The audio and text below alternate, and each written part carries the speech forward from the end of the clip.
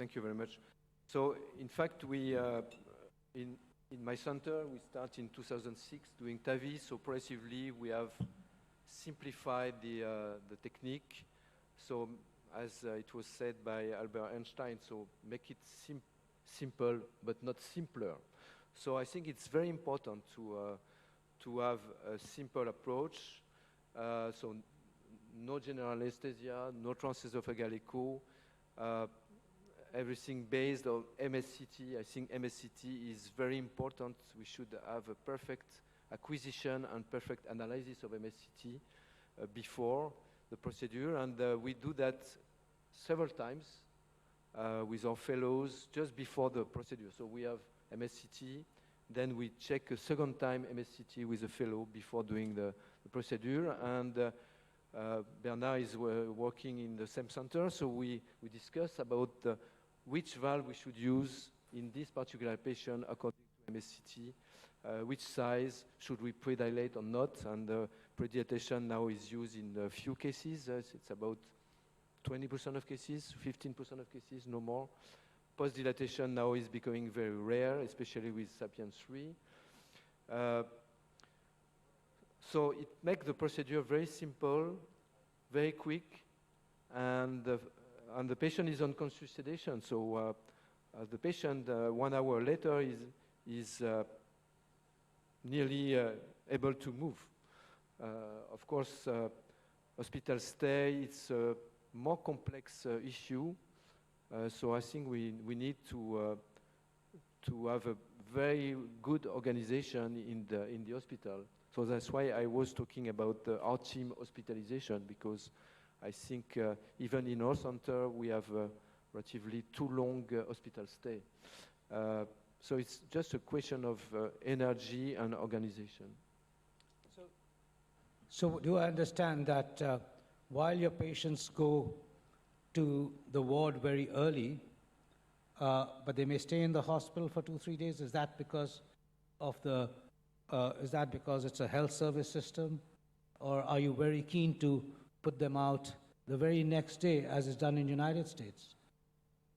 No, I think today it's at least in our center it's too early, but I think that the majority of patients could be discharged at day 3. But it's not the case. It's not the case in our center. But we are pushing hard to improve that. So what? Yeah, please go ahead. What's the practice in the UK? Well, I think it's quite variable in the UK and across the world. In our centre, we have a similar approach to you in that we go for a fairly minimalist approach. So we do it with conscious sedation. We do actually have an anesthesiologist present, which is helpful for just maintaining the blood pressure. If there's a complication, it's very helpful to have them there. But our experience of getting patients home, the limiting factor is rarely a problem with access or with much about the TAVI procedure. It's related to rhythm. And if a patient has, for example, new left bundle branch block and first-degree heart block, you can't send them home the next day. You need to make sure that it's getting better and not worse. And so that is the limiting factor. So the patients who could go the next day or same day, they're patients with pacemakers, because you have no anxiety about their rhythm. So that, I think, is the next factor we have to address to try and get patients home sooner. So which brings me to the other question as we go on the lower risk patients. They start getting younger as well, in a sense, and that's what was seen on the low risk trials. The mean age was now 73 as opposed to 82, which existed in the previous intermediate and high risk trials. Are you seeing more of bicuspid aortic valves? Is it your normal practice and a routine practice to take a bicuspid aortic valve in a low-risk patient for a TAVR? So that would be Bernard, yourself? I think if we consider a very young patient, we have to think about durability, and we don't have any data so far regarding the durability of transluminal heart valve in young patients, because we have only 2 years or 3 years of follow-up. So this is the key issue. Of course, we can think about the sequence of TAVI, then SAVR, then valve-in-valve, as you presented, which is probably something interesting. But the first point is to check that durability is long enough in this kind of young patient. So what's the evidence of durability? I think we need to discuss that. And I think that's perhaps on top of everyone's mind. Two aspects which are on top of everyone's mind is durability of the valve as we bring the age down. You explained it very rightly. The sequence of events could be a SAVR followed by a TAVR. The sequence of events could be a TAVR and then a SAVR and then a TAVR. And you're really looking at extending the lifespan of valve therapy over a 30-year duration sometimes in some of these patients. So how do you actually tackle this constant, and it's becoming even more important, it's regular confusion in the minds, and requires greater deliberations both with the patients and amongst to understand what is the real durability of these valves. Are they exactly the same as surgery? Are they lesser than surgery? Does crimping actually make a difference? I want all of you to address this. Yeah, I think it's a very difficult issue because today we have, the best study that we have is Notion, and we have only 6 years of follow-up. At 6 years, TAVI looks better than surgery, but I think it's really too early. We need the longer-term follow-up. I have to say that in our center, we have very few cases of TAVI in TAVI, despite the fact that we start 14 years ago. We have, maybe Bernard, you have done maybe 1 case or 0 cases? I have done 0. 0 as well. Okay, so of course these patients were very old, so the majority of them died, but this is something that we have not seen very frequently. So I'm not really afraid about that, but of course it's very important to have data, and it's also very important to understand that when if you have to do TAVI in TAVI, the end you may have some difficulties for coronary angiogram or PCI if needed. So I think this issue is very important, and probably we'll have to, if you have TAVI in TAVI in TAVI, then maybe it will be very difficult. We have Dr. Shiv Chaudhary with us, Professor Shiv Chaudhary, and I think Professor Shiv Chaudhary's words of wisdom would be very important in this session because he's the head of surgery, cardiac surgery at the All India Institute of Medical Sciences. So, Professor Chaudhary. Good morning. Besides the selection, when it comes to the selection of patients, it's not the operator only. I think it's the maturity of the system which is very important. And if the system is mature, an operator is confident, the question of anesthetist being there or not there is resolved in itself. I would prefer, given in such circumstances, anesthetist to be around. Secondly, when we think of duration of stay, again, it should not be considered as one of the indicators for success or failure, because the social circumstances, the prevailing circumstances of a given geographical region is also very important. In the US, the circumstances may be different. In India, the circumstances may be different. So if the patient stays for 1 or 2 days more in hospital, it should not be considered as stigma. Thirdly, the surgery versus the TAVI part, again, it's an evolving technology, it's a welcome thing, and in future we know that this will tackle more and more patients, but surgery should not be written off with the present technology available. Maybe in the future it would come and it will replace, and I would welcome it personally as it will reduce my burden. Thank you.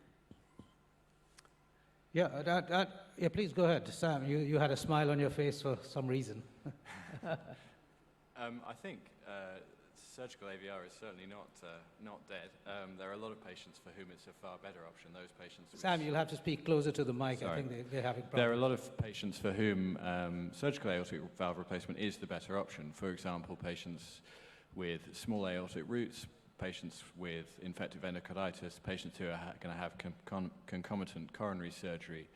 And the other issue is if they're going to have a metallic valve or not. Comparing, if you're deciding between TAVR and surgery with a tissue valve, it's a different proposition from surgery with a mechanical valve, because TAVR obviously can't compete with that in terms of durability.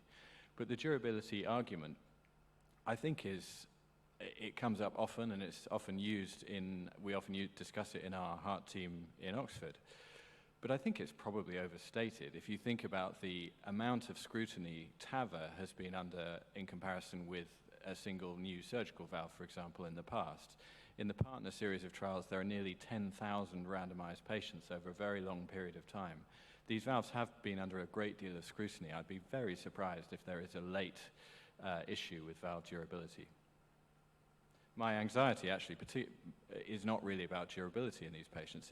It's as has already been mentioned, it's about coronary access. If you've got young patients who've had valve in valve in valve, that's a lot of metal to get past when they come in with their STEMI in their 60s and 70s. Absolutely, and I think one of the important aspects we must keep in mind as we take on younger patients is their coronary artery disease, their accessibility to coronary arteries in the future, and I think a pacemaker rates also have to come down, because giving a young patient a pacemaker is not actually the best, but then pacemaker rates at surgery are also not negligible, one would say. Yes, we certainly believe in our own country, we certainly believe in the fact that there's, given the circumstances of healthcare support systems in the community are low, while we do minimalist TAVR, and our patients are on the ward the very next, that very evening or sometimes the next day, we certainly don't want to push them home because they've had a major procedure after all. It's been minimalistic, that's fine. It's been simpler for the patient, it's fine. But at the end of the day, it is a major procedure in a person who may be elderly, who may be not so young, and therefore there's nothing wrong in them spending a couple of days mobilizing and actually getting themselves fitter so that they don't have problems when they actually get home, because the support systems may not be so great. And so we prefer to send our patients home 48 hours later in 70%, and the remaining 30% go home after on the third day. I think with that, let us move on to Bernard's talk.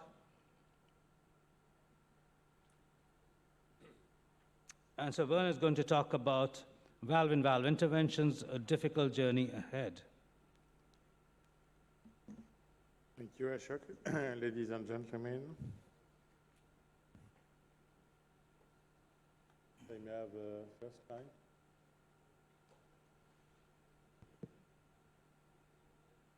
Thank you. So TAVR in SAVR or TAVI in SAVR is certainly not an easy journey, and I will try to show you what I think are the 6 key points to success. An example of European practice in terms of TAVI in SAVR, it's approximately 1/3 of mitral flow and 1/3 of Edwards valve, on a mix of different types of other disease, and we have extremely good long-term mid-term outcome at 1 year, with no difference regarding the mechanism of degenerating failure. As you can see, no difference between stenosis and regurgitation, and no difference between low diameter surgical valve versus larger than 21 millimeters. Of course, if you have a small SAVR device, you have worse hemodynamic outcome in terms of more gradient and less effective orifice area. The first key point is to get the surgical records and to eliminate the poor candidate. Because from the record, you will have a type of valve, and the type of valve is very important because the sewing ring is not always at the bottom of the valve, as you can see in these different examples. The diameter of the valve will give you the size of the THV you are going to use, using the PAPAT application. And the report may also detail the sewing technique, which is very important in some cases. Poor candidate we have to eliminate: endocarditis, patient with thrombus, and it's possible even later after implantation of the SAVR, and patient with significant PVL, because we cannot expect any benefit from this kind of intervention. The second point is to select the appropriate valve, and we know that using a self-expanding device with supraannular leaflets, we have less risk of patient prosthesis mismatch, particularly if we have already a patient prosthesis mismatch with a surgical valve. Select the right size, of course, it's important. Of course, we can use the application, which was developed by Vinny Bapat, and which is giving you an indication of the size of the valve you are going to select. But you should also check with the CT, because sometimes there is something wrong in the report, and it's very important to analyze the CT to determine the inner diameter of the surgical valve. And we have also to think that the bigger is not necessarily the better. As you can see in this view, when you use a too big valve, you have some gavers which are limiting the effective orifice area because you have excess of tissue. We have to evaluate the need to protect coronary arteries. We have two issues in this kind of intervention. The first one is coronary occlusion, and the second one is mismatch. We know that the rate of coronary occlusion is higher for this kind of intervention comparing to TAVI in native valves, approximately 2% in VIVA study and 2% in VIVID registry. And we know that we have also some delayed obstruction, partly in valve, which is much higher compared to TAVI in native valve. We have some prosthetic factors, depending where the pericardium leaflets are, inside or outside the stent. And we know that some valve where the pericardium is outside the stent, you have higher risk of occlusion, particularly mitral flow and freedom valve. And the prosthesis coaxiality is also an issue, because sometimes, due to the parallax you have between the aortic root and the valve, you have the frame which is closer to the ostium than it should be. Anatomical factors are extremely important. So, of course, distance between coronary takeoff and the annulus, but also the size of sinuses, the STG diameter, the virtual distance to the ostium, and the distance between Valsalva and the size of the THV. And we think there's a threshold on 3 millimeter, which are indicating higher risk of coronary occlusion. LCA protection is important in this kind of case. We have here takeoff at 5 millimeters. We use it's a mitral flow. We use in this case self-expanding device, as usually in this kind of device. And it's important to maintain this protection all along the procedure, including post-dilatation. In case of occlusion, the Chimney technique is something which is interesting, as you can see in this case. Again, a mitral flow, some decrease of the flow after valve implantation, and some deployment of the stent. And the Chimney is a long stent protruding in the aorta, with the proximal part of the stent being above the leaflet of the THV. Another case in a stentless device, a Freedom, you can see again a compromise of the flow in the left main and the same type of technique. Accurate deployment is extremely important. We have to use 2 pigtails if there is no marker, no frame, particularly in stentless devices. It's extremely important to deploy slowly self-expanding device, partly when the frame starts to flare, and after the no-return point, because they are the 2 critical moments where we can have a significant issue. Remove tension on every device and wire are also extremely important. Usually we pace sometimes relatively high rate to get systolic pressure around 100 millimeter or below. It's also important, of course, to have good experience in native valve with this kind of device. The role of placement is important. Usually the higher the better, but not necessarily the bigger the better, as you can see, particularly in some type of devices. It's depending on the type of devices again. The last point of the issue of mismatch, how we can solve that, because we have a too small surgical valve. So when we implant a THV inside, you have a too high gradient. We can break the ring, and this is one of the early examples. You can see that you can significantly increase the effective orifice area. But you can also have some complication. With this early experience, you can see that we have 2 cases of stroke and 2 cases of acute regurgitation treated by valve-in-valve. How to size the balloon? Of course, we need a non-compliant balloon with very high RBP. Some people propose to use sizing like CHV diameter plus 1 millimeter. And we have to be aware that if we can break easily some type of valve, like MitraFlow or EPIC, you can break the Edwards valve at relatively high pressure, around 20 atmosphere or more, and some of them are not breakable, particularly the Trifecta and the Hancock 2. Some people propose a less aggressive post-dilatation on using the constraint, the diameter of the valve, which is 20 to 24 according to the size of the THV, from 23 to 34, in order to avoid to damage the leaflet in this process because you use very high pressure with non-compliant balloon. This is an example of MitraFlow breaking with 20 atmospheres. So we break the 20 atmospheres with this gold balloon, Atlas gold balloon. Again, even the valve we cannot break, like for example the Trifecta, can be remodeled because you have some work on the upper part of the frame, improving the effective orifice aorta. On a very, very advanced tip, I never use in my practice so far to protect the coronary arteries is a basilica, which is a cusp laceration, meaning that you perforate one of the cusps in front of the left main coronary artery of the surgical valve using radiofrequency. You capture this wire in the LV, and you create this kind of device, which is lacerating with radiofrequency activation the cusp to limit the risk of coronary occlusion. So my take-home message is anticipate the risk, get a detailed surgical report on a good CT analysis.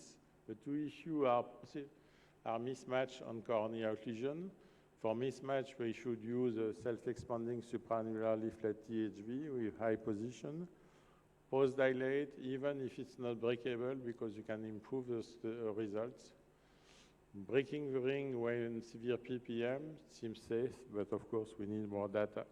And 2 messages for surgeons: do not implant non-fracturable SAVR prosthesis, and prefer TAVR instead of SAVR for small annulus, whatever the risk level.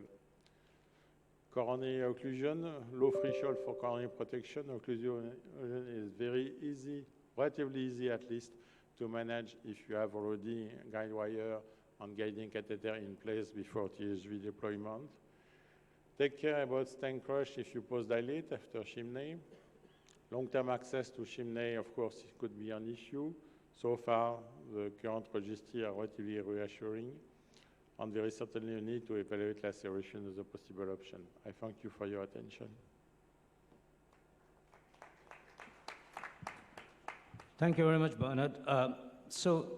Bernard, we know that this is for degenerated surgical bioprosthetic valve. It's practically getting to be a treatment of choice. What is the long-term data for a valve-in-valve at the moment? I think we have 3 years and 4 years follow-up so far, with no clear indication that the result is different than TAVI in de novo lesion. Right. Are there any situations where you would use a balloon expandable valve as a valve-in-valve, or it's invariably a self-expandable valve? I think it's mainly self-expanding valve. I think we, if I'm correct, we did not use balloon expandable in the last 3 or 4 years. Yeah. So I open that talk to further discussions from the panelists. Are there any questions, any comments? Our panelists, my other chairperson colleagues? See, for fracturing the surgical heart valve, especially if the smaller process is used, how do you assess the efficacy of fracture of the heart, surgical heart valve, vis-a-vis rupturing the annulus? Because anyway, you're trying to use an NC balloon, you're going up. You are going with a possibility that the surgical heart valve will be expanded so you can put a bigger process. But what are the chances of rupturing the annulus?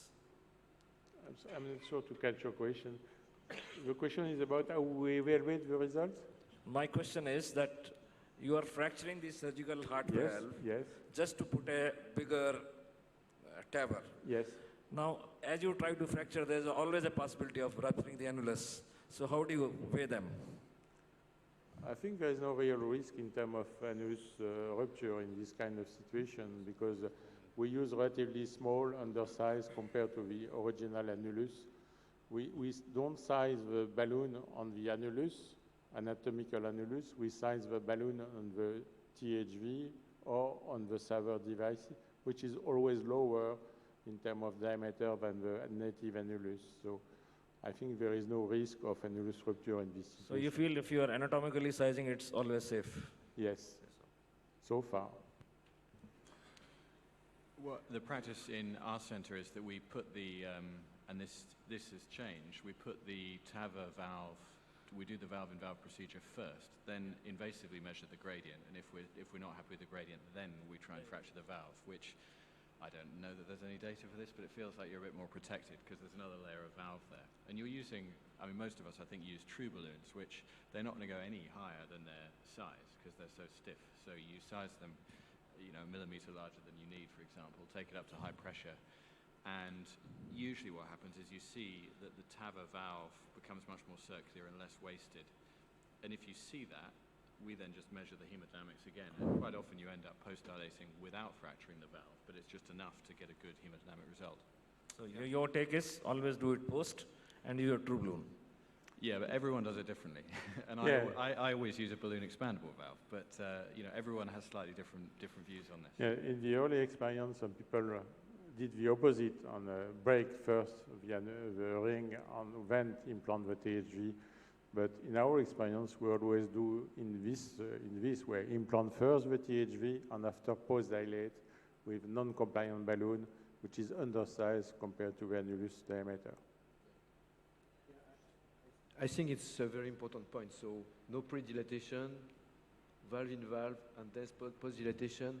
And if you want to break the valve, of course, post-dilatation is very useful because you may have a gradient of 20, just do post-dilatation.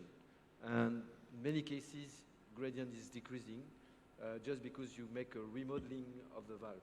But if you have to crack it, it's very important to have the information from MSCT, what is the correct size of the annulus. And by doing that, following this information, the risk of annulus rupture is very low. I think we have never seen any annulus rupture in valve-in-valve cases. No, the only risk, as I show in the early experience, was 2 cases in 75 patients, 2 cases of acute regurgitation due to the damaged leaflets. This is the reason why probably the safe sizing I proposed, which is based on the THV device, not on the SAVR device, is probably better because the risk, I think, in this situation of acute regurgitation is much lower. It's quite clear that all post-dilatations for a valve and all balloon dilatations for a valve-in-valve should be post and never pre. I mean, we know that these degenerated valves are fragile, friable. Even smaller balloon dilatations can actually rupture those leaflets, which are very fragile, friable, resulting in severe aortic regurgitation on the table, hemodynamic collapse, as well as embolization. So I don't think it's ever a good idea for a pre-dilatation in a valve-in-valve. You showed a beautiful animation of basilica. Which cases do you think basilica will be essential? Which cases we send to surgery? Which, Basilica. you should, Basilica. Basilica is probably something interesting in coronary occlusion, in the risk of coronary occlusion, but I don't have any experience with it. Of course, the issue of basilica is that the fact you lacerate the leaflets, so you create acute... that was a beautiful animation. Everything was clear. But what I'm saying is, which cases do you think you will not like to do without basilica? I'm sorry. You have an experience of doing basilica. Yeah. Which cases do you think the coronary risk is so high and can be clearly taken off by doing basilica? What is the threshold to do basilica? In terms of... it's not a question, only a question of distance between the annulus. It's also a question of size of sinuses, size of the STG. So I think we should consider the CT scan again. And of course, if you have a takeoff which is more than 12 millimeters, the risk of occlusion is certainly very low. If you have a takeoff which is below 8 millimeters, you have to think about coronary protection. But again, it's not only a question of distance, it's also a question of all the anatomy of the aortic root. So why I'm asking is something like lamp wound. It's a technically demanding procedure. Which cases do you think you will not like to do without basilica today? It's we've probably moved away from height of the coronary, and we look more at the VTC, the virtual valve to coronary distance. And there's no hard number, but certainly if the VTC is less than 5, you're starting to think about it, aren't you? Of course. Yes. Yeah, I think the point here is that if basilica requires proctoring, it's got a learning curve, it's not got dedicated instruments at the moment, and it's the experience with basilica is limited and sparse. Having said that, if you really believe that a patient is operable and has a high risk of coronary occlusion, we don't know the results neither of the chimney, which is usually a bailout procedure, or basilica. If the patient is a re-surgical candidate, it would be good to offer him resurgery if there is extreme high risk of coronary occlusion. Yes, I fully agree. I think if we have a need for basilica, a need for chimney, we should consider again a reduced surgery. It's techniques which are limited to very high-risk patients or real contraindication to cardiac surgery. Thank you. So now we can actually move to Sam's presentation. So he's going to talk about, Sam Dawkins is going to talk about percutaneous mitral valve therapies. Has it reached the center stage?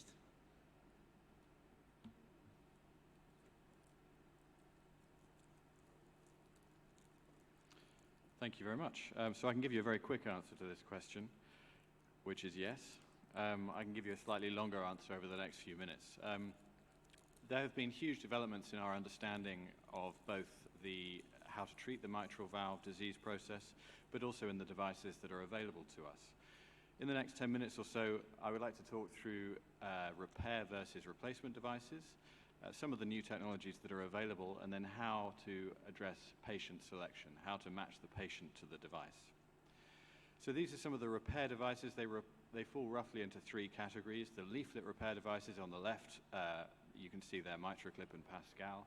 Then we have the annuloplasty devices, usually via the left atrium or the coronary sinus. And then we have cord repair or replacement. The replacement devices have design features really designed to address the 3 key issues with percutaneous mitral valve replacement. One of them is paravalvular leak, because the mitral valve annulus is not round and the shape is highly variable. The second issue is valve embolization. And the third issue is the native anterior mitral valve leaflet being pushed into the LVOT, causing LVOT obstruction. So these are some of the devices available. When you put them together, that's quite a lot of devices, and I haven't even talked about some of the other many devices that are under development. So how do you work out which device should be used for your patient? So this is by far and away the device that we have the most experience with. This is the MitraClip device. It's a transseptal procedure. The MitraClip device is steered through into the ventricle and it is used to grab the anterior and posterior native mitral valve leaflets to create a double orifice valve and hopefully treat the mitral regurgitation. This is a clinical case that we did at Cedars-Sinai. This is a patient with severe mitral regurgitation secondary to P2 prolapse. Here you can see a broad central jet of severe mitral regurgitation. This is a 3D on fast view with the aortic valve at the top, which is one we use quite a lot during the procedure. You can see the P2 flail, and you can see that the medial and lateral portions are relatively spared. So this is the two-dimensional setup that we use for most of the procedures. So the bicommissural view on the left shows the medial lateral plane, and that's how we decide where to put the clip. The right-hand view is an LVOT view, which is showing the anterior-posterior plane, and that's how we grasp the leaflets.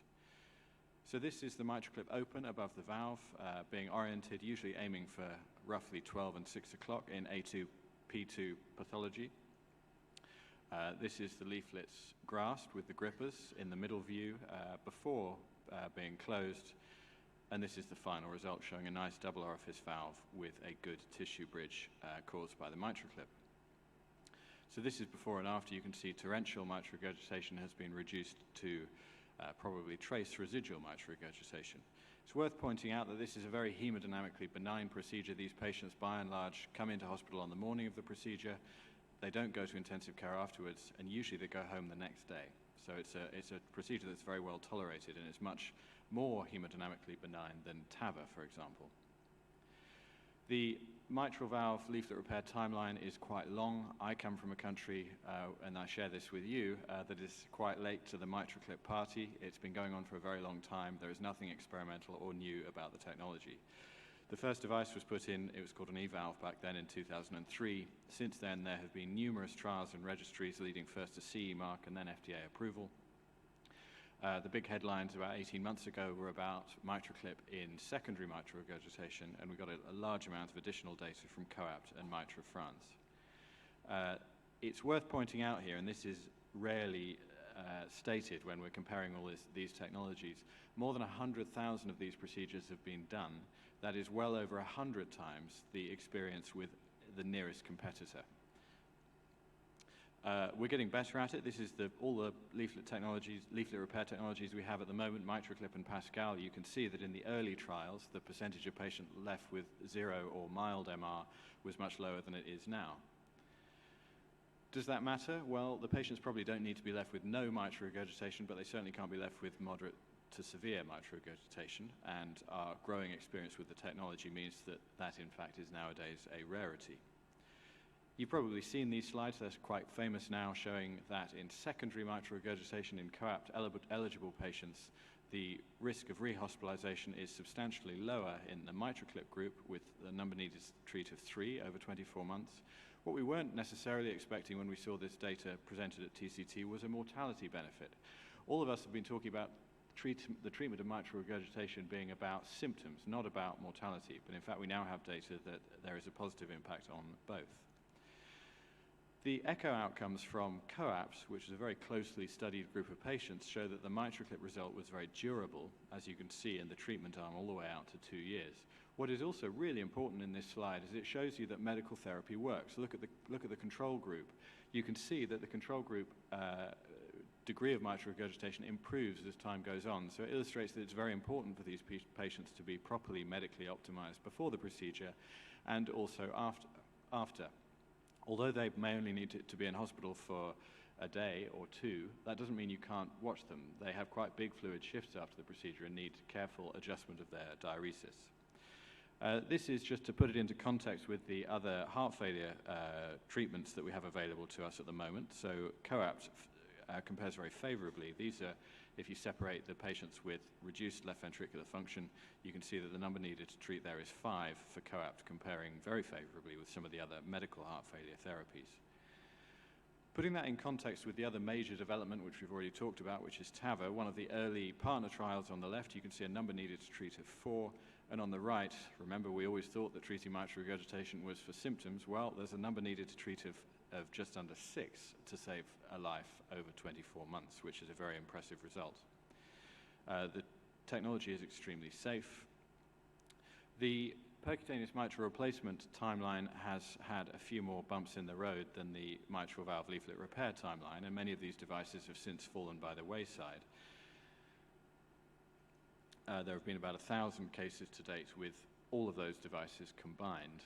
This is a device that we use quite a lot at Cedars-Sinai. Raj Makkar is the local PI for the study there. This is the SAPIEN M3. It comprises two parts: the dock, which encircles the mitral valve caudal apparatus with the two arms in the left atrium for stability. Within that dock, in a standard valve in ring procedure, then the M3 valve, which is just like a SAPIEN 3 except it has a fabric coating on it, is deployed inside.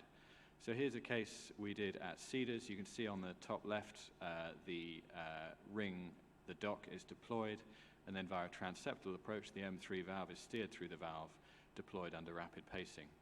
These procedures we very much do in a two-stage deployment, so put some contrast in the balloon, allow the valve to settle, and then center up and fine-tune the position before finishing the deployment. This patient was left with no significant residual mitral regurgitation and no paravalvular leak. The neat thing about this device is the dock takes care of the anterior mitral valve leaflet and stops it protruding into the LVOT. A group of patients who have been pretty poorly served by all of us, surgeons and cardiologists alike, are those who have severe mitral annular calcification. An option for them is putting a TAVI valve in MAC. The difficulty with that is the MAC is rarely circular, it's often too big. There is a risk of paravalvular leak, there's a risk of embolization, and there's a risk of LVOT obstruction. In order to plan these procedures, careful CT analysis is needed. You can see that the mitral valve in this reconstruction protrudes well into the left ventricular outflow tract, as you can see, and patients who get LVOT obstruction in this procedure do extremely badly. To mitigate that risk, we map out the neo-LVOT, the size of the LVOT that will be left with the predicted valve that we're planning to use, so we can make sure that we select the right patients. That being said, this is very experimental, done in very low numbers, and with some pretty mixed outcomes so far. This is a case we did at Cedars. As you can see, a very heavily calcified valve. This is the valve being deployed. It's always a slightly hair-raising experience. The landmarks are often not as good as they are here, and you're just hoping that the alignment is good enough based on your careful CT planning that the valve stays nice and stable after deployment. Again, this is done with a transeptal approach. So this is the final result in this patient: no significant residual mitral regurgitation, no paravalvular leak. So I just finished with a minute or two on patient selection. It's very difficult to beat the safety profile and the worldwide experience with MitraClip. And as I said, it has far the most experience and the widest evidence-based. Most degenerative anatomy is suitable, whether that's A2, P2, A2 and P2, but also A1, P3, A1A3, P1, P3 can be suitable for MitraClip. You just have to be a little bit more careful because your risk of getting entangled in the cordia is a little bit higher as you go more medial or lateral. The patients who really cannot be served with MitraClip are those with Barlow's disease because it doesn't work, patients with small valves because you cause mitral stenosis, patients who have mitral stenosis at baseline because you'll make that worse. They can't be used with, they can't use MitraClip, and they should be considered for other therapies like mitral valve replacement. We're learning a lot more about mitral valve anatomy, having done a lot of these procedures. Clefts are quite common and they're not always appreciated on the baseline imaging, and they can make the MitraClip procedure a little less predictable. The key point, though, is you can position a clip and close it, and if you're getting a very underwhelming result, you can always take it out and move it, or take it out and go to a different therapy, and the patient won't have suffered any harm from the experience. Patients who have a degenerated bioprosthetic mitral valve, well, valve-in-valve with a TAVR valve, by and large, S3, is pretty mainstream now in the US and in parts of Europe.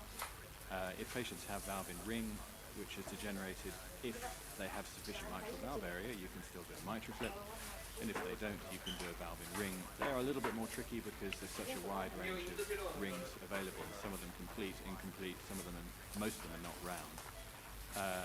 Valve-in-MAC is possible, but it's not for the faint-hearted. So I just wanted to finish with one case that illustrates the MitraClip technology very nicely. This is a case from Cedars. It's a patient of my mentor, Saibal Carr. What you can see here is a patient with severe biventricular impairment, severe MR, and severe TR. We decided to treat both with a MitraClip. You can see the 3D views here. when treating tricuspid regurgitation with the mitral clip, by and large, we treat the anterior and septal leaflet. அவருக்கு பின்னாடி போனோம் Here are some 3D Ready, views, Thiru? and you can see the tricuspid clip graph there. Huh? This is the final result on echo and fluoro. And you can see before and after of each valve. You can see that severe mitral and tricuspid regurgitation has been left at mild. So a very good result for that patient. The procedure took about 90 minutes and she went home the next day. So to summarize, percutaneous mitral intervention are certainly here to stay. We have a much larger evidence base for repair, both in terms of safety and efficacy. For some patients, replacement will be the only option. Still 500.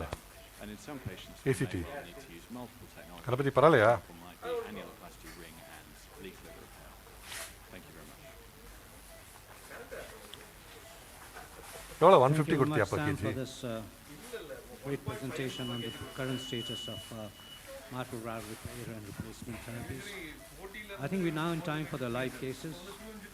So please take a seat. We're on 10 Controller. o'clock and we Controller. have the first live case from Apollo Hospital, Chennai, with Dr. Sai Satish and his team. Is the lab at Apollo ready? Absolutely. Good morning. Hello. Morning. Yeah. Is that Sai? Good morning. Can you to hear us? And Hi, could we Dr. actually have Seth. Sai on the big Hello. screen, please? Could we have Apollo Hospital on the big screen now? Hi. So we can see Good you, Sai, morning. and we can hear you. Those were some really... Thank you so much, Dr. Seth. It's such a pleasure to be with all of you this morning. I would like to begin by thanking the organizers of India Live and Dr. Bell for giving us the opportunity. To my right is Dr. YVC Reddy, Karunya, Dr. Ganapati is there in cardiac anesthesia. It's manning the TE. Thiru from the Medtronic team loading the valve. And I hope you can see the monitor with the patient hemodynamics. We were just waiting for you to come to go on live. So We have an interesting case for you today. And can we go on? Can we have this on the big screen, please? Out there. yeah, can we have Body AV the hemodynamics? Okay, we can now see your Okay, so this, monitor. Good. perfect. So I have a pigtail in the base of the LV. Case details Uh, first. can I go back to the hemodynamics for a second? Yeah, perfect. Case details So first. pigtail in the LV. You can see there's LAHB with LVH, narrow QRS rhythm. The peak-to-peak gradient is about 60 under general anesthesia. Now can I go to the patient? Yes. So we have a 75-year-old male, diabetic, normotensive. He presented to our ER with acute heart failure. He had a CABG in 2009. His recent angio showed all three graphs patent with good distal runoff.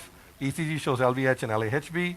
The echo shows a severe calcified bicuspid aortic stenosis, valve area of 0.3, peak gradient of 95, and mean gradient of 70. There's no wall motion abnormality. His ejection fraction is good. Next slide.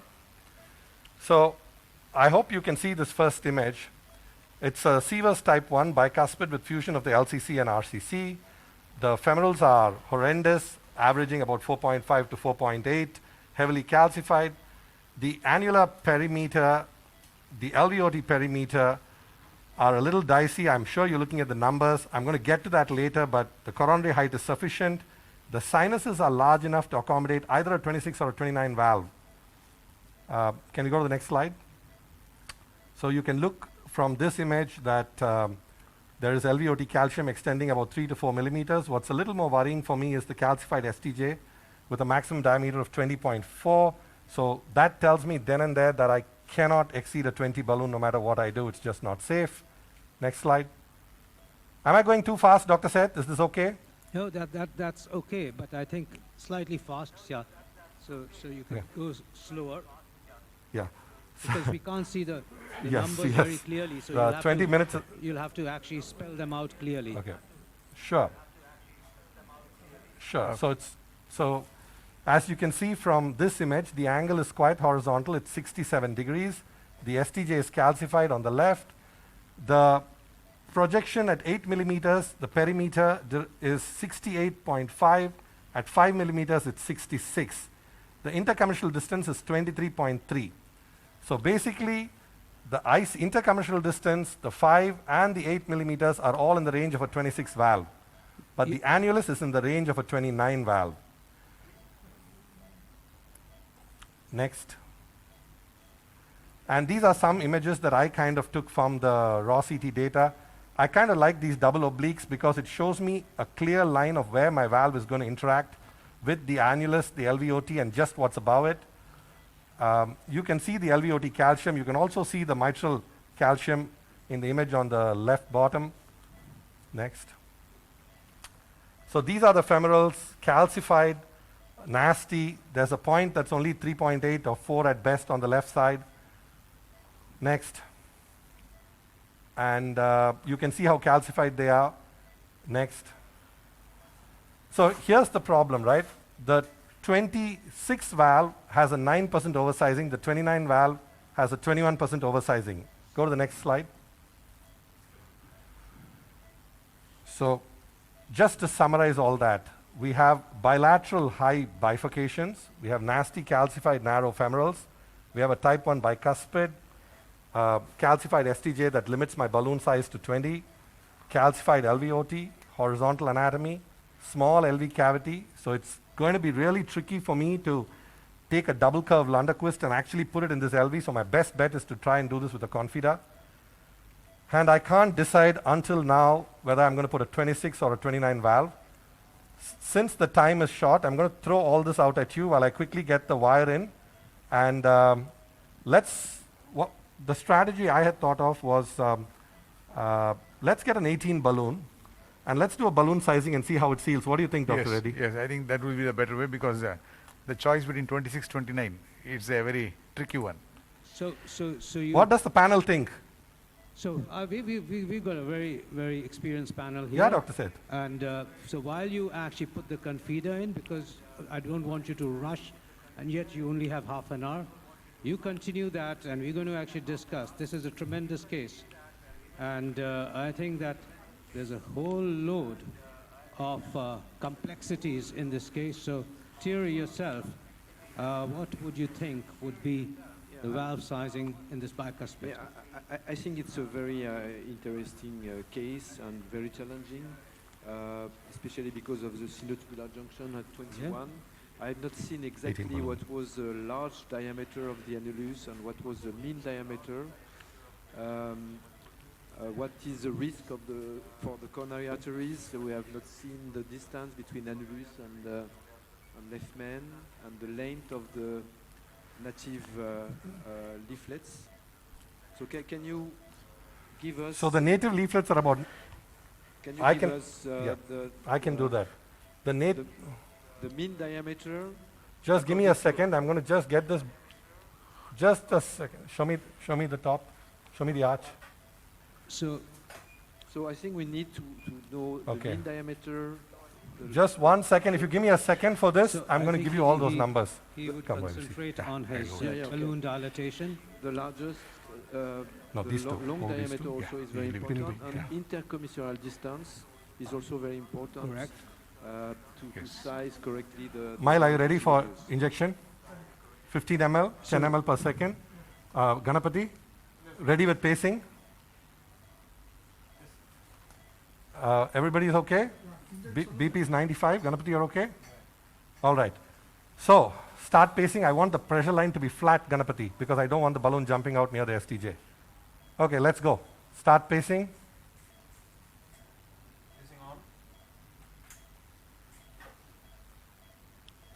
Ganapati, I want pacing at 180 to 200. This is not what I want. Okay, good. Inject. Beautiful. Stop pacing. Good. Let the patient recover.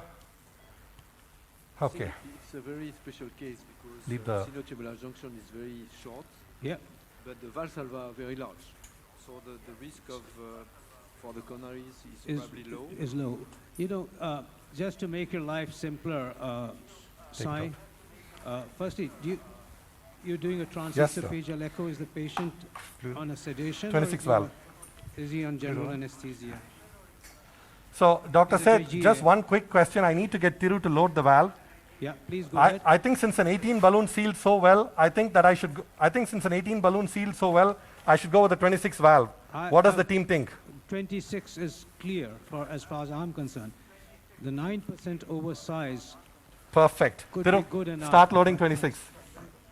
and especially for a bicuspid, you should be okay. So don't look at the sinuses, but I think the valve sizing is 26. Ganapati, how's the patient? Okay, good. If I may Okay, comment- Dr. Seth, so now we have about 5 minutes. You good? You Yeah, have go ahead. Sorry. 20 minutes to go. If I may comment, I think. Okay, perfect. So I'm almost 10 Bali. minutes in.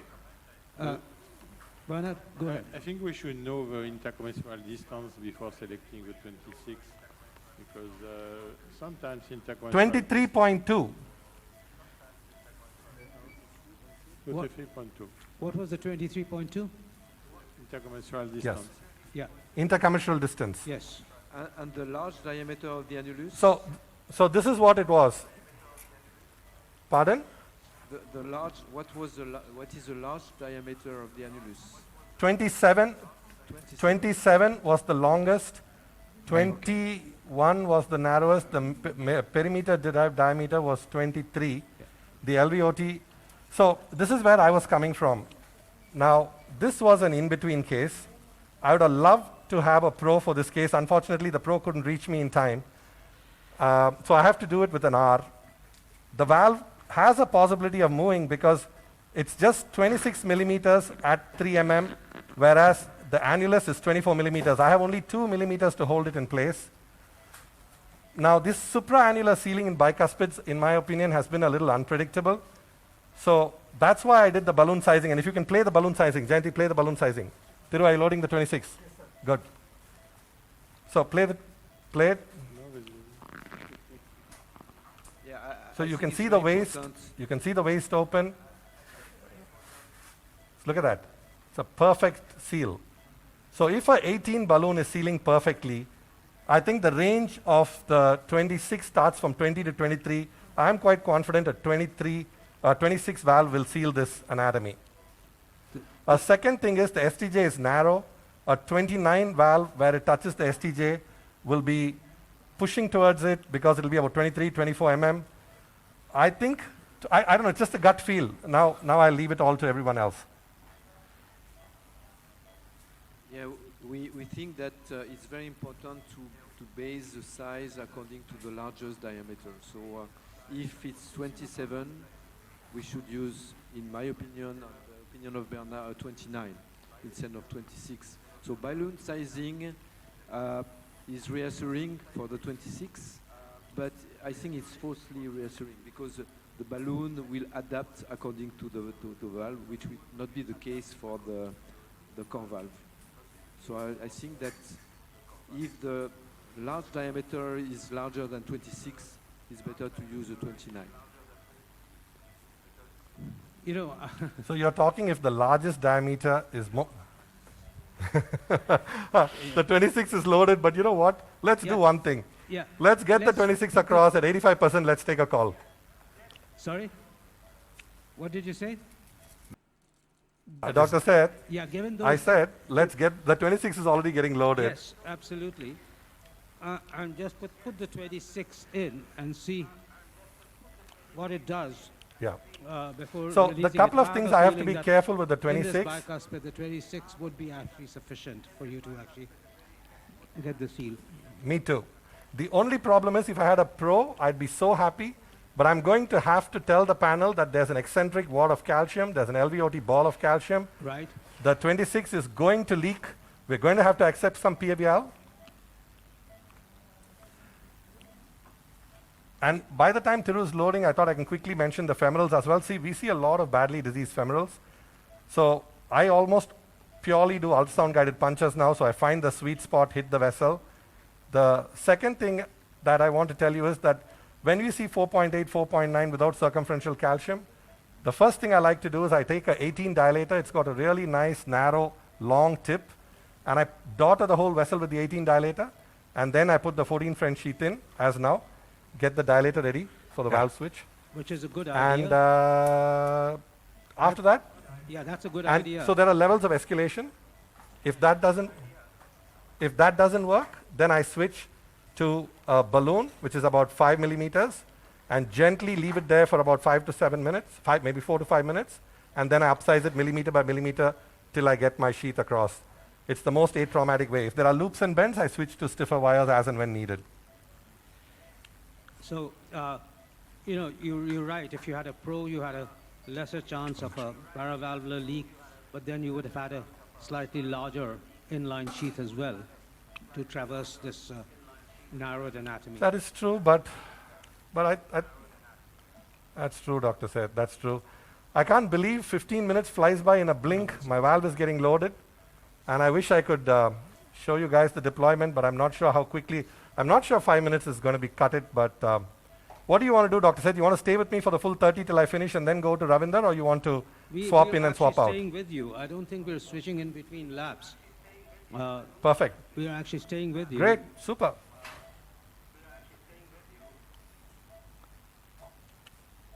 Because- Worst case scenario, if I'm not able to get it there, because this waiting is the tough part. But worst case scenario, if I'm not able to get it in time, you could maybe give me a minute to just come back to show the result, Dr. Seth. Sure. Ready? Yeah. You don't have 15 minutes, so that's okay. Okay. Yep. Ganapati, pressures are okay? Is the leak more? Same. Good. Excellent. The QRS is widened, as you can see, post the balloon. Yeah. Come, Want give it to me. check it? Yeah, holding it. Move. You take it. Okay. Thiru, you have saved the day. That's a perfect load. Come.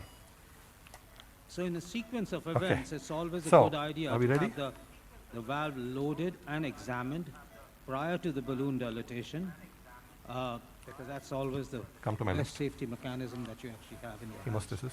Yeah. Yeah. Take care of the valve. Yeah, I think Ashok, it's a very important message. Take out the sheet quick. So when you do pre-dilatation, you should have the valve ready just in case of acute aortic regurgitation. Because Yeah, sometimes but it's always a trade-off, it will right? occur. Particularly I love to do that. It's a luxury I've learned to enjoy.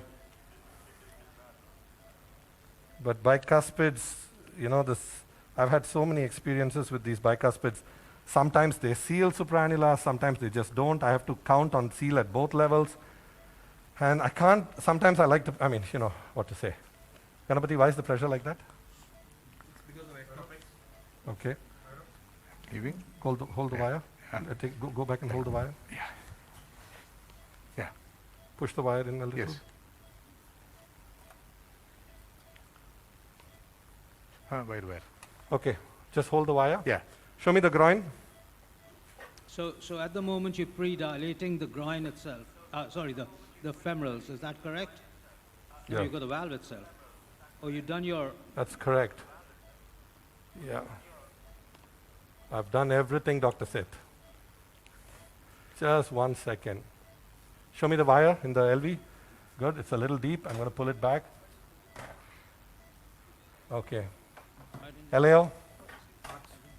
Ganapati, pressures. Let him complete. LAO. Just give me a minute. Let me get past this. Center the screen. Hold the wire.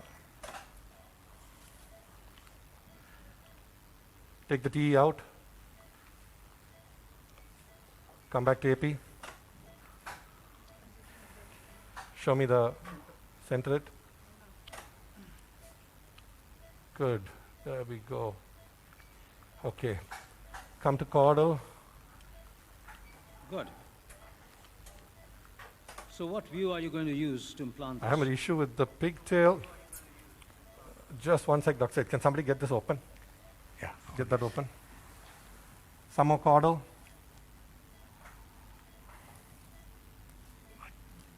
My pigtail is stuck. Talk about technical difficulties. You got it? Okay, good. Give me a wire. Yeah. hold the wire and the device, Yeah. Dr. Reddy.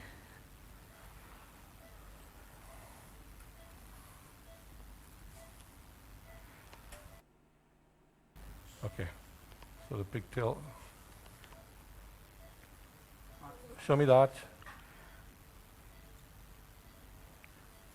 This pigtail is just not moving. Ah, Yeah, it's because of this calcification. yeah. I'm trying to get it to the outside and just get it somewhere. Yes, that's enough for me. I don't actually need it because I can see the, there we go. Okay, There you go. okay. Dr. Reddy, can you just make sure Yeah. that, there we go. இதுக்கம்மா you connect the aspirate பண்ணுங்க இதுல. Okay, so I'm going to go for AP and a little caudal. That's what I like. That's what I'm comfortable with. Hmm? Aspirate. So here's the moment of truth, Dr. Thierry.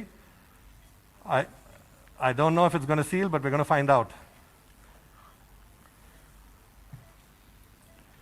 So if you just have a puff Okay. on that pigtail, Give me a test shot, Mile. Yeah, aspirate. Yeah, Mile. Aspirate. Aspirate. Okay, flush in. It's coming well. Flush. Wire కొంచెం. Okay, ready? Ready? 10, Mile. Mile, quick. There's good AR, so I need to go faster. Ready? Okay, go. Inject. I like it. so you're on a 0. Hold the well. Yep, which is where I want to be because it's a 26. I need to get it in as shallow as I can. As you can see, it's diving in a little. Not right now. Pull it up a little. Just take out a hand. One second. Okay. Okay. Yeah. I don't want to push the wire too much. Again, it's diving. I pushed up on the wire a little, just getting it to. Ganapati, I might ask you to pace, okay? I don't like the way this fellow is moving. So I want you to pace at about 150. 150? Yep. Just before I make annular contact, and keep pacing. Not now, Ganapati. Just till I make annular contact, and keep pacing till I go to 85%, okay? It's a little unusual, but I want you to do it. Okay. Test Thiru. Inject. Okay, I quite like it. What do you think, guys? Yeah. Yeah, you could deploy it here. Start Oh. pacing. I thought you'd be Start pacing. shallower than this, but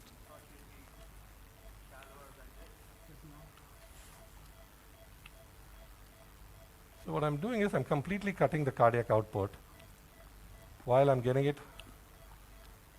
all the way. Stop pacing. Okay. Let's get the pressure back. Let's correct the parallax. Go to LAO. Go to LAO. Little caudal. Enough, less, just Jayanti, less. Little caudal. Little caudal. Let me see if the parallax is nicely corrected. Lovely.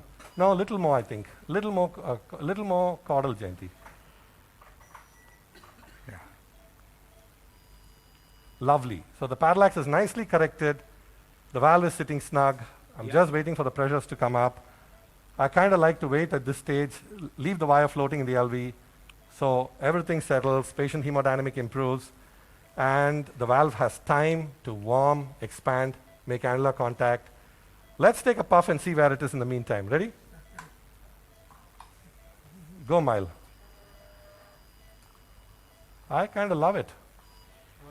Wait.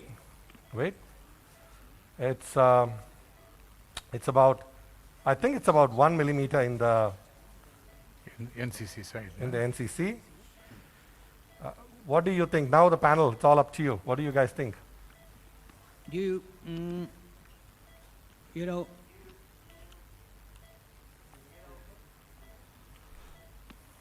I think the position is good. And I know you would have got it at even lesser than this. Of course, you got to give it time for it But I to didn't want to, Dr. Seth, because expand. it's a bicuspid, you could have Yeah. actually got it slightly up, but otherwise, I know that you're in a good position. You just have to give it a bit more time for that.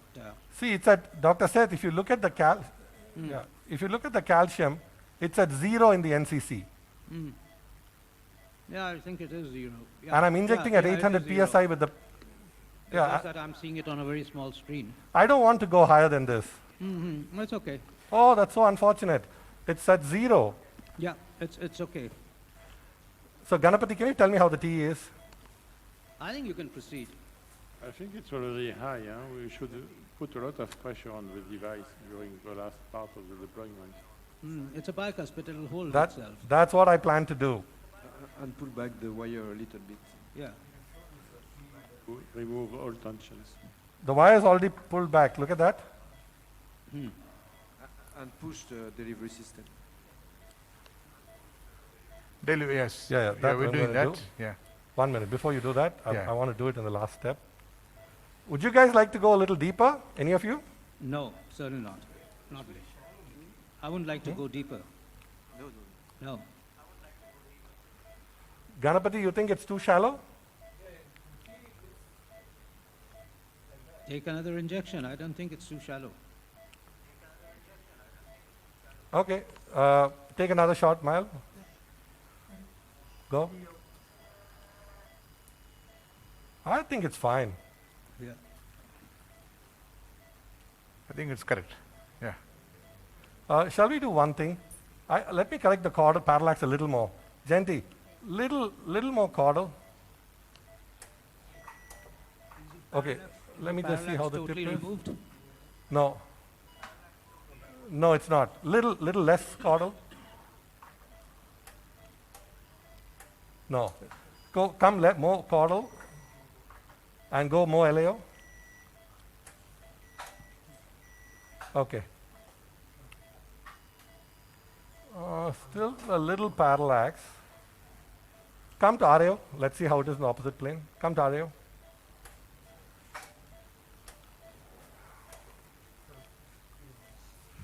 Little more. Show me the valve, center it. Stop. Go to cranial. No, no. Caudal. Some more caudal. Deeper caudal. More RAO. More RAO. More RAO. More RAO. More RAO. More RAO. Come, Jayanti. Let's just see where this guy takes us. More. More caudal. I think LAO. No, only LAO. Yeah. If LAO. not, go up to cranial here. No, go to LAO. You probably No, have Dr. to just Seth, I'm remove not, it in the only LAO LAO is because the only it'll view I just get be it too nice. caudal. Yeah. Go to LAO. More LAO, Jayanti. More LAO. Little more LAO. Little caudal. Some more caudal. Almost gone. Doctor said this is the best I can do. Okay, can you just magnify it a bit more? Yeah, magnify it. Mag. Okay, let's take a cine mile. Okay, take another Is it too injection, shallow? see? Go. I think I'm okay, guys. No, you're okay. I think I'm okay. Okay? So here goes. Yeah. We see? Yeah. Just keep The it pushed push and push released. down. A little bit. No, demag a little, I can't see. Two mag. Demag a little. 25. Mag. Why is the image so bad? Because of the caudal, is it? 20 is good. Okay. Okay. I'm keeping it pushed a little bit. We see push Yeah, I'm pushing it. enough. Push little more. Yeah. Good. Not too much. Nah, that's Less. it. Yeah.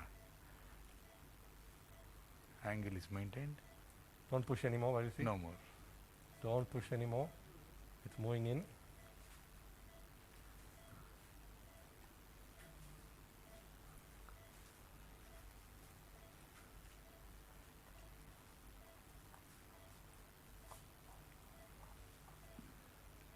Take out your hand. Say fluoro.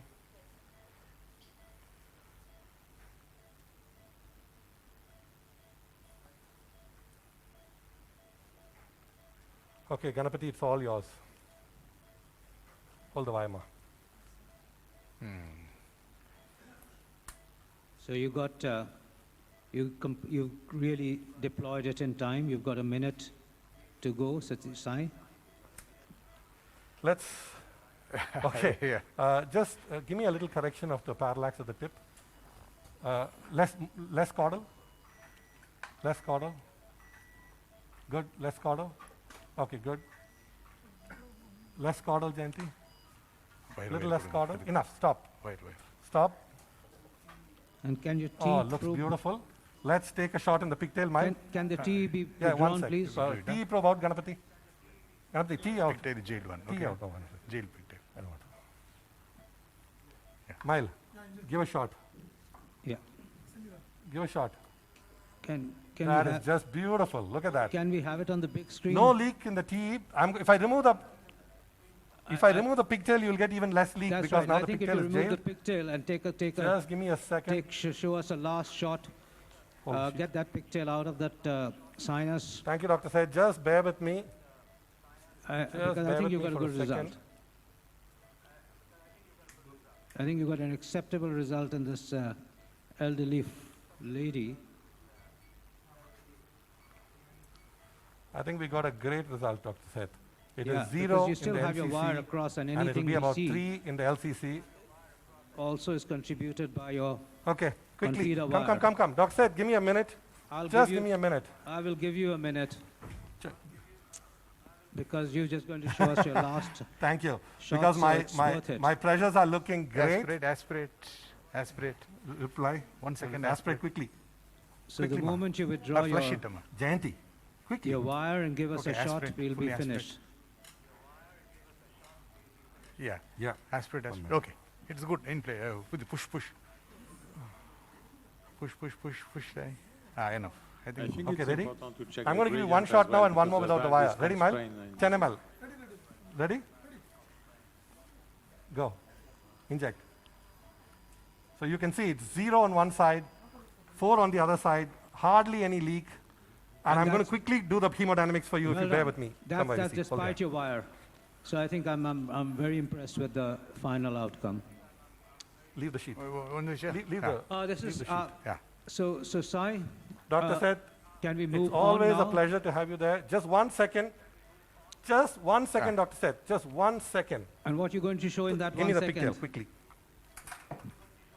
The gradient. Yeah, hemodynamics. Because there's no gradient on the echo. Right. So this is the thing about bicuspids. You plan right, you get it right. I think it's a good result. So Sai, we're going to move on. Oh, shit. I know Sheet you got overlay, yeah. hardly any gradient there. We know that you Okay, got Dr. Seth. practically a good result with no paravalvular leak or a minimal paravalvular leak. So Thank you we're so going to much, move on Dr. to Seth. eternal. Thank Sai, you so much. thank you and Completely your team understand. for a Once great fluoro, huh? demonstration and a complex case with a Yeah, tremendous thank you all outcome. so much. And off we go to Eternal Hospital now. And off we go to Eternal. And Yes, okay. that's And Ravinder Singh Rao.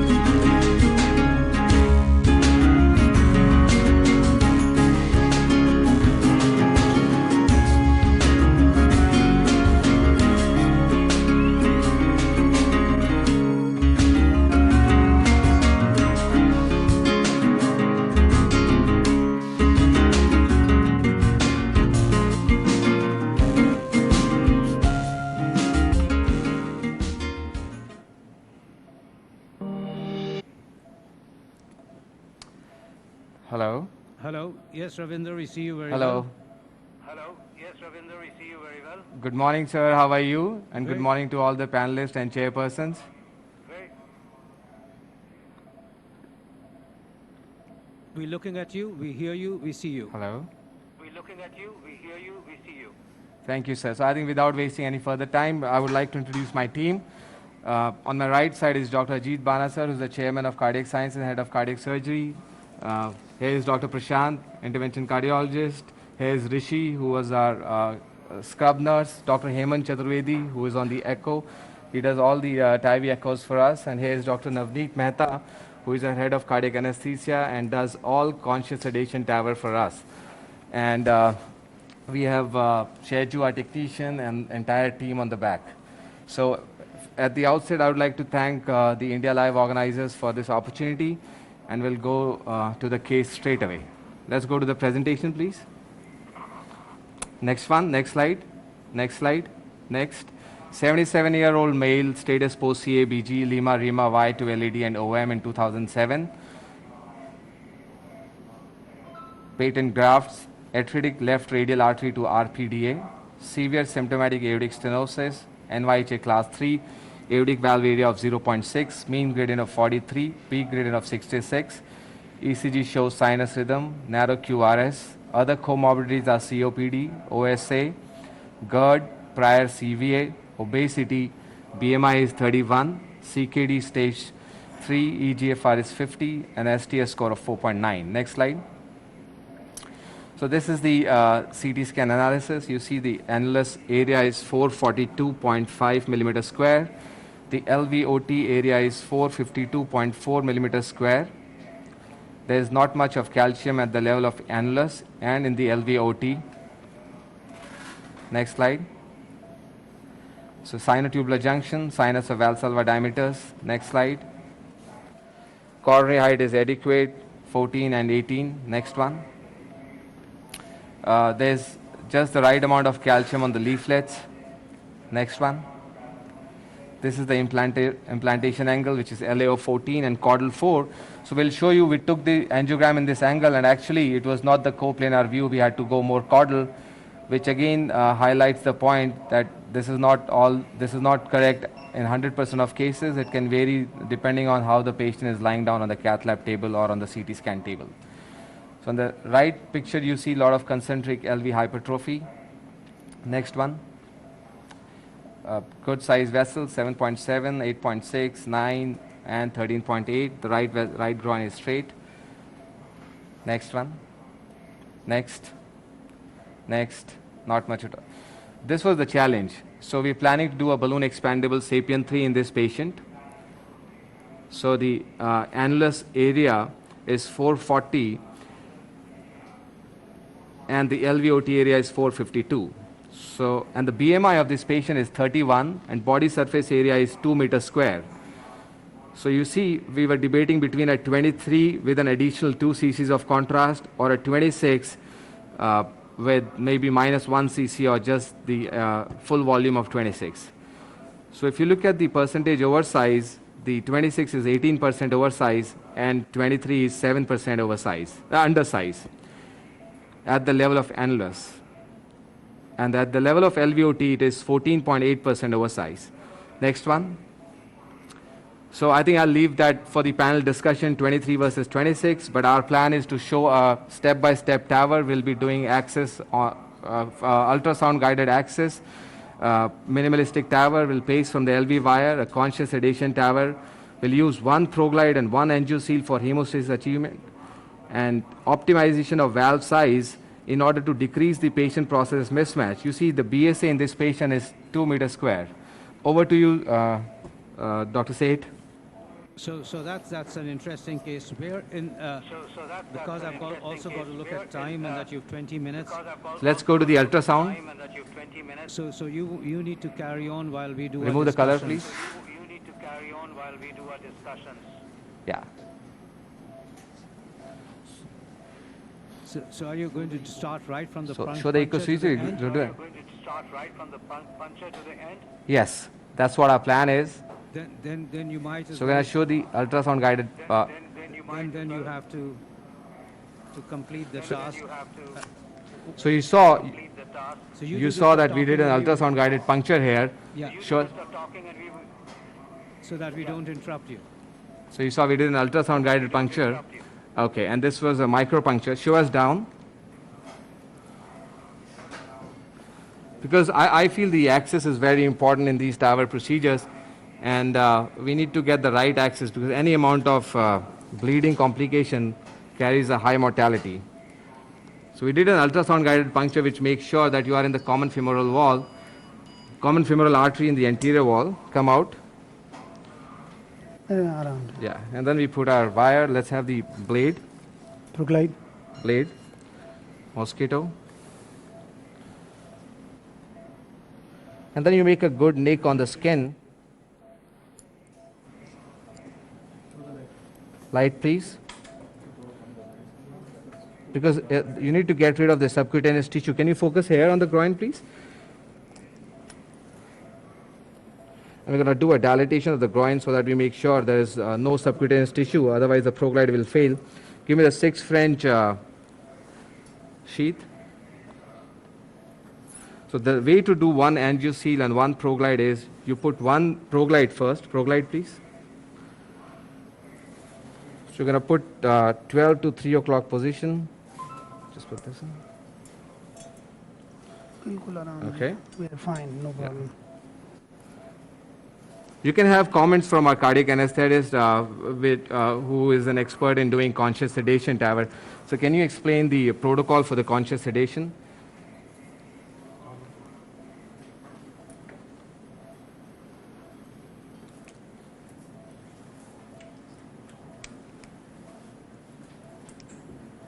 And then you pull back, the blood flow stops in the side port.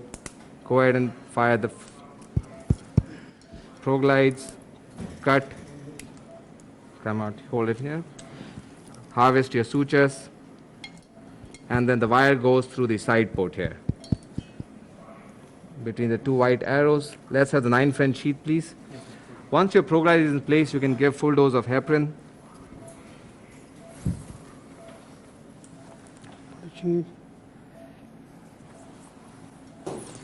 Okay, this 9 French sheath goes in. Give me an Amplatz extra stiff wire. The sheath bigger than the 9 French, you would prefer to put it over a stiff wire. Groin. Yeah, show the groin. Show the groin. Give us the E sheath, please. Sheath. E sheath. So the E sheath is an expandable sheath from the Edwards.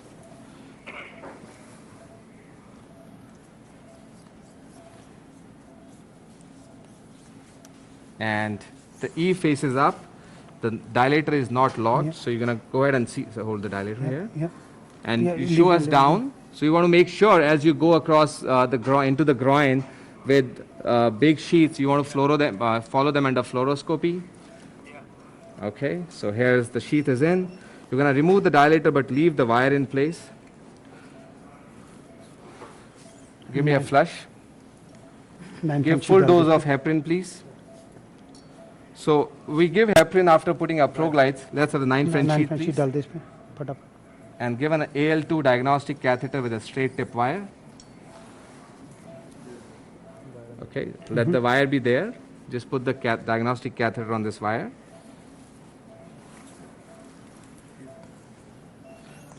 Okay, Put it in. No, वहाँ से. on the wire, डाल please. दो.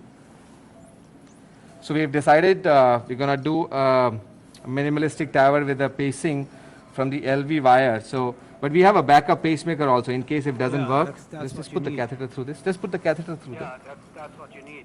there. Yeah. So, the reason we're not interrupting Hold the you wire. is because Yeah, yes, go ahead, we'd sir. rather discuss things at the end if we have time. We'd rather discuss things at the end if we have time. Otherwise, Thank we'll you. just So give me a straight tip letting you wire. Concentrate on what you're doing. Straight tip wire. Letting you concentrate on what you're doing. Straight tip wire. Go LAO, please. Mag up. Mag up. Give me a stitch.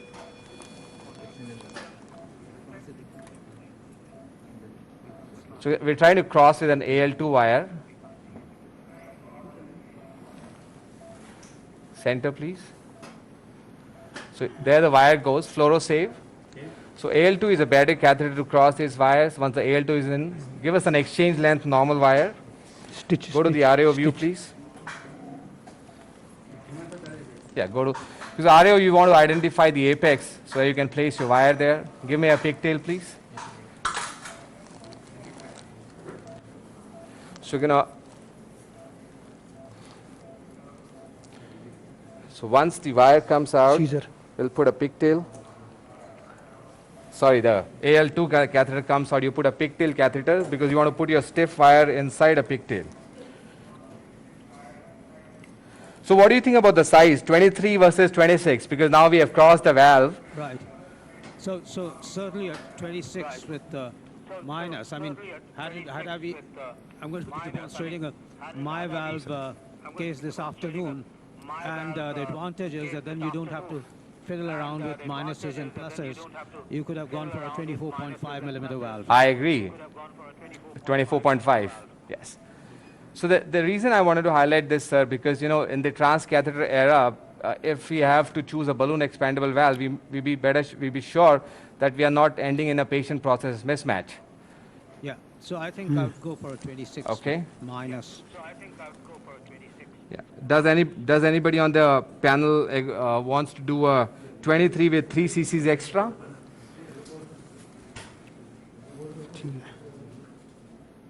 Yeah. So Give me a Confida wire. So we're going to use Confida comments on 3 cc's extra on a 20. sizing. I think we are really in the gray zone. 23.5 is too large for a 23 and too small for a 26. In this case, I move to another valve. I use, Hold on. Yeah. Yeah, let's put the picture in the LV. Accurate Neo because Up behind there us, is Mr. not Father. much calcification. Of course, you can use a 26 and Okay. remove some CC, but I'm not completely Give me sure a that needle. I agree that when you add some CC, it's okay because you have a very Give me that fast red one. hemodynamic. When you remove, I'm Red, not red. sure, so I prefer to add some than to remove some. But 23 plus, it will not. So be what we are doing, what we're going to do here is just scratch the back end of the wire. So we're going to, Knife. what we have is we have a Confida wire in the LV. Can you focus here, please? So we Knife, put a knife. needle here in the groin. We put the red electrode on the needle.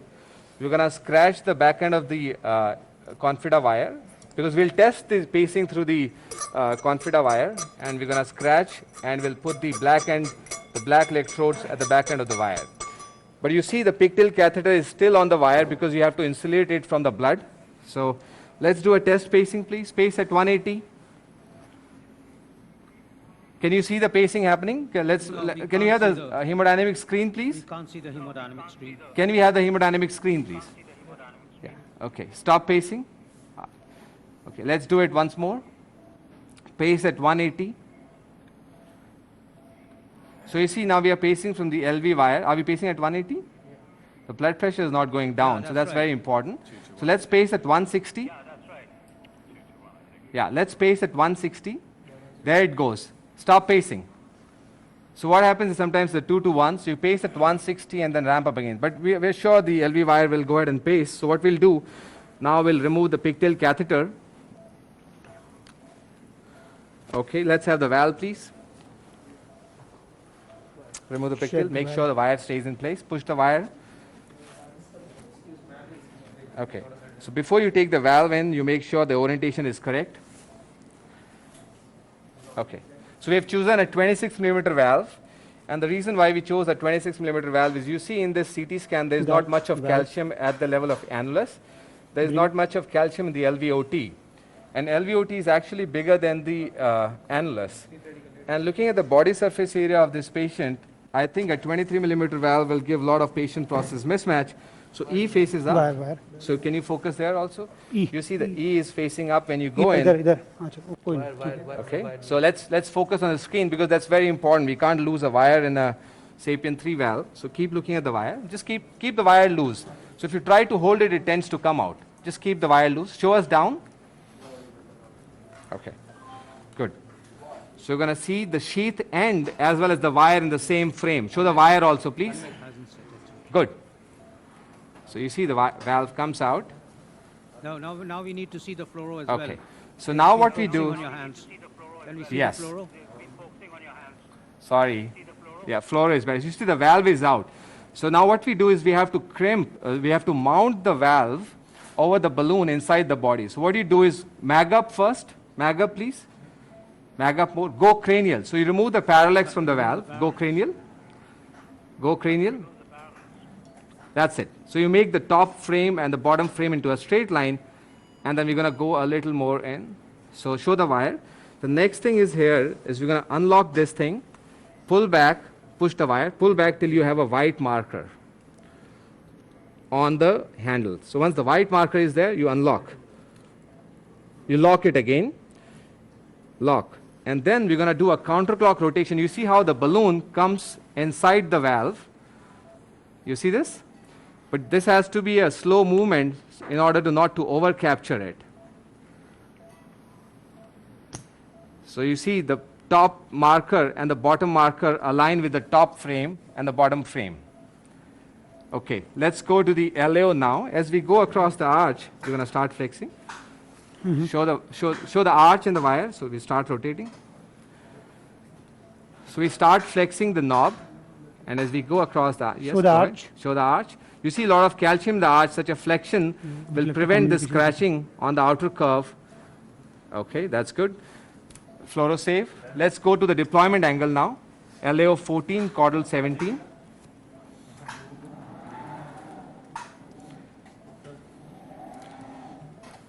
Okay, connect the pacemaker back to the end of the wire. 26 minus what?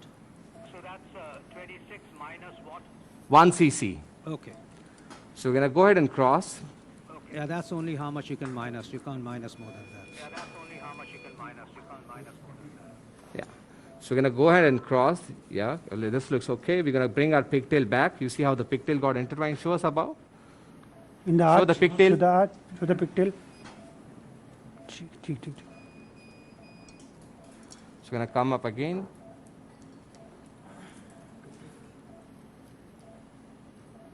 So see how the pigtail gets intertwined sometimes and the pigtail doesn't come down. Can we have the wire, please, for the pigtail? Wire. So that's important because in a compared to a self-expanding valve, in a balloon expandable valve, you need to identify the annular plane correctly. If your annular plane is wrong, you're going to implant the valve at the wrong spot. No, you're So doing we're going very to well on try time. to bring our so- pigtail down so again. Don't rush. You're doing very well on time. Don't rush. You're doing very well on time. Thank you. So I think what we do, we try to bring down our pigtail here. So there are multiple ways, sir. Where do you keep your pigtail in a balloon expandable? Would you prefer to keep it in a non or in a right coronary sinus? Where do you keep, sir? Oh, I keep it in non. Oh, I keep it in non. It's Okay, because- so that's because what I I'm don't going to pull do. it I'm going to back. keep it in the Because non. I just don't pull it back. Don't pull it back. Yeah, exactly. Forward, forward, please. Okay. Aspirate. Magnify. Okay, let's take a picture here.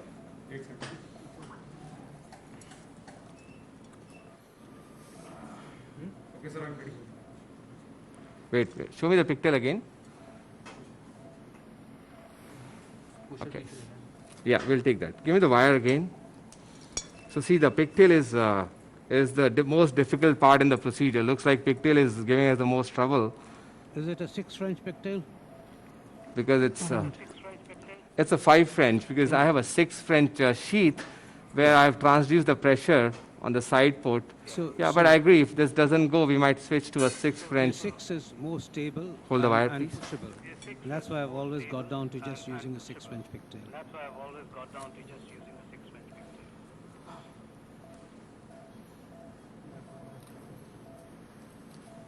Okay, so I think we'll take this. Yeah. No, yeah, it's okay. Okay. Give me a flush forward, please. Aspirate. Aspirate. Aspirate. Okay. Forward, forward. Let's take a picture here. So 15 for 15. Ready? Okay, inject. So at this point, what you do is you pull back the pusher because if you forget to pull back the pusher, the valve will be embolized. So you pull back, try to keep it at the second, proximal to the second marker, and then you lock it again. So we'll try to deploy this valve as high as possible. इसको वो हटा दें angle. Yeah, yeah. We'll unflex it. Yeah. Let's take one more picture. Then let's discuss about the. Okay. Yeah. Ready? Okay, inject. What do you think? I think the valve is looking good. You end up with a 90-10. Okay, so yes, so I think to us also it looks good. So what we'll do, we're going to pace once again at 160, please. And then you make sure, unlock it, yes. Pace at 160. You're not, your 160, pressures are sir. not dropping. Your pressures are not dropping. Yes, so I'm waiting for that. Okay. 180, 200. Okay, stop pacing. It's not capturing. So that's important. Let's have the output maximum, please. Thierry. Yeah, Let's in try it this again. case, what you can do is to start at 150 and then increase to 180. Just Yeah. 150 to capture the. Yeah, we'll do that. 150, please. 150. Okay, 180. You ready, sir? 180. Okay, inject. Inject. Go up. Go up. Go up. Go up. Fully inflate. 1001, 1002, 1003. Deflate. Okay. Stop pacing now. Fluoro save. Okay, next thing is we walk out the valve, because let the valve function. Remove our pigtail. Let's see on echo how we are doing. So you see the pressures are coming back. We have a systolic of 137 and a diastolic of 60, a narrow QRS. Show the echo, please. Echo, please. Can you make the echo on a big screen?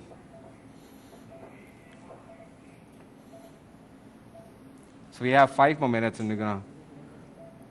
So you see the mean gradient is 2.4 millimeters. Can you see that, sir?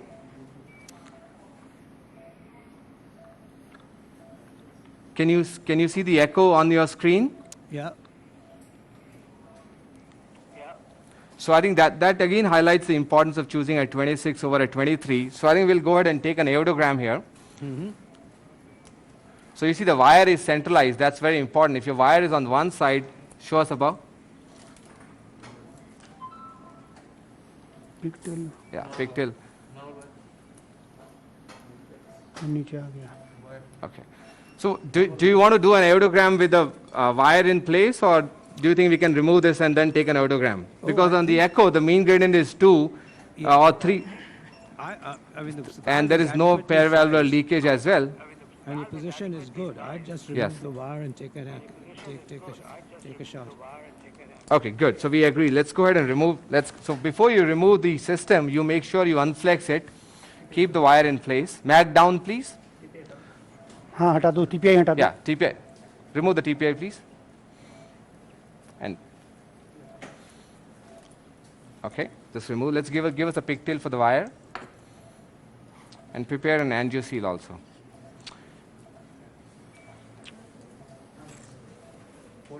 Yeah. हाँ wire थोड़ा Wire अंदर is कर. fine. That's good. Okay, the wire is already out, so that's okay. So we're gonna go ahead and take an aerogram. Ready for an aerogram?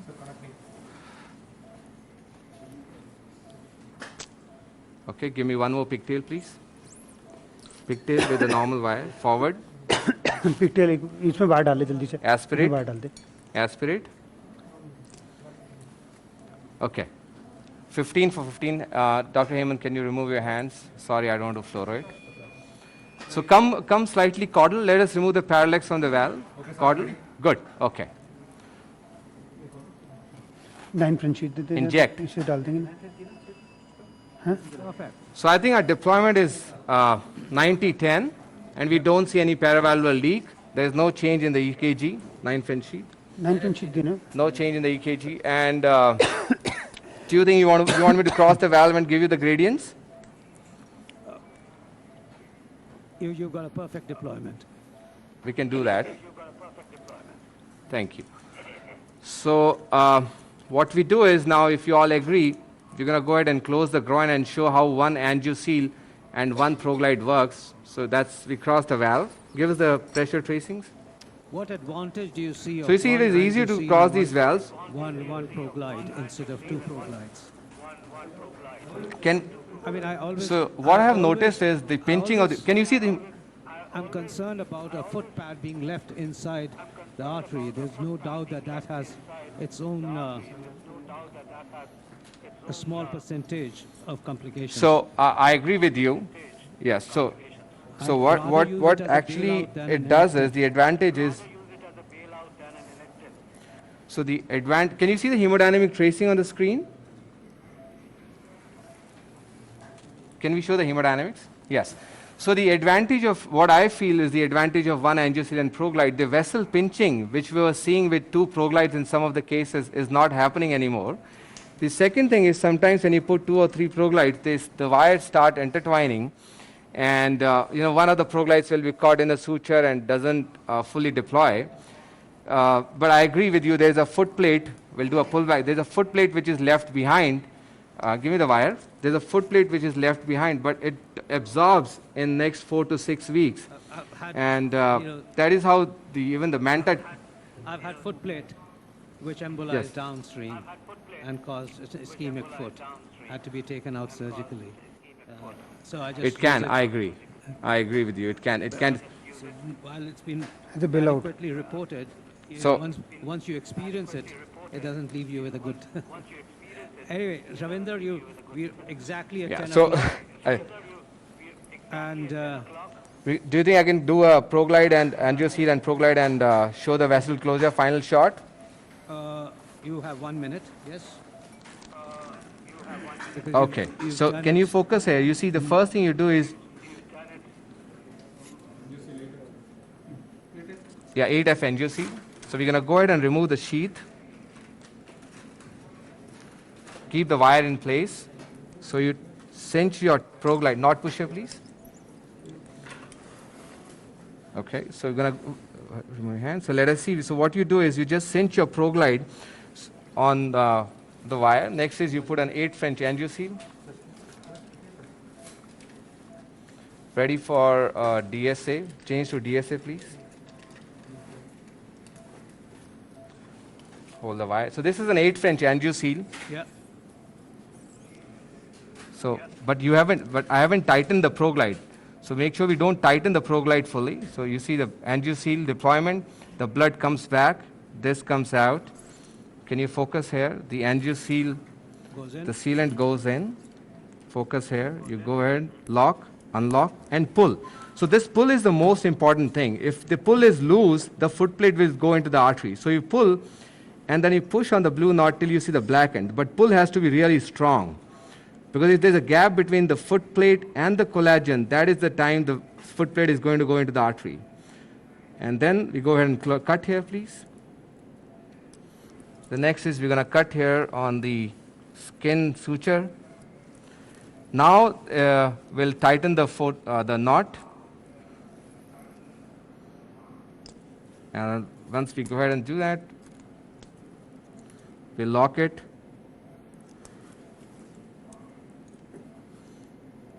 Okay, just show us the groin. Just show the Leave it. Yeah, just.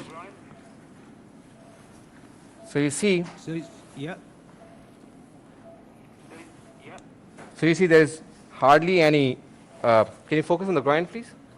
And if you want to take Just a shot, some one you drop just of blood have which is coming. 30 You can't seconds focus. more with you. We'll show you the picture. Yes, go ahead. Let's take a picture. Ready? 10 ml of picture.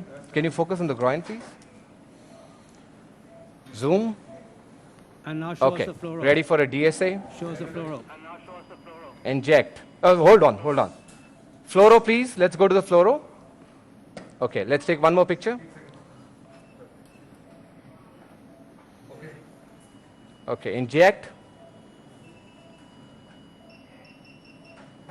So this is what a result of one angioseal and one ProGlide. The hemostasis is also is better than 2 ProGlides is what I have seen. But if you are using an 18 French or a 20 French sheath, then probably I'll be using 2 ProGlides. But with a 14 French, So, I Ravinder, have we're switched to going one review- ProGlide, one angioseal. Great show, skin to skin. Pleasure to see you do that in 30 minutes. A great show. And very well Let's done. go to the last slide. Give us one. Let's go to the last slide of the presentation. Thank you. Last slide of the presentation. We've got to move on. Thank you so much. Ravinder. Thank you so Thank much, you. sir. Thank So you. This is So this save the on dates for on India be- Valve, this is okay. the India Valve's invitation on 2020. behalf of all. Yeah. Thank you. Thank you very much. So thank you from my team and from Eternal Hospital for the opportunity. Okay. Take care, and we now move on to our next session. The next session is Thank you. okay. So the next session is to do with CCT and India Live. Thank you very much, Dr. Rao and the chairpersons and moderators. We go on to the next session, which is a CTO session, CTO conclave, Live from, which will be Are done, we? Can somebody along hear with us? CCT. No. Unfortunately, you know, हो गया because of the अपना? चलो हो गया। coronavirus scare, Perfect. बहुत people cannot travel, so these people are unable to travel, but they have, they are going to show their बहुत कम time था। whole session on We have the chairpersons and panelists. 30 लग रहा था हाँ हाँ तो tight tight होता है साला ना क्रॉस हुए chairpersons on the right side and moderators on the left side. Very well thank you. नहीं वो तो यार हमें लगा उसको टाइम फालतू लेना पड़ा हम लोग लाइव तो नहीं है ना हम लोग। ना लाइव निकल गए सर। अब मैं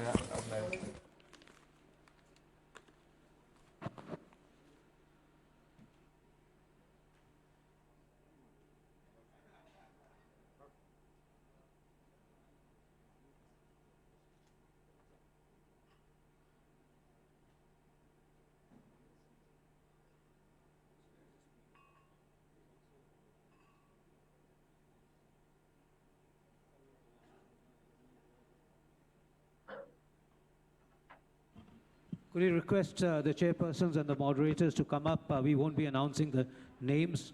Please come up yourselves and be seated. Dr. Kamal Shetty. Hi, Arun.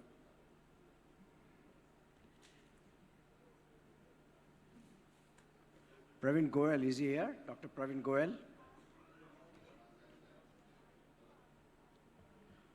Okay, on the other side, the moderators are, please identify Dr. R.R. Mantri.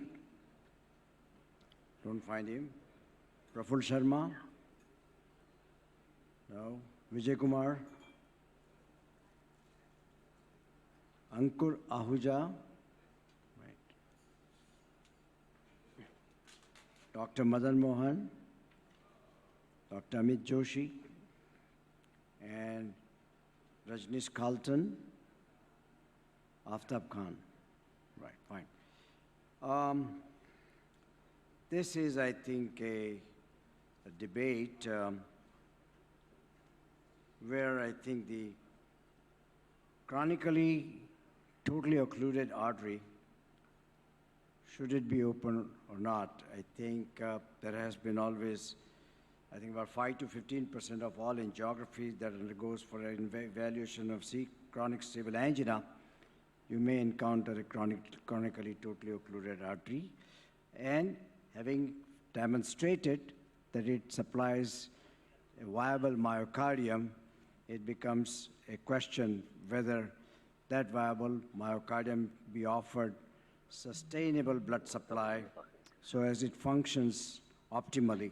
And that's an issue, and it has many ramifications. And but then there is the other viewpoint is that the long-term data may be negative. And we have here my very dear friend, Dr. Kenya Nasu. I can see you. Kenya Nasu. Okay, can you hear me? Us? Good afternoon, everyone. First of all, I truly apologize that we cannot come to India this time. Is it Tero Kurita? Yes, he is the one for, okay? So I think you should be the first speaker. Yes, can we start the artery is lecture? desirable. Chronic total occlusion, open the artery is desirable, beneficial. Hello. Thank you, Mr. Chairman. Hello, everybody. Can you hear me? Maybe you can't hear me? Can I stop my presentation? No. Can you hear me? So we I don't cannot see see, you. I don't see the slide. Oh, Okay. Can you see my slide?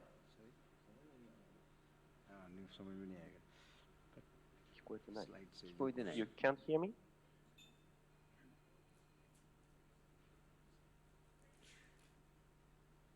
Can I start my presentation?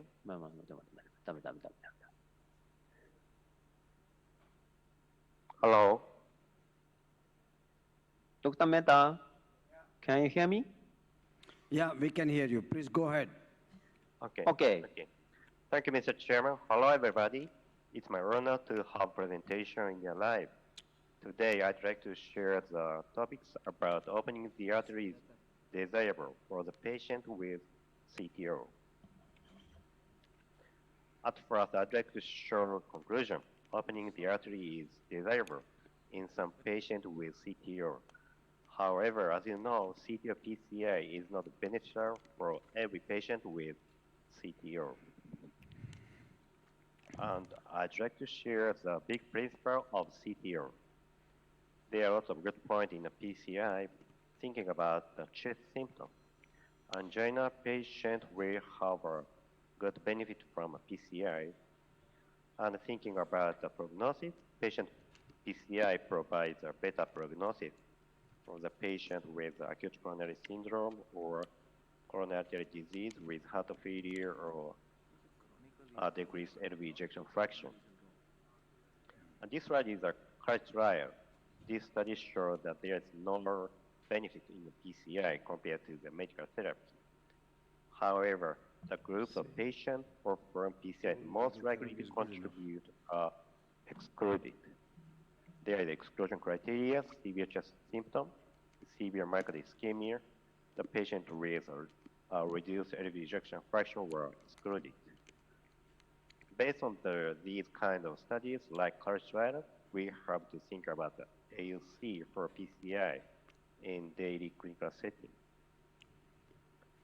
So looking back to the CTO PCI, this paper demonstrated that justifies CTO PCI in point of AUC. Around 95 CTO PCI in the Open CTO registry, patients were classified into the appropriateness for PCI. This paper justifies the CTO PCI for the patient. And you know, there is a neuros guideline in ESG. This guideline also recommended the CTO PCI for the patient with refractory angina. In addition, guideline also mentioned that the effectiveness of necessary of PCI must be considered in RCT or large-scale registry data. So it's very important to think about a symptom. And there is a systematic review data and meta-analysis published in the last year. This meta-analysis compared the prognosis between CTO PCI and optimal medical therapy for the patient with CTO lesion. This paper including some RCT and large registry data with different procedure success. But you know, when we think about our cardiac death, this analysis shows that CTO PCI provided better prognosis compared to the medical therapy with a ratio of 0.63. It was a nice result. And looking at each study, at first I'd like to check the EuroCTO trial. This is a randomized study with 396 patients. Primary endpoint was changed in the health status. Compared to the medical therapy, patients with CTO PCI showed a significant improvement with their symptom. This is a very good study to think about the symptom of the patient. And you know, I'd like to show the next trial about the reverse trial, came from Germany in 2017.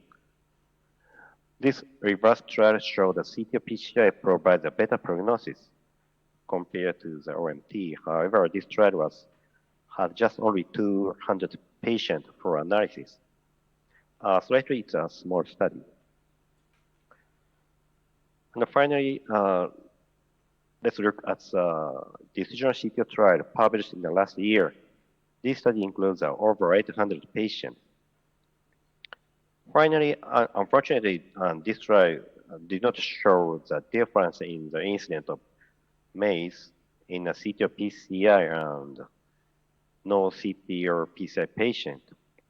However, as mentioned previously, I have said, the patient with or less than a decreased ejection fraction were excluded in this trial. And this trial was designed for a non-inferiority trial. So, and this is a flowchart of the decision CTO trial. There's some problem in the patient selection or something. 78 patients, around 20% was moved to CTO groups from non-CTO groups within 3 days after randomization. It's very strange things. So, and this trial was at first designed using the patient with 1,284 patients, but trial was terminated because of slow enrollment. So from this trial, we will know that it's very difficult to have a randomized control trial for the patient with invasive strategy. Sometimes it's very difficult. However, there is an ongoing study. It's a big, ongoing, large-scale randomized trial.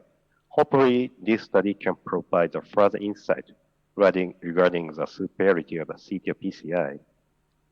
So this study, including over 2,000 patients, primary outcome was all-cause death, and they are including the patient with a low ejection fraction. So this is my take-home message. Opening the artery is desirable. Large-scale RCT is now ongoing.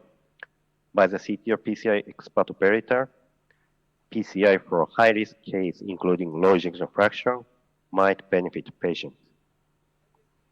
Thank you for attention.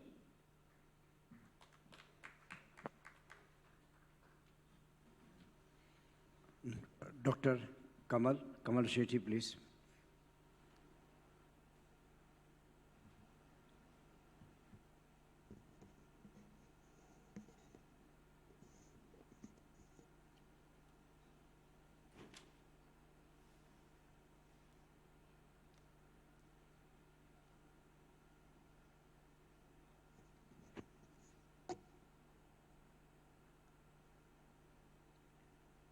Well, friends, Dr. Tairo Kurita from Japan has very cleverly presented his viewpoints. And there is no doubt that the Japanese have contributed tremendously towards success of CTO angioplasty. And their contribution is very well recognized by all peers throughout the world. But what he has actually presented is a box of chocolates, while the ground realities are quite different, as we all know. The first thing that he said is, and that actually puts him on the defensive, is that angioplasty of a chronic, totally occluded vessel should be attempted in some patients. And that's not the topic for our discussion today. And let's look at what the actual ground realities show. I can't see it there. Anyway, now the purported benefits of the CTO PCI are improved symptoms and quality of life, but that is all based on observational studies. There is no definite randomized trial data to support this view. Looking at the realities worldwide, you would notice that prevalence of CTO in patients undergoing coronary angiograms is approximately 25%, but the number of patients with CTO undergoing PCI is only 8% of these 25%. And the reasons obviously are that it is an expensive procedure. The prognostic benefits of revascularization are not clear. There are technical challenges, low procedural success overall, and that results in operator dismay. To give you an example, the procedural success in a high volume PCI centers in the Syntax trial, of course that's a few years old, was less than 50%. There are a number of new techniques that have been developed in the last few years, which are shown on this slide, namely antigrade wire escalation, parallel wiring, but most importantly, dissection re-entry with Stingray system, cross-box catheter for in-stent stenosis, use of IVUS, etc., etc. But they all require very high level of training and experience. And if you actually look at the successful strategies deployed, unless the operator is very well trained in all these techniques, because all of them have been used in a successful strategy in very significant number of patients, as you can see here, it is not possible to bring out results that have been reported by some of these expert registries. There is no doubt that we now know that we can achieve success in CTOs between 75 to almost 90% of the patients, but that is only possible if the PCI is performed by a CTO PCI expert. And by definition of most societies, who is that CTO PCI expert? In Japan, it is said that somebody doing more than 50 CTO PCIs per year and should have had performed at least 300 CTO PCIs in total. The Asia Pacific CTO Club, which consists of only 10 operators, has also put 50 CTOs per year as the prerequisite to label the person as a CTO PCI expert, and similar definitions have been given by other societies across the globe. Here is a recent data from the National Cardiovascular Data Registry of the United States of America, involving more than 1,000 US hospitals, and CTO PCI represented only 3.8% of the PCI volume with 59% success rate, and there were only 8 operators in these 1,000 hospitals that performed more than 50 CTOs per year. Notice also that it's not necessarily a benign procedure or something that can be compared with the usual PCI. The complication rates are definitely higher as compared to the non-PCI, non-CTO PCI. So what is the current status of the CTO PCI in the literature? Well, most of the studies have compared a successful versus a failed CTO PCI. And they have shown worse outcomes in failed PCI, understandably enough, because there is residual ischemia, but failed PCI in itself increases the complication rates and worse outcome in the follow-up. CTO PCI versus medical treatment, which is what we should be talking today, well, it is said that there is better symptom control and possible improved survival, but there is lack of randomization, and that prevents conclusions.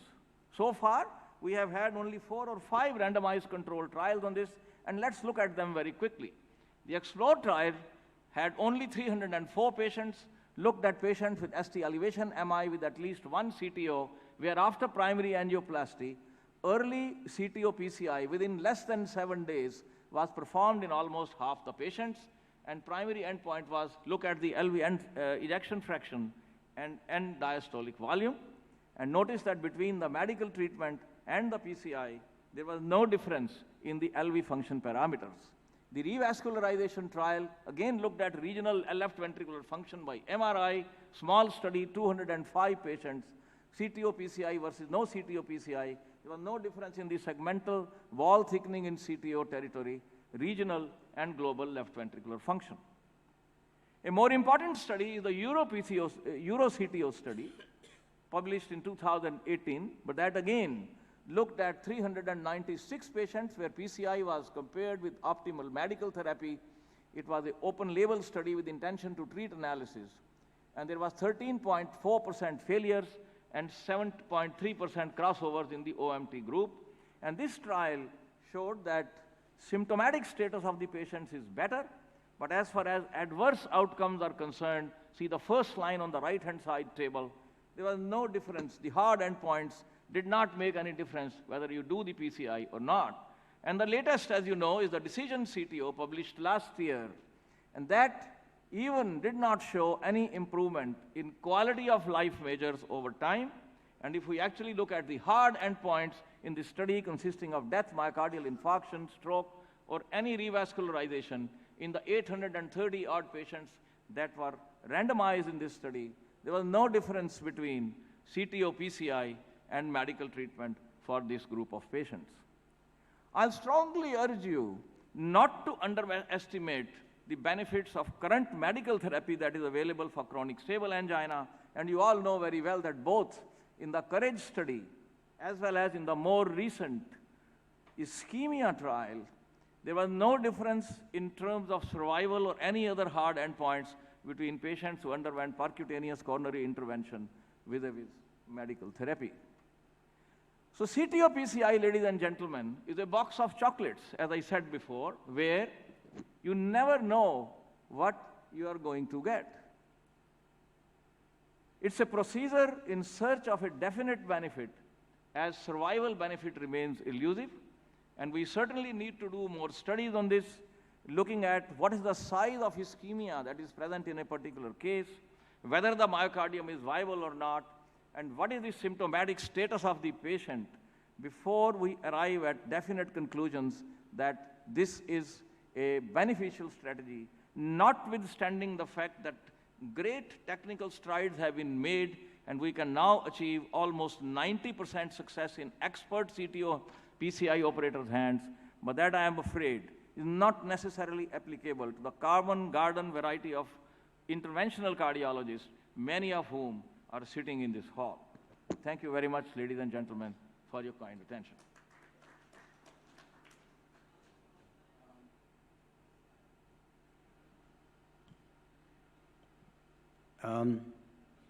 You see, what's the arrangement like? Is going to come back on... Do we know if there's going to be a rebuttal, or do we just open up it for discussions? Is he coming back? Do we know? This is kind of weird with one person via satellite and the other person live. It's okay. That's not a problem. I'm happy to take the questions. Okay. So what's your comment? So, again, I think this is great hearing both the pros and cons of CTO PCI. I do want to make a couple of points, like I kind of thought I would do it at the very end. So first of all, I think both the speakers, you kind of gave different perspectives, but pretty much I think the messaging was consistent.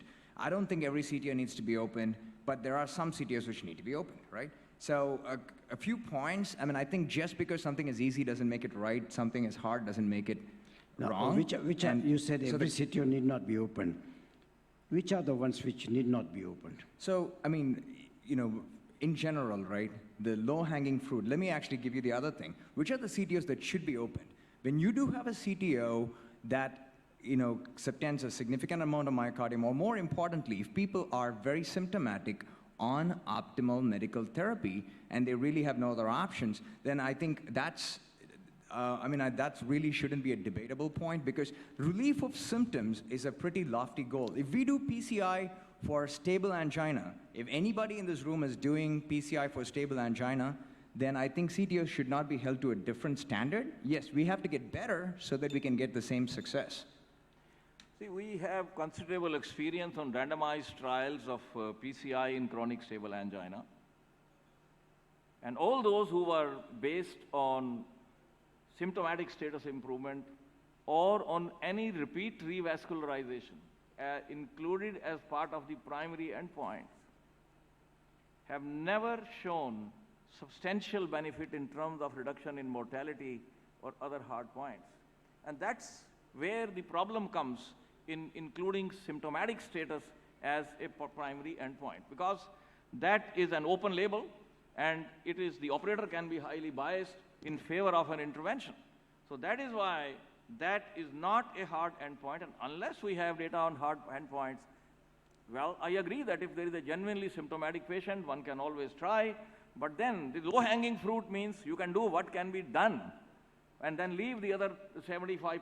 If 25% are, a clean cap by, angiogram, and there is no calcification, there is no angulation, the length of the lesion is short, well, you go ahead and do it.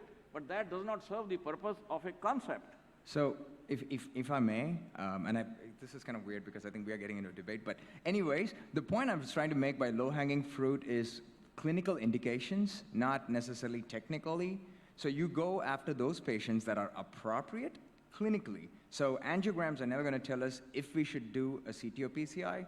The angiogram is going to tell you how you need to do it. I mean, I think you kind of were very fair in terms of saying there are new strategies. I think the onus is on all of us. If you're going to be interventionalists and if you're going to do the right thing for our patients, we need to get comfortable with all the techniques that you elaborated. In many regions of the world, Stingray and crosswas is out of question.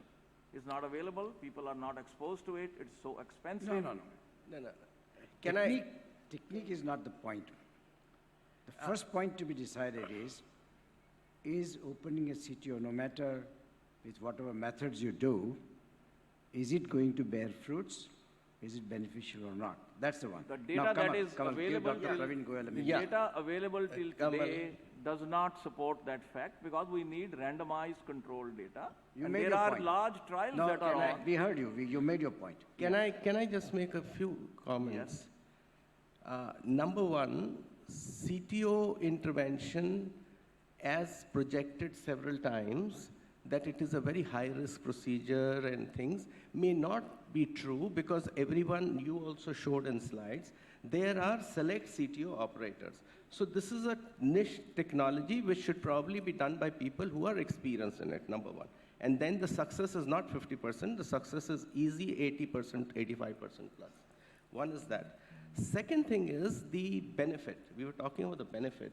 And we do talk every time that the trials do not show benefit in mortality, in MI rates, in repeat revascularization. I will talk of the hard point, mortality. Now, CTOs, why do we do CTOs? One should know it. I do CTOs because one, I want to relieve patient symptoms, and I am successful in it, that the patient symptoms get relieved. Second is that if I have a CTO vessel, this is conceptual. Today, this artery is closed. Tomorrow, he closes another artery. Then, theoretically, he has no artery left. So, you have an open conduit. This is a conceptual thought. It has not been shown in studies. That's not a tenable thought. Just, Dr. Sethi, if I could just complete. And the last thing is, mortality reduction can only be seen if the basal group has high mortality. We know that CTOs largely is in stable CAD, and here the long-term mortality is so low, to reduce it further is very difficult on trials which have such difficult lesions where you have trials with 300 lesions, 350 lesions, 400 lesions. You need very large numbers, which is not possible. And to randomize them also is not possible. I randomize it to CTO intervention, but it may not be successful. So things like that. Can I answer that so now? Just 1 against 3. Just the last message is for the people to understand that the decision CTO, the Euro CTO, these are trials you're looking for mortality benefit, but you will not get it. You must know why you are doing the procedure. Well, I am doing the procedure only for symptom relief because stable CAD does not have very high mortality. We should know it. The same thing is applicable to chronic stable angina, where Anyone from the moderators want to make any comment, please? Anybody? chronic stable angina, we have had the same problem. Trial after trial, no benefit has been shown. Sir, So it you're will talking not about show symptomatic reduction in relief, mortality which is because the acceptable. basal mortality is But the thought that some other vessel will close and the patient will have 2 CTOs, well, that is not supported by any, long-term follow-up data. Secondly, large randomized trials are on the way. The Nordic-Baltic randomized registry is on the way. There is another trial that is on the way, but unfortunately, they are not going to be reported before 2028 and 2030s. Sir, textbook information on annual mortality of stable CAD is 2%. So if annual mortality of stable CAD not doing anything is 2%, then how much can you reduce it? So that is the In point. spite of the fact that apart from that, annual mortality of chronic stable angina is 2%, umpteen number of randomized trials have been done to find out whether it is really good to do angioplasty in them. So I unless think, you revise your criteria to select patients and then come back to say that, okay, 10% of the myocardium ischemic, you might attempt that. Otherwise, less than that, you don't get any benefit. But even that, if you look at the ischemia trial, the primary criteria for entry was 10% of the ischemic myocardium. And later on, of course, it was revised to slightly less ischemia, but still there was no benefit.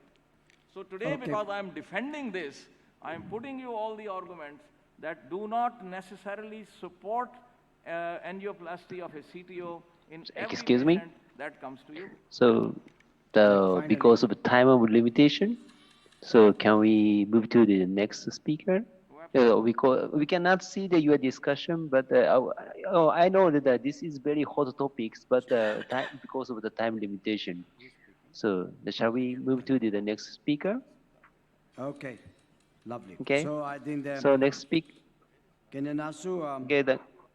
Yes. We are having in the next speaker is. Yes, Kenshiro next speaker, Shimoji. Dr. Shimoji. Yes.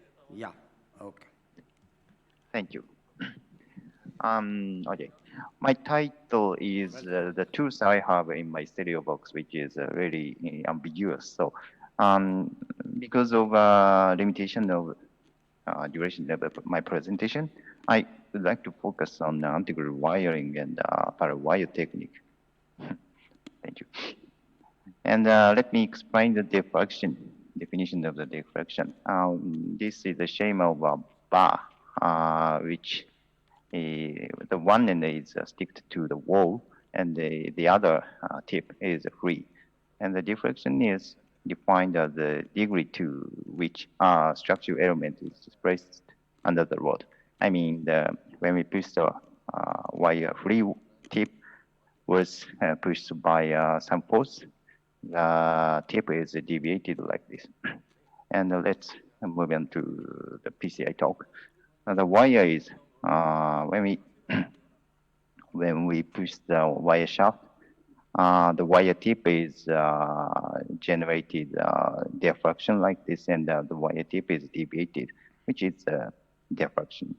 But the important thing is if we created the large space around the wire tip, especially by over-rotating the wire, there is no generation. There is no diffraction. I mean, the free space cannot generate the drag force on the wire tip. So this is the diffraction, and the direction control is the mechanism of wire control. This is the schema.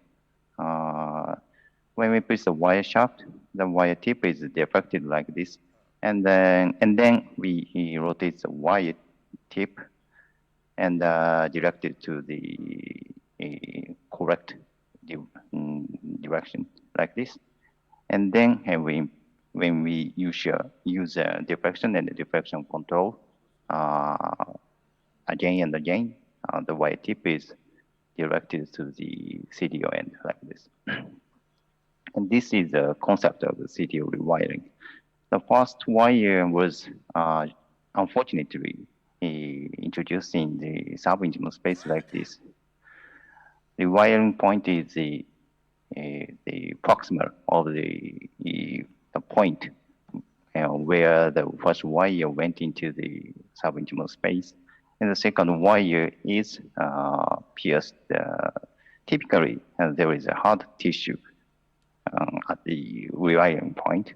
The second wire using a second wire, we should pierce the hard tissue like this.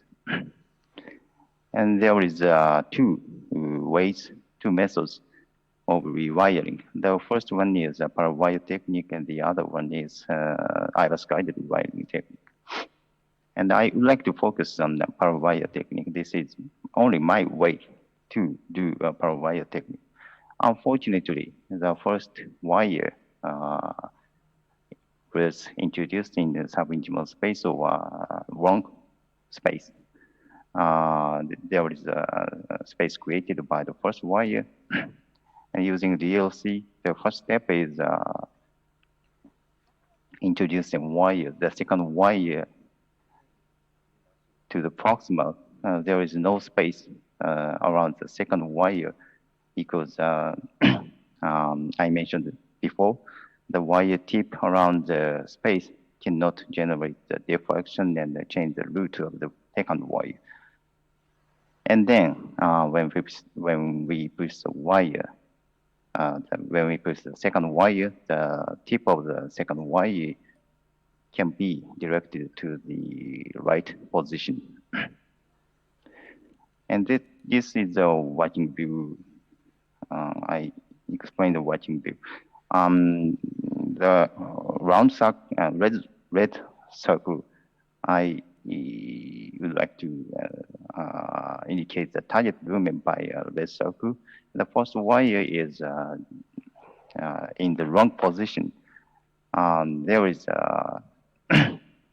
two views.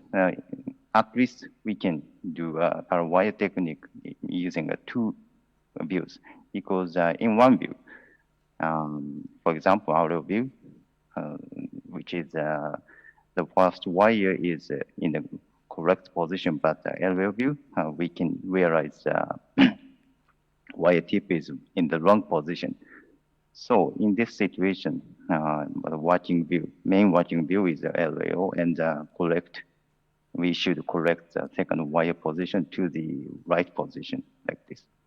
This is the case. This is a LAO CDO case with the ambiguous entry. And the first step was IBUS guided entry. This is IBUS Pro. And the first wire, I selected the first wire as a Gaia second. And the wire was the wrong position, which was a mistake because I did not real time observation of IBUS. So the first wire is introducing the subintimal space between the septal branch and the LAD CTO plaque like this. And then I putting back the wire to the proximal of the entry, and there is a free space between the subintimal space around the wire, the first wire tip. And then when we pull back the wire to the solid block, and then successfully direct the first wire using diffraction.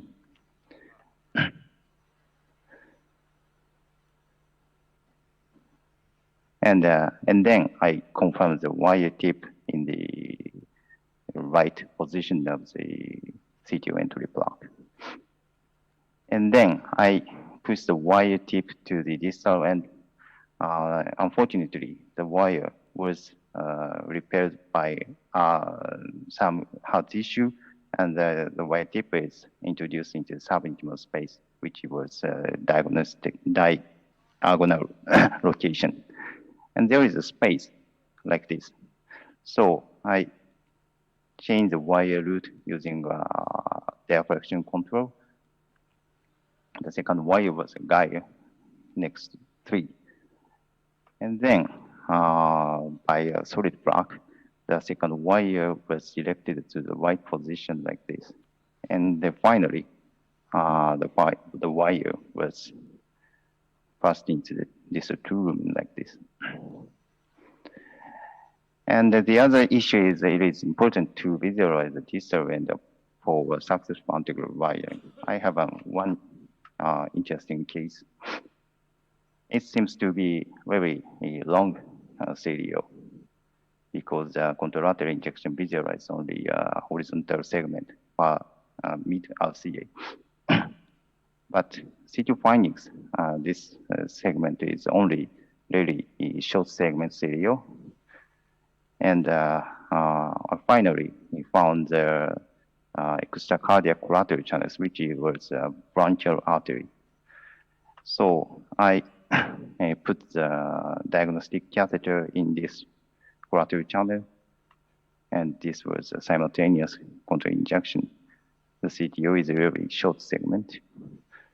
And under the guidance of this injection. The Gaia second was easily passed into the distal lumen. So I did in, excuse me, yeah. This case was in detail JAK intervention I published, and thank you for your kind attention.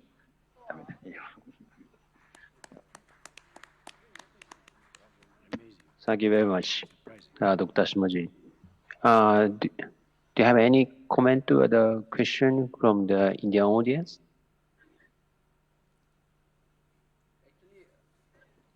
Dr. Nasu, this is Dr. Goel here. Yeah, hello. Yeah, I was quite impressed with the last case that was shown. I wonder how that bronchial artery was hooked to. It's a very important point that you mentioned, that the distal vessel has to be seen before you can do any CTO intervention. So, and incidentally, the collateral was coming from that bronchial, so you have to see it through that. That's the only way you can do it. But hooking that bronchial, could you expand on that? How was it done?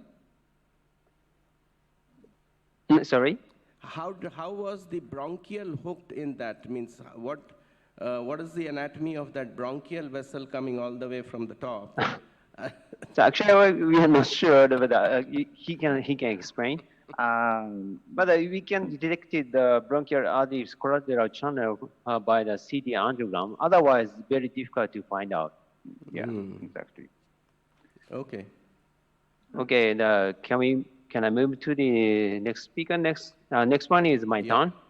Okay. Okay.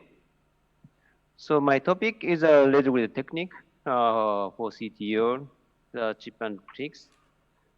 So there is so many chip and tricks in the lead approach that 8 minutes talk is too short. But anyway, the first step of the lead approach, channel tracking, chip injection from multi-projection is very important. I always recommended the multi-projection chip injection. So this is the septal branch, the areocaudal view. So you can see the two collateral channel. And also the yellow circle is a bifurcated point. So you can see the dark contrast. That means in the some channel or vessel is overlapped. So when we look at this channel from the aerial view, we can visualize the bifurcated point, the yellow circle. Inside the yellow circle, you can see the very big bifurcation. So to select this bifurcation, the aerial view is very important. So we can select the two channel. The first one is the yellow. Inside the yellow, you can see the dark contrast. So that means that there is some bending or something is there, but we cannot differentiate it from the areocaudal view because of the vessel is overlapping. And the distal septal is some tricky channel you can see. So the septal number 2 is proximal side is very straight, but the yellow square point is you can see some bending. And the distal, the red square, inside the red square we cannot see. We cannot differentiate. So when we look at the aerial view, so number 1 is here. So the bending portion is here. We can see there's some small branch, but the small branch is come from the before the top of the hill. So maybe here is the selection is not difficult, but we are not sure that how difficult is the distal septal, distal point of the septal. So anyway, but this is acceptable to select for the lead channel. So how about the number 2? Number 2 is the proximal side is okay. So, but the bending portion is you can see the very acute angle with a small branch. And unfortunately, this small branch is come from the top of the hill. So that means is a selection is the wire is sometimes very difficult. And distal side, we cannot differentiate from the aerial view. So, but when we take the chip injection from the areocranial, so the proximal side bending portion is here, distal is here. So the distal side of this septal is not so bended. So after overcome the this portion, is the number 2 septal is also the acceptable for the retrograde connection. But anyway, that this kind of the bifurcation sometimes very difficult. So I started from the septal number 1 for the channel tracking. So now is my wire is a SO3. SO3 is come to the bending portion. Here is you can see the bending.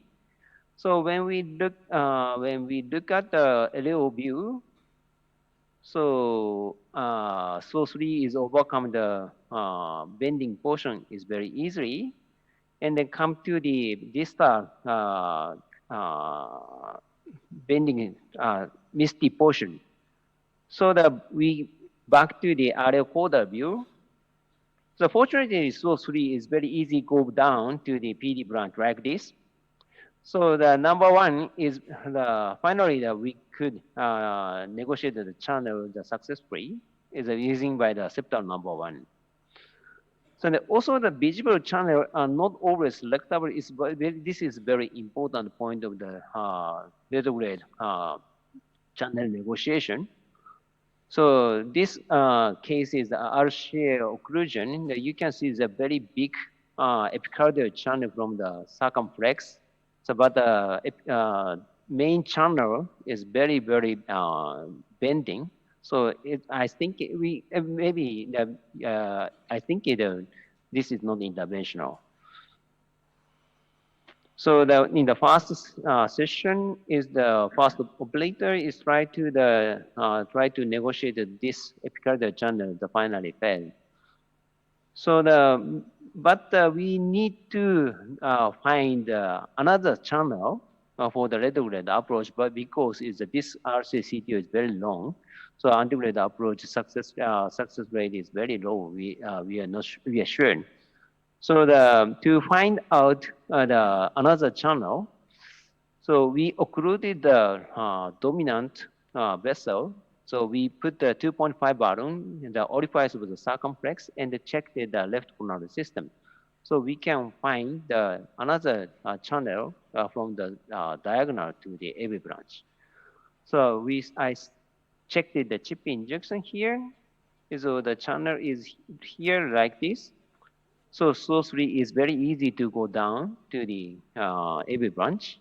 So finally, the microchannel wire can go to the distal to lumen here, like this. So and also after crossing the channel, so usually we try to the directed reverse cut. So after finishing the antegrade preparation, put the retrograde system, and we can get the kissing position like this. And we can dilate the proximal side by some balloon. This is a 3.5 maybe. And then check the march projection. So finally, we can recognize the CTO lesion from the retrograde using by the directed reverse card. So, but after reverse card, sometimes retrograde microcatheter cannot accept to the antegrade guiding because of the lesion or the channel is very tight. So this case is also light long CDO. So you can see the light CDO is here. So of course we need to retrograde approach. So after making the connection by the reverse card, so wire microcatheter cannot go to the antegrade guiding. So I use a rendezvous technique. The retrograde wire is try to get the antegrade microcatheter like this. So this is the concept of the rendezvous technique. So if you want to get the corset shape, is the floating the Corsair is getting the chip is very difficult like this. But if you make it the bias in the guiding, so you can select the chip of the integrated microcapacitor is more easily like this. So that after getting the chip of the integrated microcapacitor, usually integrated microcapacitor is very easy to go down. It is here. So this is in summary of my presentation. Actually, there are so many chip and tricks we should run to complete the ladder approach. But the time of the limitation, that we focus only the evaluation of the channel. So I strongly recommended the multi-angle chip injection is very important to understand the channel morphology. And also sometimes the ladder microcapacitor cannot achieve the integrated guiding. So the rendezvous technique one of the option in this kind of the specific situation. Thank you for your attention. Okay, thank you very much. So we have the final speaker is Dr. Ebisawa. He will talk about the CT and the IVAS in the CTO intervention. So please. Thank you, Chair. I'd like to make my presentation on the role of CT angio and IVAS imaging for CTO intervention. Ambiguity of vessel morphology is the biggest problem of CTO PCI. Visualization is very important to overcome such a prejudice. Imaging modality could be a solution of this problem. We have two weapons. CTCA is useful for expectation of the strategy and difficulty of the procedure. IVAS confirmation is useful so for check the situation during the procedure. CTCA gave us a lot of information, overview of the vessel morphology, entrance shape and exit shapes details, vessel course, characteristics of tissues, and calcification distribution. My time is very short, so I'd like to present the basic point. This is the LAD ostium CTO. As you can see, there are very small stamp around the entrance point.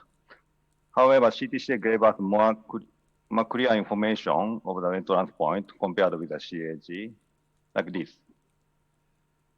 So, as expected in CTCA, antigen puncture is very easy with middleweight wire. This is the final shot of this case. And this is the RCA long CTO. So the most important point of this case is the distal point ambiguity. So we performed the CTCA, and as you can see, we can understand that there are some connections between PD and PL branch, and we can see small exit stamp here.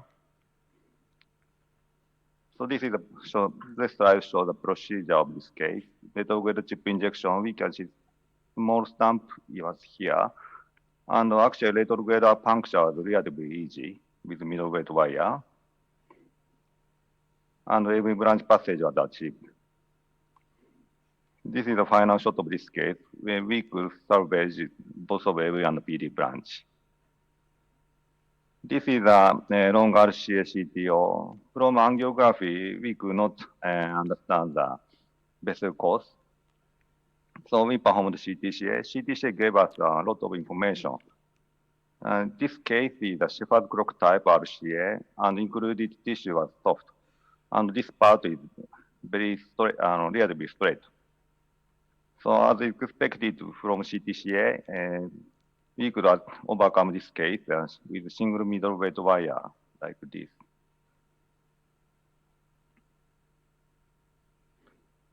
And this is the final shot of this case. Analysis of the calcification region is very important for calcified CTO. This is RCA CTO. As you can see, there are heavy calcification around the occlusal part. It seems very heavy. From CTCA MIP view, it seems still very heavy calcification. So we constructed straight CPR and cross-section view. some crevices were there, and there are no real full moon part, and impression of difficulty of this case was changed. Actually, it was a little bit difficult to control the anti-grade wire, so we switched to retro, and retrograde direct crossing with soft wire was achieved. And this is the final shot of this case. This slide shows a short summary of CTCA. CTCA provides us the clear information on vessel course and exit shape of the region. Such information clears the difficulty, limitation, and the most important point of the procedure. To know the details of classification distribution, CPR and short axial view are useful. IMAS has three roles, I think. Confirmation of the entrance point and guidance for the route, and anti-grade and retrograde wire connection. This is a LAD ostium CTO, branch type CTO. So this case is a little bit difficult to penetrate. So we use the balloon screen technique and confirm 820. So we check the IBAS from side branch. And you can see LAD ostium from around 4 o'clock. However, Confianza Pro goes through the wire, went through the vessel. So we reroute it with Miracle 12 and check the IBAS again. Fortunately, Miracle 12 penetrates the center of the vessel. This is the final shot of this case. We could recover LAD flow without any perforation. This is RCA mid part of occlusion. Very young patient. This part was occluded. First wire, unfortunately, first wire was migrated into subintimal space, and we checked the IBAS. IBAS catheter inserted in subintimal space and true lumen is here. So we confirm the orientation. So the direction of LO and RO is like this, and true lumen is here. So from this information, we could understand the true lumen is located in right side of the IBAS catheter in both projections. So we penetrate there. We penetrated there with Gaia second, and we check the IBAS again. We can see true lumen around 3 o'clock. Unfortunately, the second wire was penetrated through lumen, and we could pass this region. And this is the final shot of this case. This is the final case of my presentation, RCA distal occlusion. We failed anti-grade approach, and immediately we switched to the retrograde approach. At first, we performed reverse cut technique with 2.5 balloon. However, we could not establish connection. So we checked the IBAS from anti-grade. We can see the retrograde wire was here, and we could understand the retrograde and anti-grade wire located in a different lumen. So we understand the bigger balloon or another strategy was required in this situation. So after several trial, we performed extended reverse cut technique with a 3.5 balloon, and fortunately, we could establish a connection. This is the final shot of this case. And this slide shows a short summary of IBAS. When penetration is difficult in entrance point ambiguous case, IBAS confirmation is mandatory before insert some devices into CTO body. Although IBAS guided wire manipulation is still last resort of CTO PCI, it is useful strategy and all CTO operators should know. During reverse cut technique, if retrograde passage was failed even though 2.5 balloon direction, IBAS confirmation is useful to know the both wire position and decide the size of balloon and other strategies. The most difficult aspect of CTO PCI is the vessel morphology ambiguity. pre-procedural CTC examination provides useful information to decide and estimate the strategy. IBUS examination makes procedures safer and could be a last resort for us. Thank you for listening. Thank you very much, Dr. Ebisawa. So, any comment from the Indian faculties? No? Hey, Dr. Keninaso, Arun here. How are you? Hi. I'm sorry that this time I cannot come to India. No, better safe than sorry. We miss you. But so, hey, great talks. I mean, I think about your talk, and we didn't really get a chance to talk about it. I think you mentioned a lot of great points in terms of retrogrades. Just because you see a collateral doesn't mean you can wire it, and sometimes, you know, there are invisible collaterals, so it's always a good idea to probe the first septal.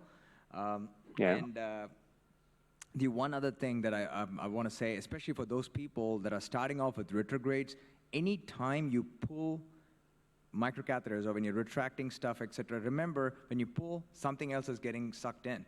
So always think about what are all the gear that you have when you're getting anything back, be it a balloon, be it a microcatheter, etc., because inadvertently you might end up dissecting the donor vessel. So be extremely careful about that. Yeah. And about the IVUS and CT talk, that was fantastic. So just one quick question from a stylistic standpoint. Do you guys get CTs routinely on all CTOs before intervention? Yeah, of course, in Japan is CT in the IVUS is available in the insurance, covered by the insurance. But according to the hospital, for example, my hospital to health center is almost cases we checked the CT angio before the CTO intervention. But maybe that depend on the hospital, I guess. How much gap would you keep between the CT and the procedure? Because CT would take contrast and the procedure would again ask for contrast. So can we? Maybe it's it's very difficult to answer this question. That is one reason that, you know, sometimes you're not so keen to do a CT. Unless, of course, if the anatomy is, I think one of the best uses for CT is situations where the anatomy is not clear. You have a tortuous vessel or something, and you do not know which direction the vessel is going. So it happens. So if you don't know the anatomy of that blocked segment, I think CT helps a lot. And yes, I think so. I fully agree with you. So especially the long RCA bending CTO, the CTO angiogram is very important. So, I mean, just to kind of expand on that, yes, long ambiguous course, an ambiguous proximal cap, a post-bypass, and you have no idea about where the grafts are, a true flush osteal occlusion, because those are all indications where, or an expert has tried before and failed. I mean, you want to know, I mean, if you can, you know, if creatinine's normal, et cetera, and you have the luxury of it not being a live case, you have some time to plan, I would highly recommend in these situations to get a CT scan and not skimp on cost at that point. Yeah. But anyway, from now, Dr. Hamasaki will show the nice CTO cases. Maybe that he showed the CT images and the IVUS image in his precision. So can we move to the IVUS? Live transmission? Okay. Yep, okay. Look forward to it. じゃあ、浜崎先生にもういけるの？はい。じゃあ。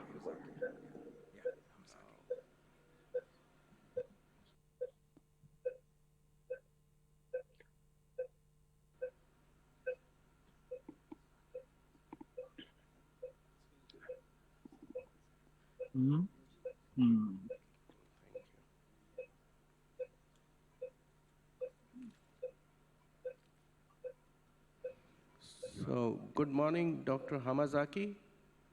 Yeah, good afternoon. Yeah, good afternoon. So, can you see me? So, if you could tell us about your case, we have yes. panel here. Dr. Mehta is heading the panel, and Dr. Kalyan Sundaram. And first of all, I'd like to say thank you to India Live members for giving us a great opportunity to transmit live demonstration from Otaka no Mori Hospital, Japan to India Live this year. It's very honor to us. And today we prepare CTO PCI case. And I hope we have a great time to discuss about the CTO PCI through our live demonstration case. Okay, and I'd like to start my live demonstration with my case presentation, okay?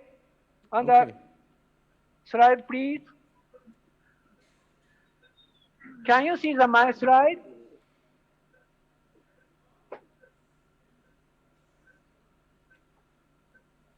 Yes, we can see. Yes. Yes, my case is 60s female, and the target region is RCA-CTO. Her diagnosis is old anteroseptal myocardial infarction. She already received a PCI twice. First PCI was performed on November 2016 due to myocardial infarction. In this time, she received stenting for proximal LAD and mid-LCX. 3 months after first PCI, second PCI was performed. However, wiring for RCA-CTO was failed, and finally, stenting for LMT was performed. Her coronary risk factor is dyslipidemia, and the eGFR is 56. Renal function is not so bad, and the last CAG findings showed CTO at mid-RCA and 90% stenosis at the distal RCA, and a good collateral flow from LCA. Her LV ejection fraction is 41 and 41%, and the area of RCA is a very good wall motion. However, anterior side is not so good, and the JCTO Can we score see the 2. angiogram? Okay, next. We don't see the angiogram here. Okay, and just go next. I want to see the angio, okay? Yeah. Click. This is a LAO view. As you can see, CTO at the mid-RCA, and the proximal part has intermediate stenosis. Okay, next please. This is a LAO cranial view. Click. As you can see, CTO is located beyond the RV branch. Next, please. And this is the aerial view. In this view, we can see the entry of CTO clearly. In this view, we cannot see the stamp at the entry clearly. Okay, next, please. This is the lateral view. Maybe around the entry of a CTO, bridge collateral exists, but stamp is not there. Okay, next please. And stenting from LMT to LAD almost already done. And as you can see, CAD showed no instant restenosis from LMT to LAD and LCX.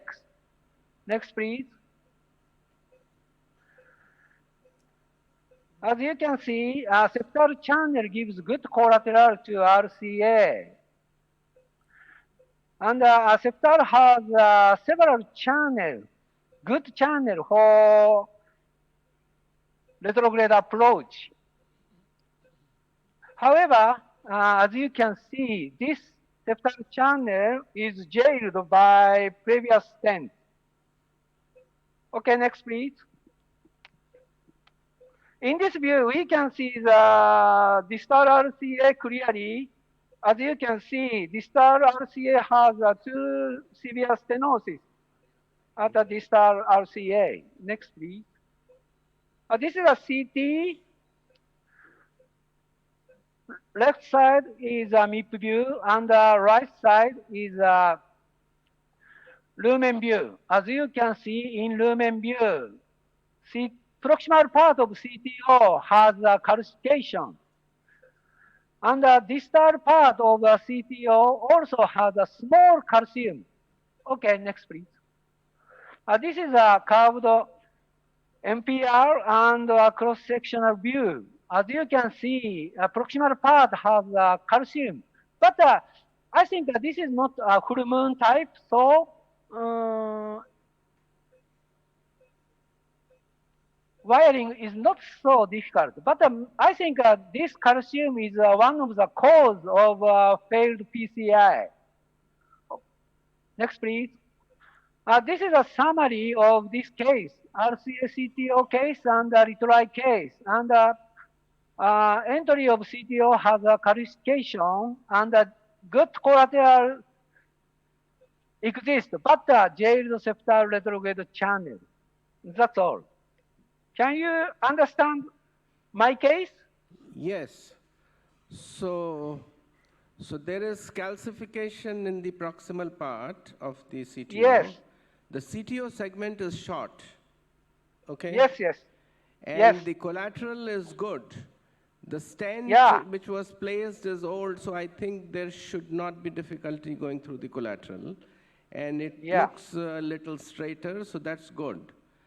I only wonder, you have a proximal RV branch at the RCA, and then you also see another second RV branch filling little late. So is it filling through bridging collateral, or it is flowing antegrade? Yes, I think first septal is first RV branch is filled by antegrade flow. And the second RV branch is filled by bridge collateral. So because it is short, so maybe, I don't know what you are trying, maybe we can ask others, or so maybe antegrade approach initially might be okay. Dr. Hamazaki, hi, Arun here. So, yes. I mean, I personally would start antegrade. I mean, we have a lot of information, like, and you have a very low threshold for flipping and going retrograde. You got great usable collaterals that you might have to jailbreak that stent once you get into the septal, may or may not. But it should be, in my mind, start antegrade. If it doesn't work, just flip, go retrograde, and get, hopefully it's a retrograde true-to-true wire case. Or reverse card as your bailout for retrograde.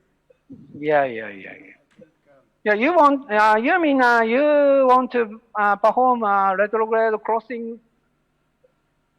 No, I was saying primary? start antegrade. If it doesn't antegrade? work, after a few minutes, then go retrograde, because you have a very usable collateral. Yeah.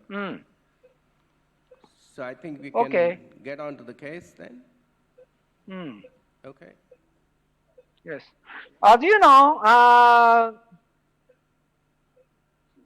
Japanese expert doctor is here, so I want to hear their comment. Okay? Yeah. This case is very short CTO, so even though the retry case, however, previous procedure was several years ago, so anyway, I would try to, at first I try to start with the antegrade approach.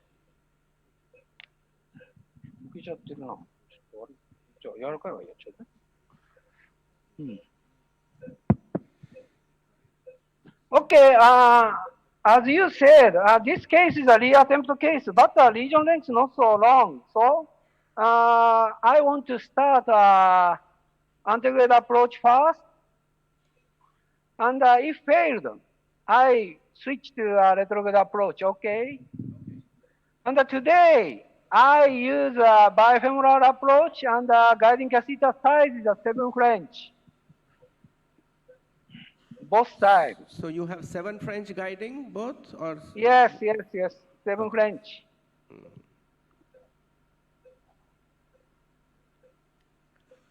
But you already have wires in the left system. Yes. As I said, in this case, stenting from LMT to LAD is already performed. And it is not so easy to engage in this case by guiding catheter. So first I use a VL 3.5, but I cannot. So I change a guiding catheter several times, but I cannot engage LCA with some guiding catheter. So I use a diagnostic catheter first, and after that, I advance guide wire into a coronary. After that, I exchange catheter from diagnostic catheter to guiding catheter using guide wire. So I have to advance into a LAD first, okay? Yeah. That's a good technique when you find difficult to hook guiding catheters. Several people would do that. That's good.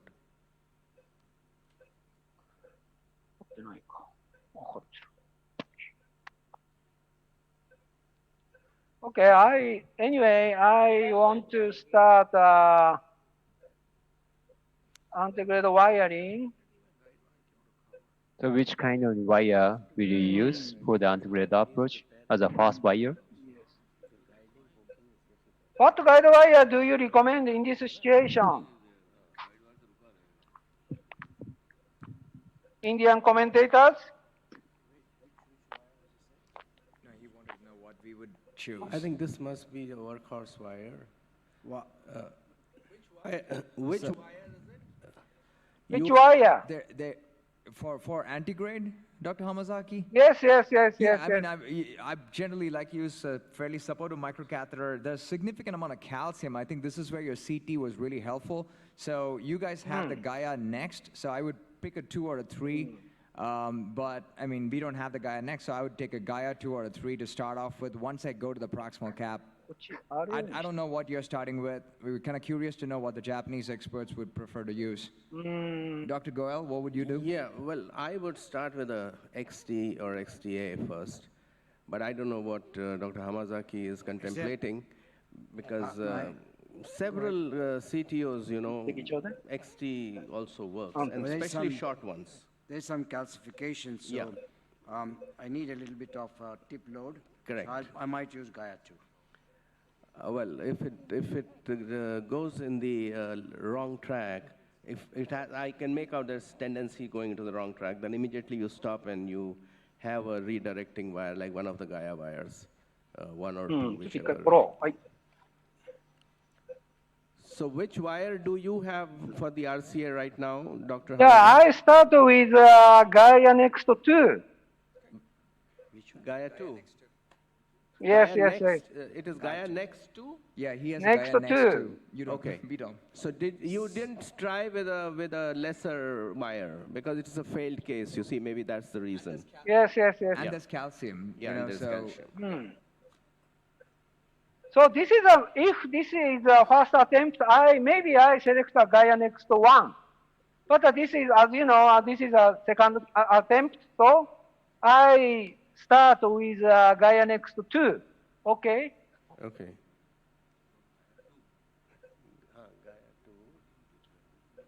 No, it's a very penetrative wire. Oh, it will just go into anything. Gaia 2 is strong.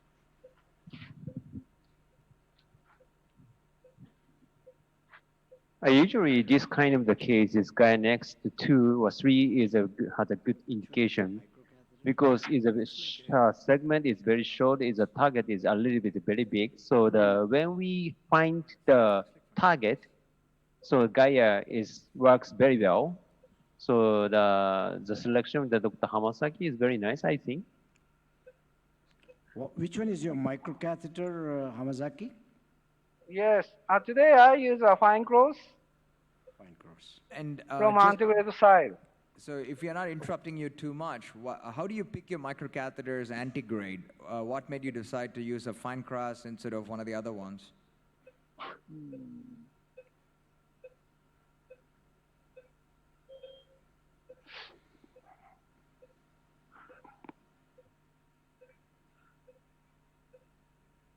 But in such situation, of course, use of Corsair is a good option, I think. As you know, Corsair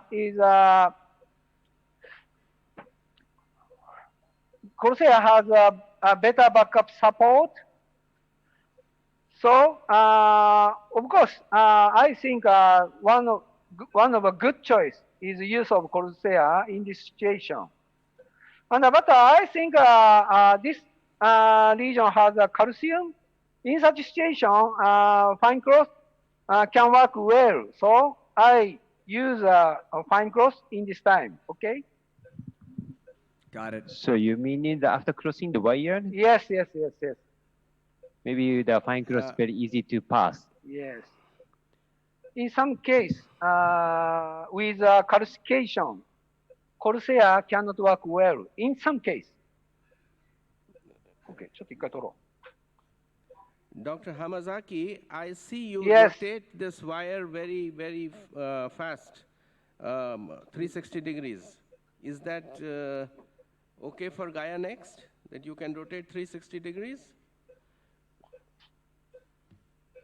Yeah. I use original curve. This is the original curve.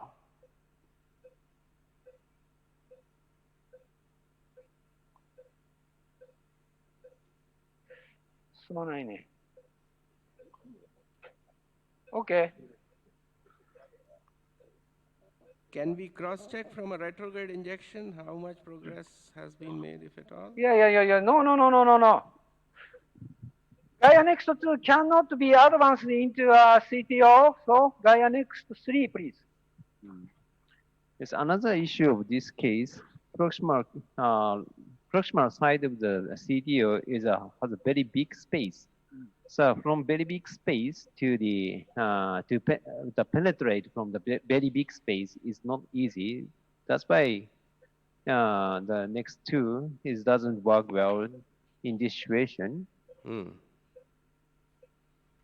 So the escalated the wire or the making the backup force with the Corsair or the OTW bar or Crujon Yes. OTW was is an option. so if we can put the wire inside side branch, the Sasuke or the DLC double lumen caster can make it the backup force in this kind of situation.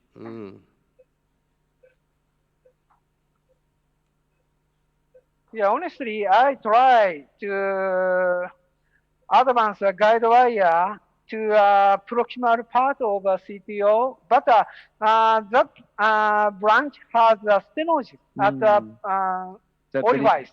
So it is difficult not to so insert. easy to advance, so I give up. Okay. Yes. Actually, in So this that this- anatomy, because of that bend in the proximal part of RCA, you see there is a superior going bend. Maybe that is Yeah. not letting your force go through. And that is why the penetration power of whichever wire we are using is less relatively. Because Yeah, of sure, that sure. bend, it is taking the force superiorly. You see that? The way it stops. So that in this kind of the case, escalation of the wire is sometimes doesn't work well. But I think his wire is advanced a little bit more. Is a more distally? No? Can you penetrate the proximal cap, Dr. Hamasaki? Check. No. No だね。あ、ちょっと抜けて。Have you made a... you see, it's OK。ちょっとワイヤーちょうだい。This is very important point in a very interesting situation.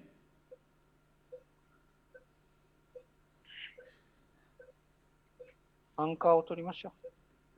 So wire escalation does not always works well. So basically, that we need the backup force for the Yes, system. yes, yes. お、お、なんか、ナイス。行きましたね。ナイス。Although fortunately, Yes, his yes, wire yes, is go yes, to the yes. side branch. Accidentally. But you can use the Advance. DLC now. So, Nasu Sensei or Dr. Hamazaki, I mean, would one of the things that you would Yes. consider is to wire the branch, put in a Sasuke or something and try? Yes, yes, yes, yes. I use a. Sorry, but it is not so easy to. Well, optionally it can escalate wire. Yes. Yeah. Sorry. Wire Yeah, escalation. guide wire cannot advance the deeply enough to use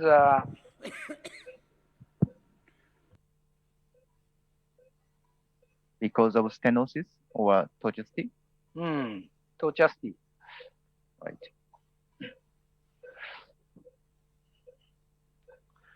I want to use other branch to perform anchor balloon technique.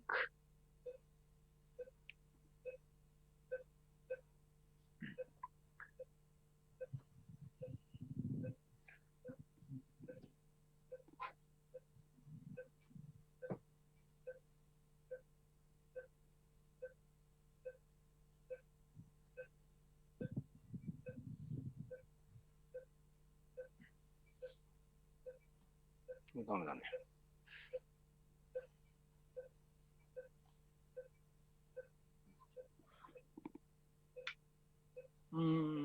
1.5で。1.5? 15でいいで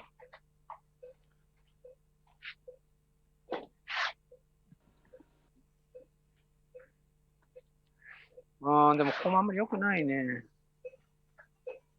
奥の方がいいね。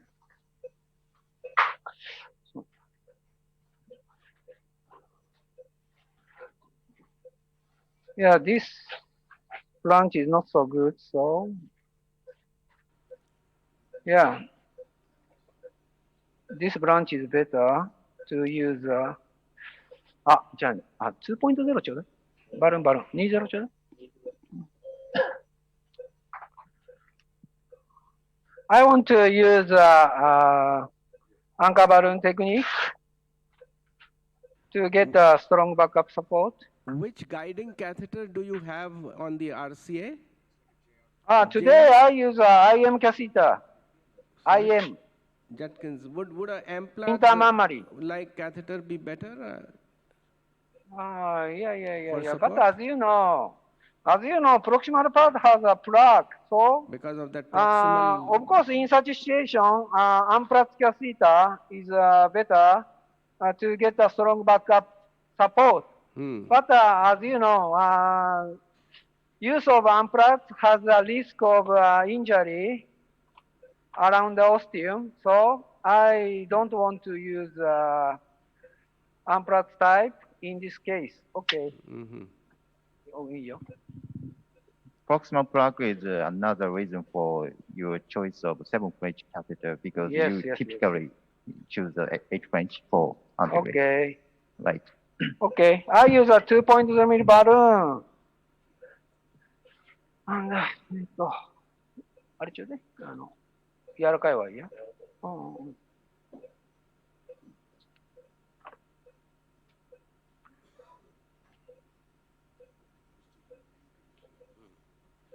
コンプロの12を用意しといて。いいよ。マイクロ進めるだけど。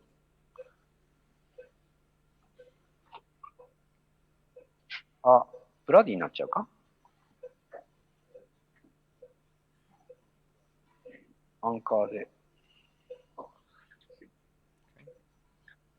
OK。はい。ちょうだい。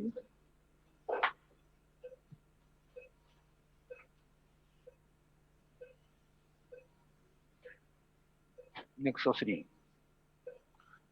And I use Gaia Nexus 3 again with backup support of the anchor balloon technique. Okay.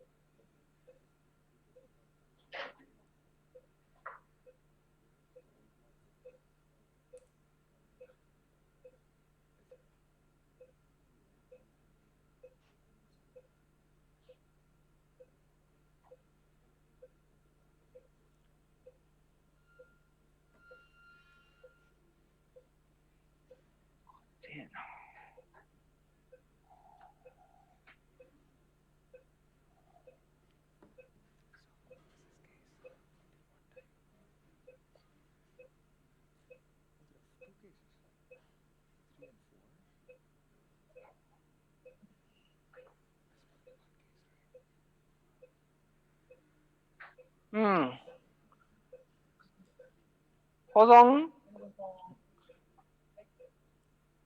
OK。じゃあ、そっち行こうか。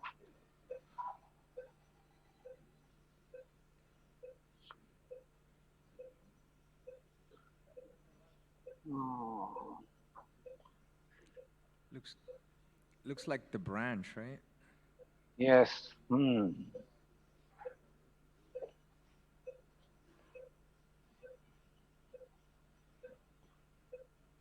So for the audience, one of the key things that you saw now was, I mean, Dr. Hamazaki has done, I don't know, probably thousands of CTOs, but it's about being careful. He didn't advance the gear. When he didn't know where the tip of the wire was, he didn't inject antigrade. He actually did a retrograde injection to see where the wire is before he did anything else.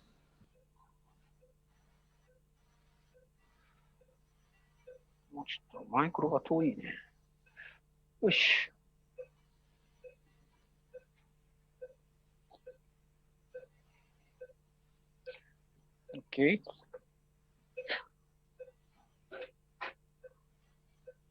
もうちょっとね、RA を振ってくんねえかな。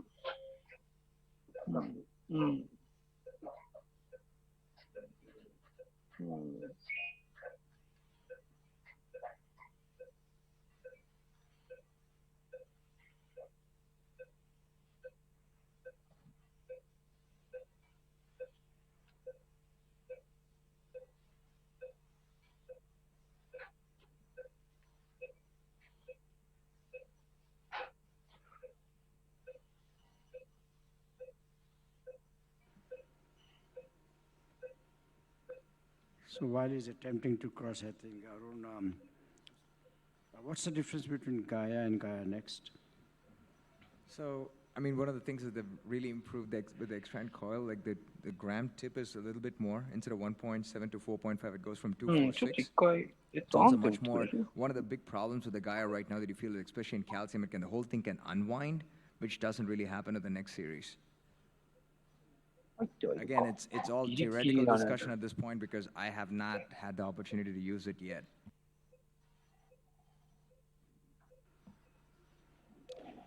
And to keep in mind that the Gaia 1 is a tip load of 1.5.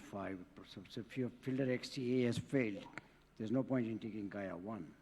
Then I think I think you are entering into the proximal RV branch all the time, and the branch that is there at the. Yeah, but I think this is a better route than previous one.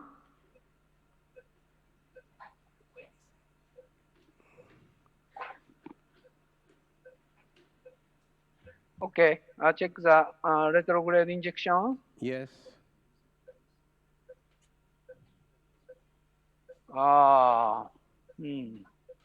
it in? Sensei, when would you go retrograde? How long? What's the plan in terms of how long would you typically try something like this antigrade before you say, okay, now I'm going to go retrograde? Okay. A little more angulation and wire escalation like Miracle 6.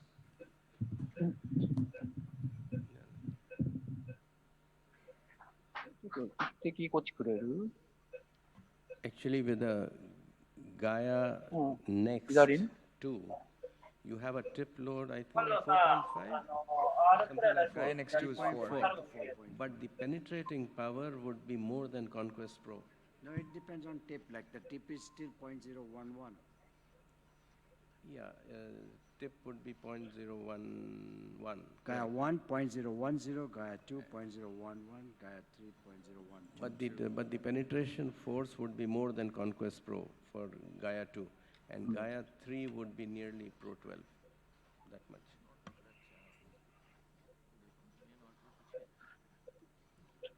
So, Dr. Okay, and the retrograde injection,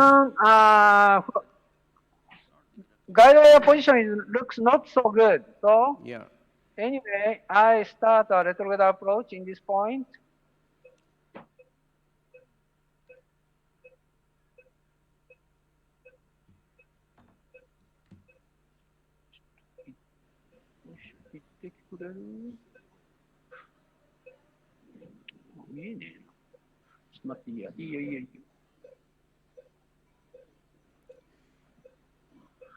So, Sensei, before you get started on retrograde, would you put in a guide extension catheter so that your backup issue is sorted out? Because even after you cross the collateral, you've got to get the microcatheter across. You're going to have a lot of challenges. So potentially one of the solutions is to just put a guide extension catheter, park it in the LAD, because everything looks pretty good. I know there's a stent there, which makes it a little dicey, but I mean, would you do it, or are you concerned because the stent, you don't want to go there?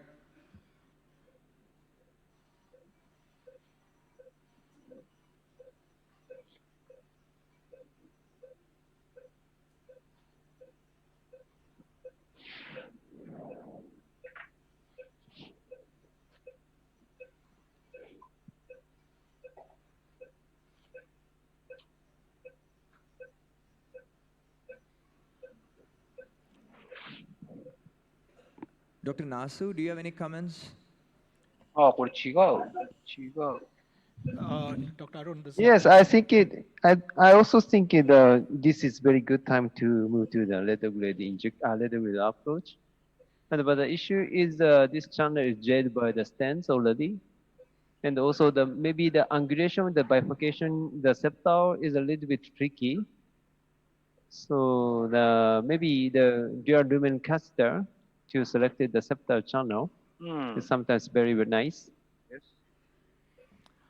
So Dr. Arun, while we are on this case, it may be nice if we could just let you know, I mean, the radiation protection that you normally take for your cases, for example, the cath lab settings in terms of radiation, the frame rates, and the use of RadPad. How frequently do you use RadPad for these cases when you're taking up these procedures? In fact, that was one of the things that I was watching. I mean, the machine that they are using is a Shimadzu. Looks like the radiation levels are, I mean, keeping a very, very close eye. LAO 90 or your left lateral, typically, I mean, you're going to end up zapping a fair bit. But again, sometimes it's needed. So there's always a trade-off. I mean, use the concept of ALARA as low as like reasonably achievable. And here, I mean, I think the first thing is almost always I use a 7.5 low fluoro setting. Pretty much every machine that's come out in the last 10 years has it. I mean, obviously, there are times when you know that you will have to use more because of body habitus or whatever.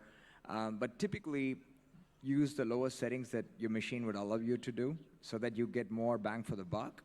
Angulations matter. So again, if you can get away with less angle, please do that. Collimate when needed. You know, table positioning, I think most of us know how to do all that stuff. Keep your IIS low. RadPad, if it's available, yes. If not, I mean, I think it protects us more.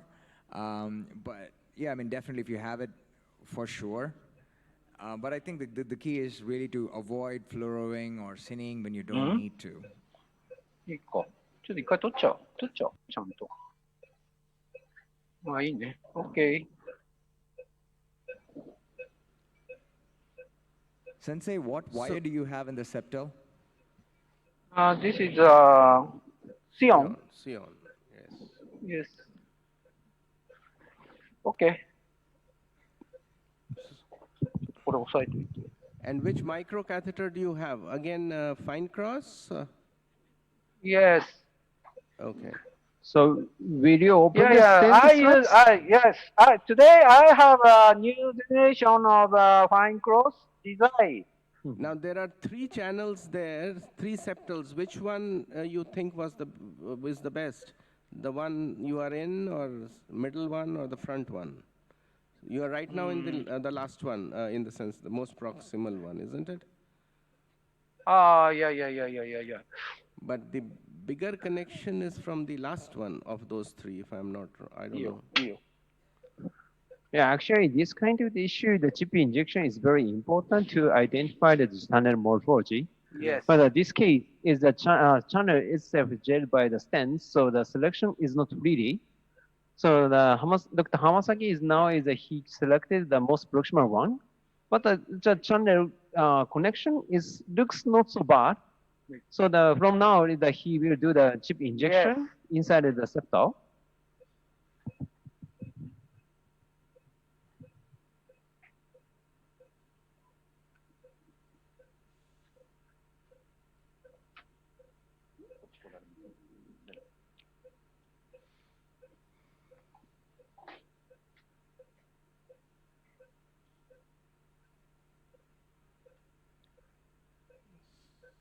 So you're going for a dip injection, or?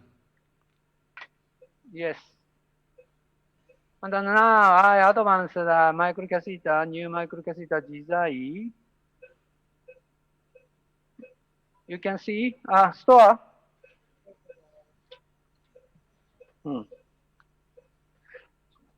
Okay. Design can cross the stent slot easily without resistance.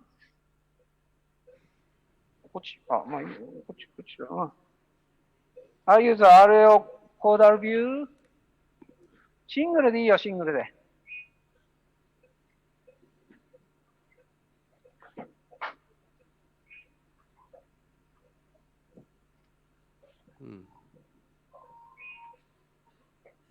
ずいぶん向いてるね。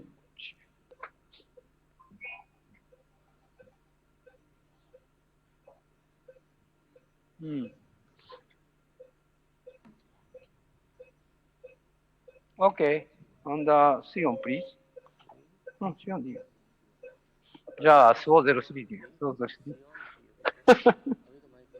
My assistant recommend use of Sion, SO03, so I change guide wire from Sion to SO03.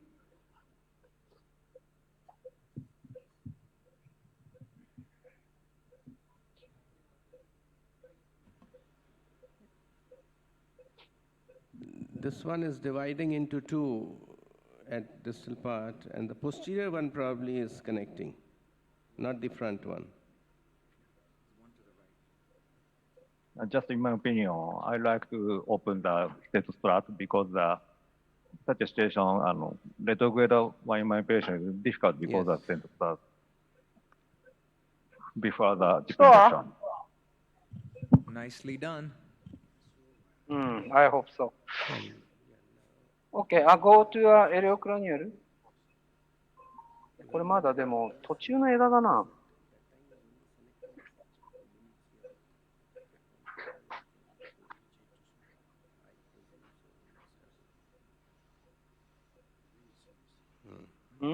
Okay.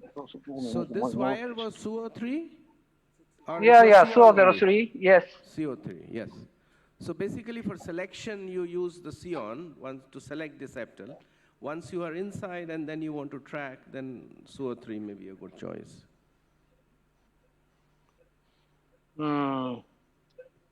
It is not so easy to advance the guide wire to proximal part.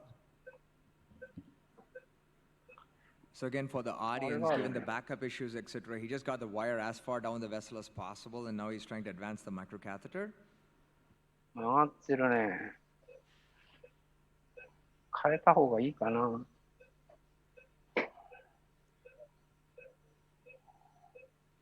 Yeah, this angle is not so easy to advance to proximal side.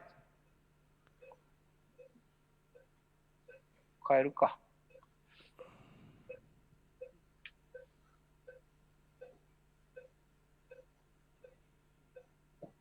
Okay.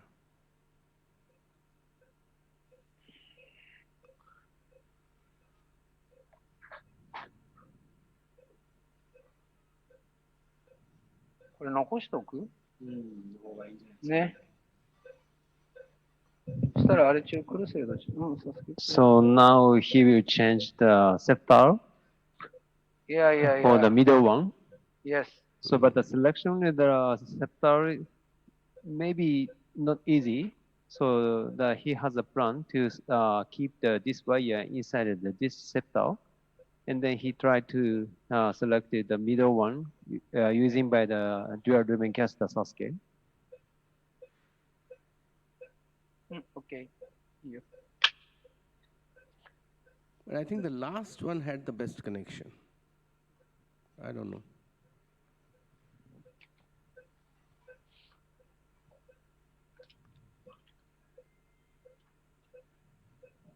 Mm. どっちよ、こっちか。あ、サスケじゃなくていいよ。クルセイドでいいよ。But I think the last one is orifice is different. Is those two proximal septals. So now we can get the proximal septal so that we can try to the middle one, and then if failed, we can move to the third one. So every channel seems to be connected well. うん。うん、そのままでいいよ。はい。どこで？うん、シオン03で。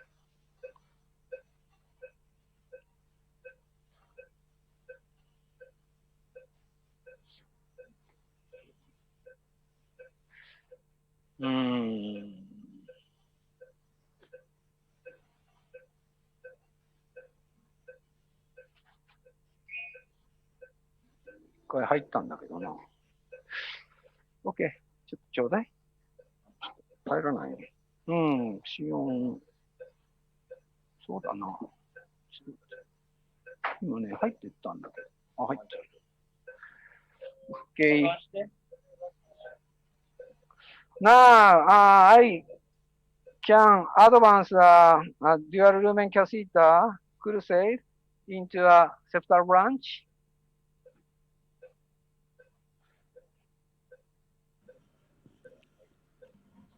Hmm? 角度は、さっきの方がいいな。The second wire is Sion? Second wire is Sion now. So given that he wants the other branch of that septal, using a dual lumen catheter, getting into the septal, and then Yes. he withdrew the microcatheter, and hopefully we're going to be able to wire the other branch. I think the proximal port is in the LED now, Sensei.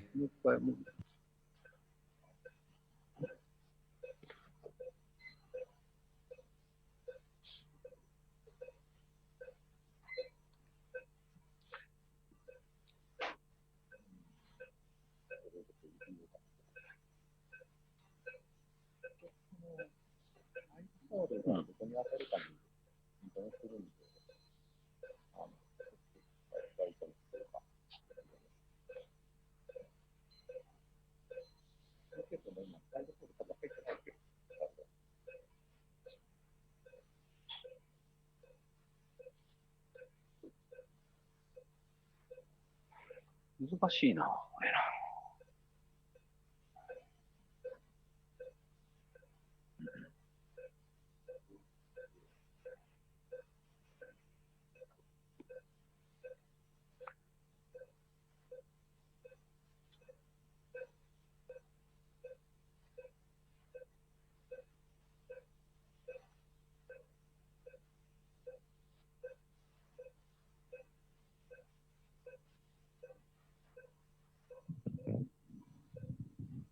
So why don't you are you cranial? Oh, you can select. Okay. This is a small branch. To identify that this bifurcation in the audiocranial is better, I guess. I want to, yeah, this is a maybe a small branch. And I want to use a larger one. ああ、いいのか、でも。うん、そうだね。OK、OK。じゃあ、 I think that is the channel probably. Yes, I hope so. I remove this wire first.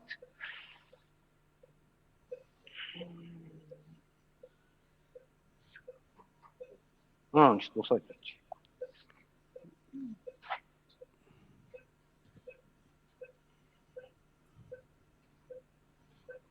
Okay.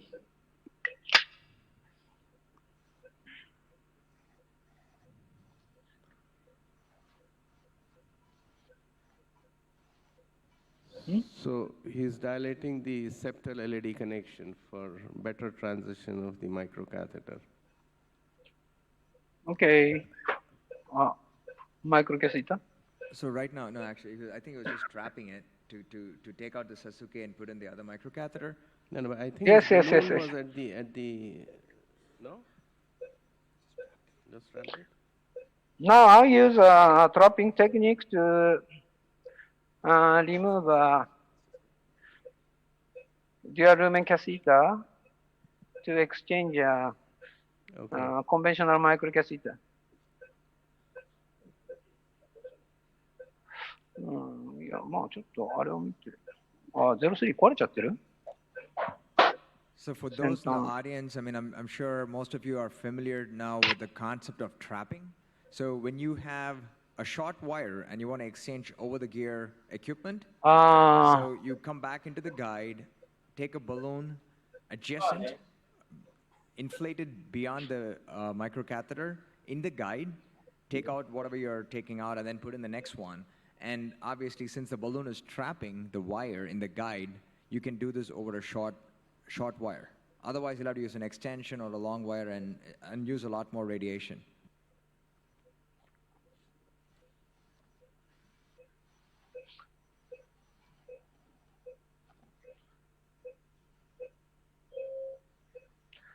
Now I check a backflow.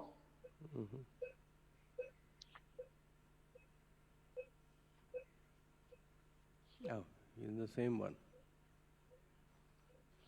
But the backflow is not so good. It is so the same channel.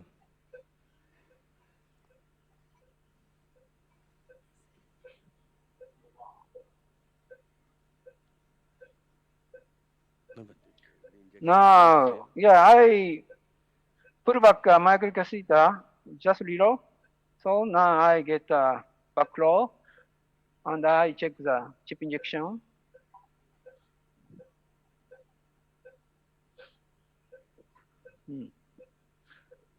Yeah, this channel looks good.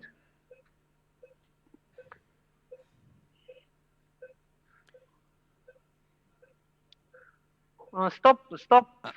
I think the other channel has a separate hole from the LED itself. It is not a branch of this. It is independent from the LED, a separate one.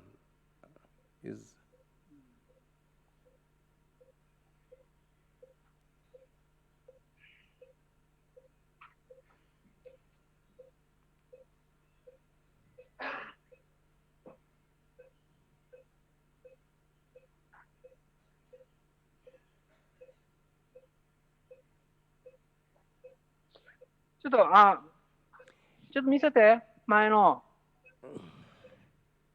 ストップ。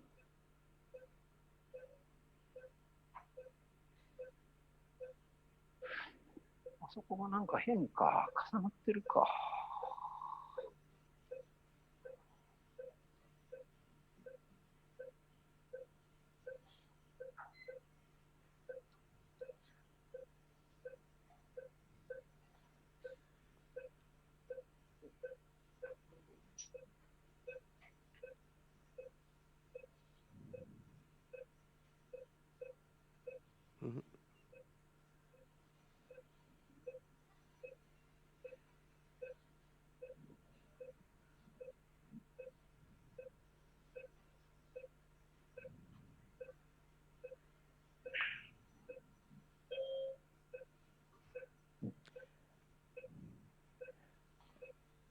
Dr. Hamazaki, Yes. this is a caudal view, okay?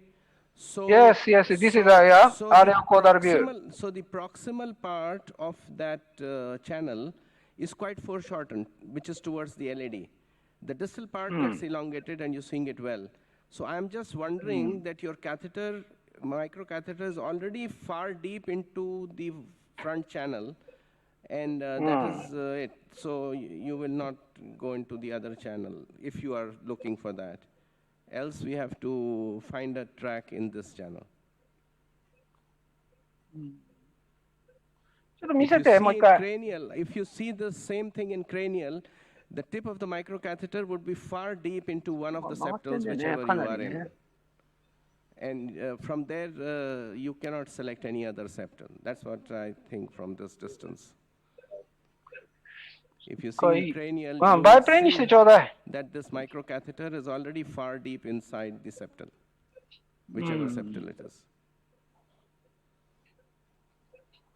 Okay, I check the angio.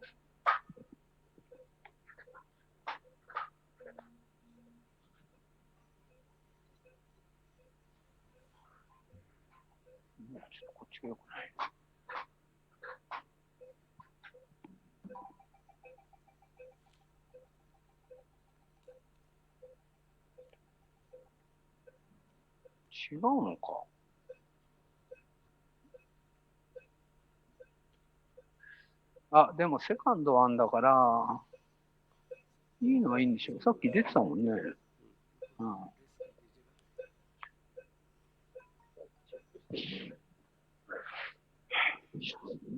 OK。じゃあ戻って。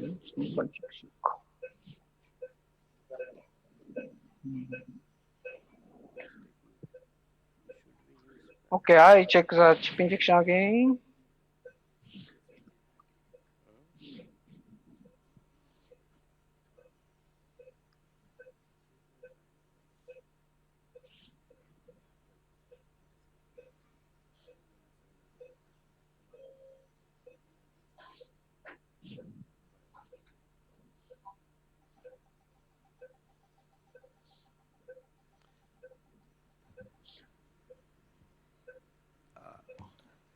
Actually, as Dr. Hamazaki is working on the case, yes, we just had a question from the audience, so we'll try to address that.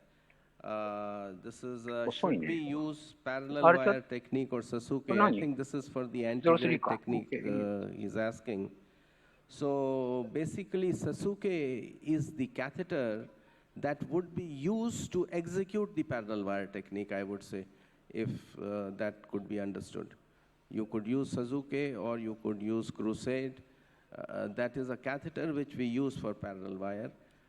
We don't do it with two independent wires because then there is a lot of wire bias and the pushability and these dual lumen catheters improve the pushability and control of the second wire.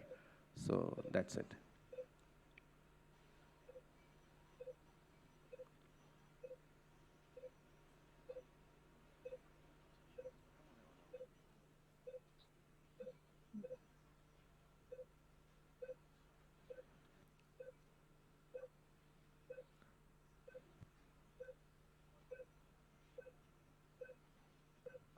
And I guess there was one other question on head-to-head comparison of the various techniques, given that you have antegrade, you have dissection reentry, you have retrograde.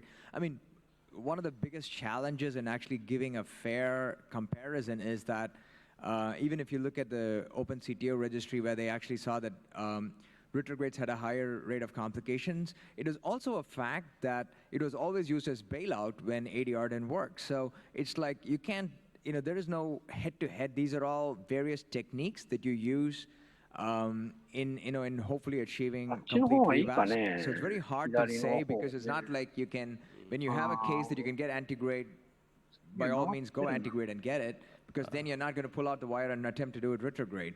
So it's very difficult to find enough patients where you can truly have a head-to-head comparison. Now that being said, all retrogrades are not created equal, all ADRs are not created equal, so it makes this situation even more complex.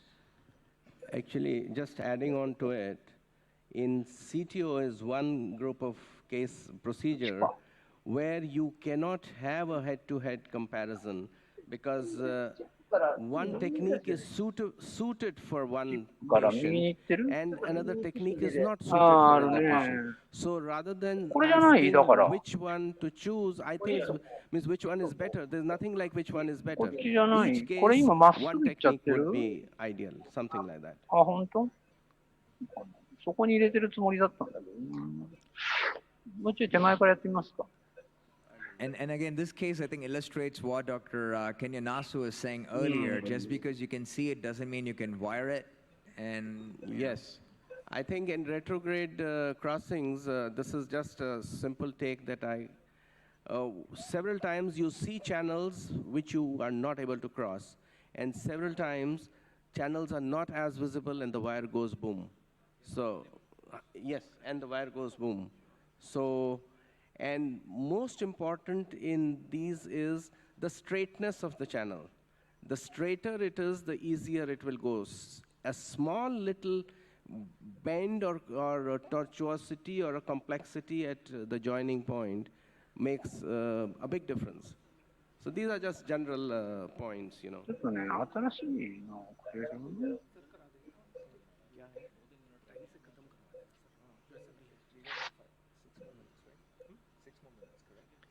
So, huh?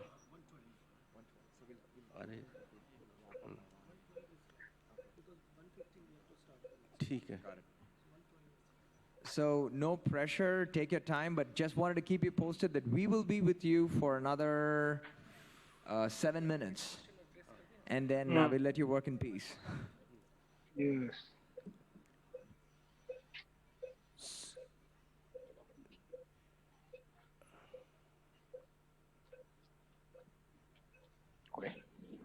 これか。うん。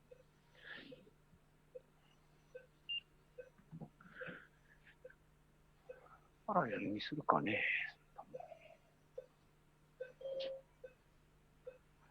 これが2本目のあれなのかな。ちょ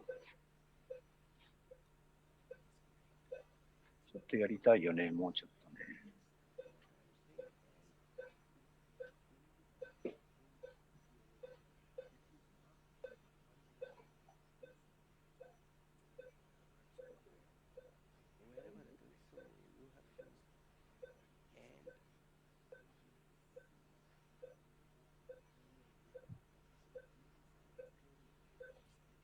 ストアして。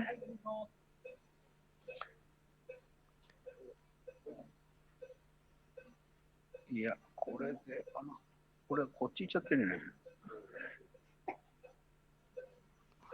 Yeah, I think the more left side is a better route. So, Dr. Hamazaki, I think yes. Well, we will have to leave in next couple of minutes. So if you yes, have, yes. I'm sure CTOs are cases which take time, so you can't sort of just rush it through. So and I'm sure you will be able to get across. I'm sorry. So if you have any plans or anything you want to say to the audience, you're welcome, and then we will probably wind up this transmission because of the time constraint. Yes. And I would say we had a good learning session.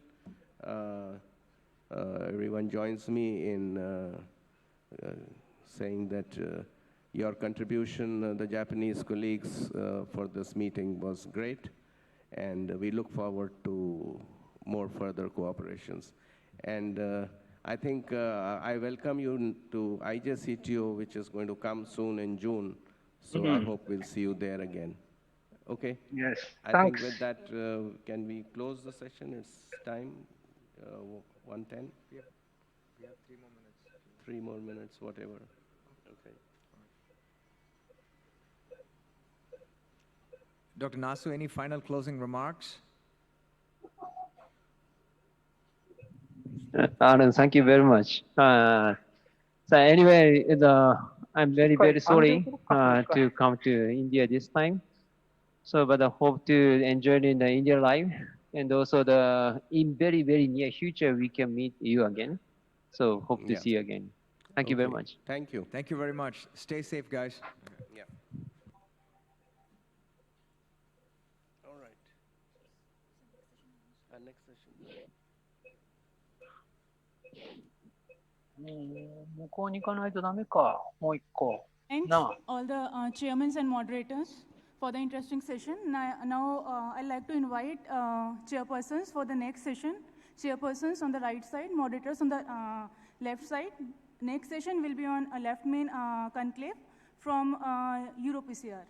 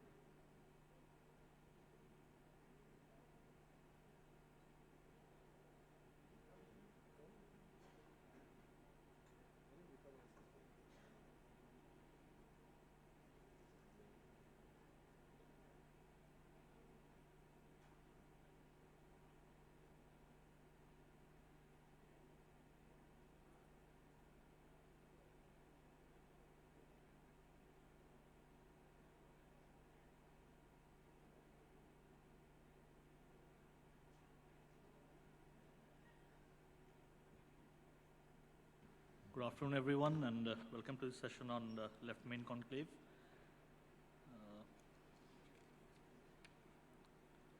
At the very onset, may I welcome Dr. Thierry Lever from France to present his opening remarks, and I'm sure he'll be giving us a brief insight into what we're going to do for the next 1.5 hours, about why left main is different from the other subsets, what are the peculiarities, how to deal with them, and what would be the best strategies.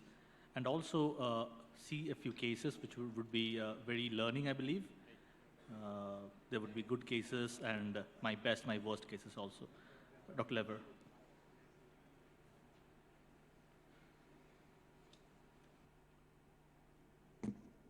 Okay, thank you very much. So it's my pleasure to start this session, the left main conclave. And this is my opening remark. So at the beginning of the 20th century, left main stenting has become an alternative to surgery in selected centers. And you know that now we have the follow-up of the syntax study at 10 years, showing equipoise in terms of mortality between surgery and CABG, with an old stent, which was the syntax stent.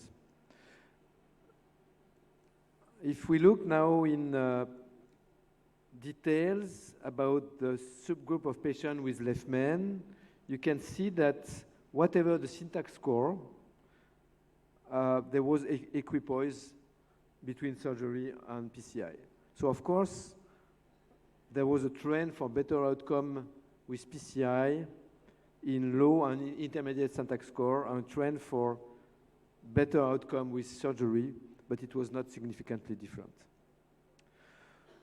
So therefore, the question today is not should we do it, should we treat the left main with PCI, but how to do it properly in order to minimize peri-procedural events and optimize the long-term outcomes.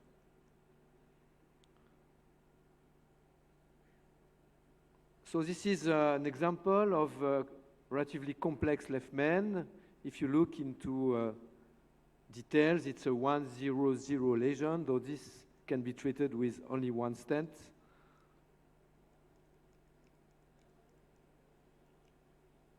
And this is the final result. And during this session, we'll discuss how to obtain this kind of result with a provisional Cyberone stenting approach. So we'll start with the current techniques by Bernard Chevalier. Yves Louva will give you his best case and his worst case. I will speak about provisional versus two stents in left main, and Vinay will do two stents. Then we'll have a live case from Clinique Pasteur Toulouse with Jean Fajadet, and Adrian Banning will talk about the role of imaging. And I think we are missing also the role of coronary angiogram by Christophe Nabert. Thank you very much.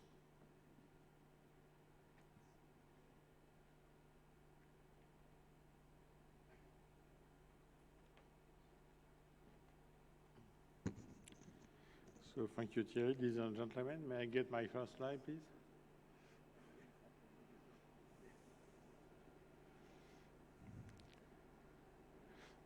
Okay, ladies and gentlemen, the guidelines so far explain that left main PCI is a 1A indication in case of syntax score in the first tercile, and you have 2A for the 22 to 32 group, on the 3 grade for the syntax score more than 32. In fact, it's probably interesting to consider the syntax 2 score, which is combining the anatomic evaluation by syntax 1 score on some clinical criteria, and it's probably something we can use more in the future. So the first situation is considered as a simple situation, which is ostial mid-shaft lesion. And it's not so simple than that. So because it frequently calcifies, you need to appropriately prepare the lesion. Of course, you can consider not touching the bifurcation if the line for the left main is long enough. You should have a good stent with good scaffolding with radial force, meaning that you need a larger size. And it's particularly important to have a good angiographic imaging, select the best view to avoid overlap between the ostium and the sinus of Valsalva, to have a good coverage. And there is a situation here where you should be aware of the risk of strut damage by the guiding catheter, and it's particularly important to control that. But of course, the most frequent situation and the most complex is the distal left main location, because it's a large proximal main branch, because it's orthostial location, because as shown in the example from Thierry, reference diameter could be confusing. You need to apply the Murray law. Side branch is frequently an inappropriate terminology because circumflex is sometimes not so side. Large vessel, a lot of myocardium supply by this vessel. The angle is usually wider than long left main bifurcation. And there is room for improvement. We know from the Excel trial, but even if there is no safety issue doing PCI in the distal left main, at least in distal location, as we can see, PCI is associated with more revascularization. The first key point is to analyze the lesion and from this analysis to obtain a good strategy with plan A, plan B. Diameters are important, angle, plaque distribution. We do have to take that into account because we think that the carina is diseased, but usually the carina is spare of disease and the disease is opposite to the flow divider. And you should base that on the angio, of course, but also on intravascular imaging. And it could be IVUS, it could be OCT.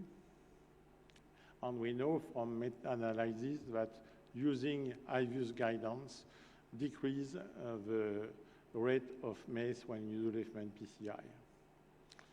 Why? Because this intravascular imaging gives you a better disease assessment, a better lesion evaluation. You have easier complication identification. Of course, you can do that by angiography if you have a lot of experience in left main PCI, but if you're starting to a program of left main angioplasty, you need IVUS.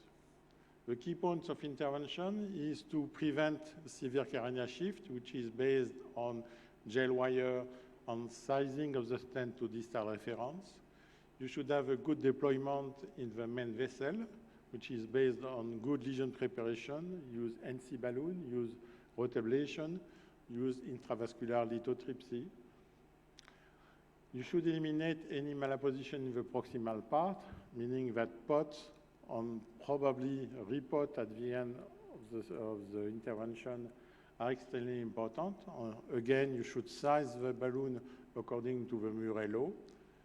Good scaffolding in the proximal part is very important. That means that you should select the stent based on the overexpansion tables who are giving you the right diameter you can use, particularly when you select the stent at the start of the stenting procedure. And you should keep a good access to side branch, because if it's a large circ, you need to keep access for future interventions. And this is the role of kissing balloons followed by POTS. In terms of technical options, you have mainly two options. Start with stenting the main branch first, or start with side branch first. The first one, it's more a provisional stenting strategy, because you are keeping the possibility for having only one stent in this bifurcation.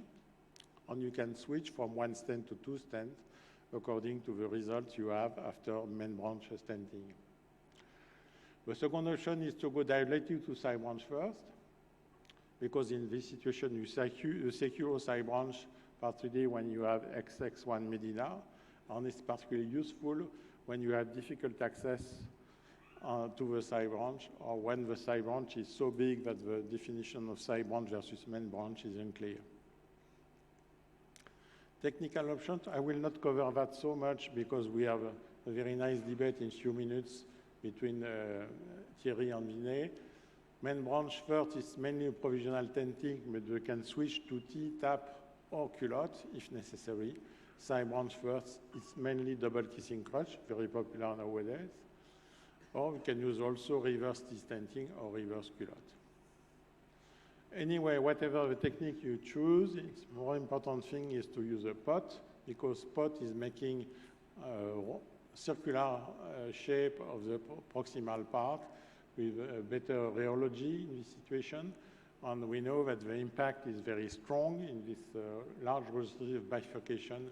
POT is associated with reduction, significant reduction of target SLMI, of TLR, of stent thrombosis on TLF. Trifurcation is something a little bit different. You have to consider 7 French in this situation, of course, to protect the 3 branches. You can do triple kissing at the end. You can do double provisional stenting approach. But in the Excel tri, as you can see, there is no difference in terms of outcome when you compare trifurcation versus bifurcation. So to conclude, the keys to success: a good pre-PCI analysis and evaluation, a planned strategy with backup plans, respect the natural anatomy, have a good imaging, and a rigorous technique. I thank you for your attention.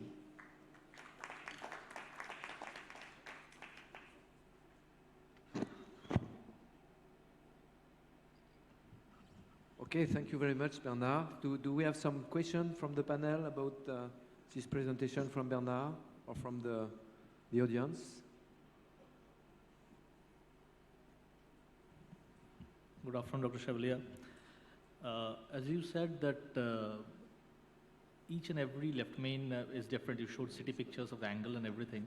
What we realize is one of the really difficult portions of the left main is perhaps finding out the ostium. And we know perhaps the ostium is not exactly round. It may be a difficult shape. It may not be a tubular structure, in fact. So what would be your suggestion to get a proper ostial stent placement? I think the key issue is to have a good view of the ostium, to be sure that there is no overlap between the sinus of Valsalva and the ostium. And when you get this view, you can really place your stent at the right position, which is usually a very, very short protrusion in the aorta. very, very short, very minimal protrusion, maximum 1 millimeter. Bernard, I have a question. Many of us, doing interventions in ACS because the majority of interventions in our country are in ACS. So what do you think in ACS situation, left main, what should do? And at times, imaging is not available in many centers. I'm sorry, I have a difficult sound, so I don't understand your... Many of these patients, they present with ACS. Yes. So, in India, almost 70 to 80% of these lesions which are done in ACS lesions. Yes. And many of the centers doesn't have access to imaging. So what is your suggestion for those who have such a situation? I think if you don't have access to imaging, because it's an acute situation, you should consider to use imaging in planned patients. Because what is important is to get some experience doing left main PCI with imaging to understand what you can obtain from the IVUS and what you can obtain from an angiography. And again, a very important tool, if you don't have access to intravascular imaging, is all the stent boost, stent vis techniques, which are very useful, not only to see the deployment of the stent, but also to see the calcifications. Thanks.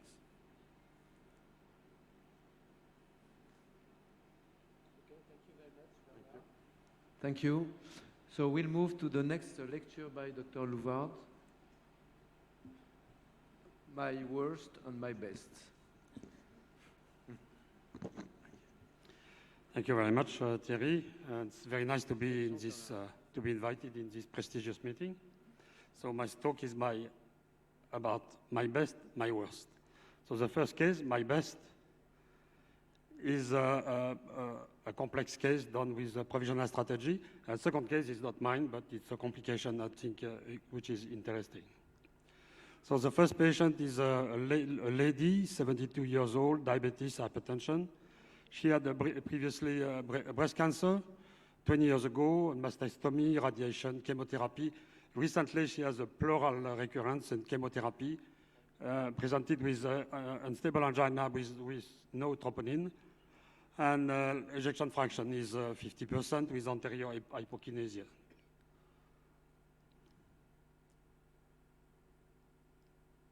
Oh. Okay, so here is the case. On the left, you can see that you have a diffuse and distal left main, 111, a complex lesion on LAD, lesion on diagonal, and lesion on the proximal circ. So it's nearly a quadrifurcation of the left main. The right is also sick and with a long lesion on the second segment and diffuse disease in the distal bed. So this case was discussed with surgeon. The syntax score is 38. The surgeon refused because of radiation and ongoing cancer.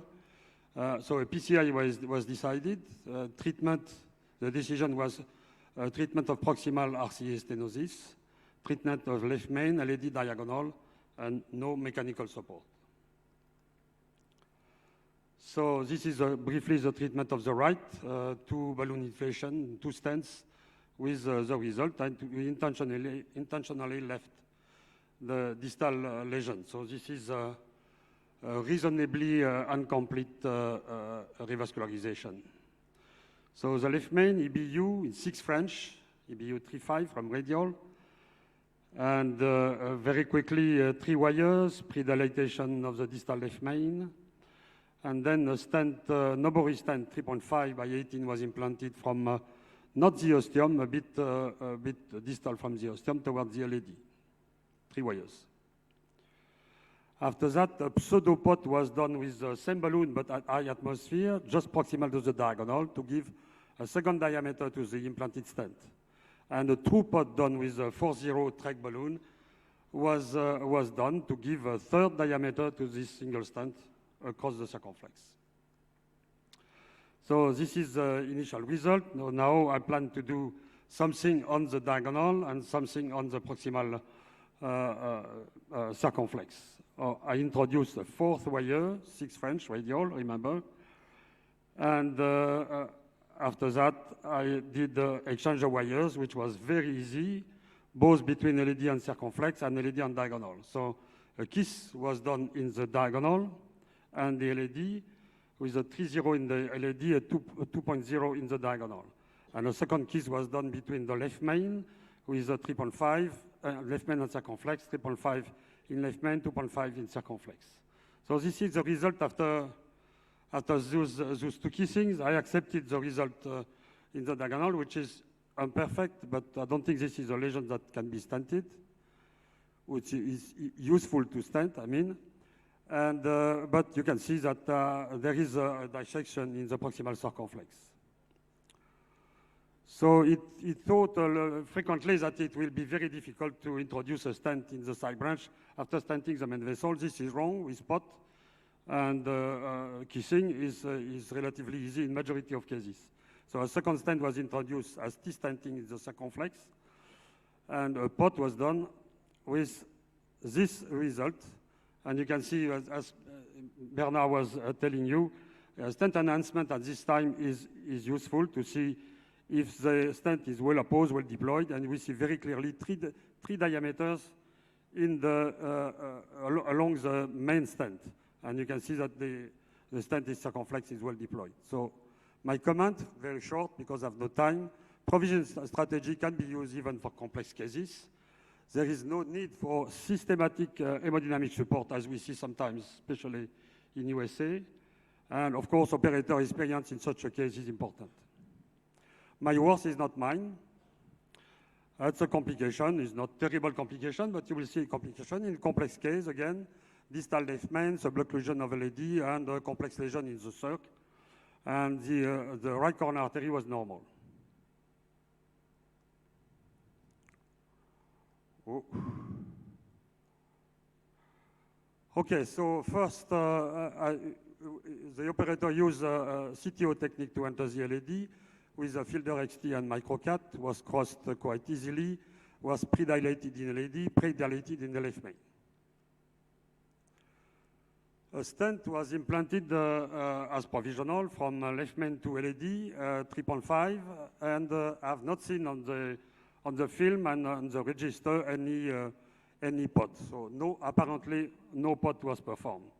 The result was okay, but of course, as you know, with angio, we don't see really if the stent is opposed in the left main. After that, the operator, you have not seen the result. Distal in LED was not good, distal to the stent. Sorry, I move forward. So a second stent was implanted distal to the previous one with the protection of the diagonal, which on the right, a good result. So after that, we see something which is not easy to see, but something is wrong. So he prepared, the operator prepared to do a kissing between left main and between LED and circumflex. But you can see that proximally to the two markers of the two balloons, there is no stent. So of course the kissing was performed, and immediately after that we had the explanation. Okay, I think you can see that the stent was pushed distally with 3 rings superimposing just proximal to the circumflex, not in front of the circumflex, fortunately. So this is what is called longitudinal stent distortion. And this was, of course, corrected by an additional stent in the left main without crossing the circumflex again. And the operator abandoned or decided not to perform the treatment of the circumflex. So the stent distortion can occurs normally because of a conflict between the catheter and the stent. And this conflict can occur when you remove a balloon, for example, without full deflation. You are afraid by the pressure going down, you pull quickly, and the guiding enter the left main and crush generally laterally the stent. Or it can be seen also when you do the maneuver of degelling the wires, was the case here in the diagonal. Of course, was the case also for the circumflex. So this is another simulation showing that when you have a wire outside the stent and a wire inside the stent, when you push the guiding catheter, then you crush laterally the stent. Remember to remove the guiding. When you do this maneuver of degelling, remove the guiding from the ostium of the left main. So there is some clinical consequence of this complication, longitudinal stent distortion, and was in a sub-study of Excel trial showing that MACE is double when you have a distortion. There is a death rate which is increased numerically, no significance. There is a left main related MI is increased largely, and left main ischemia driven TLR is also increased. So this stent distortion has clinical consequences. And my conclusion, this is typical but not specific problem of provisional strategy for left main stenting. It's difficult to ignore in severe cases, but it's underdiagnosed, especially in Excel was not seen. Precise treatment is apposition of the thread. If you have 2, 3, 4 layers, you have to appose. And it can be avoided, of course, by not keeping the guiding catheter close to the stent. Thank you very much. Thank you very much, Yves, for sharing these very interesting cases. So do we have comments from the panel, discussion in the audience? Or? Congratulations for the wonderful cases, very complex cases. Now I want to know what French catheter, guiding catheter did you choose for both the cases? Because in first case, which is your best case, at one point of time you use 4 guiding wire. And so did you use a 8 French guiding catheter? No, the first case was done with 6 French. Did you have any plan to use 2 guiding catheter in place of 1? No. In the first case was 6 French, up to 4 wires with a kissing, which is possible. This is what we are currently doing in our cath lab. We use 6 French as a default catheter. Sometimes if we have a giant left main, we can use, or a trifurcation, we can use a 7 French. In the second case was also a 6 French. So the practice in our group is to do the radial in 6 French to treat left main, complex or not complex. Dr. Luwad, I am Dr. Kumar. How are you, sir? Very nice to see you. We have a question because the second worst scenario case which you showed, the longitudinal distortion of the stent. So you think the selection of guiding plays a role? Some of the people say if you take extra backup for this left main, there's more chance of left main dissection when you pull the jailed wire. Or if you use a Judkins catheter for these left main ostial, the chance of left main distortion is less. So what's your opinion on it? Looking at my colleague here, Thierry, I don't think we are using currently Judkins. But for sure, to avoid distortion, one catheter has to be avoided is Amplats. Because with Amplats, you are either inside or widely outside. You are not marginal to the left main, which is a good position, in fact, to be to push your balloon and to make your exchange. So you can manage an EBU with your left hand to have it just inside the aorta, but in front of the left main. If you have an Amplats, it's deeply in or completely out. So no Amplats for the left main. This is a factor to avoid the stent distortion. Yeah, I think this question is very important because we know that longitudinal distortion occur in 7% of cases in Excel, and it doubled the MACE rate at 3 years follow-up. So it's very important to avoid longitudinal compression, and the best way to do that is to use the left hand to control the guide when you pull back the wire or you pull back the balloon, and wait that the balloon is fully deflated. So 5 seconds is not enough to have a fully deflated balloon. 10 seconds, 15 seconds is better, and then you can remove the balloon, but with the control of the guide with the other run. I think it's crucial to avoid the longitudinal distortion. Of course, when you have a gel wire, you have a lot of resistance. So if you pull back the wire, you attract the guiding catheter in the stent. And there is one wire which is outside of the stent. So you will push the stent and crush it. And the example of Yves is perfect because we see that it was crushed for nearly 1 centimeter. So it's very important. You have a comment? No, one technique which you can use to avoid the stent diving in, before you pull back the balloon, as Thierry said, wait for the balloon deflation, and first movement you make can be forward. You push the balloon forward, then the balloon gets released from the stent or the vessel surface. Once that is released, when you pull back, the chances of pulling the guiding is very less.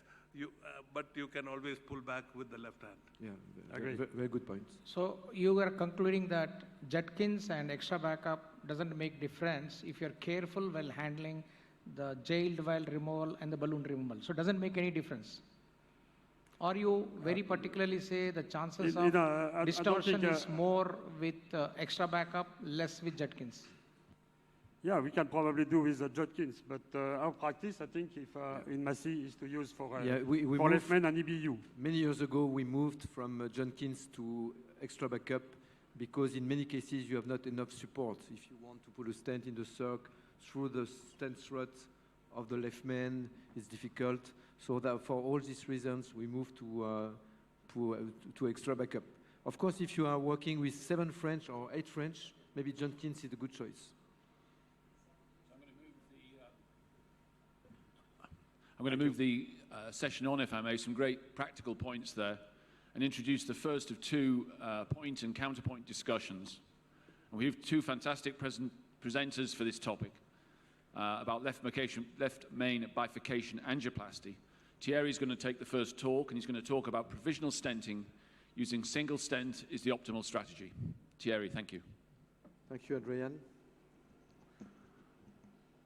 So provisional Cyberone stenting is the optimal strategy.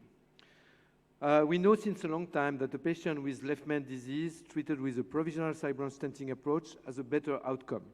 This is coming from many studies. I will show you just the outcome in syntax, so all study with Taxus stent at one month follow-up. If you compare provisional to 2 stents, you have a huge difference in terms of outcome, and you can see that you divide by 50% the MACE rate. In a more recent study, which is Excel, you have exactly the same, maybe a little bit less. But if you start with a provisional approach, you have better outcome, 14% at 3 years of death, MI, or stroke, as compared to 21% when you start with the 2-stent strategy. Of course, it may mean that you are treating more complex patients, but if you can use 1 stent, it's probably better. What about the last generation of drug-eluting stent? Of course, we heard from Antonio Colombo that the last generation is a great equalizer. You will see that it's not completely true. So this is the comparison of provisional versus 2 stents with early drug-eluting stent generation. You can see that with the next generation, there is still a difference, but less. But there is still a difference. And if you look at 1 stent strategy comparing early generation to last generation, it's very equivalent with 1 stent, but again, with 2 stents, you have a difference. So provisional Cyberone stenting is a philosophy. So it does not mean that you will end the procedure with only 1 stent.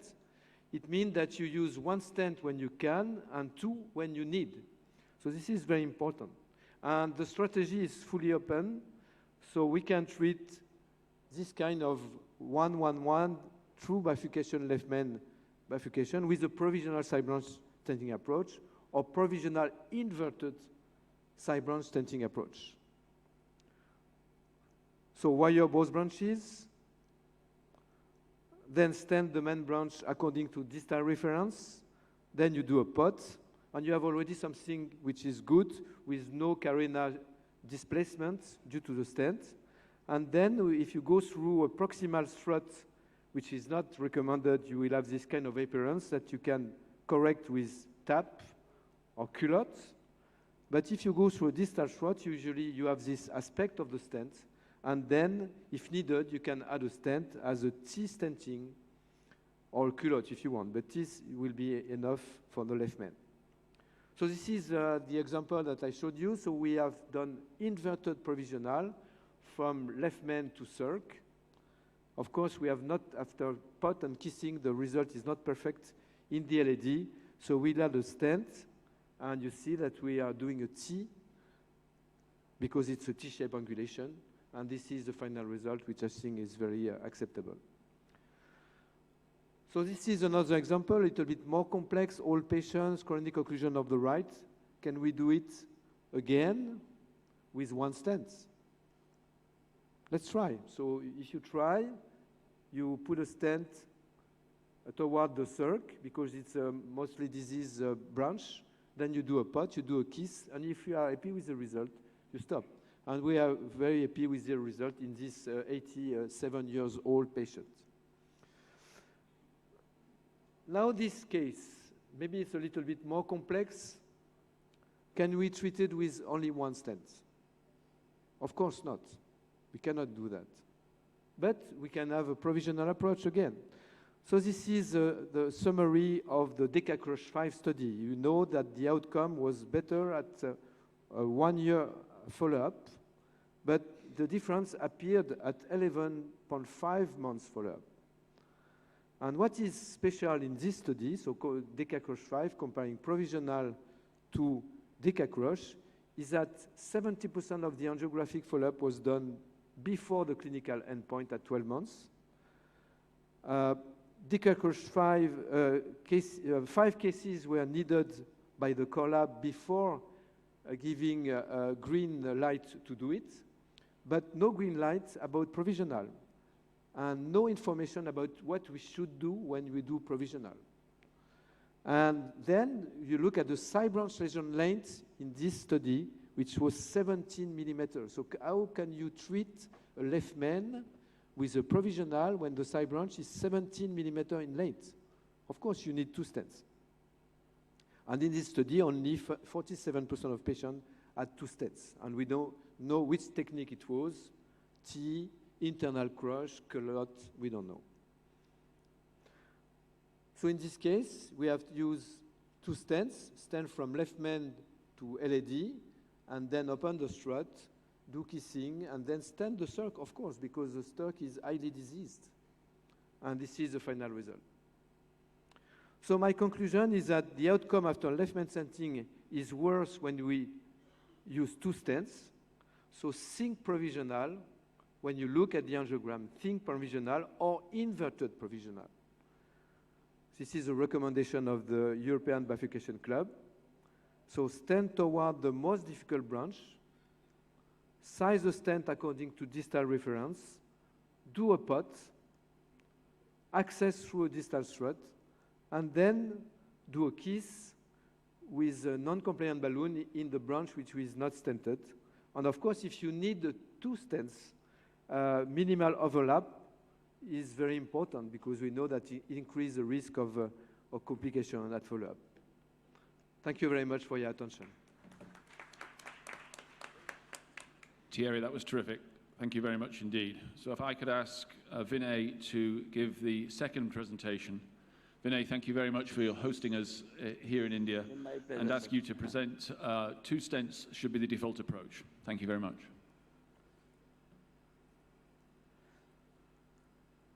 So my opponent Thierry is a master in bifurcation stenting.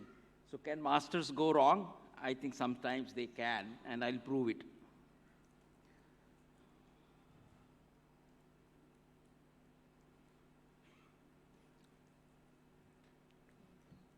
Okay, let's go by the history.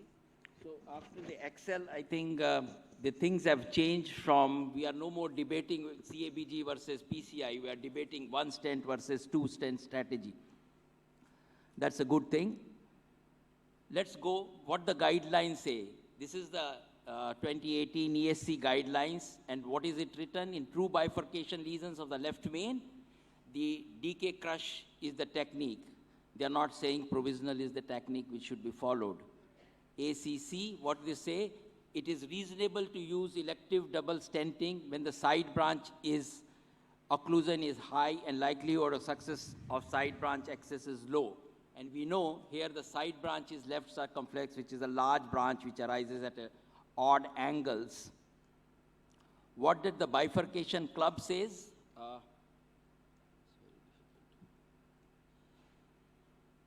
It says that it's a philosophy, as he was telling, that provisional approach is pursued simply because it is more difficult to perform. They say if the optimal results can be obtained by the operator, go for a double stenting. If not, go for a provisional stenting.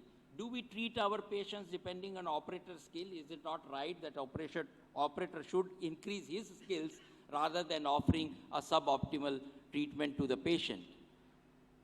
Now, it depends. If you take a left main stenting, it's not the usual non-left main stenting classifications which we have to follow.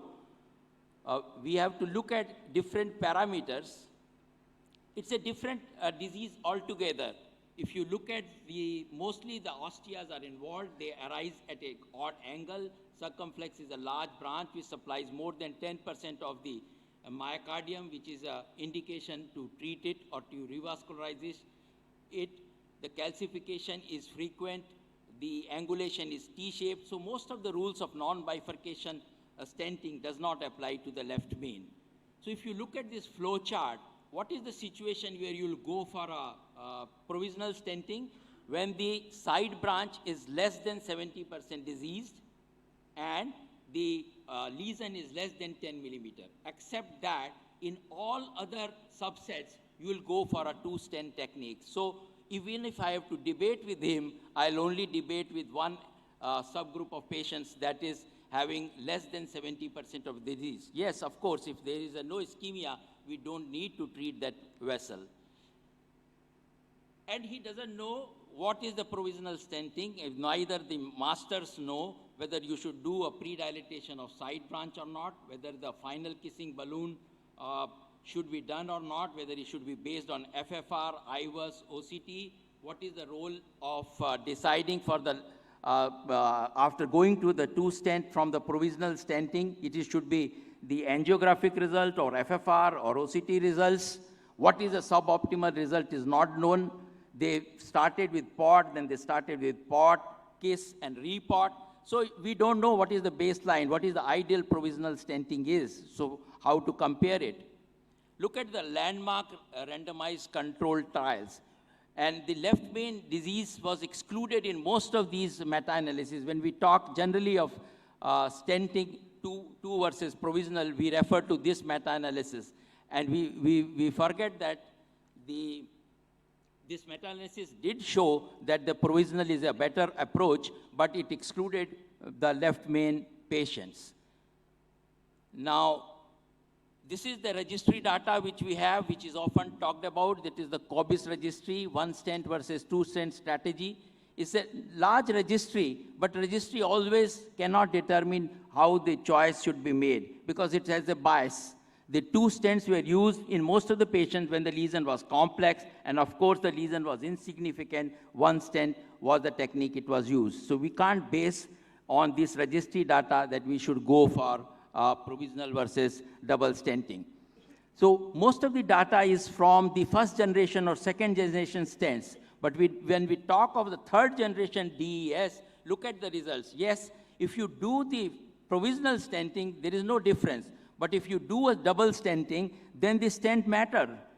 Look at the ES versus the first generation stents in the double stent and the left main. In both the situations, results were significantly improved when the two stents were used as compared to the data obtained with the provisional stenting. So when you are doing a two-stent technique, you have to use the third generation stents. In most of these studies, it was the first generation stents were used, and that's why the results are fallacious. The definition stent, the trial, this is also a most talked about trial in provisional versus two-stent strategy. But if you look at the distal left main, the number of patients involved were less than 2%. So we can't base our conclusions based on this trial.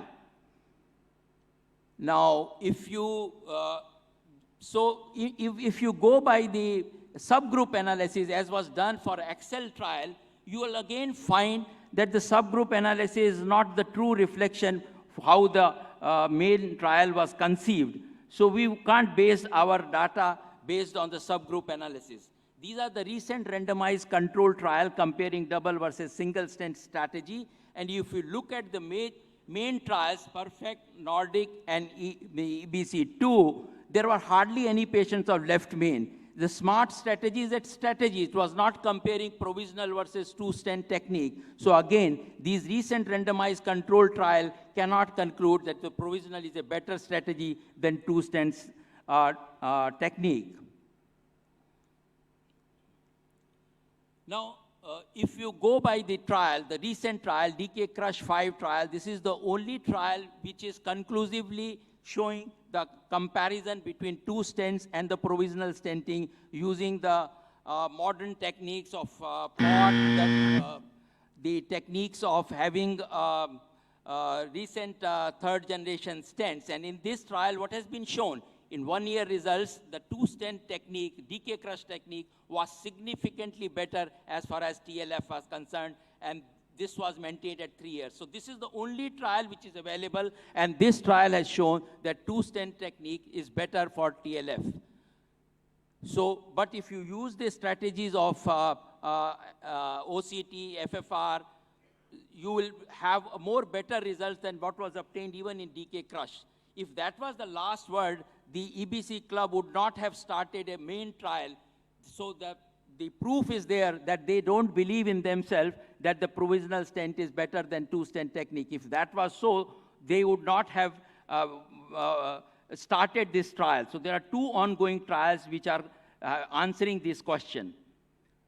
So these are the words of wisdom from the masters. They say if you can obtain the optimal results, go for two-stent technique. If you don't have the skills to perform two-stent technique, go for the provisional stenting. So I've given you the facts, and you are the best judge who is right, who is wrong. Thank you. Vinay, that was terrific. So if you have some questions, perhaps I'll ask the panel. But before I do that, Thierry, is it fair to say that the provisional technique evolved when it was more difficult to put two stents in, and now it is a lot easier?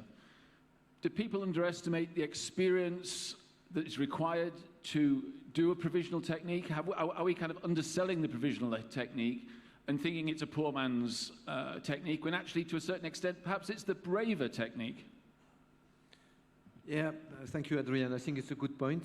I think it needs experience to do provisional. It's easier to use two stents. Of course, you stent one branch, you put a stent in the other one, and you are happy, because you have always a good result. Even if you do SKS technique, for example, you will have an acute, perfect result in the left vein. But we know that the outcome is not perfect. So that's why we are using this provisional approach, because at the end, if you need a stent, whatever the branch, LAD or CIRC, we can put a stent. But it needs experience and some rules that we have to follow. So I tried in my presentation to explain which rules are good for doing provisional and how to do it properly. So stent selections, size selection of the stents, the role of pod, distal strut. So all these are very, very important. And now, if you look at very old studies that we have done in France, the French trial, for example, with the Taxius stents, we had the MACE rate at, we had a restenosis rate at clinical restenosis rate at 1 year, which was 3%. So the reason we love PCI is because it's unpredictable. And of course, I think it's fair to say that a good provisional and a good two-stent are probably equivalent. But a suboptimal one stent is definitely better than a suboptimal two stent. You know, if you can't kiss and you leave a stent and you can't get back across, that's always going to be bad, right? Absolutely. I fully agree. But we have no case where we are not able to put a second stent when needed. Because the strategy, for example, the complex case that I showed, we stent the most difficult branch first. So in this case, it was the LED, because access to the CIRC was very easy. So it's a dynamic decision during the procedure. So sometimes you think that access to the CIRC is difficult, but in fact, it's the LED. Christophe. So it's very important. Well, I fully agree with what Thierry just said, and I would like to add a statement on the DK Crush trial.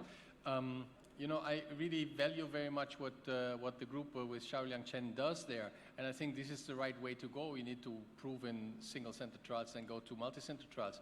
But we have also to understand, before making very strong statements about the DK Crush technique, we have to understand that also this trial has some flaws, like every trial will have.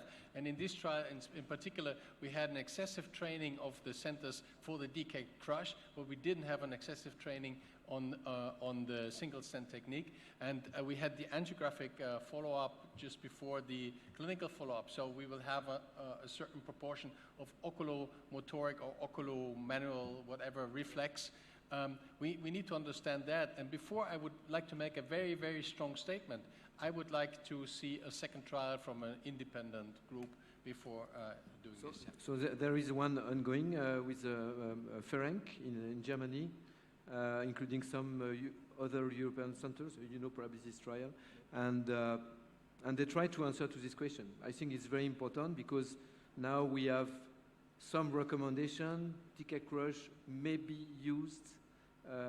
So in the process of upgrading from your provisional, the fact that we use pot to make sure our wire is in the right place through the technique, that there may be 3 pots in a proper clot, means that we do if we have to upgrade to a second stent, that we do it in a much more systematic and careful way than perhaps may have been evident in China, where they were not so familiar with the technique, perhaps not so familiar with leaving a result which can be left and should have been left for safety. Yeah, I think it's very important. So that's why we prefer to use a T-stenting approach in the left main, because usually it's a T-shaped angulation. And if you are able to go through a distal strut, not time to explain how we can do it without intracorneal imaging, but if you go through a distal strut, you will have a very good result in both branches with a T-stenting approach without creating a neo-carina in the left main, which is, I think, not good. And Vinay, DK Crush is your default strategy now? So, what I made out from the discussion is that suboptimal double stenting is worse than having a suboptimal. This is a statement you gave. But I'm wondering why we should have a suboptimal result. If we are not trained enough to do a 2-stent technique, we should not do. Definitely we should not do. But we should improve our skill levels rather than condemning the technique which gives good results. And this is the only trial available. Every trial has a flaws. But we go by the evidence, and this evidence is, this is the only trial available, and this has conclusively shown that TLF rates are better in 2-stent technique and using a DK Crush. And it's that access to the branch which the DK aspect doesn't guarantee, but facilitates, compared to classic Crush. Yes. Where sometimes it was difficult to recross, it was difficult definitely. to do your KISS. At least if you're doing the DK, your access to the side branch is much more likely to be not necessarily easy, but achievable. See, DK Crush is only just facilitating the second access. So the Crush technique is the same. It's only making your life easier by pre-dilating. An investment at the beginning to guarantee that you will achieve what you hope to achieve at the end, that you have access to both branches, and that you've then optimized the main vessel. So our colleagues over there, do you have some questions, please? Dr. Behel, DK Crush remains based therapy for left main. Absolutely, fully agree with your view. But the only issue is that we should keep in mind that provisional stenting is a philosophy, as Thierry just told. Livre just told that it is a philosophy. So you have to go by the size of the vessel, myocardium at jeopardy, and host of anatomical factors and the technical factors. It's not that we always go with the DK Crush, although DK Crush has a strong evidence that the TLR rate is definitely low if you go by, double stent strategy. You have to go by if the myocardium involved, ischemic myocardium is more than 10%. Right. And circumflex is a large branch, and it has been shown, as by showing in a graph, that more than 90% of patients, the circumflex, if it is a dominant, is supplying more than 10%. So you can't leave this branch if it is a significant stenosis, which is non-ostial, means more than 10 millimeter and more than 70% diameter stenosis. Absolutely. I just want one question answered. All the experts in bifurcation as well as DK is here. To me, a T-stenting for a left main is easier to re-access and equally efficient when compared to a DK Crush. And also we get one advantage when you look at the OCT of both vessels. You have less metal at the carina. when compared to DK crush. Don't you think T stenting would be superior than DK crush if you look at Carina alone? Again, philosophically, yes. But if you go by the evidence, there are 2 trials comparing DK crush with the T and showing the DK crush is better than T. Obviously, the angle at which you have the side branch makes a difference in T stenting. The type of struts you will leave in the left main uncovered, which will be endothelialized, you would not leave if the angle is different. In theory, it is very perfect that there is a T branch, you put a T, there are no 1 or 2 struts. But in practical, it's never 90%. So if it is 70%, 80%, more struts are left in the left main, which will never be endothelialized and will always have a potential. Thierry? Yeah, just one comment I think is very important. I see a lot of left men, which is 1-0-0, 1-0-1, 1-1-0, which are treated with 2 stents systematically. So I don't see any reason to put 2 stents in this left main, which has only a lesion in the main branch or a lesion in the side branch. And in the Excel trial, there was evidence that those lesions which were not 1-1-1, which were treated with 2 stents, had the worst outcome. Absolutely. Yeah. That's why I'm pushing this idea. Please. That's it. Another comment? Okay. Yeah, okay. Just a quick question to Dr. Bal. Nowadays, the POT report has come in routinely into our syllabus. A few years ago, it was debated and perhaps we are not doing a report in all the cases. Do you think that could contribute to the TLR rates in any of these cases?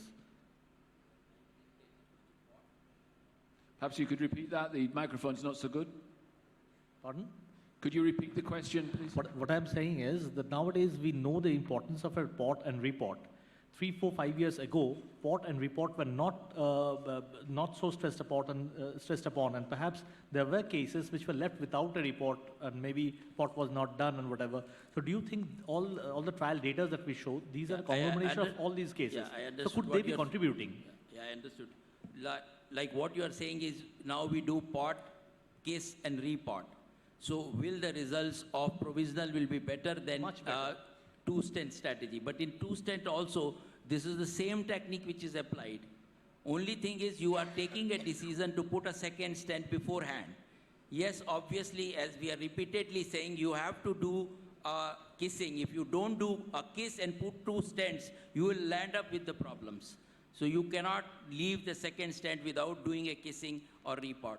And we've also seen an evolution of the DK crush to include that, certainly the final pot, but a lot of people are doing a bigger inflation after the deployment of the side branch stent as well, just to help guide your wires. And I think that's one of the important things going forward, that perhaps 10 years ago, if the wire was in the wrong place, the balloon wouldn't go. Now, because the balloons are so much better, the balloon will still go even if it's in the wrong place. And so you can't rely, the fact that it won't go means that it's wrong. You need to know. Yeah, balloons have improved, the stents have improved, so I think we are in a different era. I'm sure that's correct. And going forward, I mean, I still, for me, the Calotte is my favored 2-stent approach. I'm perhaps getting out of fashion. I believe it gives a good result. I think the problem, obviously, is when there is a mismatch in the size of the vessels, and that I think is more of a problem. So I think I would probably go Calotte for most of mine, and then the DK becomes second choice. The learning curve, Vinay, for a DK crush, is that an issue, or do you think now we understand? I saw a case at TCT, and the guy had the list of what to do on the X-ray board. It was not kind of persuasive. The apps are there to guide you to the steps. Obviously, there is a learning curve if you put 2 stents, and whether it is a Cullet or the DK crush, you have a learning curve. But the results are the results. We have to go by the science, not by the philosophy when we treat a patient. This was the only point I was making. But again, in DK Crush 5, we are comparing the result of experts in DK Crush to non-experts in provisional. And that's why we have this kind of result, in my opinion. So finally, definitely, I'll agree. If you are not an expert, don't venture into 2 stents, because you'll land up with more problems. So that means you increase your skill level rather than offering the patient saying that I'm not skilled enough, I can't do 2 stents, I'll do a provisional stenting. Refer it to a person who can do it. Agreed. and finally, All the before we go to DK live- crush operators had 300 procedures and 20 left main experience. So you have to have that much experience and that much volume to replicate the DK crush results. We'll take one final comment from over there. Dr. Thierry, in your experience, in your lab, with a Medina 111, how many percentage of patients you are using a provisional stent strategy and ending the procedure with a single stent? And how many percentage of patients you have to do 2 stent strategy? Yeah, I think it's a good point. So it depends mainly on the length of the branch, which can be LAD or circ. So if it's 1 or 2 millimeters, we'll do provisional and then assess the results. If it's more than 5 millimeter, usually we'll end with 1 stent. So the mean is about 25–30% of cases where we use 2 stents. But of course, when the side branch lesion is long, we use always a stent because we know that we'll have restenosis if we don't use a stent. So it's Perhaps as a simple as that. final comment from me. 2 final comments. One is, I think for a 2-stent strategy, lesion preparation is absolutely essential. It's always essential, but for a 2-stent, it's absolutely essential. And secondly, perhaps the slight frustration of the DK approach is you have to do it from the beginning. There is no option to turn to provisional. You're committed. It's a DK 2-stent, and you don't have that option to turn around. You're going to do it. And I think that is also always potentially problematic. So thank you very much for the vibrant debate. We'll pass on to the chairman for the live cases.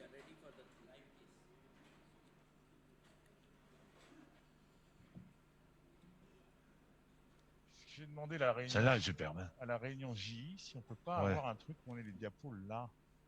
Ouais, Tu vois, bien sûr. Au lieu d'avoir un poste là, Oui. avoir un truc où on puisse. Mais on doit pouvoir ça. Oui. Mais tu peux les mettre là, non? Trop tard. Non, c'est possible.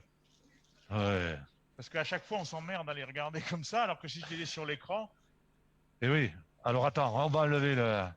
bon, on va lever comme ça, On va c'est partir bon. à noir, Comme ça. voilà. Ouais. Parfait. Non, et ce qu'il faudra réfléchir, c'est à ça, les mettre sur Ouais. l'écran, parce qu'après, on les montre, je les ai. On peut, si tu veux, pousser un peu l'écran. Ouais, non, mais il est grand, ça ne nous dérange pas. Non, non, comme ça, tu peux reculer le. Tu peux tirer l'écran vers Non, non, toi, on est connecté. vers là-bas.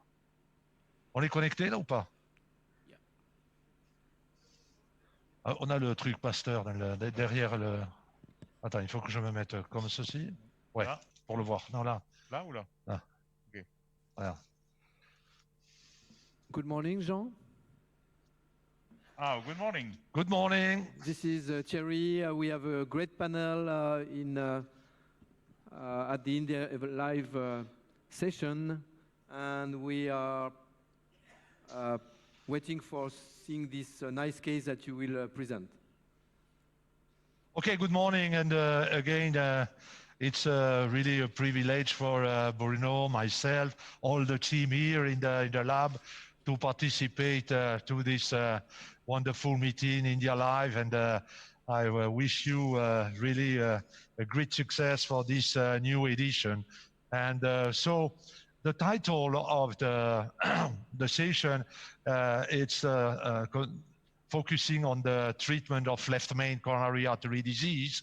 And so that we select with Bruno what we will see a nice case in order to discuss mainly what we have heard a few minutes ago, the treatment, the strategy, the technical strategy treatment between provisional stent strategy and the 2-stent strategy.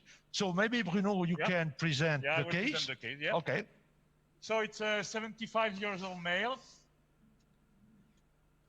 He has no previous cardiac history. Risk factor are moderate hypertension and past smoking, and it was referred to de novo angina. There was no specific anomaly at the level of the clinical examination. The ECG, there was a right bundle block. On the transthoracic echo, normal LV function and normal systolic pulmonary artery pressure. And so about the blood test, he has a normal renal function, a slight elevation of the troponin and a slight elevation of the pro-BNP. The BNP, yeah. Yeah. And when we look at the angiography, there was a quite severe distal left main stenosis. We can see here there was a quite also large left circumflex. Next, it's probably more obvious on this view, on the LAO cranial view. We can see this very tight lesion at the level of the distal left main. On this view, we can see clearly that the lesion is going toward the LAD. There is a mild lesion on the mid LAD, and there is probably some disease at the ostium of the circumflex, but it's not very clear. Next. And finally, this is the spider view, and we review the angulation. What is important is the angulation between the left main LAD and the circumflex. The angulation is close to 90 degrees. And it seems also that what is important, we have a quite first marginal branch that is arising close to the left main. So it could be also classified as a trifurcation because the first marginal branch is close to the ostium of the circumflex. The right coronary artery is no specific disease. So when we calculate the risk evaluation, the risk score 2 is low. It's a patient that's low risk for surgery.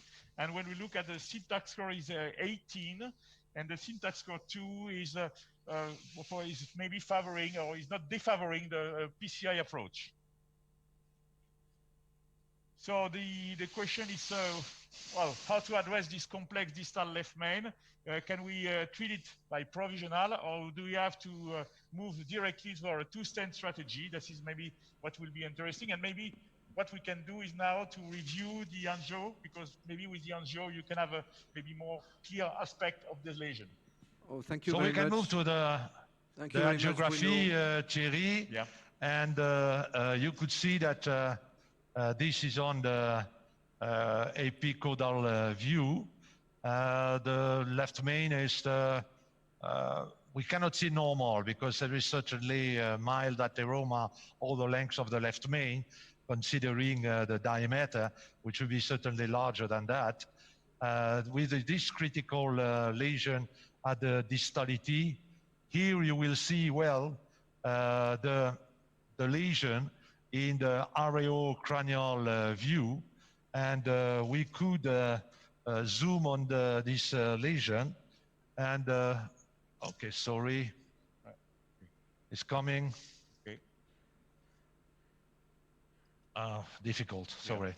So we'll. We have it here. Okay. And you could see that it's a really a true 1-1-1 bifurcation left main lesion. Very ostial LAD lesion in this view, significant lesion at the ostium of the left circumflex artery. Concerning the plaque on the mid, at the junction of proximal and mid LAD, just facing the origin of the septal branch and the diagonal branch, this is not, there is a plaque, it's equal or less than 50%. In the evaluation of the syntax score, we integrate this plaque. That's the reason we have 18. Yeah. If we do not integrate this plaque, the syntax score is 12. And but again, it did not change the 4-year mortality evaluation, which is slightly in favor of PCI compared to bypass surgery. The positive point is that we could not see on this view heavy calcification in the left main. This is very important when we talk about the left main stenting strategy. Look at the severity, look at the diameter, look at the angulation, LAD circumflex, and look at the calcification. For this particular case, it's not heavily calcified. In other words, we can predict that we could open with a simple balloon angioplasty and not necessary to prepare the plaque with a special device, atherectomy or of shockwave device. This is the spider view, and you could see the favorable angle between LAD and left circumflex artery around 90 degrees. And what Bruno said, which is important, and this will be important in the discussion of the strategy, is the anatomy of the first OM branch. And the takeoff of this first OM branch is very close. It's at 1-2 millimeter distal to the bifurcation. In other words, this will be important that if we could try to avoid to place a stent at the origin of the circumflex, we can give the problem of OM occlusion after stenting. This will be our preferable strategy. Yeah. So Bruno, now we have seen all these views. How you could summarize the strategy that we will propose, and then of course, when you will work, you could discuss with all the chairperson and all the moderators the strategy. In other words, what you will do for this particular patient. So what we think, and we discuss a lot about this case, it's interesting because it's a 1-1-1 and with 90 degrees angulation. We will do a 6 French transradial approach. We will wire, I think that everybody will agree, the LAD and the circumflex. Then we will predilate the LAD. We will stent left main LAD with the intent to do a provisional strategy. So we will do a pot. Then we will probably recross toward the circumflex, make a kissing, then evaluate what is the result at the level of the circumflex. And if the result is good, then we will stay on the provisional strategy. If we have not a successful result at the level of circumflex, consider a 2 stent using the TAP technique. Okay, so now we have the case. You could discuss together what will be your favorite option for treating this patient. And for the time we are, so with the 6 French XB 3.75 guiding catheter, and we will advance the first BMW wire. We could try to place first the wire in the LAD because it's certainly the most severe lesion. So what we could do is to work in the cranial view. Yeah. We so could Jean, see well the... Jean Bruno, yes. Thank you very much for sharing with us this excellent case. I think we'll continue the debate about provisional versus 2 stent absolutely, approach Thierry. in this case. I think your case is perfect for a live demonstration. So maybe I can ask to the panel who will use a provisional approach and who will use a 2 stent technique. So Vinay, maybe start with you because you were the advocate of 2 stents. So obviously we'll predilate. Results are take a call. Okay. What is very important to have in mind is that the lesion of the circ is purely ostial lesion, which is about 50%. That's why it didn't jump to the 2 stents. Yeah. Okay. Post predilation, probably I will interrogate with an OCT or IVUS and look at the ostium of the circumflex. If it is moderate disease, I leave it alone or I'll go and stent it. Yeah, I think that's a very good comment. I think the circumflex is the decider. I think IVUS would help. This one. What will guide me a little is how easy the circumflex is to wire. If the circumflex is easy to wire, and I think it would be easy to put a second stent into circumflex, then I think it's fine to go for provisional. If, however, access to the circumflex is difficult and it's a very steep angle, then I would just accept this is a 2 stent case. First stent would go to circumflex, and second stent would go to LAD. Okay. I would wire both branches, then predilate, then put the stent to the LAD, and then see. After that, I would try to keep it with 1 stent, but if not possible, then 2. Personally, I will use exactly the same strategy as the one described by Jean and Bruno, except maybe I will use a 6 French. And I don't think that, I'm not sure that we'll have to do a tap. When you re-enter towards the most distal cell and project some metal in the circumflex, you can do a perfect T, avoiding to have a 2 big carena, 2 big metallic carena. So exactly the same strategy as Toulouse one. Okay, thank you very much. So what is interesting is that you have seen that access to the circ was easy, so he wired first the most difficult one, but in fact it was relatively easy, and the LED is not so easy. Oh, there is a very eccentric plaque. Eh? Yeah, it's eccentric plaque. At the beginning, we want to place a wire in the first in LED, but in fact the wire went in the circumflex. So we accept the wire in the circumflex, but now we will have to cross the bifurcation in order to place a stent in LED. And you see, it's not easy. It's really not easy. Maybe we need a hydrophilic wire. We will see. Because it's not really easy. Yeah? So sometimes it's easy to put the wire in the circ and by pulling back under the LED. Yeah. Also a microcatheter in order to... John, will it make a difference if you change your view to an LA caudal or an epicaudal? Yes, but you know, this view, we could see very well the bifurcation in this particular view. So I adopt the technique of Thierry. In other words, I place my wire in the circumflex, and now I will pull back slowly and turning counterclockwise the wire in order to place the tip in the direction of the LED. We can take a view of that. It's here. Yeah. It's not too, but you see the eccentricity of the lesion. Yeah, it's very. It's really, eccentric. it's very eccentric. So maybe we will have to move to another wire or to change. Okay, here it's not too bad. It looks good, huh? Could be. It could be. Yeah. Yeah. So now. The mistake is to remove the wire, so we will try to avoid that. Slowly and pushing. And turning. Turning clockwise, counterclockwise, slowly. I don't want to force it because we could have a very slowly because so Jean, which kind of wire is it? These are 2 BMW wires. In other words, it's our workers wire, and we move to hydrophilic wire when we have a difficulty to advance the wire in the distality. So we have a question from the internet, so maybe we can, while you are working, discuss about that. I think it's a very nice question. What should be strategy when there is a large It's a diagonal in distality between the left main and the other vessels?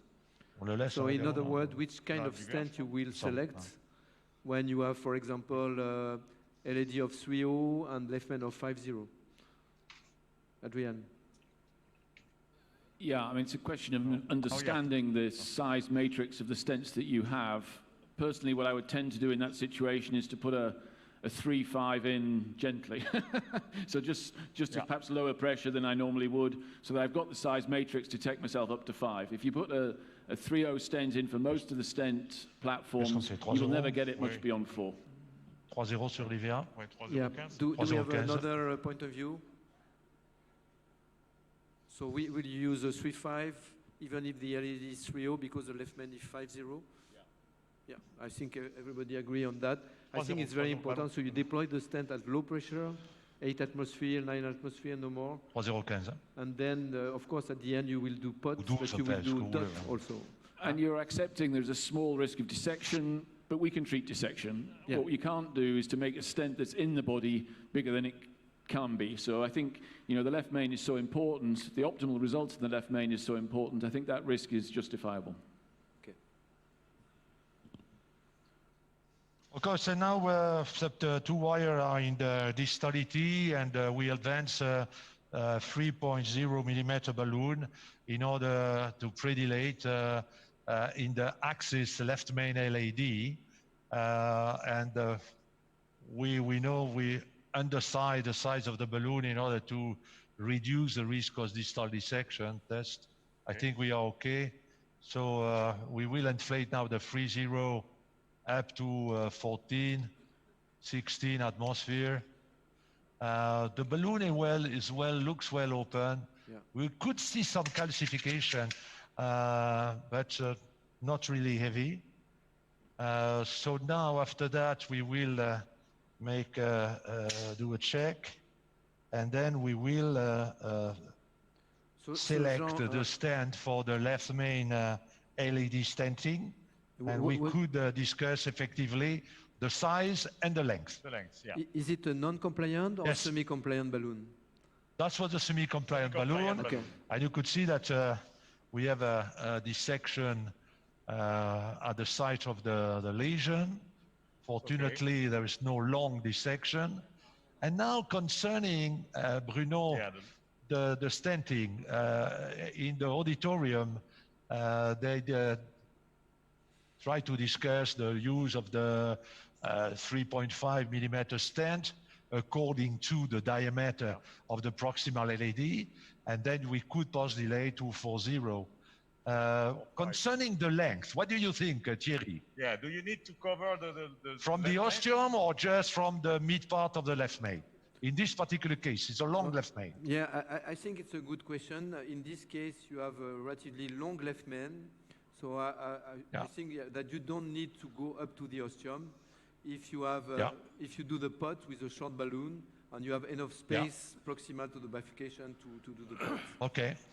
Is So we there can take another- 18 millimeter stand, 3518. Is there a second lesion at the level of the diagonal, just prior to the diagonal, or you would be able to see it better there? No, I think that we discuss with Bruno when we look at the angiography, the lesion of the diagonal is less than 50% angiographically, and I can show you here we have the wire, but I will show you the first injection that we have done this morning, and you see that it's around 50%. So I think that we could leave. We will focus on the culprit, which is a distal left main lesion. So I think 18 should be okay. We Yes. have a question from the audience saying that if you are not able to go through with the wire, will you use a small balloon to pre-dilate toward the circ and then access to the LED, or will you use another technique?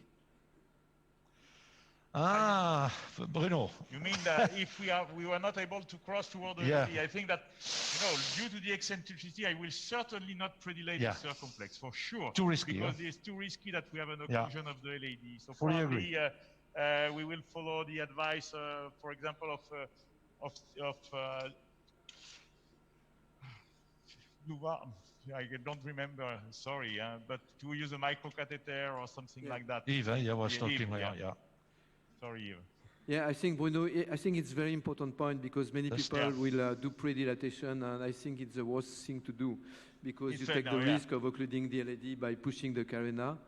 Not too bad, yeah. So the best is what you have done, Jean. So pull back technique. You put the Yeah. wire in the branch, which is easy to go, and then you just pull back, and you will jump into the LED. Yeah. It's exactly what you say, Thierry. And really, I did exactly the same technique, what you said, and it was working. Yeah. And of course, if we could not do this, we could change the type of wire, take an hydrophilic one. Sometimes what is nice also is the filter FC wire for the bifurcation.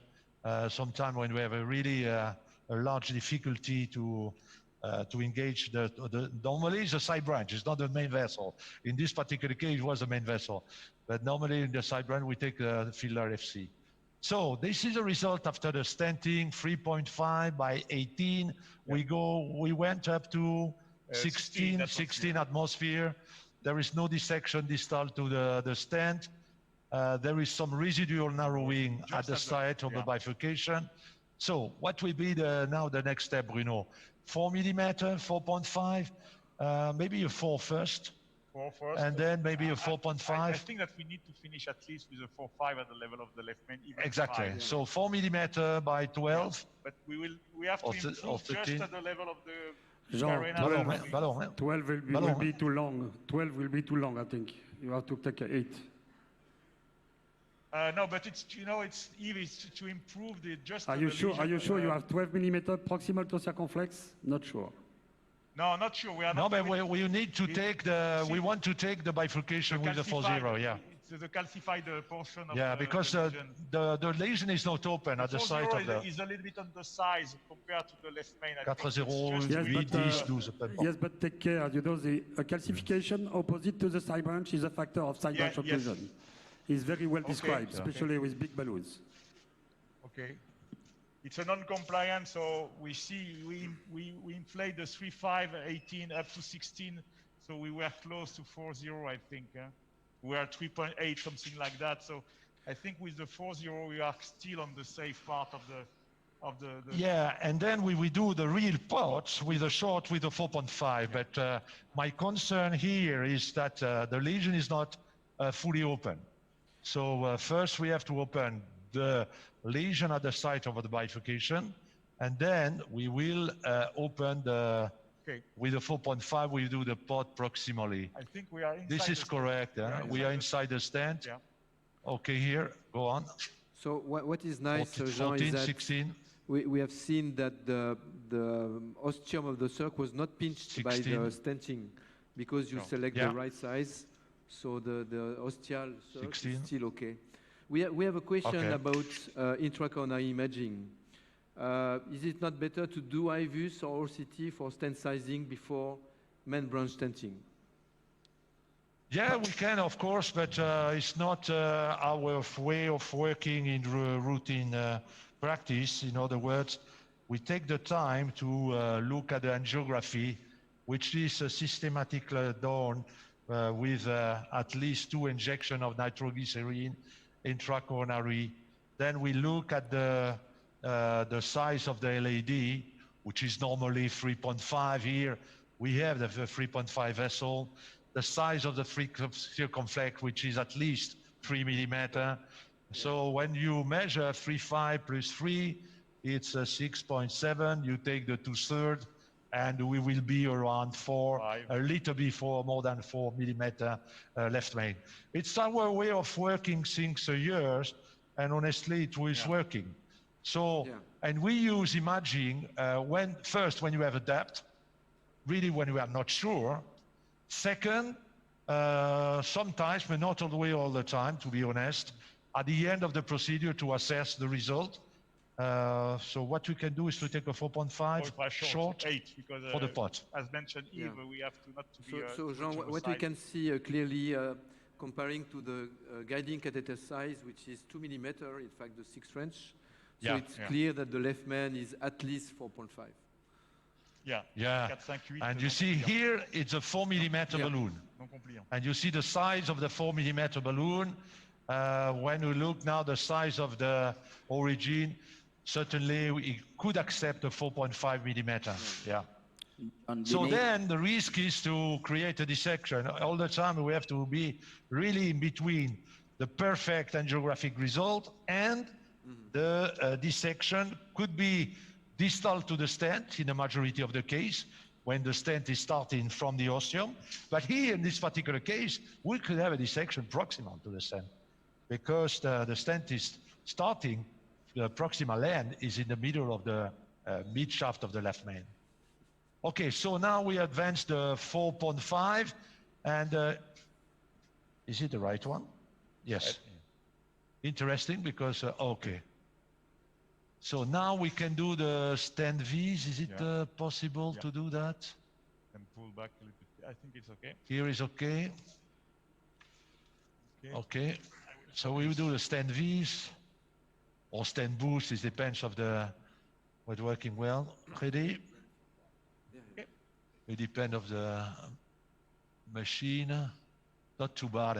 We'll see in a few seconds. I think we are in. We can open it. And you see some irregularities of the stent. So we can here open 4.5 up to 12, 14, 18. Perhaps I could just emphasize the sequential approach here, using the 4.0 balloon to optimize the ostium of the LAD and the 4.5 balloon for the pot. not been lazy and trying to use one balloon of the wrong size one way or the other. Yeah. And that's really the way in which you're achieving the optimal result here, making sure that you've cracked the plaque in the ostium of the LAD, but you've also sized the stent in the body of the main to an appropriate size. What is also very interesting is that by doing the stent vis, Jean, we can see now that this lesion was a little bit calcified. Much not better. only Yeah, the that's distal right, left main, but also the ostial circ. What is important when you do the pot also Je is retire appel un to poil, have the 6. balloon very close to the carena in order to facilitate access toward the distal strut in the circ, if you open the strut toward the circ. So maybe it's a little bit too proximal if you plan to go through the stent strut. The first inflation was maybe a little bit more... Yeah, the first was more distal. This one, I think, is correct. Okay, let's see. We will see.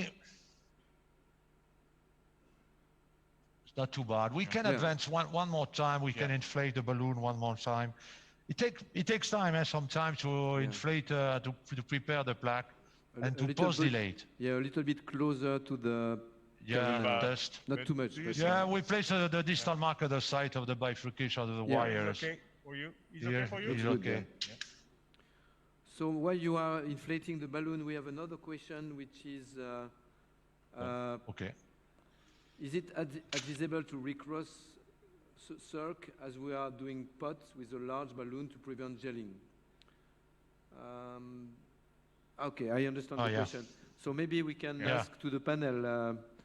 Yes. So, okay, during this time, we will advance a third wire to recross the struts and place the wire in the You want to circumflex. evaluate the results? Yes. Okay. So the question is, should we remove the wire in the side branch before doing the pot?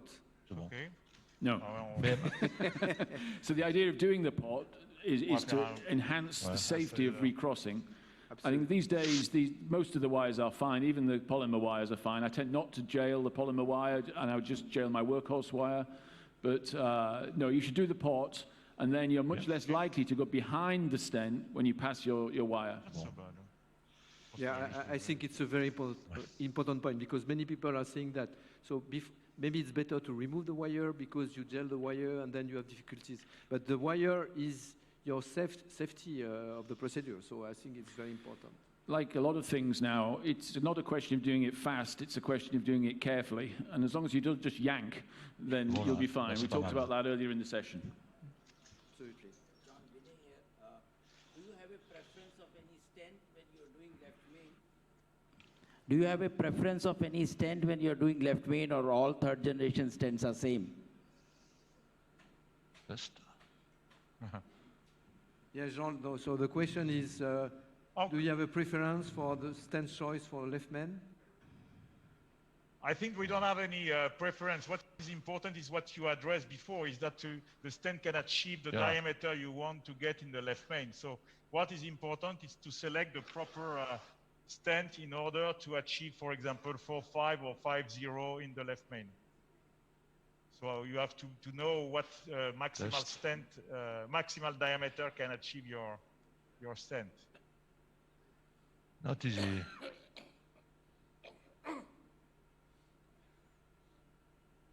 So Jean, again, you are doing a pullback technique to go in the circ. Go first in the LAD, and then I pull back to go in the circ, in order to try to take the more distal struts if we can. Here it's not too bad, but we will see if we can cross.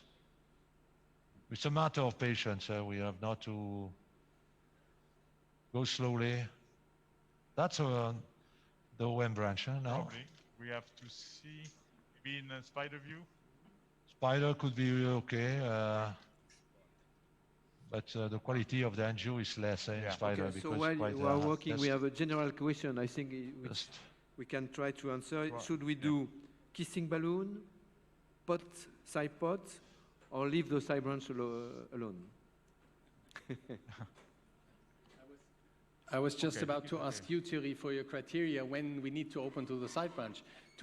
I mean, I mostly, when I go in the left main, I like to open to the circumflex. But this is a gut feeling. I don't think that we have very good data proving that. So now This to one, the eh? method. Also there, we don't have, I don't think that we have clear data to prove that. Yeah. What I usually do Le is I cinq, le open to cinq, the side trois, branch. trois and zéro. once I open to the Trois, side branch, trois zéro. I need to T'as do, retiré l'oxygène. I need to do Ça, c'est le bon, kissing hein. in order to C'est make the complexe, hein. stent oppose fully. The other possibility devez would indeed retirer to l'autre, go ouais. side and then pot, which I think would be equivalent, I believe, but we have no data. I think there's also a trial ongoing. This is a lady. Yeah, I agree with you. I think it's a very important question, and we have now some accumulation of data. At the last European Bifurcation Club, for example, we have seen patients from India Okay, 3-0. with follow-up after Par contre, bien gelling 15. the circ. Oui, 15 ou 10, And je sais in pas. fact, there is colonization 10 of neoendothelium in the struts. Hein? And then you have 3-3, a pseudo hein? restenosis due to this 3-3, colonization 3 of plus 3. neoendothelium. Pour le So kissing. what we've seen with 3-5 et 3. the 3-0. absorb stents, for example. So Ça peut être un that's 10, why 12, we hein, prefer to open the strut. In voire terms une of 15. rheology also, we know that it's better when the struts are open. Un 15. So, but this is only theoretical because we have no randomized 15. data. There's also some OCT data similar from Korea as well, isn't there? I mean, in fact, this is a young patient, and I think in a young patient, if we can open the struts, I think that is probably the right thing to do. I've kind of come full circle. I always used to do it, then I stopped doing it, and now I'm tending to open the struts, particularly in the left main, especially in younger patients. But it doesn't have to be massive. We don't want to cause dissection here. It just needs to open the struts. Yeah, absolutely. Mais on prend l'autre. hein. 3-0. Okay, so Jean, which kind of balloon you are using for the circ now? This, yeah. Oh, it's a Bruno, go on. 3015 semi-compliant balloon. Semi-compliant, okay. Yeah. It's a 3-0. And so what we can advance is a 3-5. On the Only LAD. 1-3-5 in the LAD. There is a suggestion 3-5-15. about pot, kiss, pot, followed by FFR or angiography. There's a suggestion. What about that strategy? So we are okay. We are not doing this strategy. In general, we just follow the angiography, and effectively there is some team that are doing FFR in the side branch after doing the. But it's not so easy because the FFR wire is not very easy wire. So in general, we are not addressing the FFR, the side branch with FFR. It's not our routine way of working. So we have also a question about the wire management. So why not pulling back the wire from the LED to the circ instead of using a third wire? No, it's a possibility, effectively. It's possible. We like to keep the main vessel wire in place, so that's why we prefer to leave this. But it's possible to remove it and then to put it in the circumflex, then to put the circumflex wire in the LED. Yeah, but now, we prefer to leave This is a circ, the main vessel wires always in place. Yeah, I fully agree with you, Bruno. I think it's a question of safety. So when you have the wire in the left main and LED, you are always secure. So in this particular bifurcation, I will always use 3 wires. I think particularly when the stent covers the ostium, you need the control of the guide catheter, not only to be sure that you are not going to crush, but also to manipulate the angle in order to deliver the wire into the stent safely. I think if you pull your main vessel wire back, you sometimes compromise that a little, and controlling the guide is so important, particularly when you've chosen to bring the stent all the way back to the ostium. Not in this case where the ostium of the main is not covered with a stent. So Bruno, we have seen that you have done a long inflation. Can we see the EKG? EKG of the patient? The ECG, on peut montrer les électrons. Montrer l'électropression. You see the pressure is around systolic, around 100. Okay. Yeah, it's not too bad. I think it's So it's very now- important not to do a too short inflation because it takes Yeah. time to open the stent. So now we remove the circumflex, we remove the LED, and we can take a view. Ready, Bruno? There is a 2 balloon, so it's quite difficult. Yeah, but it's not too bad. The flow is good. We have to, I think, remove the 2 balloon and then to do a better injection. Yeah. Okay. I think what is important is to, try to assess the osteum of the circumflex. We have done an inflation to be sure there is no pejorative dissection at the level of the osteum of the circumflex. But in fact, we take a 3-0 that is probably, and we go to low pressure. It was 6 to 8 in order to avoid this problem, but we'll see. Okay, so I pull back the two balloons at the same time.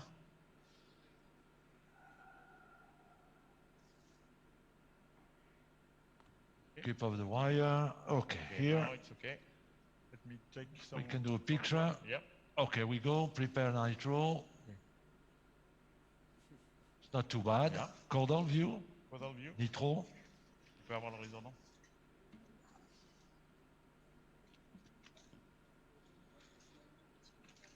Oui. Okay. We can inject some nitroglycerin and do the caudal view here. Okay, looks good in this view. So Jean, it looks really perfect. Huh? In this view, it looks good. So we take a view. Ready, Bruno? Yeah, in this view, it looks good. Maybe Then the spider, you want the spider view to assess the origin of the left circumflex artery, to assess the patency of the WEM branches. Okay, ready? Okay, that's good. The patency of the two WEM branches is okay. The left main is okay. So what you can do now is to, if you agree, to finish by the final pot with a 4.5 short. Yeah. And then we will do the final angiographic and OCT evaluation. So, donnez-moi le 4.5. So Jean, So it we was need to have a question from the audience. Should we do a final pot after kissing? So you gave the answer now. Yeah. So I think it depends. If you use very short balloons, probably you don't need to do a repot at the end. But if you use relatively long balloons, like you have done, it's better to correct the deformation of the stent that will occur with the kissing. I didn't understand. What difference it makes, short balloon and long balloon? Both will make there will be. So if you use short balloons, you will do the kissing in the polygon of confluence, which is very large. If you use longer balloon, you will have two balloons outside of the polygon of confluence. So you will make an oval deformation of the stent, but not in the polygon of confluence. But you need to use very short balloons. But the short balloon also will distort the stent. If you don't go outside, once it is across from the main branch to the Here's side okay. branch, it will distort the stent. not in the polygon of confluence because it's very large. Pas très fort. Okay, so following the advices of Thierry, we placed the balloon really with a proximal marker, just proximal to the bifurcation in order to do not interfere with the polygon of confluence. So the goal of the port is really to open the proximal segment of the left main LED stent. It's a 4.5 millimeter balloon. Jean, can you do a stent vis at that time just to show the aspect so of the first stent? angio and then the stent vis. Angio. So angio is not too bad, eh? Yeah, absolutely. We can do a stent vis now. Just for the audience to understand what you have done at the bifurcation level with Just test. with the kiss. Okay, here we are not a little bit more proximal here. Stent vis. And just to follow your discussion about the final pot, I think that here it's not the case, but when the stent is reaching the ostium, I think it's important to finish with the final pot because sometimes you can damage the tip of the stent during the manipulation. And when the stent is going up to the ostium, I think it's important to finish with the final pot at the level of the ostium. And you see that here on the stent vis, it's like the first, the largest diameter in the left main stent, proximal to the bifurcation, compared to the diameter of the stent in the proximal LAD. And this is due to the, it was at the origin a 3.5 millimeter stent, which is still 3.5 in LAD. And we remember that we post-delayed this stent proximal to the bifurcation at 4.0, then 4.5, then the kissing with a 3.5 millimeter balloon in the LAD, 3 millimeter balloon in the circumflex, and the final pot with a 4.5 millimeter balloon in the left main, proximal to the bifurcation. And of course, we have this shape of the stent, which is larger in the left main compared to the proximal LAD. So, is it okay for you, Thierry? Yeah, I think you have done a very good job with this lesion, which looks very complex, but at the end, which can be treated with only one stent with a perfect result. So thank you very much. Okay, now we have to assess the result after the final pot. In this particular view, it's good. Yeah. The left main stent is really well open. There is no distal dissection in LAD and the circumflex. The osteum of the circumflex looks in this view correct. Maybe we can move a little bit more LAO for the spider, a little bit more in order to open. Okay, here we center, ready. I'm not ready. Okay. Ready now? No, it's good. Beautiful. Good. The osteum, when you look at the osteum of the circ, here in the room, really the result is really optimal. I don't know if in the auditorium you could see well. We can see it very well. It's perfect. It's really optimal. So what we can do is to take the cranial view. Yeah. Maybe you can remove the 4.5 balloon because yeah, difficulty for injection. We are still a 4.5 in the catheter, so I will remove in order to facilitate the injection and the quality of the angiography. Okay. So, ready? Yeah. Beautiful. Okay. We can take one more. So we take several views in order to be sure that the result is correct. Ready? Yeah, it's correct. Correct. So on the left main is good. Okay.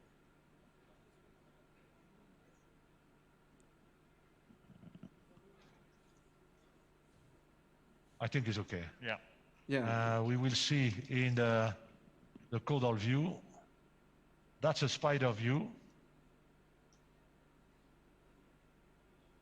We can see very well you see the osteum of the circ.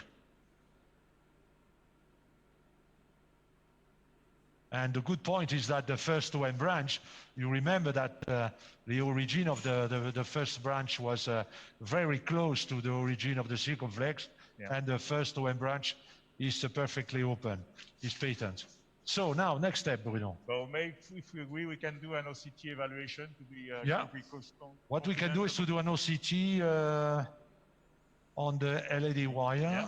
Yeah. What about the gel wire? Do you leave it? Yeah. It's no more gel, but we can remove it now. The wire, yes, in the circumflex. Yeah, I think that maybe we can.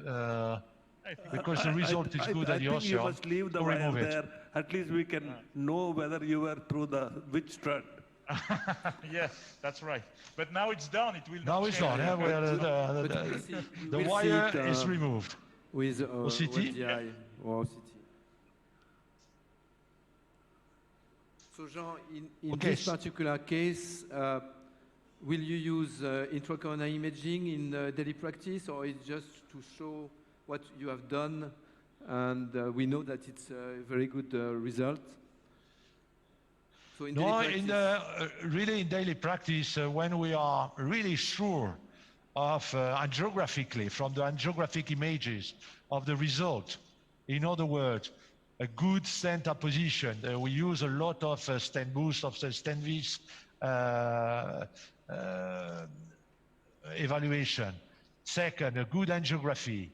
Third, No dissection you see on the distal to the stent, or proximal if the stent is not starting from the osteum. A good angiographic evaluation of the origin of the circumflex artery. We don't use it. We don't use it systematically.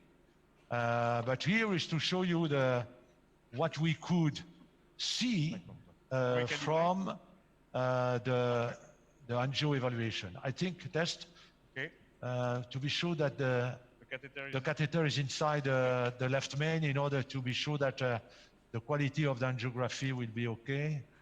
Test. Yeah, no problem. I think it's okay, so we can do it. Ready? Okay, ready. You tell me. Activer le retrait. You tell me. Okay, film. Where you go?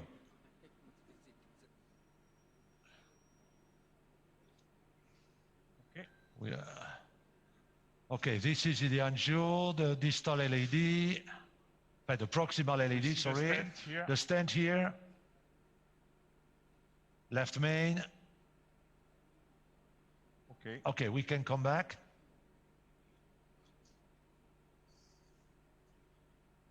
Maybe there is proximal struts not open. Yeah. I think. Okay, slowly. Yeah, some malposition. Back. proximally. Go back. There is a malposition in the proximal strut. No, back to the proximal LAD, sorry. Vers 20, entre 25 et 30. First from the LAD. No, back. No. Allez, Go to 10 first. Go to 10. Go to 10. Allez, en bas, en 10. En bas, distalité. Distalité. Okay, back. Encore. So this is that's important to see if there is no distal dissection to the stent. So now we are in the proximal LAD. Move slowly back. You see the first threads, and you see that there's absolutely no distal dissection. This is good. Second, now we will look at the stent position. Sorry, back. Go back. And you could see that. Okay, go on.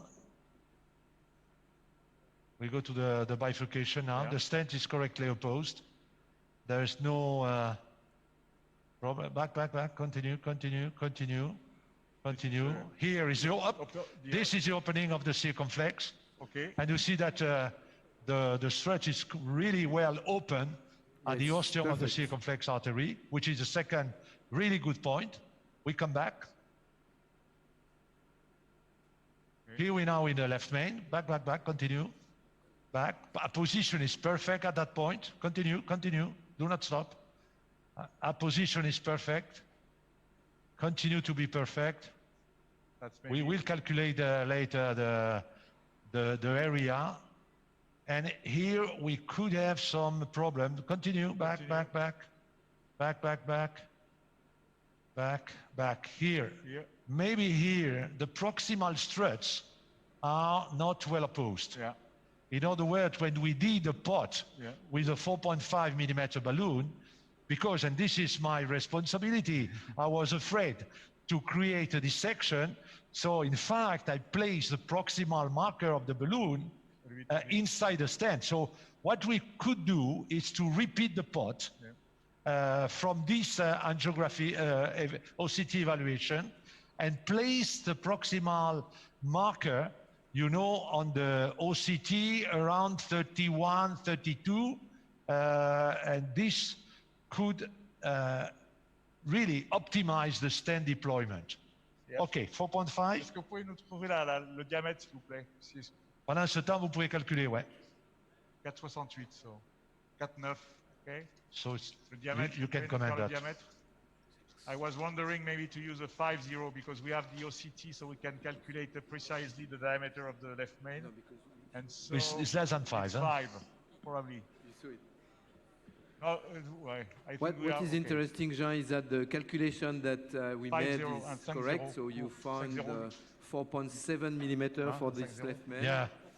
Well, we can take a 5.0. Yeah, we can take a 5.0. Give me a 5.0 millimeter balloon, short, 8. What?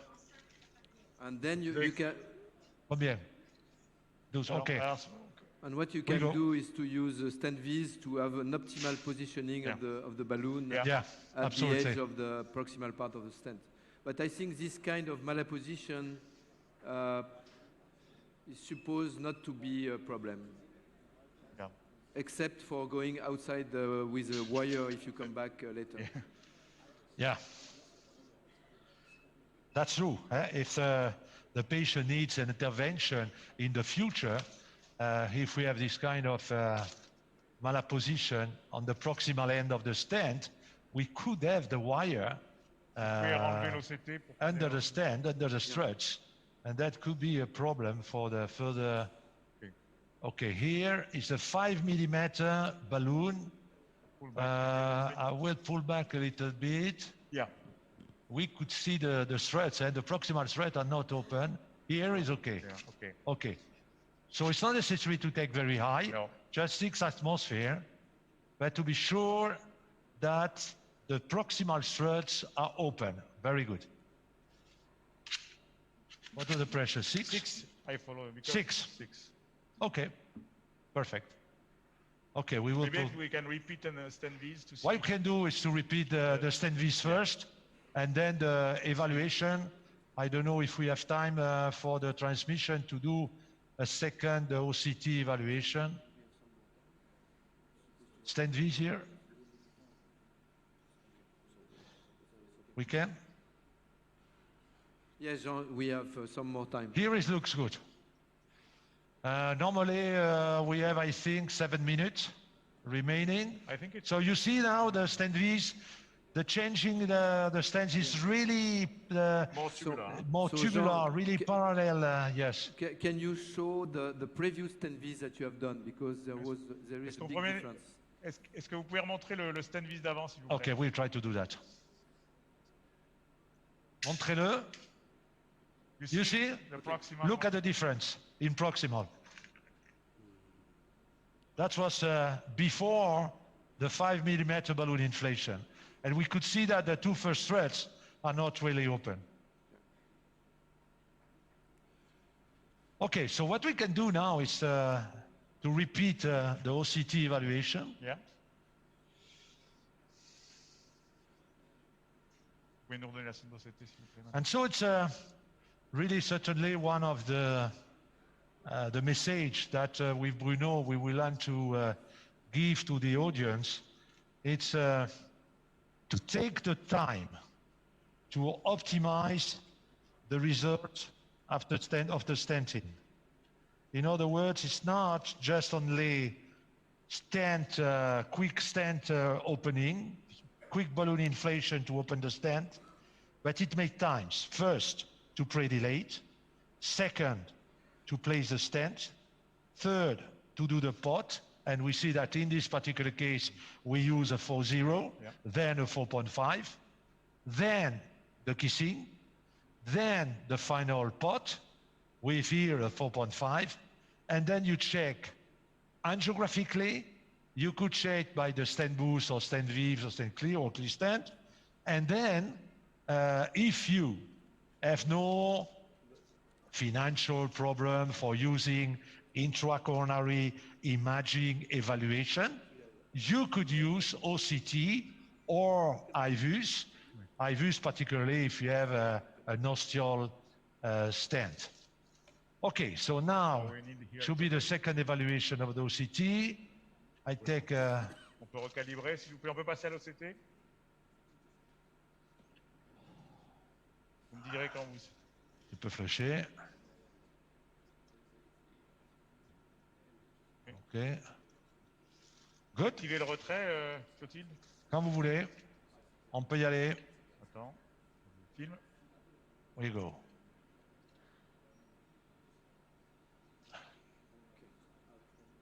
Okay, so we will see now, and we will really focus On the ostium. on the proximal end of the stent.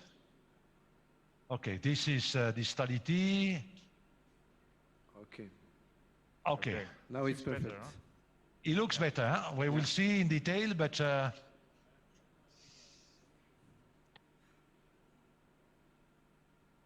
okay. Okay, here, yes. It's perfect. So we can come from the proximal, okay?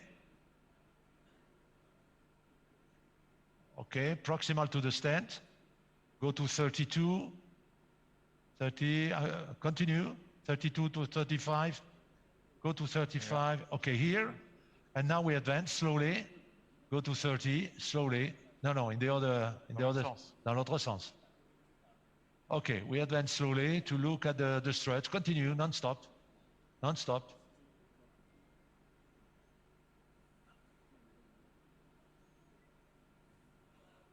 There is something, huh? No? Yeah. At the origin? Not sure. Not sure. Yeah, but continue, non-stop, continue. You use a 5-0. It's more than acceptable result. Yeah, 5-0, I think it's, we cannot do more. Eh? Yeah. Continue to the bifurcation. Continue. Okay. Here we have the opening of the circ. Okay, this is a circ at 2 o'clock, 2 to 3 o'clock. And then the lady. And the lady. The calcification at the level of the ostium of the lady, okay. The distal left main. Okay, I think really now it's acceptable. What we can do is to remove the OCT catheter, and remove the wire, and we do the nitroglyceride angio, okay. And nitroglycerine, and then the final angiography. Okay, here.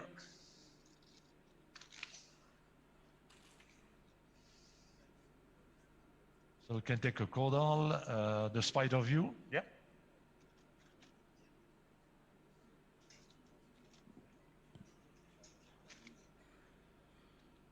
Okay, here we are. A little bit more LAO, like that. Ready, Bruno? Okay. Excellent. Excellent. Okay. In this view is very good. We can zoom on that. Thank you very much, Jean. I think we have to close this live transmission, and we would like to thank you very much for this very educative case, which was perfectly done. I think we will continue to discuss, because now we have a debate about intracorneal imaging or not. So you have shown that you can do both, so it's perfect. Okay. Vas-y. Okay, well, we like to again to thank you for giving the opportunity to all the group here to participate actively in this wonderful India Live meeting. We wish you really a nice continuation of the meeting.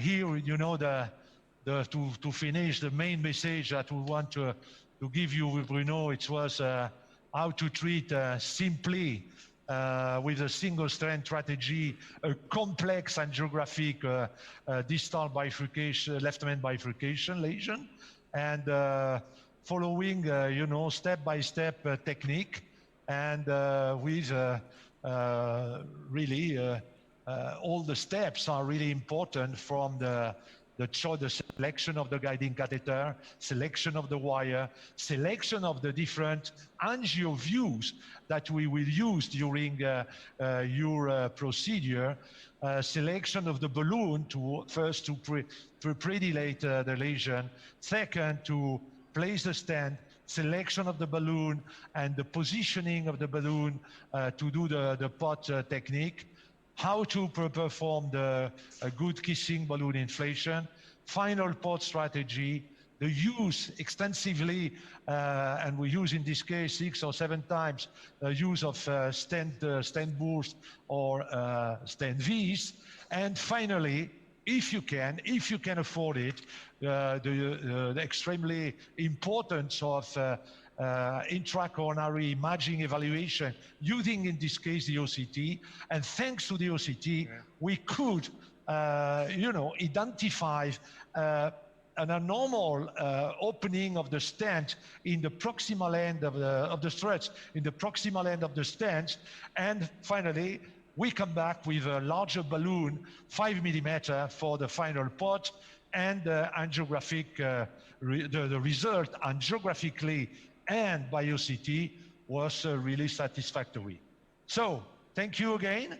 We wish you a nice meeting, Thank you, Jean. Thank you, Bruno. And thank you for sharing and this thank very you nice for all the case. comments. Thank you. Thank you. Bye-bye. Okay, so now it's time to move to this controversy about intracoronary imaging or not. So Adrian will start with intracoronary imaging is necessary. Thank you, Thierry. Thank you to Professor Fachede for a great demonstration of the need for imaging. Even in the master, he needed IVUS and OCT to demonstrate the best result. If I could have my first slide, please. So my question was that imaging assessment is mandatory for left main PCI. My colleague is going to argue that angiography alone is sufficient. So there is a debate, and in a debate, the organizers have clearly given me a challenge because they've given me a superhero to argue against. This superhero has great powers.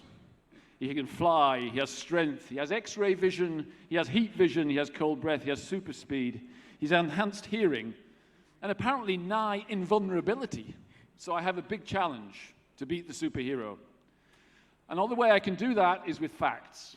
I will show that imaging improves PCI, that the left main is special, demonstrate why we can improve our left main PCI procedures, show you trial data, show you real-world data, and then give you the opportunity to make your own decision about who is right and who is wrong. We know that imaging can be done at any part of the procedure, before, during, and after. And in a number of parts of that procedure, it will show us information about dissection, geographic miss, stent sizing, and make sure that we offer the best treatment for our patients going forward. What data have I got that this really makes a difference? Well, the ADAPT-DES IVUS study took 8,000 patients, 3,000 patients using intravascular ultrasound, and showed that actually using intravascular ultrasound, you can reduce the devastating event of stent thrombosis. You can reduce the devastating event of myocardial infarction. The more complex your case, the more likely you are to see benefit. And you can see that here. Oh, look, left main, fourth one down, benefit from intravascular ultrasound. IVUS XPL was a randomized trial of intravascular ultrasound. And once again, it shows that in patients having IVUS, there were less adverse events. This is a randomized trial with evidence. This is supplemented by the ultimate trial, once again, 1,500 patients, IVUS guidance, and what do we see? We see better outcomes at 12 months when we image. So perhaps the skeptics out there are saying, well, okay, it's a big registry. It's 2 big trials. But there weren't many left main cases there. Perhaps that's what you're thinking. Why is the left main special? Well, it's special clearly because there's a lot of myocardium. There's a lot of plaque required to make a stenosis in the left main. The branches are all important. The branches are actually the LAD, the circumflex, and sometimes the intermediate. And if we lose them, there will be hemodynamic consequences. But also the left main is important because of calcification, which is almost always there. Because it almost always involves a 3-dimensional bifurcation, which is complex and difficult to see, and that the guide catheter uniquely has an interaction with the lesion that we're treating. What are the limitations of angiography? Well, you know, it can be difficult on an angiogram to see when a stent's expanded, especially when there's calcification, especially when there's overlap, and especially when it's near the guide catheter. Hold on, wasn't that what we said was happening in the left main? I think it was. So actually the left main is exactly the area where imaging is going to be helpful in the future. What evidence have we got of that? You all know the Excel trial, it's been in the news, and there's a lot of information that's come from the Excel trial. These data were published last week in JACC Intervention, and it looks at the impact of repeat revascularization on our patients. Frustratingly, if repeat revascularization is necessary, adverse outcomes occur, including death. We know that repeat revascularization is more likely with PCI, and we see the impact of TLR and TVR in the 2 graphs at the bottom here. But when we look at what that means for our patients, unfortunately, when TVR and TLR occur, there is an increased rate of mortality. When the repeat revascularization is for non-target vessel, it has no impact on mortality. So this must be a drive to us to do a better job with our angioplasty at the beginning, and only imaging can show us that. In Excel, we saw how IVUS could inform our decisions, and you see how IVUS was used in the right-hand bar graph here. A higher use of additional balloons, a higher stringency of angioplasty to make sure our technique was correct. So ultimately, better results when we used intravascular ultrasound. We can also see things with intravascular ultrasound that you can't see on angiograms, and we've heard very briefly this morning about this question about stent deformation. Within Excel, there were cases of longitudinal stent deformation, which could only be seen with intravascular ultrasound. It commonly occurred within the left main itself, most commonly within the left main ostium. Now, this is correctable if we know about it.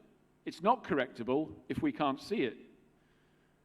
But in a worrying reality, if we don't correct it, then the outcomes subsequent to it are worse.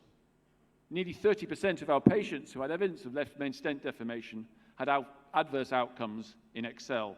This is correctable if we know about it, and therefore we need to know about it.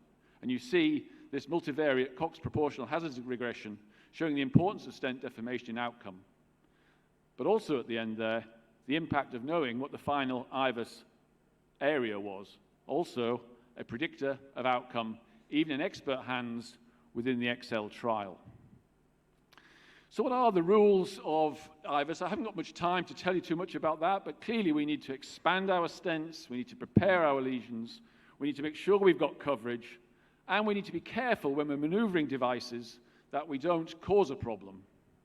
Size, space, length, and skill. Skill is part of it with our hands, but skill is also in our head, making sure we're using the right devices. We know how to do that because there's a lot of data, particularly from Park's group, and this cartoon on the right-hand side shows us the targets that we should be aiming for with intravascular ultrasound. 5 at the ostium of the circumflex, 6 at the ostium of the LED, 7 in the polygon of confluence, that confluent pursuit area between where this left main finishes, and 8 in the left main itself. Well, I don't believe all these randomized trials. Show me the real data. What happens in the real world? Well, this is the data from Sweden, 2,500 patients, comparing those patients who had IVUS against those that didn't. As you see, better outcomes in the left main if we use IVUS. This is a meta-analysis of all the trials, reduced all-cause death, reduced cardiac death if we use IVUS in the left main. These data from the UK were published last week, all-comers registry showing the impact of intravascular ultrasound when used, better outcomes over 1 year if we're sure we've imaged and done a good result. So if you're not yet persuaded by the fact that I've shown you that IVUS in registries and 2 randomized trials is better, that the retrospective data from IVUS can predict outcome, that the Excel data was better with IVUS, and that real-world data is conclusive about the value of IVUS, if none of that has persuaded you, then you must either be Superman or Superwoman. And in addition to having X-ray heat and heat vision, I suggest you get IVUS vision or OCT vision in order to be sure that you've done the best job for your patient. Thank you very much. Thank you very much, Adrian. So we'll move directly to the next discussion from Christophe Naber. So we don't need IVUS in the majority, IVUS or intracoronary imaging in the majority of cases. Yeah, thank you very much. First, I'd like to thank my friend Adrian for awarding me the title of a superhero, which I humbly accept for sure. Thank you. So, should IVUS be used in all left main patients? I decided to change the title a little bit to fit more to Adrian's talk. Now, let's look at the recommendations that we have. We have no formal recommendations, but we have a consensus statement from the European Bifurcation Club. And if I learned one thing from the European Bifurcation Club, is that they always provide very practical and useful papers, and that I usually agree with all their recommendations. Now let's have a look inside. Now, if we have to judge a recommendation, we always have to say clearly what is the class of recommendation and what is the level of evidence. All the big guidelines do that, and if we look at the class 1 recommendation, then we have randomized trials or meta-analysis of randomized trials and so on. If we have, no, this is level of evidence, sorry, that's A, and level of evidence B would be data derived from one trial or from large series, and level C is expert opinion. If we take class 1 recommendation, it's very strong. Class 2 is separated into two different classes. 2A means the evidence, which might be somewhat conflicting or not, but the weight of evidence is more in favor. Class 2B means it's less in favor, but it's still in favor. So it's either should be considered or may be considered, and class 3 would be no, don't do it. Now, let's look at the consensus paper recommendations. Now, the colleagues give recommendations at 3 points. In the abstract, they write that the European Bifurcation Club recommends the use of IVUS during most left main coronary artery interventions. In the summary statement, they say the European Bifurcation Club recommends IVUS guidance for patients undergoing left main intervention. They are not so clear about most or all. What does it mean? Now, in the conclusions, they say, the EBC believes that IVUS guidance is useful at each step of a left main interventional procedure. And this I can full-heartedly endorse, because I think, yes, it can be useful, and let's look into that. If they judge the level of evidence, they say, while randomized trials are limited, data suggests that IVUS guidance is superior to angiographic guidance in terms of death, myocardial infarction, TLR, ISR, and stent thrombosis. This means that there is limited randomized trials, which together with the recommendations above say that the level of recommendation is 2A and the level of evidence is B. This means IVUS should be considered for PCI of left main coronary artery disease. Now, this is what they base their recommendations on. IVUS should be used in left main stenting. First point is to decide whether or not revascularization is necessary. And I agree, it can be used for this purpose. We have some data. We have different cutoff values. Now, the one of Kang is currently used, 4.8, but we have also others in prospective trials from FASTA, for example, 7.5 millimeter square area, or Justy et al., 5.9 millimeter square. Why are they different? Is one right? Is one wrong? No, the problem is that sensitivity and specificity of such criteria, same as positive and negative predictive value, always depend on the prevalence of a certain disease or a certain factor in a given population. And then we look at morphology, which at the end is only a substitute for the physiology. So we also should consider maybe FFR at a certain point. Now the second point. Can we say that all patients are the same? We have very large guys like me, for example, and we have very tiny guys. Do they all have the same left main? And is the area which is critical for them the same in all of them? I'm not so sure. Now, the second argument the colleagues have is IVUS should be used to decide whether a one-stent crossover technique is sufficient or whether a two-stent technique may be used. Honestly, this is the only point where I'm not so sure that I understand it fully. I believe that IVUS can be helpful to detect disease in the side branch. Now, this drawing at the top is from the EBC consensus paper. What we know is that in all Medina classes, there's 100% extension of atherosclerosis distal to the bifurcation. In 100% of cases, the carina is disease-free. And only in 18%, one of the side branches is totally free of disease. What I like is also from 2018 EBC recommendations, who say use one stent if possible as the default strategy, and the two stents if needed if you have an extension of significant disease more than 5 milliliters from the side branch. There may be cases where I might have to use IVUS to detect this if I have an unclear angio, but I believe that in most cases I can do this even without IVUS. Now, the third recommendation is IVUS should be used to size the stent diameter and length and select the optimum landing zones. Now, this is an old paper from Steve Nissen, Circulation 1991. We know that in concentric vessels, IVUS and angio correlate well, in eccentric vessels less well. The problem is, who is right, angio or IVUS? What is the gold standard? Let's compare it to histology, and there's this nice work from 2009 who compares histology, OCT, and IVUS. And if we look at the conclusions, it says IVUS and OCT always overestimate the lumen area compared with histomorphology, and lumen dimensions obtained using IVUS are even larger than those using OCT. So what is correct? Even histomorphology we could doubt if you want. Now let's assume that IVUS is the gold standard, and I'm not so sure if you can read the numbers at the bottom. I think that says 3.4 by 4 millimeters. So we have an oval shape. If it's precise, then let's think what stent would we use? A 3.5 and make it sizing to 4.0, or 3.75, or a 4.0? What would we use? How precise is our choice of stent then?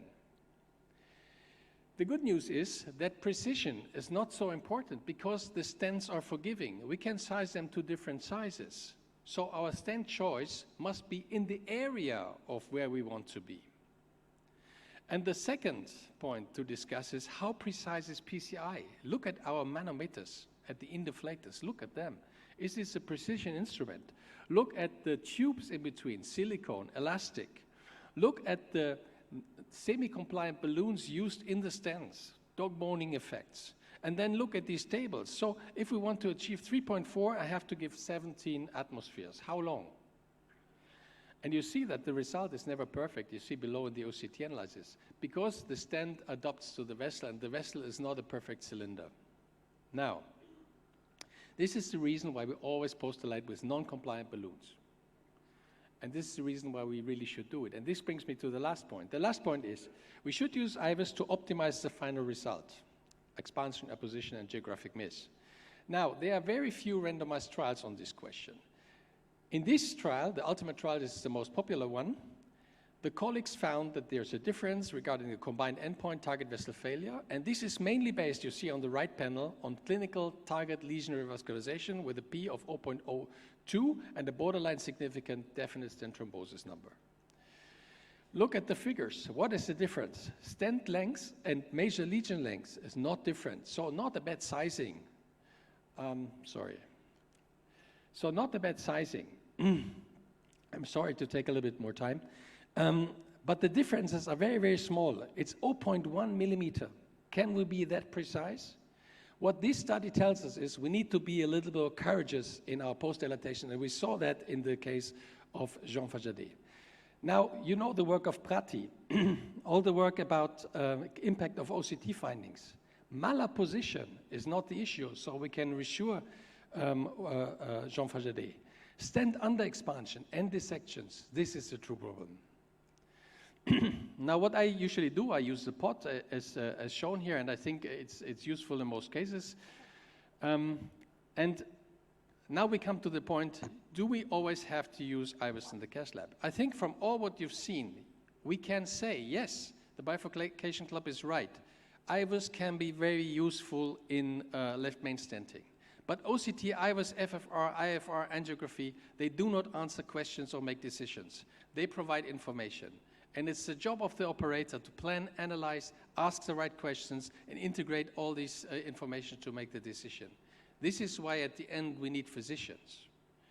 So my answer after looking into that is, IVUS is helpful, but you can also do successful and responsible left main PCI without IVUS.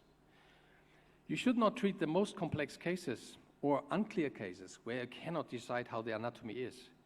You should always try to acquire optimal angiographic images.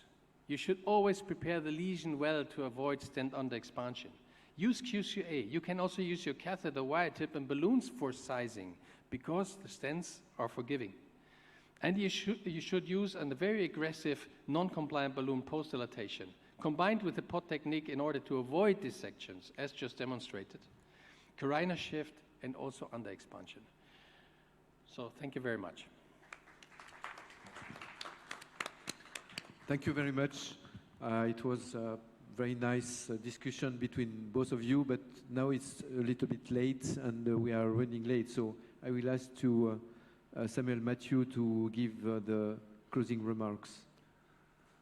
As usual, it was a fantastic afternoon.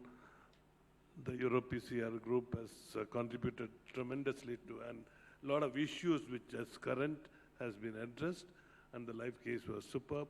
Thank you so much, and thank you EuroPCR, and continue to maintain the friendship and relationship, and the teaching should continue. Thank you very much. Thank you, Samuel. I think we'll continue to move on to the next session. I'll request the chairpersons, Khalilullah, Dr. Wines, Manchanda, Hiramat, and Jonathan, all of them to please join us. Thank you.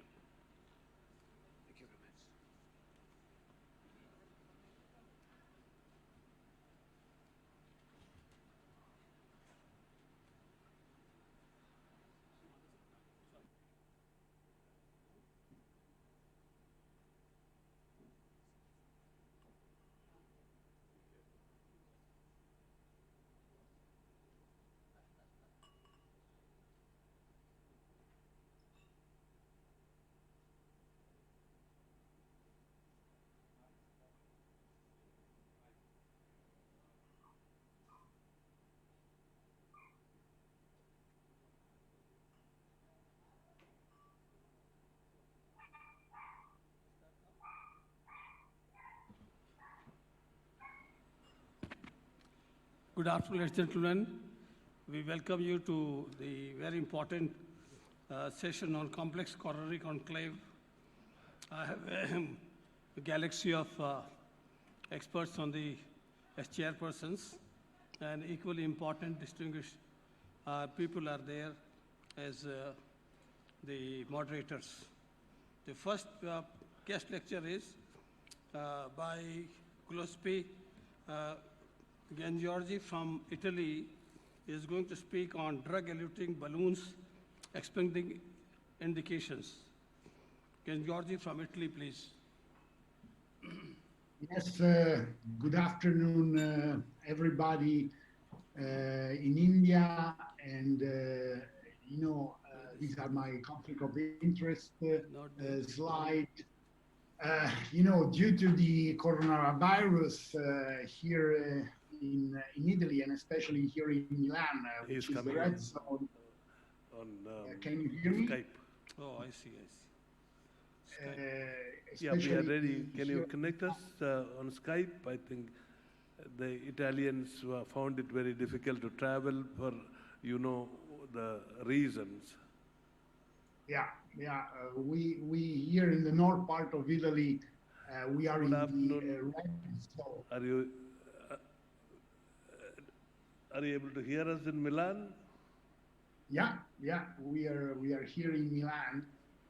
Of course, the situation is a little bit exaggerated, but all the shops are shut down after 6 p.m. You cannot go out, but the situation is solving. So we hope that the next week everything will be back to the normality.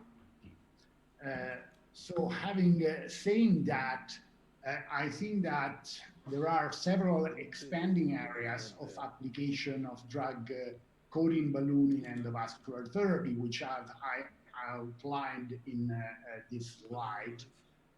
First, and as a matter of time, we will briefly touch the carotid artery stenting in-stent stenosis. Another large area of application is the AV fistula in dialysis patient treatment. And last but not least, the most important and probably large application is for treatment of vasculogenic erectile dysfunction.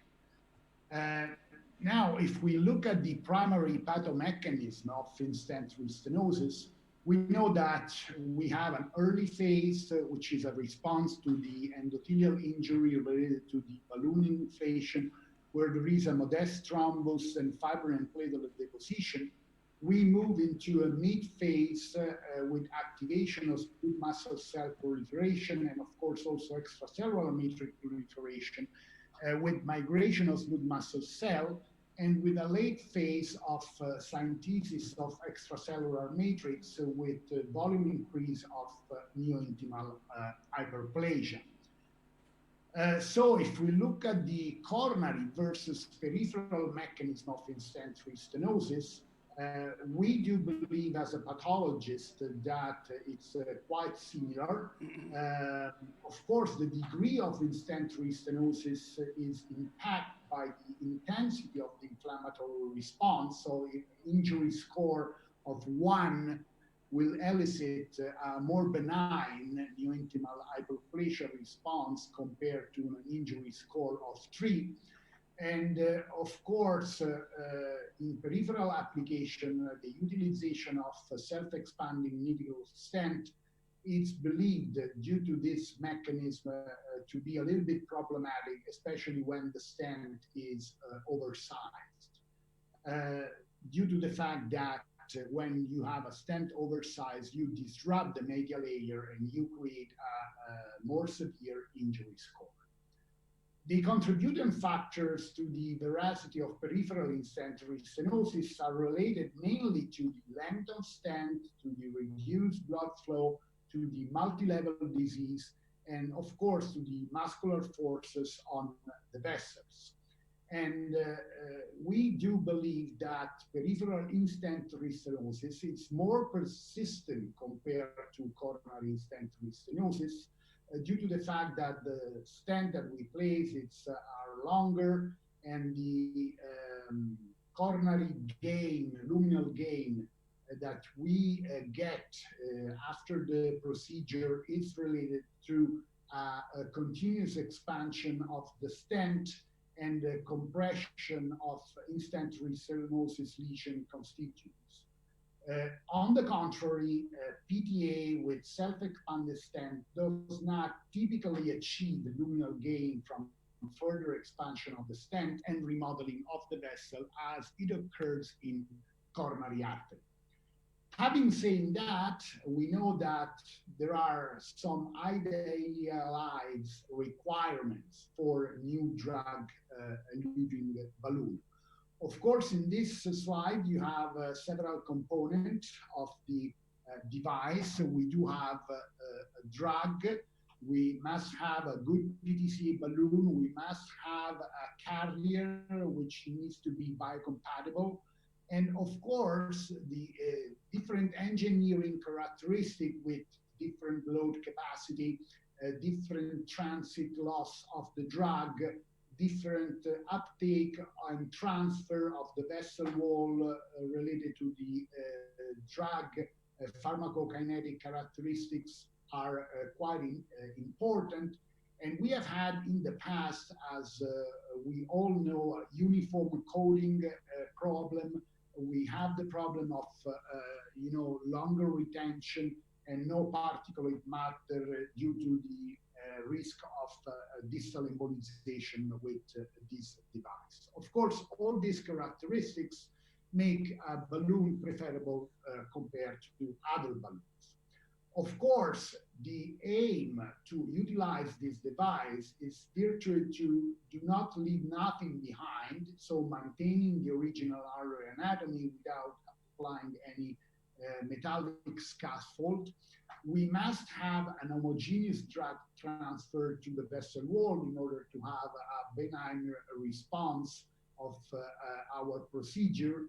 We must have and avoid a chronic inflammation response due to the fact that there are no polymers. Of course, there is also a reduced dual antiplatelet therapy, duration, and of course, easy lesion and crossing the deliverability by the balloon itself. We know that the market is full of drug-eluting balloon, and the majority of them are, as you know, with paclitaxel drug. There is a problem with the cytotoxicity of paclitaxel due to the fact that paclitaxel impacts predominantly during the mitosis phase of the cell cycle, and it's basically a cytotoxic drug due to the fact that this drug arrests cells at the stage where they are supposed to divide, so between G2 and M phases. And it's a drug that has some pro-apoptotic mechanism, and therefore, eventually, this leads to apoptotic cell death. We know also that clinically, recently, this paper appeared in the literature, a large meta-analysis conducted by a Greek group that documented a significantly greater than 68% relative risk increase of all-cause death. And in the long-term analysis, so at 5 years, there was also a 93% relative risk increase of all-cause death with the utilization of this device. If you believe it or not, we know that the sirolimus and the paclitaxel are completely different. As I said, paclitaxel is cytotoxic, while sirolimus is cytostatic. Margin of safety is much it's greater with sirolimus, and the therapeutic range is wider with sirolimus, with anti-restenotic effect of the drug that has been proven in different analysis and randomized clinical trials. This is just an example of a large meta-analysis comprising more than 30,000 patients, where you can see that the safety of efficacy of limus in coronary artery disease compared to paclitaxel. Of course, we do have some challenges in delivering sirolimus through the balloon due to the fact that this drug possesses poor lipophilicity that correlates to the adhesion property of the drug itself on the vessel surface. And so it's quite difficult to deliver sirolimus in an adequate concentration into the tissue and retain the drug for a longer period of time.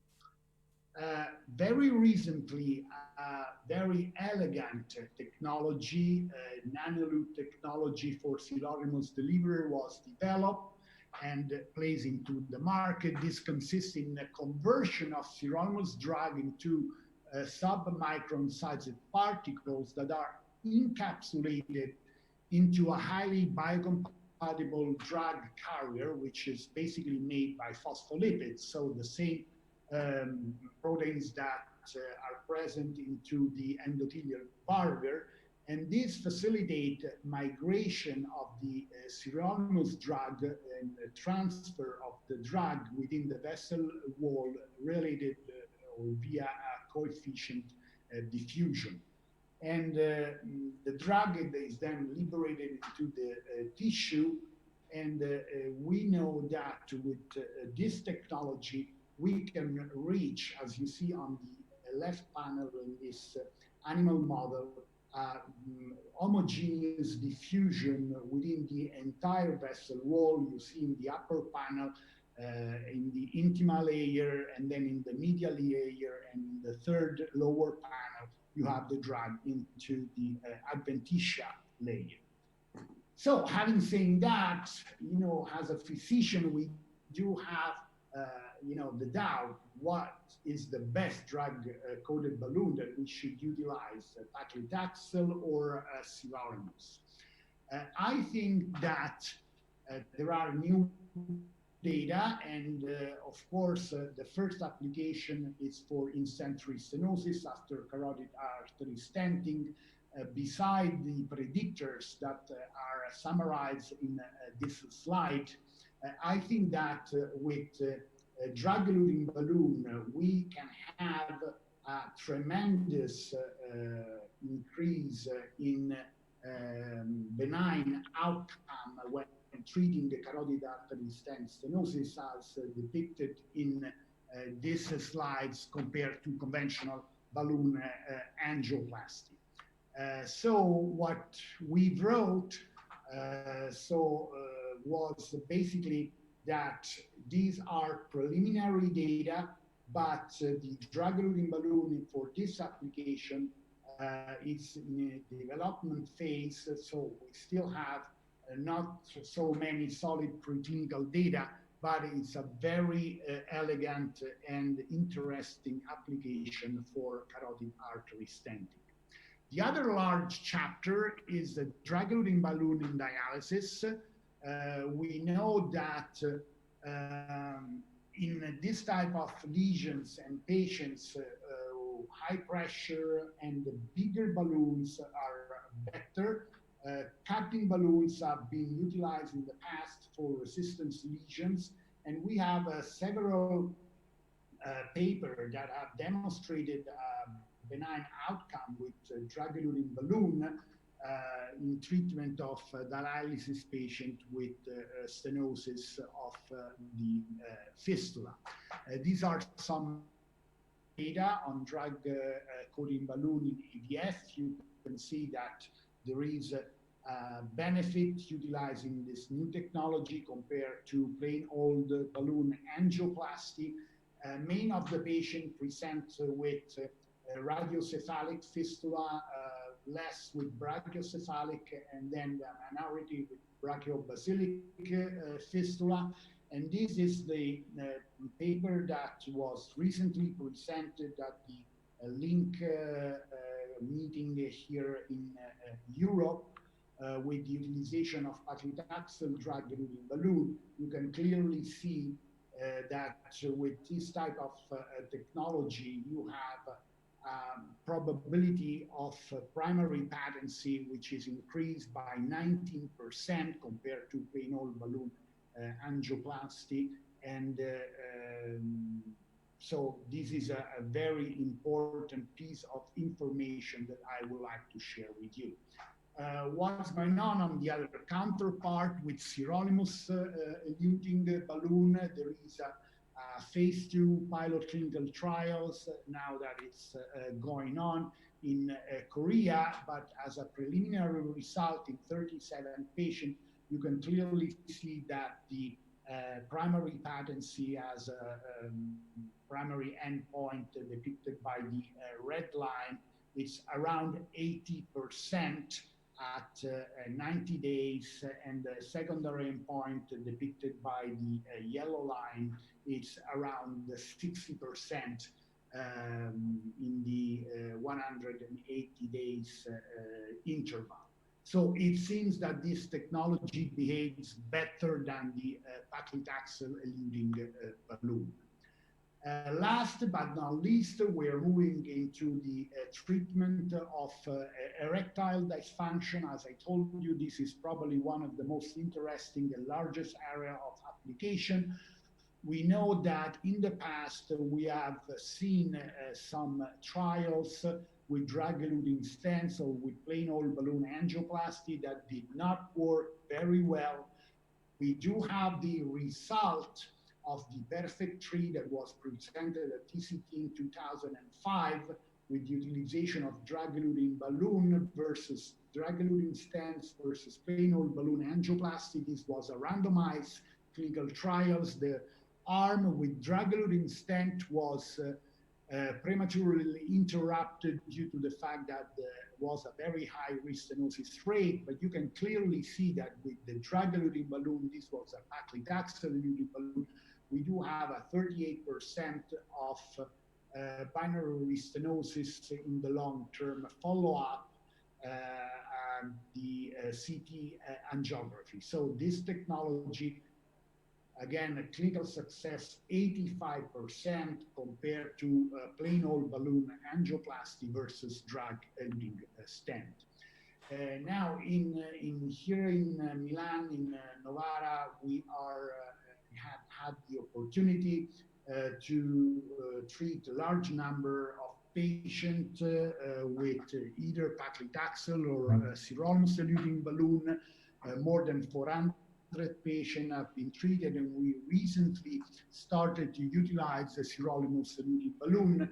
As you see, these slides depict the 24 patients that have been treated so far with this technology. More than 27 lesions have been treated in the pudendal artery districts, and these are, the results. Of course, is a work in progress. We have this Swayzian registry, which is currently going on in our center, and these are the preliminary results at 3 months and 6 months after sirolimus-eluting balloon treatment. We utilize as a clinical signal the delta score between the pre-procedure and 3 or 6 months post-procedure International Index of Erectile Function. And you can clearly see that the majority of patients, more than 74%, respond perfectly to this dilatation with this technology. You have to keep in mind that these are patients that do not respond anymore to PDA5 inhibitors, so they are patients with no other chance with erectile dysfunction, and we bring them into the cath lab, perform a balloon dilatation, and these are the results. So 70% will respond and have a normal sexual relationship in the long-term follow-up.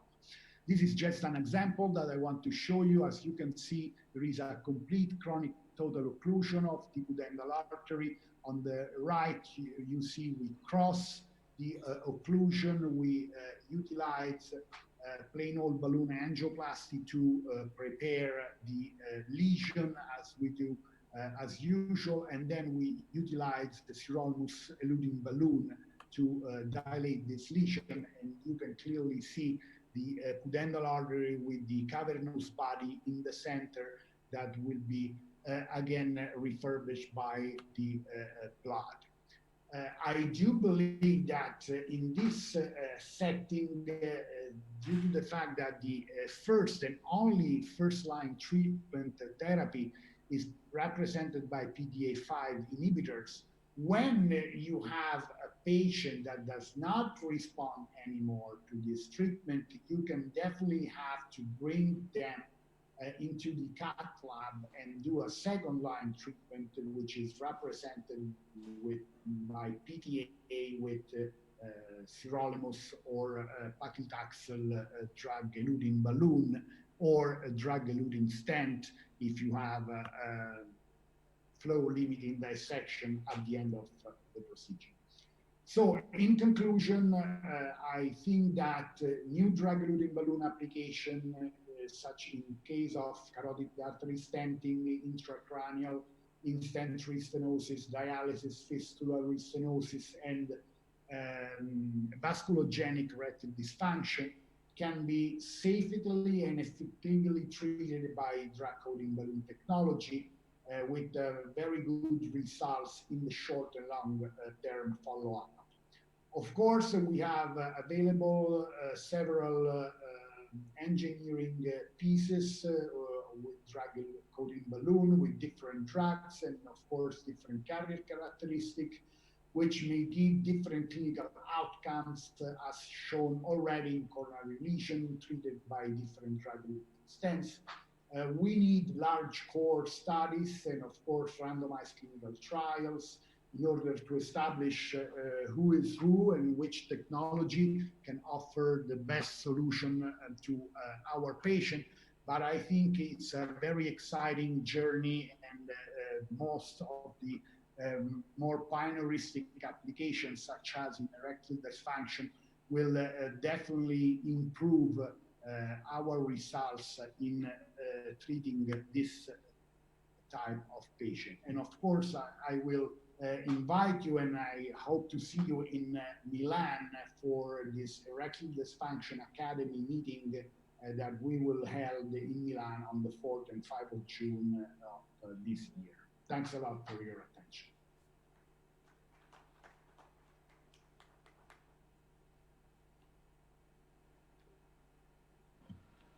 Well, gentlemen, you saw the wide application of drug-coated balloons of all the things. Looks like Italian cardiologist, expert in penile artery interventions.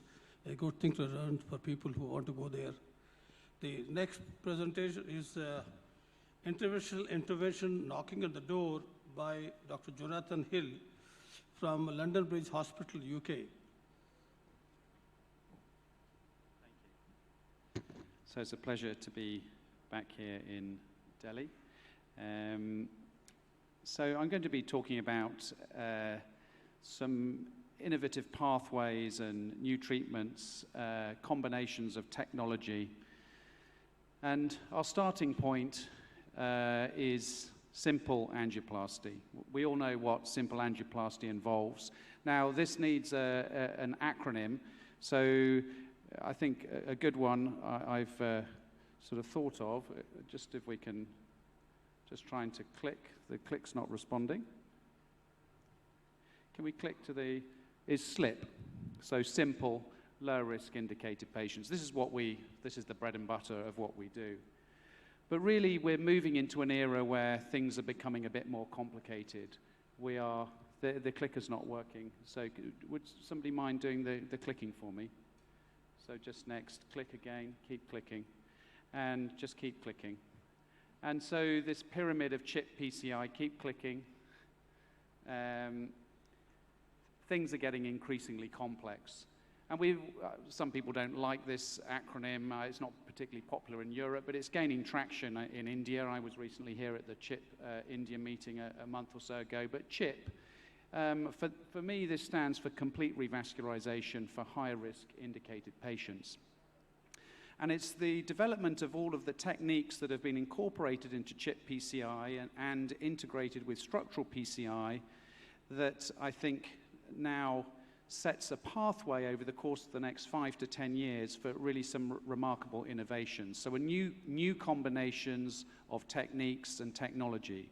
So CHIP and LV support, PCI optimization, complete revascularization, taken together with the structural heart revolution, and also all the innovative ways we're now managing to access the vasculature.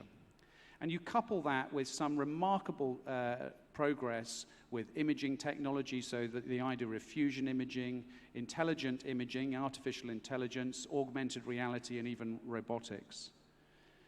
So can we click again? It's just this, if I could have a new clicker. So this is a typical CHIP case, NYHA 4, CCS class 3, poor left ventricular function, complete viability, should be completely revascularized.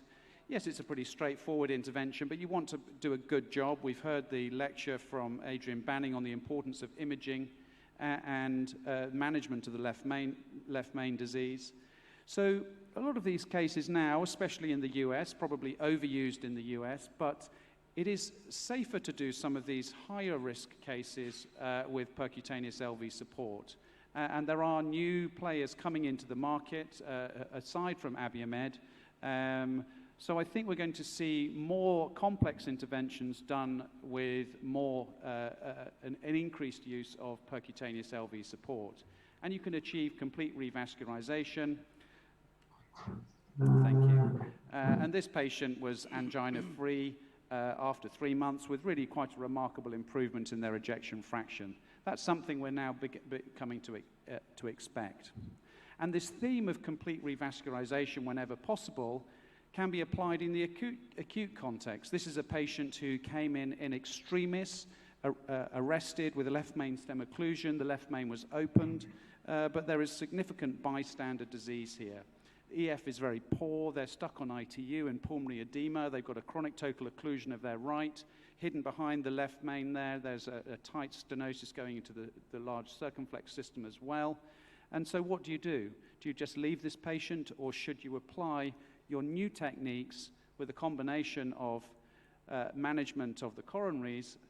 And this is the pathway that we've been using to decide whether or not to put in LV support. This is a traffic light system, looking at the LV function, the CTO anatomy, and the various patient factors. This patient got a maximum score, and so we put a left ventricular support device in.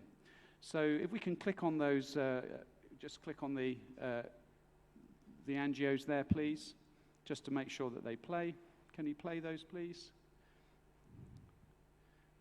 Anyone? No? Okay. So retrograde knuckle here, reverse cart. This clicker isn't working. Can we click on the angios, please? This isn't working. Okay. Well, I opened up the right, we did the left main, and so a patient in extremis, completely revascularized with percutaneous LV support. So optimizing revascularization is also important. We're seeing an increasing use of imaging. We've just seen a nice left main stent with OCT. Well, this is really where OCT, I think, comes into its own. You'll all have seen the progress that's been made with intravascular imaging and identification of calcium. So this is really a nice example of intravascular lithotripsy guided by OCT. So for full optimization, you're using the imaging and the combination of this new technology, lithotripsy, to really deliver a very nice stented result. Here, a beautiful demonstration of the mechanism of OCT with the cracks through the calcium. And we can see with our high-resolution imaging system that with this 3D rendered view, you can see the cracks very clearly. You can define the mechanism, and this is somebody who's had a fully optimized revascularization procedure. So what about more complete revascularization and optimization?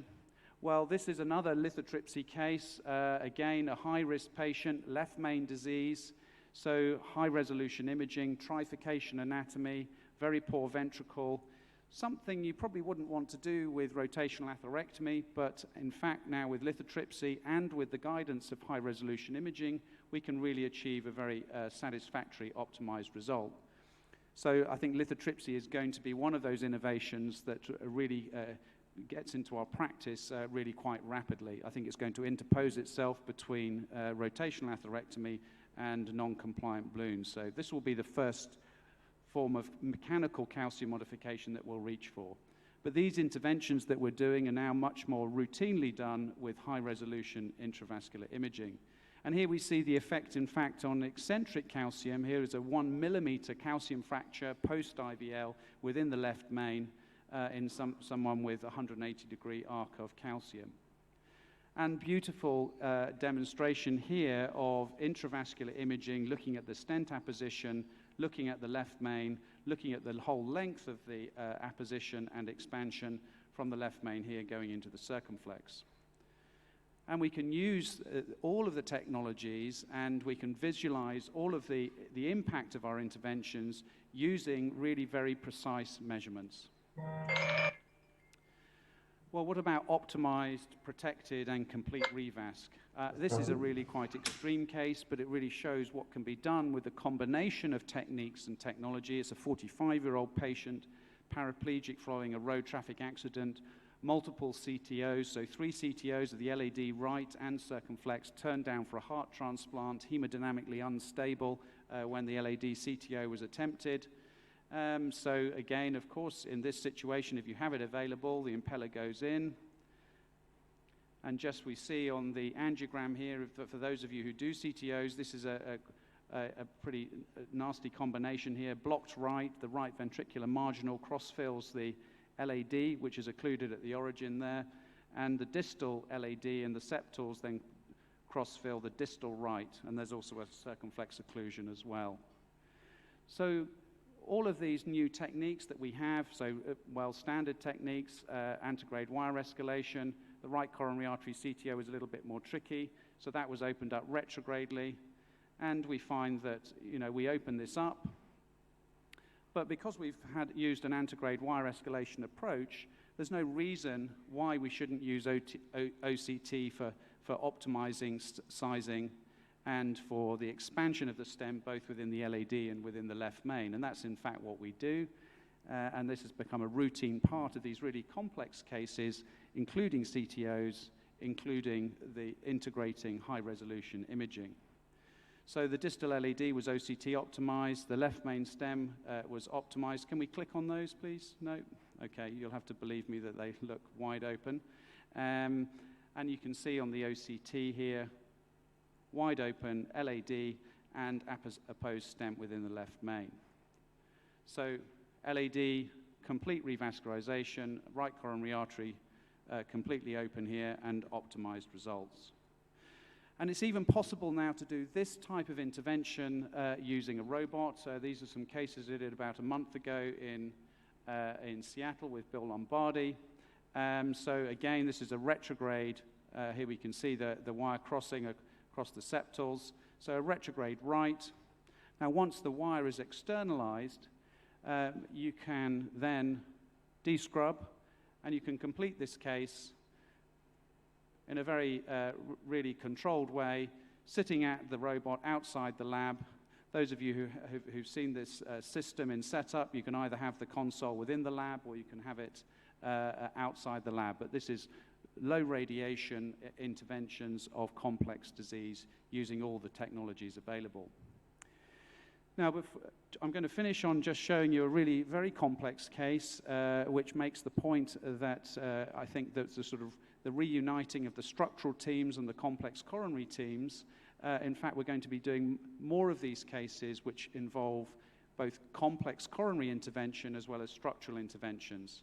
And we can access the vessels from anywhere now. So this is a patient who has got really very severe peripheral vascular disease. He's got severe aortic stenosis. He's got severe coronary disease as well. And this is an example of transcaval access. So we've got a catheter in the inferior vena cava, a snare within the aorta, poking a wire through using electrocautery, pull the wire through, and that wire then can be transitioned up to a much stiffer wire, and it enables us to cross from the vena cava over into the aorta, putting in a large sheath. I don't know if we can play these, but what this would show is this is a 22 French gourd dry sheath, which would show an impeller being delivered alongside two catheters. Can we play these, please? No. Okay, well, just safe to say, you'll see some of these playing here. We've put an impeller in. We've had to refashion the left main. We've used some lithotripsy in the left main here, and lots of calcium to deal with, trying to fully optimize this result. Do apologize, this is not playing. And then we're able to put a valve in at the end. Can we play these, please? No? Okay. And this is just an example of being able to deliver complex revascularization from an alternative access approach, coronary in combination with structural intervention. So this was a impeller CP supported multi-vessel PCI and TAVI using a transcaval approach, dual catheter support, multi-vessel intervention. Patient was discharged from ITU after 3 days, had been very sick, discharged 3 weeks later, and is still doing well at home. So complete revascularization, and the valve dealt with at the same time. So the pathway now, I think, is clear. We're going to be integrating our techniques for complete revascularization with high-precision procedures. Using percutaneous LV support, we can access the vasculature from anywhere. I think we're going to be doing cases with structural and coronary combined, possibly using robotics, and I think, moving into an area of artificial intelligence and augmented reality procedures. Thank you.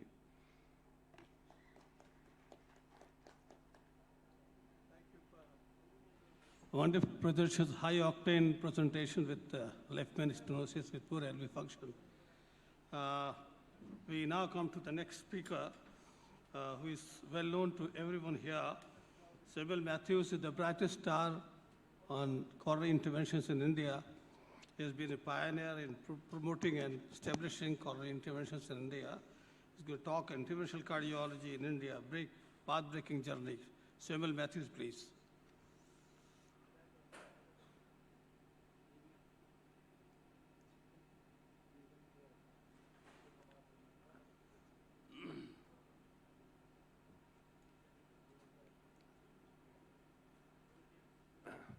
Many of you, at least the youngsters, wouldn't have seen what had happened last couple of decades when angioplasty started in India, we were not much different from what it was internationally. All of you must have heard about the great kitchen table where Andreas developed the coronary balloons, angioplasty balloons, and then it went on to the next stage. At the early days, he had a lot of difficulties.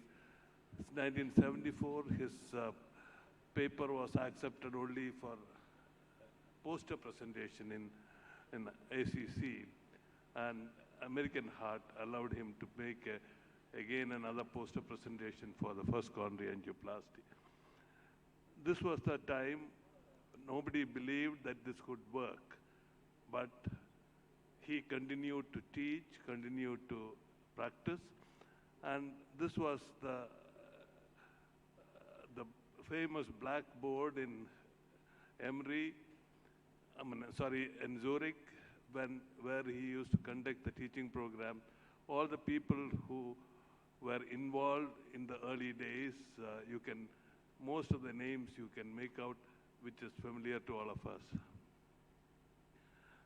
It was in the 1980s which took me to Andreas, and I had an opportunity to learn with him and come back and get involved with the development of interventional cardiology in India. In mid-December, happened to see the first patient with an ideal lesion suitable for angioplasty on the right coronary artery. We went around with the angiogram film and the patient to multiple hospitals, and no hospitals would allow us to perform. Nobody wants to start angioplasty because it was considered to be something very dangerous. Neither the ideal patient nor the training or the dreams did not impress anybody. But Bridge Candy Hospital later next month on 24th of January allowed me to perform the first angioplasty, the elective angioplasty in India, and that day was the memorable day for all of us. In 1985, October, Somaraju had reported trying to do an angioplasty for a left main, which was totally occluded in a young patient. And they were able to get a balloon in and make some flow into the distal left main. It was time, none of the luxuries what we are seeing today were available. Manifolds were rotating metal adapters. Inflation devices were hand-assembled manometers. Only device was balloon catheter and nothing else. Those were the days when no stents were there to save the patient or hide most of our sins. No craniocaudal angulations, no digital imaging, only 35 mm films and old video cassettes recording. And we actually had to get the patient propped up with the pillows to get a cranial angulation. Still images and reference images were not available. And in '86, we managed to operate on 18 patients. 16 of them was referred to by the cardiac surgeon himself. So all the credit should go to Dr. Girnath. We had a large amount of failures, almost 25%. Inability to cross the lesion was 3. Emergency surgery had to be performed in 2 patients due to dissection during the dilatation. Acute closure of the vessel during those days of PCI was 10%. That 10% patient went from the cath lab directly to the operation theater. Post-procedure, most days, we had to sleep in the cath lab floor, because there was no mobile phones, the public phones or the landlines never worked, and the only option in emergency was to go physically and call the doctor. This was the time John Simpson made a remark.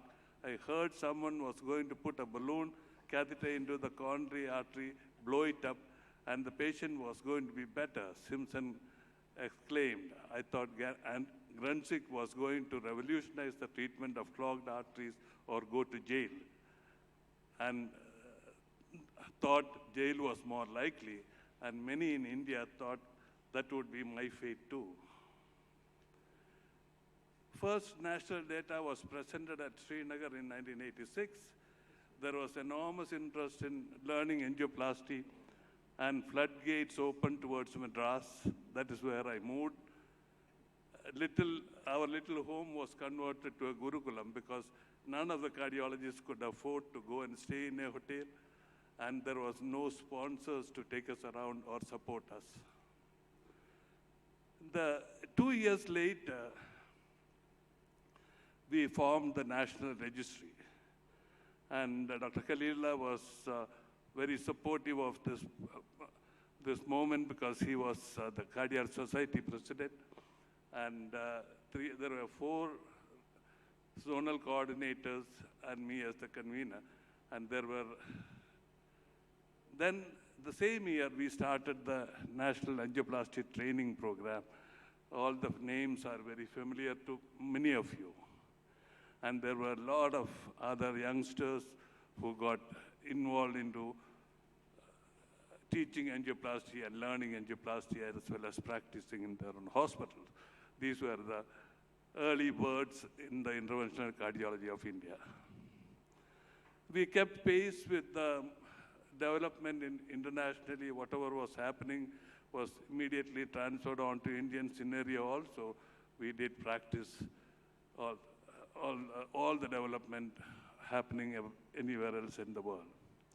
1991, I got involved with the Giandakorubin stent trial, and the stent was used only for bailout. But surprisingly, complications were terrible with stents.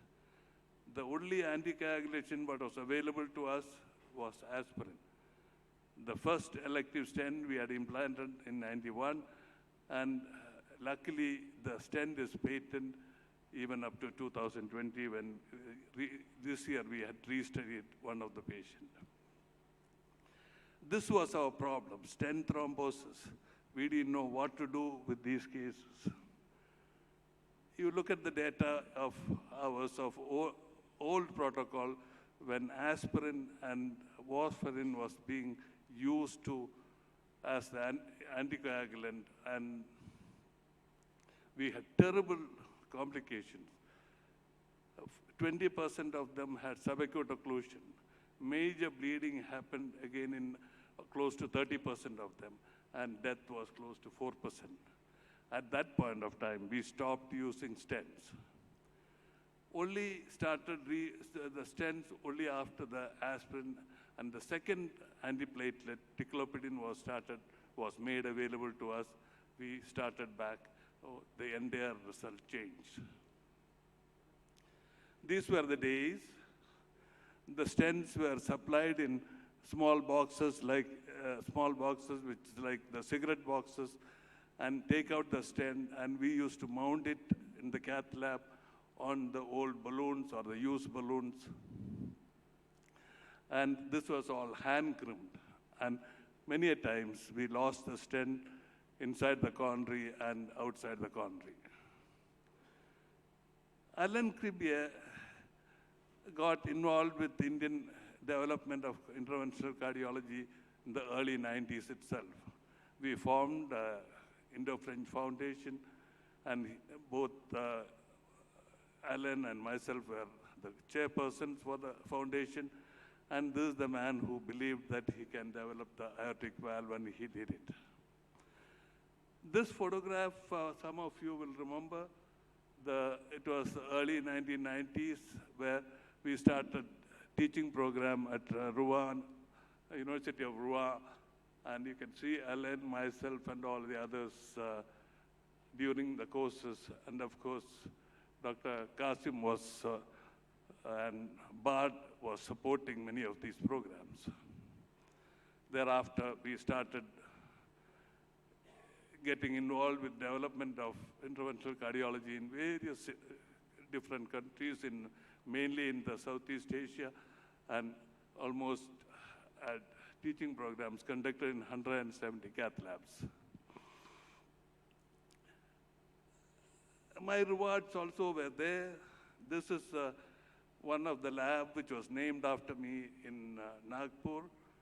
And then another, the core lab at Madras Medical Mission is one of the kind in India with all imaging, all core lab for coronary imaging and structural heart has been named after me. This is a great satisfaction.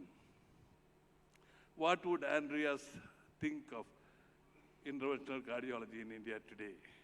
He would be approved of the general development, what has happened, utilization of evidence-based medicine. He'll be thrilled with the symposia like this where live relay is happening. Will be overwhelmed by the development, what's happened, all changes in the newer technology, what is available to us. But he would be depressed or distressed with a lot of things what is happening, which you and I know. We have come a very long way. I think it is my moral duty and obligation to leave a legacy for a better future and for our next generation. Let us live our lives so that when our children and students think of fairness, honesty, and integrity, they should remember us always. And this is the last words Andreas had told me before he passed away. He had handed over his baby to me. It was my responsibility to make the baby live and grow. And I, being the torch bearer, I had to continue his legacy. And I'm sure all my life I did that, and that's why I'm here. Thank you very much. Thank you, Dr. Matthews, for describing the entire journey of interventional coronary interventions in India. I think we've come a long way, and if the dream has come true, that every part of the country, there are people who are performing coronary interventions. The last speaker is Dr. William Vince. He's an interventional cardiologist from the Lambert Institute of Translational Medicine, Galway, Ireland. He's going to talk on chronic coronary syndrome and update. Dr. William, please. Thank you very much. Thank you, dear colleagues. The title refers to the last ESC guideline on the treatment of chronic coronary syndromes. Very But good. before that, I'd just like to thank Dr. Sam Matthew for his lecture and the many inspiring thoughts he shared with us. It's no time to discuss this, but what strikes me is if the contrast between the presentation by Dr. Jonathan Hill and the account by Sam of the beginnings in the late 70s. It's amazing that all of that happened in only 3 decades. And that, of course, is also thanks to the collaboration between the profession and the device-based industry. Many people say that in today's hyper-regulated world, perhaps none of that could have happened. But thank you very much for sharing that with us, Dr. Matthew. Thank you. It's very inspiring. These are my disclosures. So I'll give you in 10 minutes a very brief summary of what I think are the key messages from the ESC guideline that was issued at the ESC Congress last year on the diagnosis and the management of chronic coronary syndromes. I had the privilege to lead the task force with this group of diverse and expert people from Europe and abroad. And these are the 6 key messages, what I think is really new and hopefully of interest. First of all, it used to be the guideline on stable angina, and we did win the battle and managed to obtain permission to change the name, which isn't easy, and I'll explain you why. We have noticed that when you apply the risk scores based on age, gender, and type of symptoms, the prediction of the prevalence of CAD, the true prevalence of coronary disease in those patients is much less than it used to be in the past. I don't think this applies so much to India. I don't think you do many normal coronary angiograms on the continent here. But certainly in the Western world, we either have the very sick patients that Jonathan has shown to you, or many patients who happen to have no critical stenosis. So this has an impact on the use of diagnostic tests. And I'll say a few words about it, but not too much. What is very important is the imaging revolution. It used to be that functional assessment was non-invasive and all the rest was invasive, meaning anatomic diagnosis and treatment. Today, we can obtain both anatomy and function, either non-invasively or invasively. And this has a profound impact on the strategic diagnostic workup. And in particular, the role of CT is increasing following the recommendations by NICE of a number of years ago. We have new evidence accumulating on intensification of antithrombotic therapy in general. A few words about that. What is, I think, very important is the role and the impact of revascularization on hard outcomes, data that are insufficiently promoted. And I'll say one word about the new guidelines on the treatment of diabetes. So these are the 6 key findings or key new statements from the guideline. First of all, the name.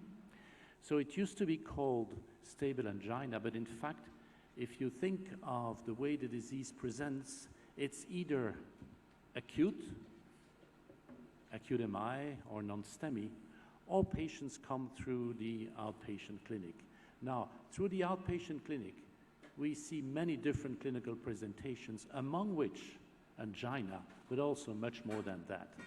And in fact, on this graph, we see the time and how the disease evolves, and particularly on the vertical axis, you have acute events. So there's a burst of acute risk at the moment of an acute event, and all the rest is chronic. And over time, plaque will accumulate, and eventually, patients will have more than one event. You see here, there is a preclinical, subclinical moment in the evolution where patients are actually the healthy carriers of plaque without being aware of it. And then as it accumulates, eventually you have an acute event.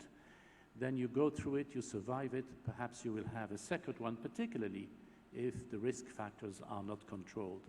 So we have on one side acute coronary disease, on the other side we have chronic coronary disease, just like we have acute heart failure and chronic heart failure. And this is to insist on the importance of dealing with the chronic phases of the disease that are anything but stable. In fact, plaque accumulates, plaque also changes its composition through medical therapy, and prognosis also can be influenced because we see many patients who enter the disease with an acute event and then change their lifestyle, implement the secondary prevention, and never have any problem again. So during the course of the disease, everything happens. All sorts of things are going on, and it's anything but stable.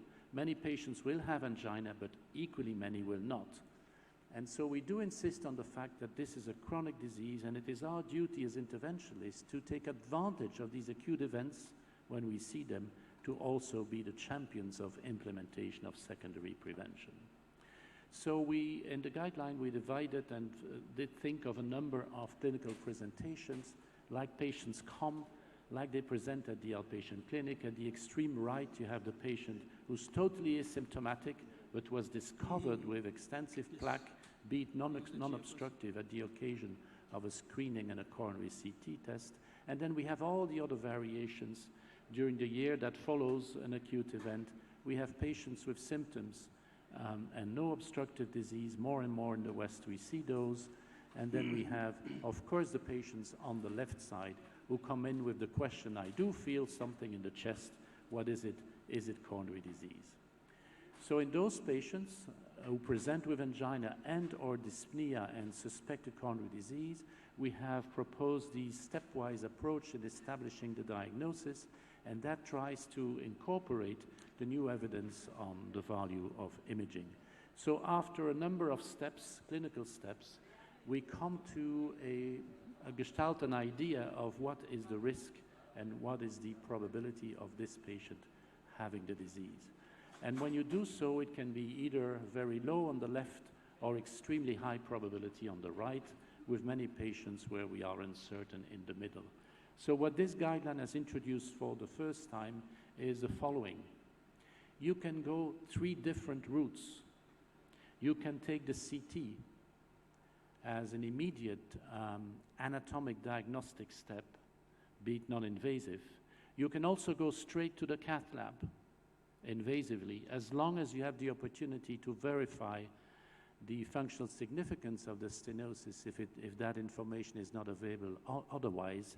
And you also have the opportunity to go through the stepwise approach, stress imaging, and based on that, decide to go for coronary angiogram or not. So in the past, where there was only one way, non-invasive functional testing, risk stratification, followed or not by invasive evaluation, for the first time, I think, the ESC guidelines are telling the practitioners, listen, if you have, depending on the probability of the disease, depending on what's available on your expertise, you can take any of these 3 routes, non-invasive CT, often complemented with functional testing, non-invasive functional testing, and on the basis of which you will decide whether the patient needs invasive treatment and evaluation, or go straight to the cath lab, as long as you can perform functional testing, should that information not be available, I mean, using pressure-derived hemodynamic indices.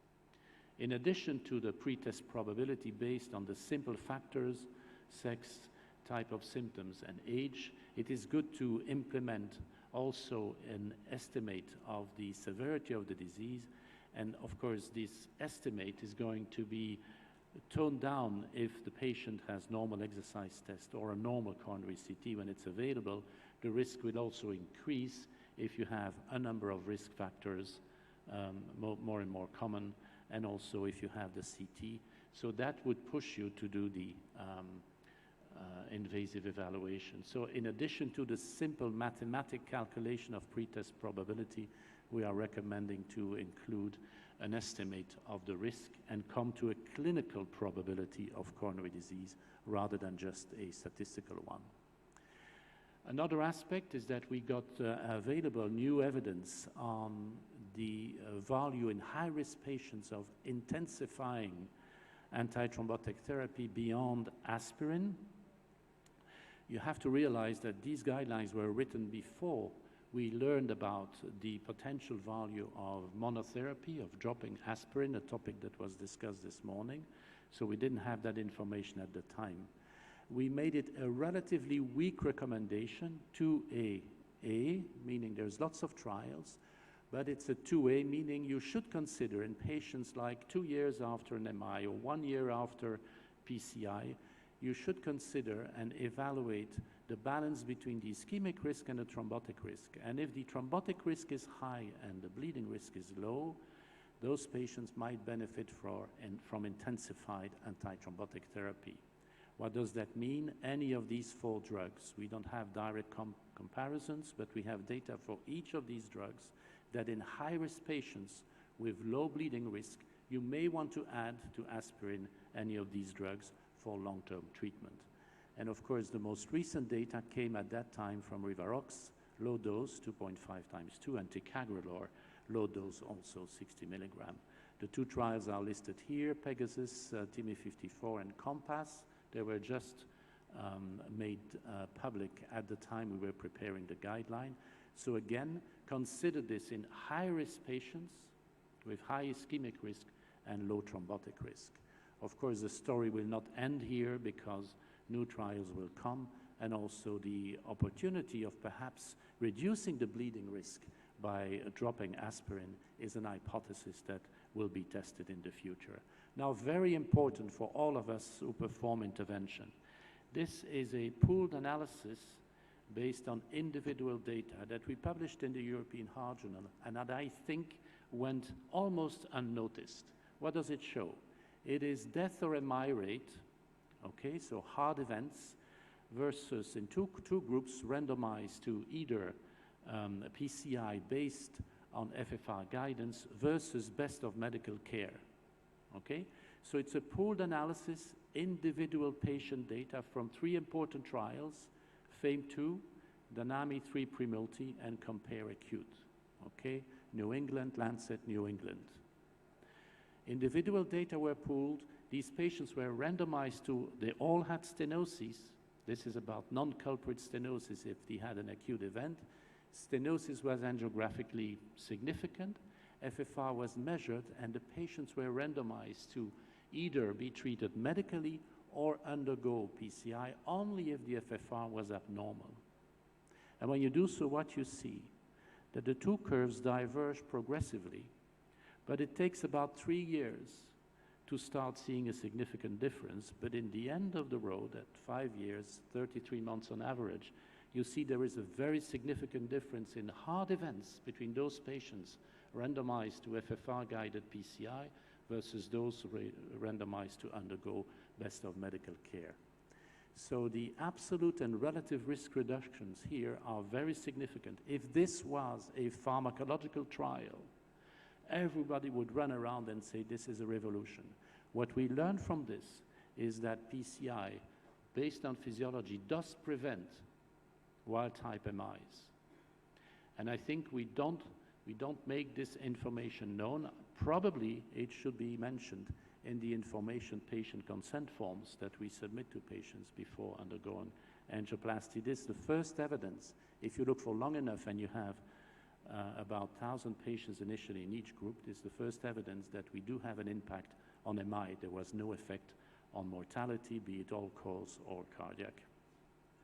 Finally, our guidelines came out at the same time as the ones on diabetes. And of course, these guidelines, they talked about revolution because of the new drugs, the SGLT1 receptor blockers, and the co-transporter inhibitors. Now, these drugs may take a while for integration in clinical practice. I do refer patients to endocrinologists or diabetologists, but obviously this is a class 1A consideration, and we refer to the guidelines on the treatment of diabetes in our guidelines on patients with chronic coronary syndromes. So in a nutshell, these are the 6 major new data or evidences that have impacted on these guidelines. First of all, stable angina, yes, but many more patients don't have angina. And let's consider we are faced with a chronic disease, and it is our duty to influence the impact of the outcome of the chronic disease as well. Imaging revolution, the fact that we have 3 options, depending on your local environment, what is available, what is most cost-effective in your practice. The thinking perhaps about what is the right balance between preventing ischemia and exposing the patient to risk, but for sure we'll learn more in the coming years about intensifying antithrombotic therapy and the very positive impact of revascularization guided by physiology on the prevention of wild-type MI. Thank you very much for the attention.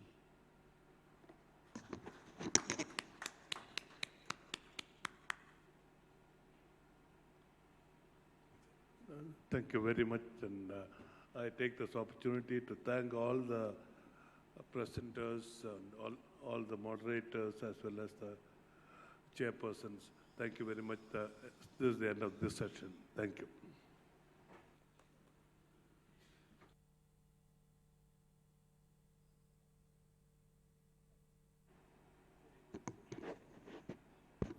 Thank you, speakers and the chairpersons.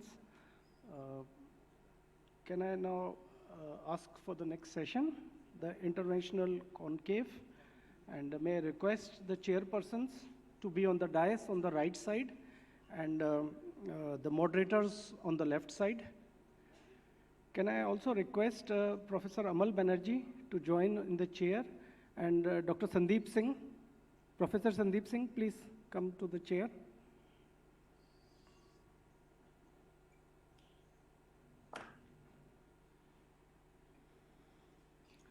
So I think in this session, there will be, unfortunately, because of coronavirus, many of our friends could not make it.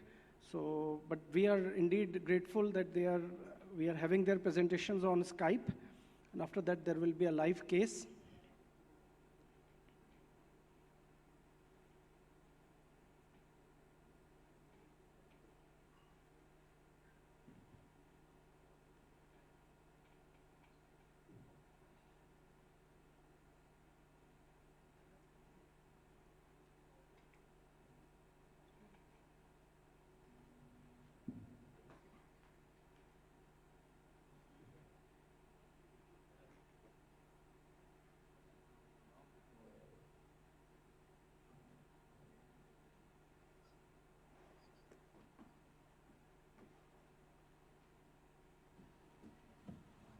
Let us start the session. Good afternoon. Now we are going for very important session on the days. It's a really debate. All new generation days have similar safety and efficacy. Yes, I agree. Adnan Kastrati from Germany. Whether it would be through Skype. I am there. Is he here, Dr. Kastrati? Yeah, I am here. I need just only.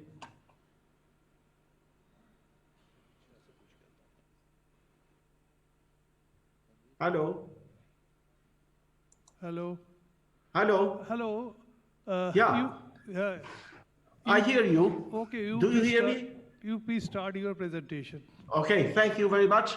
Good afternoon to everybody. Mr. Chairman, first of all, I want to apologize for not being with you in New Delhi. But I have to admit that India might have been a safer place than Germany regarding the coronavirus. So thank you very much for the nice invitation to share with you some views about the new generation drug-eluting stents. So I can divide the two periods of my conviction about the equality or inequality of the stents. First period, the first decade, 2001-2010, was the period of bare metal stents and all generation drug-eluting stents. Before 2000, the reigning paradigm in the bare metal stent era was a stent is a stent is a stent. That means that all the stents are equal. After that, it came out the first randomized trial with 651 patients. You may say that 651 patients are now not that many patients, but at the time it was a large study. You may remember that the first studies that established the value of the stents over PTCA were 300 or 400 patient studies. In the ISAR stereo trial, we compared the thin strut stent with thick strut stent. It was a difference in about 100 micrometers between them. And we were able to see a great difference in wrist stenosis, a significant difference in wrist stenosis, both angiographically and clinically. After that, you see also the evolution of stents, and the thin strut was the standard strut for all the newer generation stents. What about the old generation drug-eluting stents? At the time, there was also a paradigm, Taxus equal to Cypher, or they are equally good or they were equally bad, to say. There were some findings from initial registries on all generation drug-eluting stents, and you see here in the registry, it was a T-Search registry, it was a difference between CES and PES. It was an increase in the risk with the paclitaxel-eluting stents of 38%. It was not significant, but for sure, with more patients, it would have been significant. But the authors concluded that the universal use of paclitaxel-eluting stent in an unrestricted population is safe and is associated with a similar adjusted outcome compared to sirolimus-eluting stents. But what was the evidence, the real evidence from randomized clinical trials? We put together 16 randomized trials, and you see the number of patients is huge. It's about 9,000 patients. And there was a significant difference in the risk of stent thrombosis with the sirolimus-eluting stent or the Cypher stent at the time. It was a reduction of about 50% in the risk of stent thrombosis over 30 months. Very similar results were seen also for efficacy, and the probability of reintervention came down by 28% with the use of Cypher versus Taxus stent. So both safety and efficacy were much better for the sirolimus-eluting stent as compared to the paclitaxel-eluting stents. And after the time, the Limus family of drugs was the dominant drug used for drug-eluting stent technology. So for the first decade, 2001, 2010, the period of bare metal stents, old generation drug-eluting stents, based on the evidence from randomized trials, bare metal stents were different from each other, old generation drug-eluting stents were different from each other. Let's go to the second period in my conviction about or regarding the equality of stents. 2011, 2020, the period of new generation drug-eluting stents. To start, first of all, to start with the comparison of the best of the classes in the durable polymer-based family of drug-eluting stents. The first comparison was between the Sotagliflozin eluting stent and the everolimus eluting stents, and they are both known as Resolute or Science stents. And in the first trial, the Resolute AC trial, with more than 2,200 patients, there was no difference in both patient-related outcome and state-related outcomes over 2 years between these two new stent platforms. If you look at the more important outcome, the combination of definite or probable stent thrombosis and death over 2 years, there was also no difference between the Resolute stents and Science stents. And since then, both these durable polymer-based drug-eluting stents have been used as control stents for the other drug-eluting stents that were coming on the market. A newcomer with biodegradable polymer sirolimus eluting stent was the Orzero stent. It was compared to the Science stents in a randomized trial with more than 2,000 patients. And you see here over 1 year, the target lesion failure was not different, significantly different between the two stents. Even for myocardial infarction, which is a harder endpoint, there was no difference between these two drug-eluting stents. But there are also other stents. I would focus here on two kind of drug-eluting stent, new generation drug-eluting stent. The one is based on the biodegradable polymer, and this is the ESA Test 4 trial, which compared the Yukon Choice PC. It is an Indo-German product, which is available also in India, versus Science stent. It was a large randomized clinical trial with 2,603 patients, and it is the first trial to provide very long-term data, 10-year data about these two platforms. So you see the curves here, the MACE, the major adverse cardiac events curves here, and you see no difference at all between the two stent platforms over 10 years of follow-up.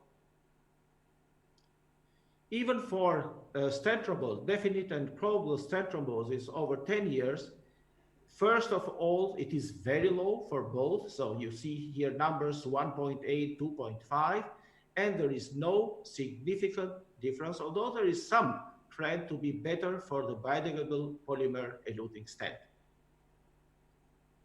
Another stent platform, very interesting stent platform, it is the polymer-free sirolimus eluting stent, or the Viva ESAR, which is known in India. It is also an Indo-German product. And this is the largest trial with 3,002 patients, which compared this stent, which is very typical because it includes not only sirolimus, but also Probocol without any polymer, compared to Sotagliflozin eluting stent or the Resolute stent. This is the second trial, randomized trial in the drug-eluting stent area, which has 10-year results for 3,000 patients. And you see here the MACE rate over 10 years.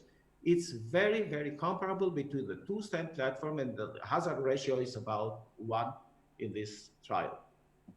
If you look at the definite and probable stent thrombosis, here also we have very, very low numbers over 10 years for both of stents, 1.6 for the Viva ESAR trial, for the eViva ESAR stent, and 1.9 for the Resolute stent. So to conclude, I would say that equality is not an inbuilt feature of all new generation drug-eluting stents. New generation drug-eluting stents have similar safety and efficacy as long as this is supported by evidence from sufficiently large randomized trials with sufficiently long follow-up. Thank you very much for your attention.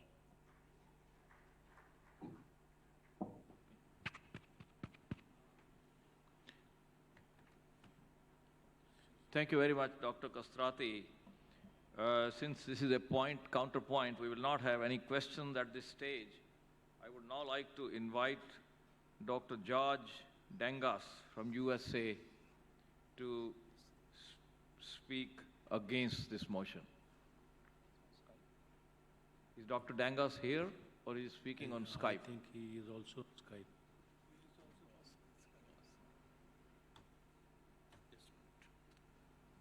Is Dr. Sandeep Mishra here? Wait. I think this confusion should have been cleared before we started the session. Oh, he's here. He's come here. Dr. Castrati. Yes, welcome, Dr. Dangas. We can see you, and can you hear us, please?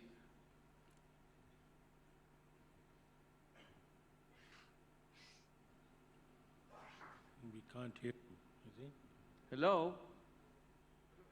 Can you hear us, Dr. Dangas? No, I don't. Hello, can you hear us? Take time to fix it.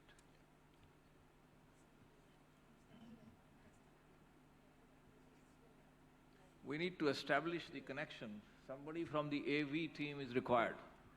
Okay, Dangas is here. Hello, Dangas.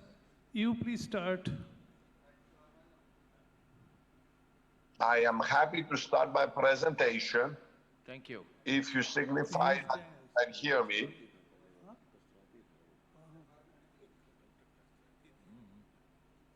Perhaps you can advance the slide. That image was of Castrati. He is Dangas. So I was very astonished. Very well. And let's advance the slide, please. So there is a variety of issues regarding the coronary stents and the technology that has evolved over the years.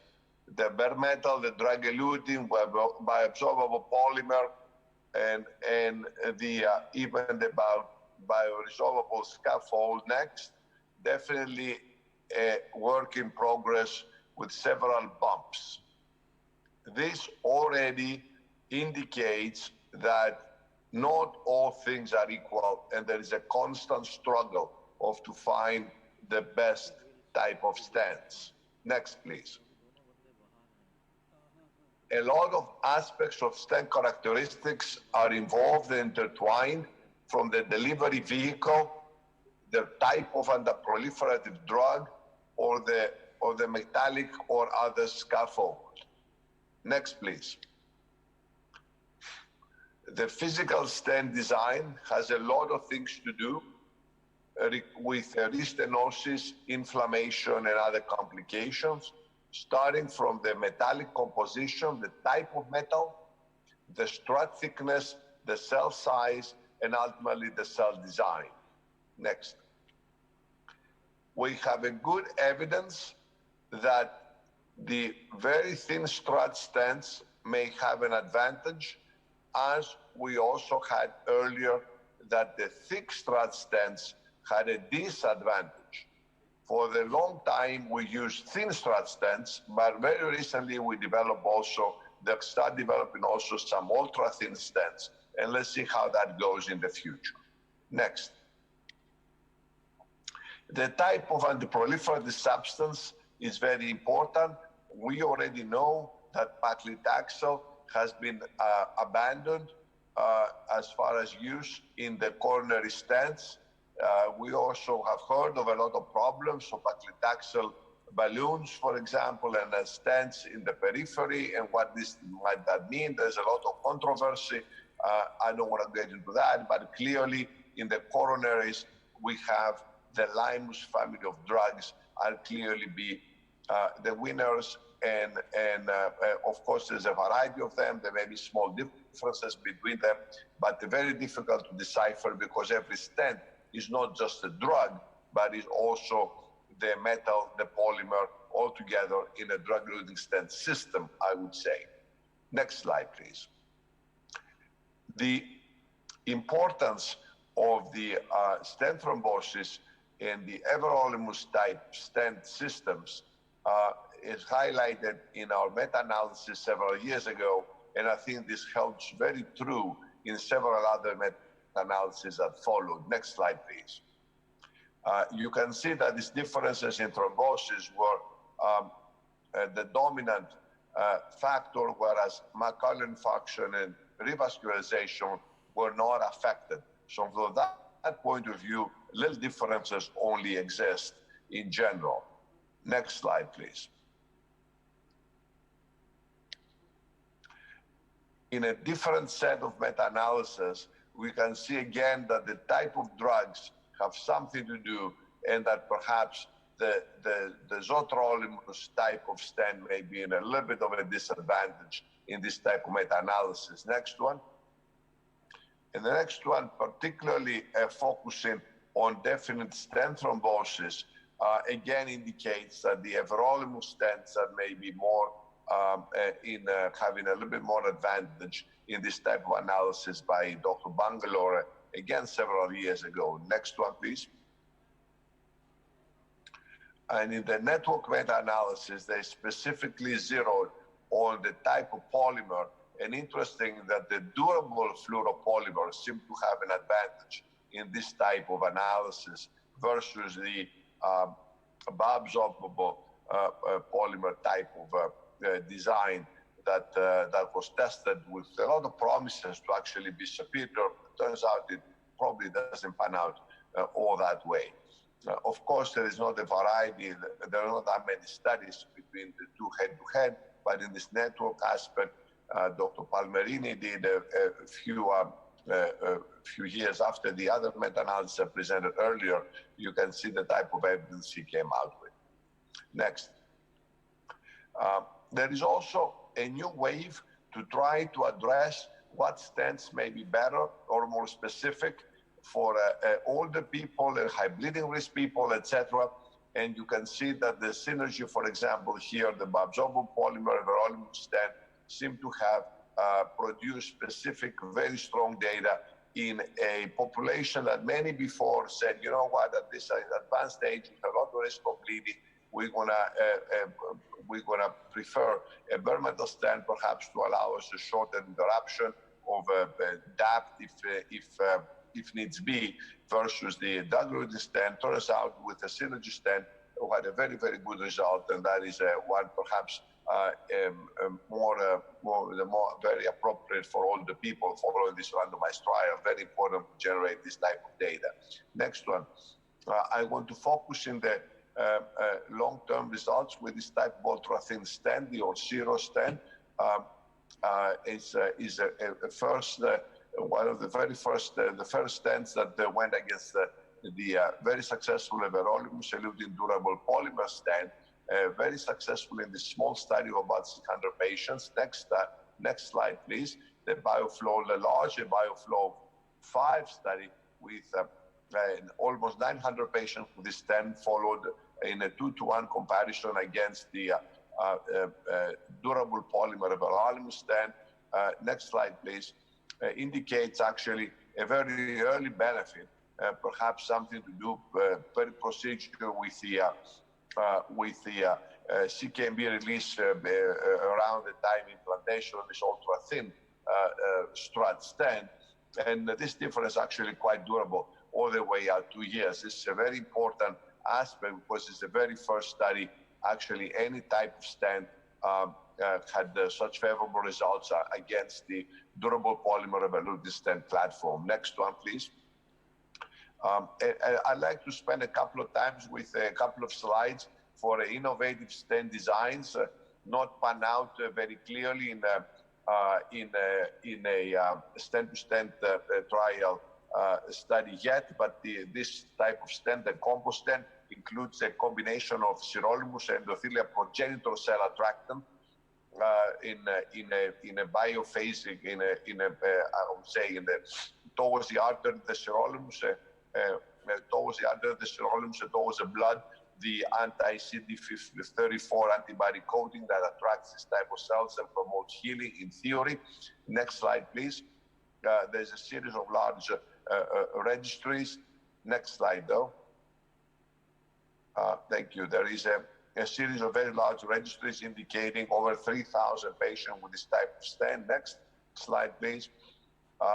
Indicating a low event rates. Unfortunately, there's not a randomized comparison against another drug-eluting stent. I would be very much like to see one of those in a large number of patients. That's clearly a promise for a new approach in the future. Next slide, please.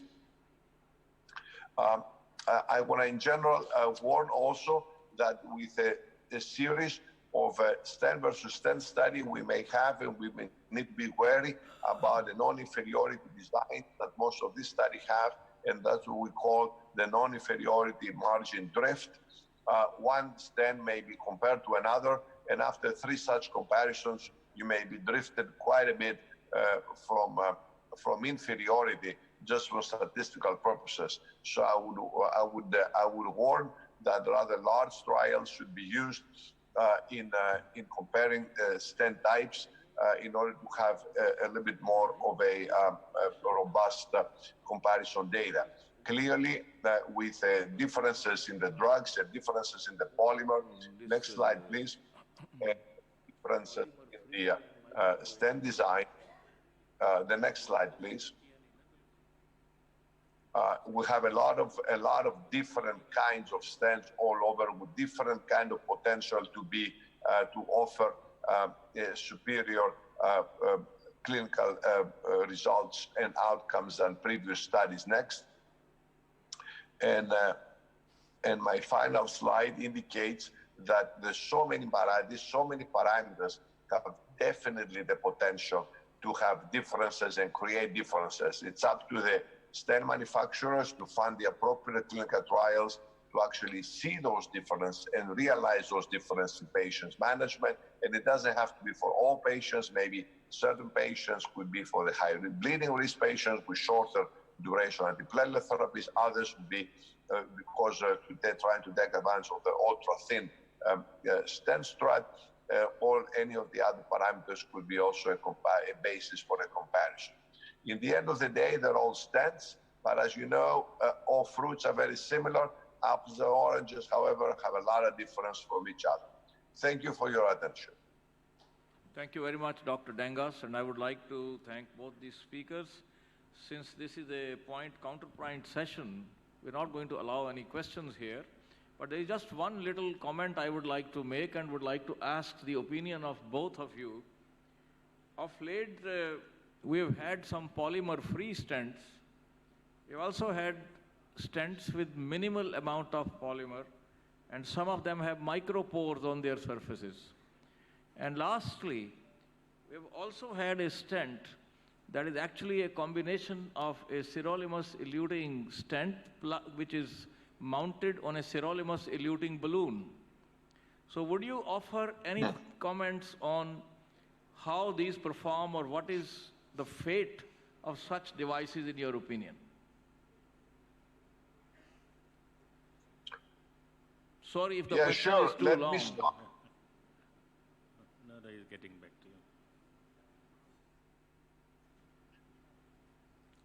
to you. Could you get the question?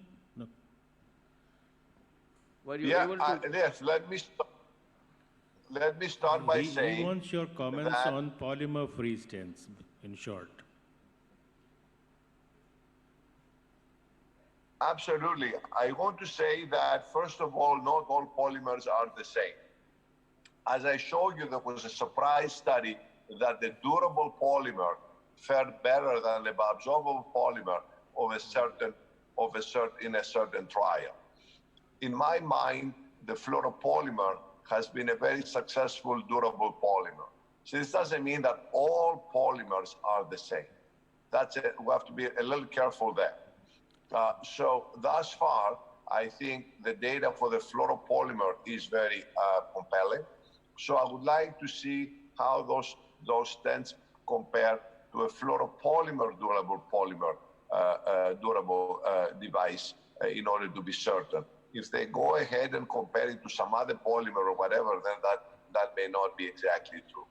I would like those to be tested in a randomized fashion, because also we see the surge of data that indicate that the bare metal stents may have a problem later on with adverse events, something that we did not quite understand very well. So it may be that in the end of the day, we may have undervalued the polymers, because the original generation of drug-eluting stents had a pro-inflammatory polymers. And I think we started by thinking that all polymers are bad. May not be all polymers bad, and therefore I'm not sure that if we go to a no polymer stent, we're automatically better. Nothing is automatically better. Everything has to be tested. Regarding the sirolimus balloon on sirolimus stent, well, it's just a matter of dosology of the sirolimus. If the feeling is that the sirolimus balloon provides a bit more coverage in the stent, so that you deliver some sirolimus in between the gaps of essentially throughout the cells. Essentially, you cover the entire part of the stent. Otherwise, the stent dilutes the drug, not exactly only where the metal is. So in between the metals, you don't have drug. I guess there is some rationales to that. I like to see that pans out. This is attractive.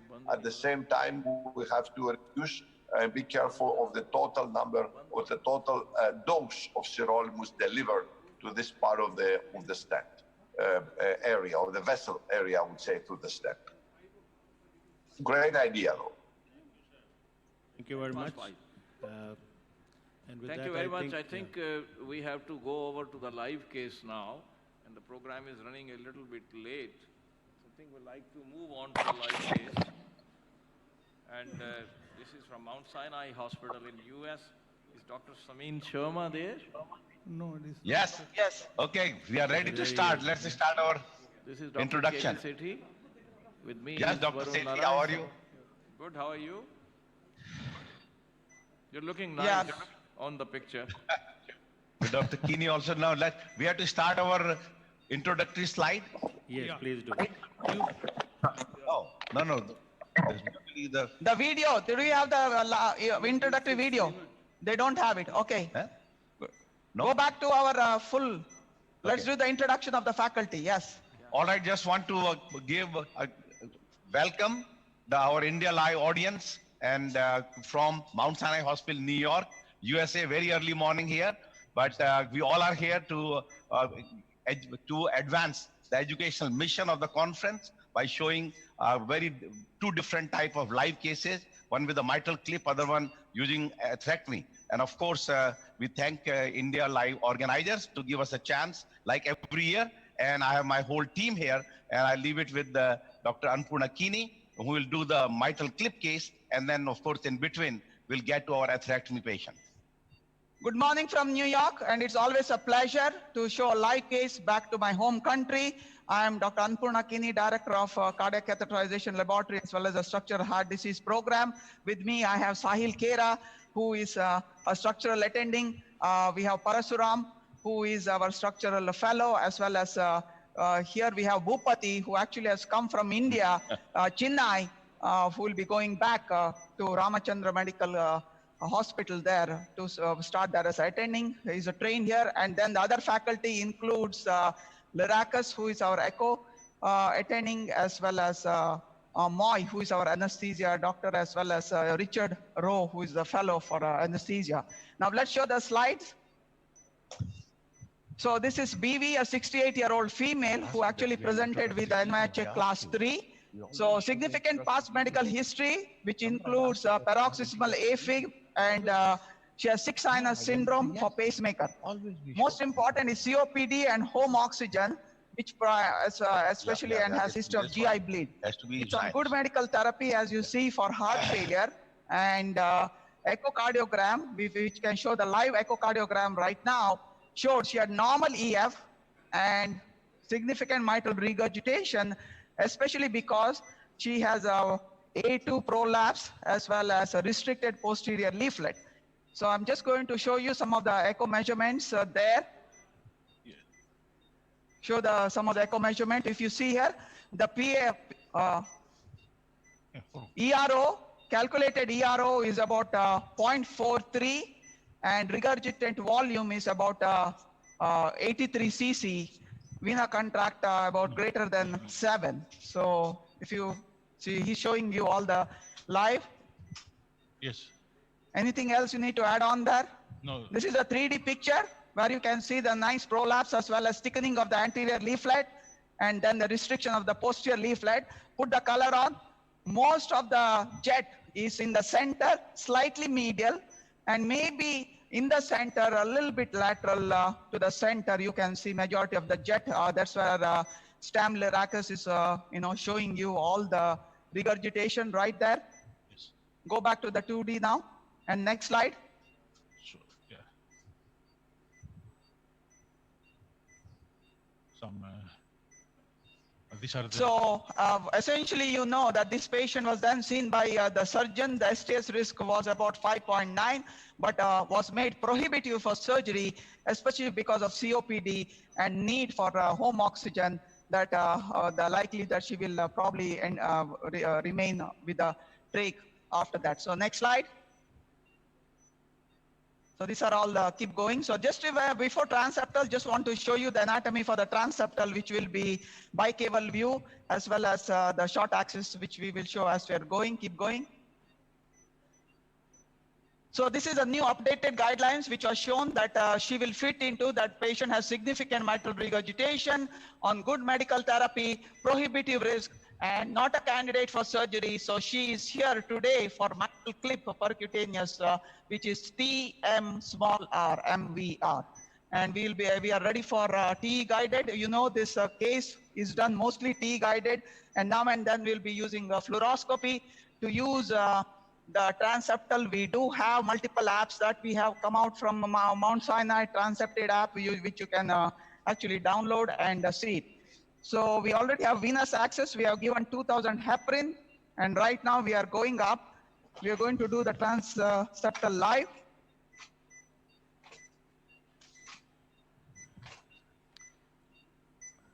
Already you have the wire in the superior vena cava, SLR1.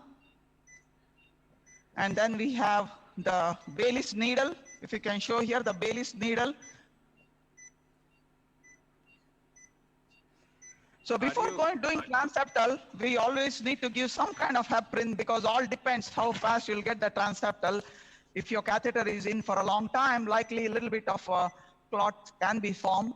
So you are seeing the hemodynamics as well as the echocardiogram at the same time. You had some question for us? Yeah, the question was that, when we are doing a BMV, we generally avoid giving heparin before we make the puncture. But here he says he gives heparin 2000 beforehand. Yeah, this is since because we are doing it under TE guidance, and everything is, now you can show my movements of the fingers. So I'm at 5 to 6 o'clock position with the needle pointing down, and you can see on the echo I'm coming down. See, most people in India are familiar with doing balloon mitral commissurotomies. Yeah. But I guess the site of puncture for a mitral clip is different from what you use during balloon mitral commissurotomy. So could you just briefly comment on that as to how do you choose what is the site of the interatrial septum that is punctured? Yeah, so that's a very important point. If you ask me, one important step that you need to do for a mitral clip is the transeptal. So essentially you need to be posterior and slightly inferior. That way your trajectory to the mitral valve is very good. So you see that me coming down, Stam? Yes. What do you think? The site is more inferior and more posterior than what is used for balloon mitral commissurotomy. Yes. That is why T is where. Yes. Do you see that tip? Yeah, I see you, yes. Yes. Do I go posterior now? Yes, Lydia. I see you now, yes. Okay. I'm going a little posterior. So there I'm using a little fluoro also.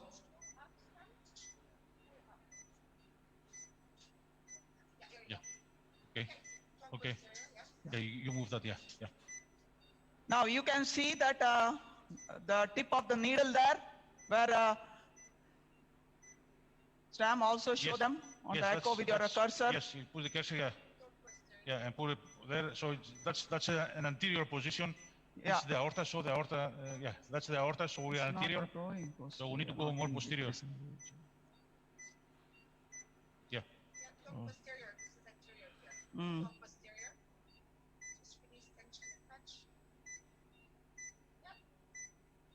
Yeah. I'm trying to go posterior, yes. Yeah, good. Keep coming. A little bit more, a little bit more, a little bit more, a little bit more. Yes, a little bit yes. more, a little bit. I think that's good. Touch more, I went back. Okay. You want me to measure? Yeah, stand measure there. Okay. So now we have to measure the height, very important. So for the measurement of the height, we'll go 4 chamber, and you see how he's going to measure. So he'll draw a perpendicular line, and then you just at the level of the annulus. So it has to be 4 centimeters or above. Yeah. Okay, so yeah.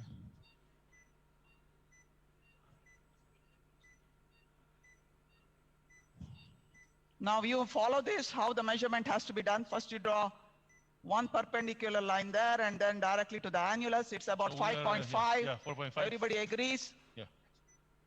Yeah. Yeah, probably 6. We are good? Yeah. So if you are good, who is here ready to buzz? No, Short she axis wants at the a short base. axis just to confirm. Wait, we're confirming if your anterior posterior hasn't moved. So you see the aorta on the right side. Looks okay? One Yes. second. Yes. Yes. Yes. Okay, go, yes. buzz. Okay. Okay. You see some bubble, that means I've gone, and you see the hemos? Yes. Yes, we're across. Yes. We're across. Yeah. Okay, guys, give the extra heparin. Good. Good. Now we are in the LA. Now you understood why we had to do this transeptal. So the benefit of using the Baylis needle is that you do the transeptal with the finesse without, it's just a simple nice hole rather than using the regular way of a transeptal needle, which we do for BMB, that your height can change. So it, like I mentioned, is crucial, the height of the transeptal. So now what we're going to do is that we will place a wire in the left atrium. Usually we use a confida wire. The confida wire already comes with a pre-made curve. This is mostly used in the tower cases to go into the LV. It is stiffer also.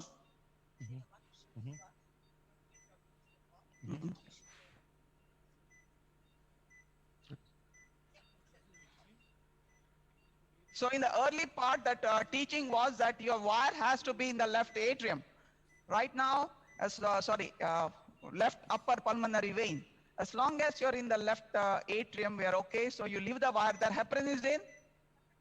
Okay, heparin has been done. Okay. So Sahil is going to remove the sheath out.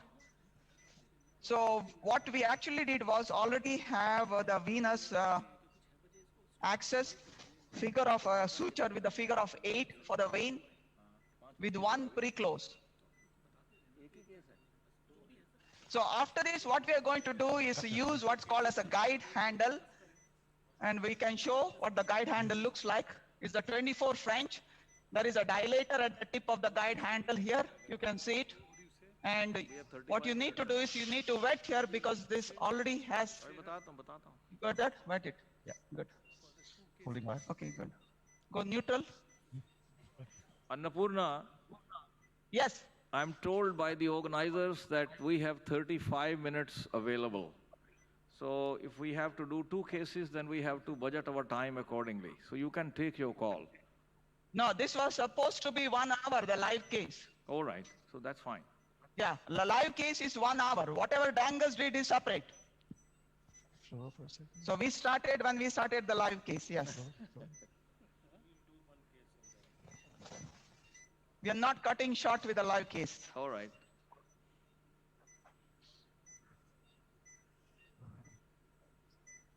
Okay, so see one person, Sahil, is holding the wire. I'm slowly advancing.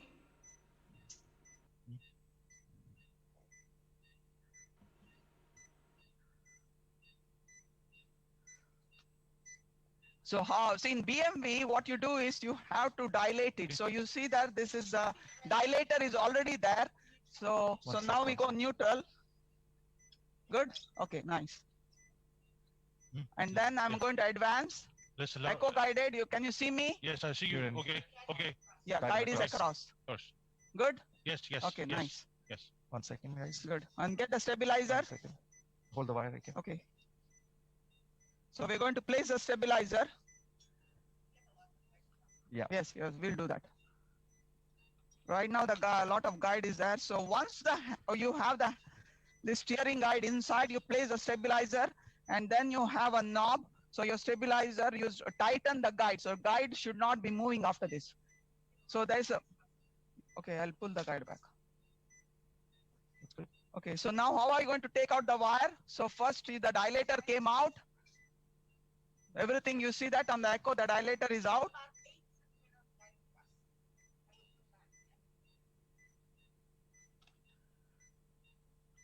Stamp guide, Yeah, show me the guide tip. Yeah, I think we are too deep in. Okay, okay, I'm pulling the guide. Yeah. Little bit more, yeah, little bit more.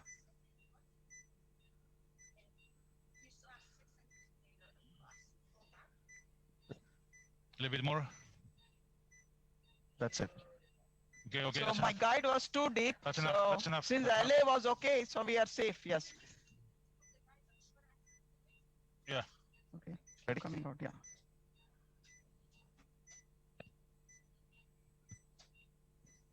Me going deep a little bit. Okay, nice. Flash, please. Flash forward, please. Take this out. Yeah. I have the clip.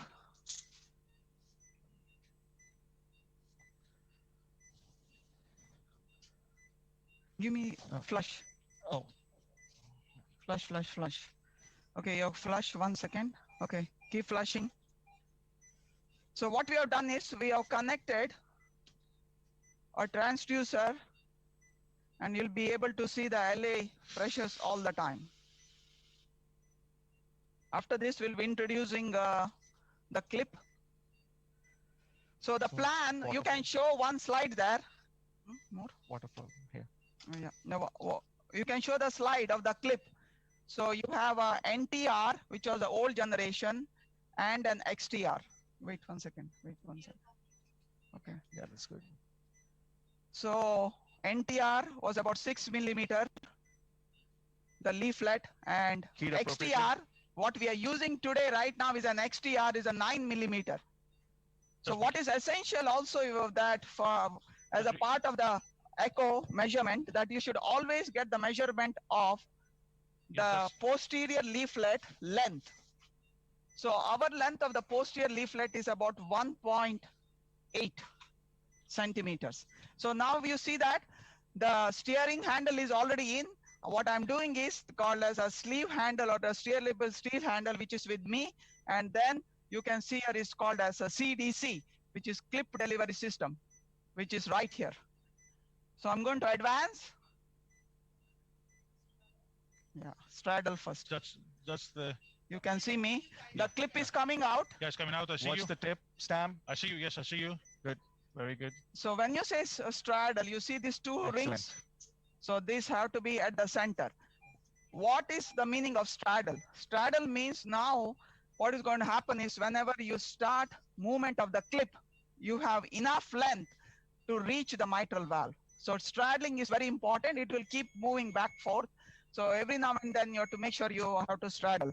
So let me take a cine so you'll able to see what I exactly meant by straddle. You see two rings, and then you have the tip of the guide. The two rings are on the either side of the tip of the guide. Yeah, you're Good. in the. Now the first movement you'll be making is a M knob.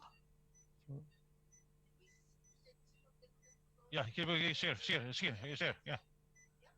Yeah. So I'm going M knob to go medial and down.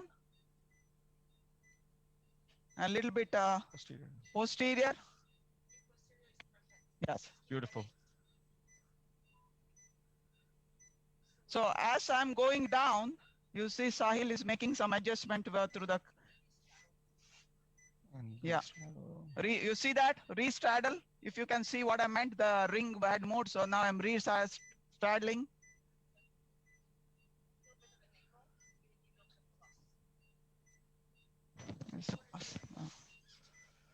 Okay, great. You're a medial. So I'm going, adding some plus knob. I think we are just at the center, right? It's a little bit medial. Advanced stabilizer. So if you want to go medial lateral is a movement of the stabilizer. So we are telling, Stam is telling me go lateral. So I'm going a little bit inside. Yes. Yeah, a little bit more. So you want me to straddle better? Good. I'm going to straddle a little bit. Right? Or pull back? We're good. Very good? We're good. Okay.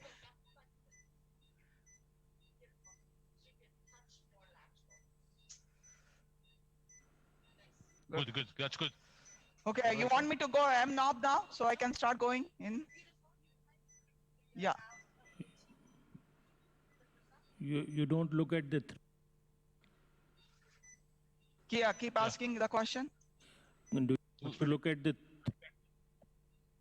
view over here, the 3D view, when you're going No, through we the are van? now going to go to 3D view to check our trajectory. First, we have to make sure the way our trajectory on the 2D is good. We are happy. Now, Stam, show them the 3D to make sure we are in the right area that we want. So, like I mentioned in the early part, it was the jet was mostly center, little bit to the medial. You think we are at the right spot? Yes, yes. Little bit medial. You want me to become medial? Little bit. Okay, so I'm going to pull back. So good. I think it's nice. There, a little bit. Go back to 2D. Explain. Yeah, it's good. To me, it looks okay. Floor for a second. So yeah, might have to understand. Okay. We'll enter the LV now. Yeah. Okay, I know. Maybe push the.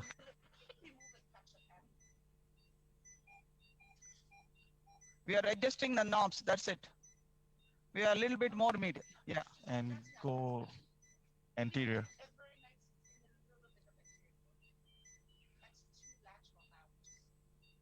A little bit medial. Come a little bit medial. Little bit medial. Okay. You want me to go more medial? Little bit. That's beautiful. I think.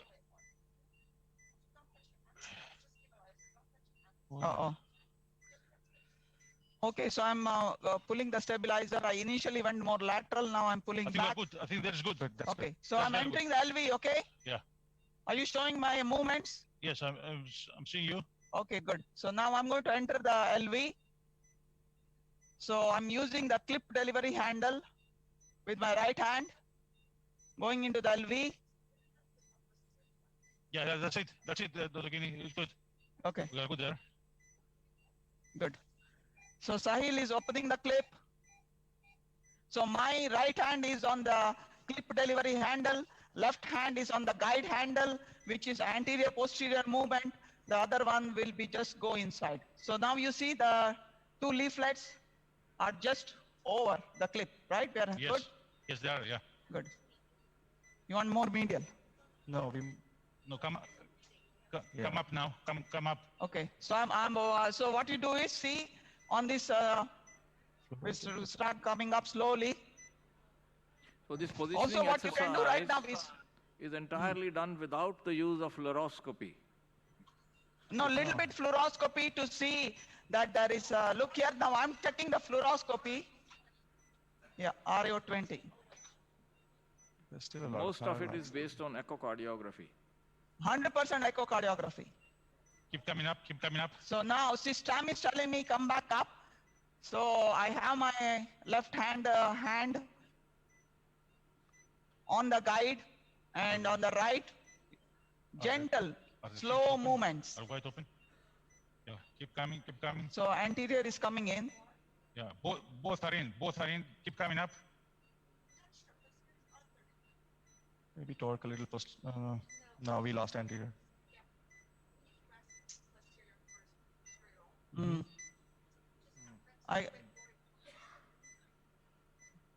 So I went back in and I'm going a little posterior because the posterior leaflet was not grasped. And now anterior is on and I'm just keep pulling back. You see how gentle movements it has to be? Yeah, You posterior want me to in. come a little anterior? Keep coming up, keep coming. Yeah. I don't have enough.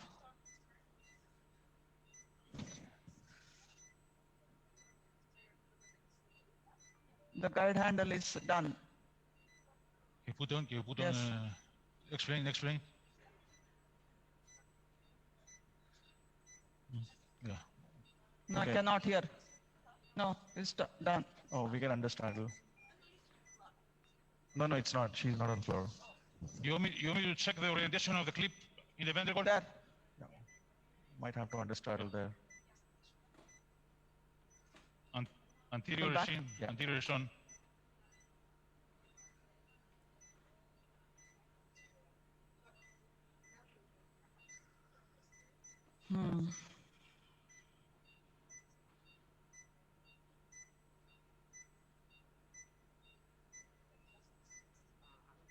Yeah.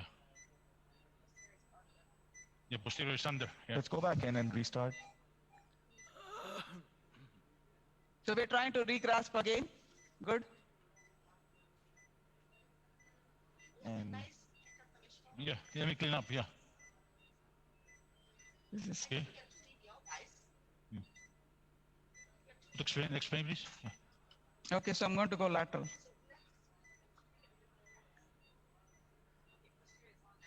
Yeah, posterior is on. talk and keep, yeah. Yeah, you have anterior is almost there, There's nothing left now. This is stuck. Find the clip, yeah.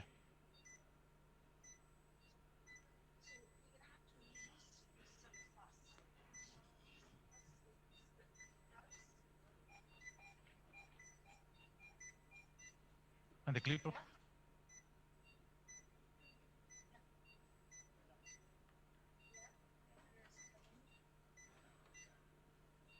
Good. Posterior is on. Do you think we should get the leaflet a little bit, close the clip a little bit? Go.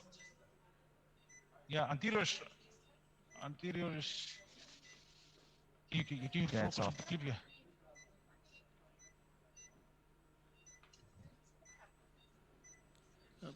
Could you tell us how Let me pull back you confirm that you've got the leaflet? By looking No, at just on the echo. See, look at the echo. Posterior leaflet is on, anterior is not on. So we're just making some adjustments to make sure the anterior comes in. Yeah, That's see, it. see the posterior is on. Yeah. You can see it here very well. The anterior is Yeah, coming but in. you have to do some movements, right? Find the clip, yes. Maybe the height was too much. Yeah. 5. I think it's on now. It's on. Yeah. It's coming. Okay, we have it. so the leaflets get caught in those teeth which are there on the clips. Yes.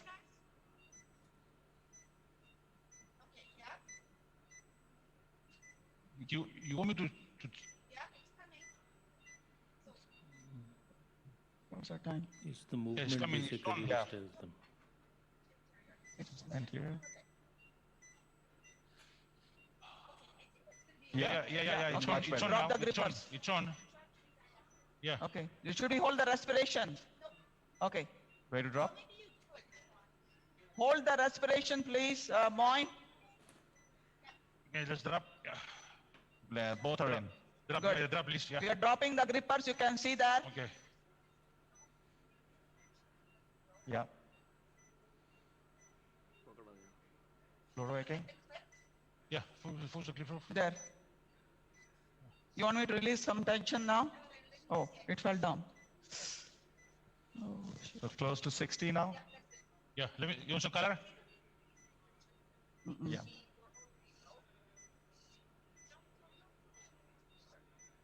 Hold on. There is color. Okay, so show us the color, because we'll close on the color. Yes.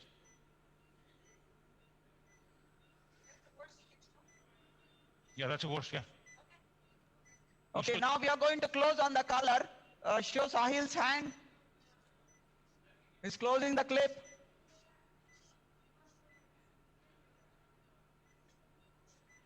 Look like a 0 MR now. Yes.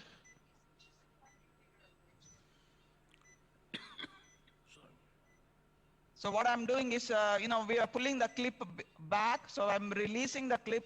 So any tension in the clip is gone. So go back again.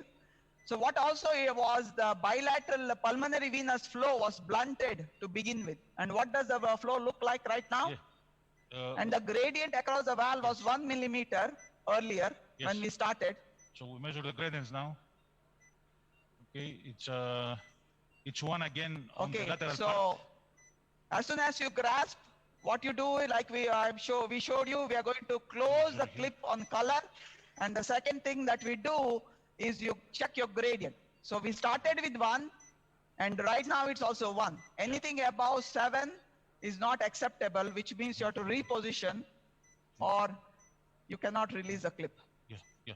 But what do you think? How much of the posterior leaflet has been grasped? Yeah, we'll measure. Give us a length. We'll measure now, yes. Yes. So earlier I mentioned that posterior leaflet, though restricted, the length was about 1.8. Right now Stam is going to tell us how much of the leaflet has been grasped by the clip. So it was 1.8 to start, now it's 0.7 left. So it's 11 millimeters in. Good. So now since it is XTR, and I told you the length of the XTR was 9 millimeters, we need 9 millimeters of the leaflet inside minimum. We have 11 millimeters inside, it's a beautiful grasp. So once you have a beautiful grasp, the SLD, which is a single leaflet detachment, the likelihood is very low. So everything looking good for us here. Stam? Yes. We're looking around. I'm moving. Let us know. Let's move fast so that we can release the clip if you are happy. Yes. Looks good. Anterior insertion is good? Okay. They're checking the anterior insertion. Stam, tell them as you're looking what the echo measurements has to be. Yes. Yeah, so we are now on the clip.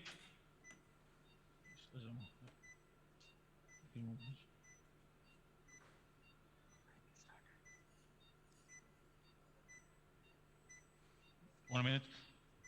Yeah. So we are on the clip, and we measure the residual posterior leaflet, as we told you. Now, posterior leaflet is very good. Anterior leaflet attachment is good. You guys are happy? Yes. You see here. Let me measure the anterior. The anterior was about 1.3 was about 2. Over 2, so it's more than 7-8 millimeters. 0 degrees? Yes. So the length was 2 when we started, the anterior. Yeah. Stam, it was a touch over 2, no? Yeah, over 2, yeah. 2.1. Yeah. Yeah, 0. Yeah, can you measure that? Yeah. So are you happy with the anterior insertion? Yeah, if you're happy, we're happy too. 1.6. So it's about 7 millimeters in.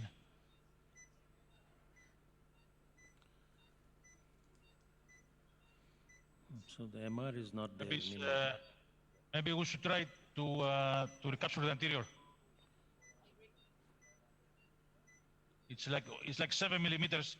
It's like borderline.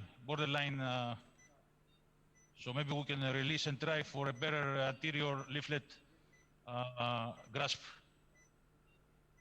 Okay, so what he's saying is only 7 millimeters is in, and they want to try for a better grasp. Okay, we can do that. Meanwhile, they're saying that they're ready with the rotablator. Okay. So we're going to the other lab for the rotablator? Or what? I would also like to mention Yes. Yeah.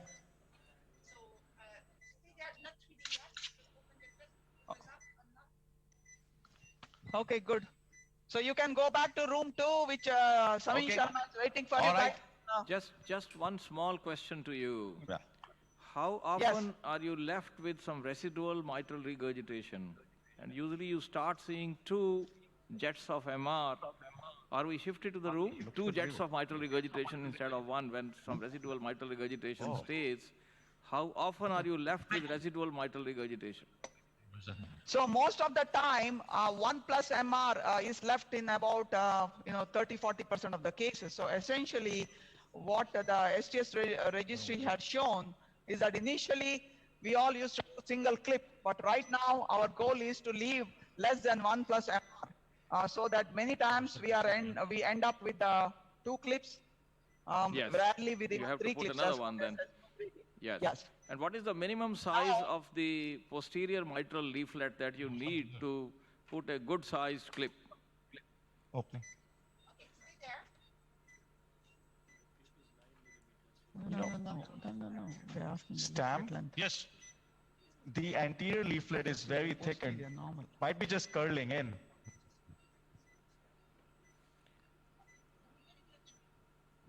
Yeah.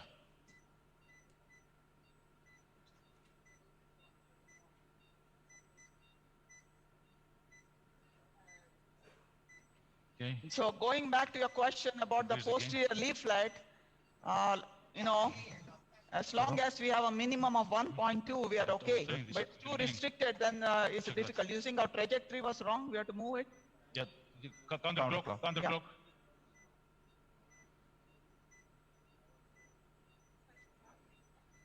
Good. Good, right? Little more counter. More. Good, there. Okay, good. On this side.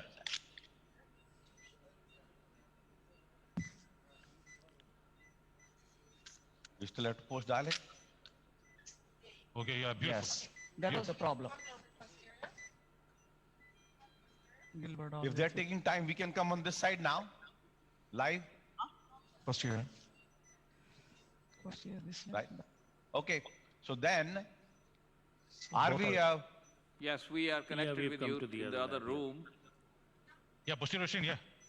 Both are in. Both are in, yeah. So tell us about what you're doing so that we are primed. stop by room 6 transmission, and I really think that there's a lot of issues and confusion with the George giving the lecture from here, worried about with the virus travel for a lot of faculty. But again, welcome everyone here with this complex case. So Dr. Sethi and the team, can you hear us? Yes, we can. And can you see us good? So my Yeah, we team do. here on the left side, Dr. Barman, and right side I had 2 fellows. One is Amit Huda, which come from India. We actually have a lot of fellows who do a 1 year of training, and then Radha on this side. So we are ready to show this one particular case while we are doing to follow. So can we show the slide, please? Quickly, I know we'll intervene because the room 6 may come back to show you the final of the mitral clip. This patient is a 77-year-old male with a multiple disease risk factors as shown here. It started with the class 3 angina and positive stress test. One of the big issue is that has a very low FEV1, so severe COPD, which is defined as FEV1 less than 50 with predicted very low diffusion capacity. So this patient actually had on good medical therapy and had an angiogram, which 3 vessel disease for usually what we'll do, let me just show the angiogram quickly.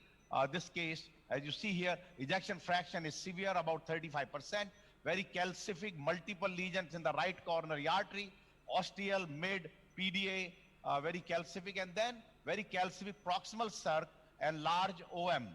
And then, of course, the disease in the LAD diagonal bifurcation. Because of the complexity of the CAD, high syntax score of 40, and LV dysfunction, referred for cabbage, but then declined because of severe COPD. So then we brought this patient for today, and I thank Dr. Bahel. I asked him, what kind of case you want us to show? He said, well, why need a mitral clip, which Dr. Keeney doing? And second is Impella assisted intervention in appropriate complex case without showing maybe rotational as well as orbital, knowing that the orbital atherectomy, although it started from India, but with the orbit trials, but now probably will come back to India in next few months, and so we are working to get it. So this is a case with the ostial RCA. Let me just quickly show. Are you done here or no?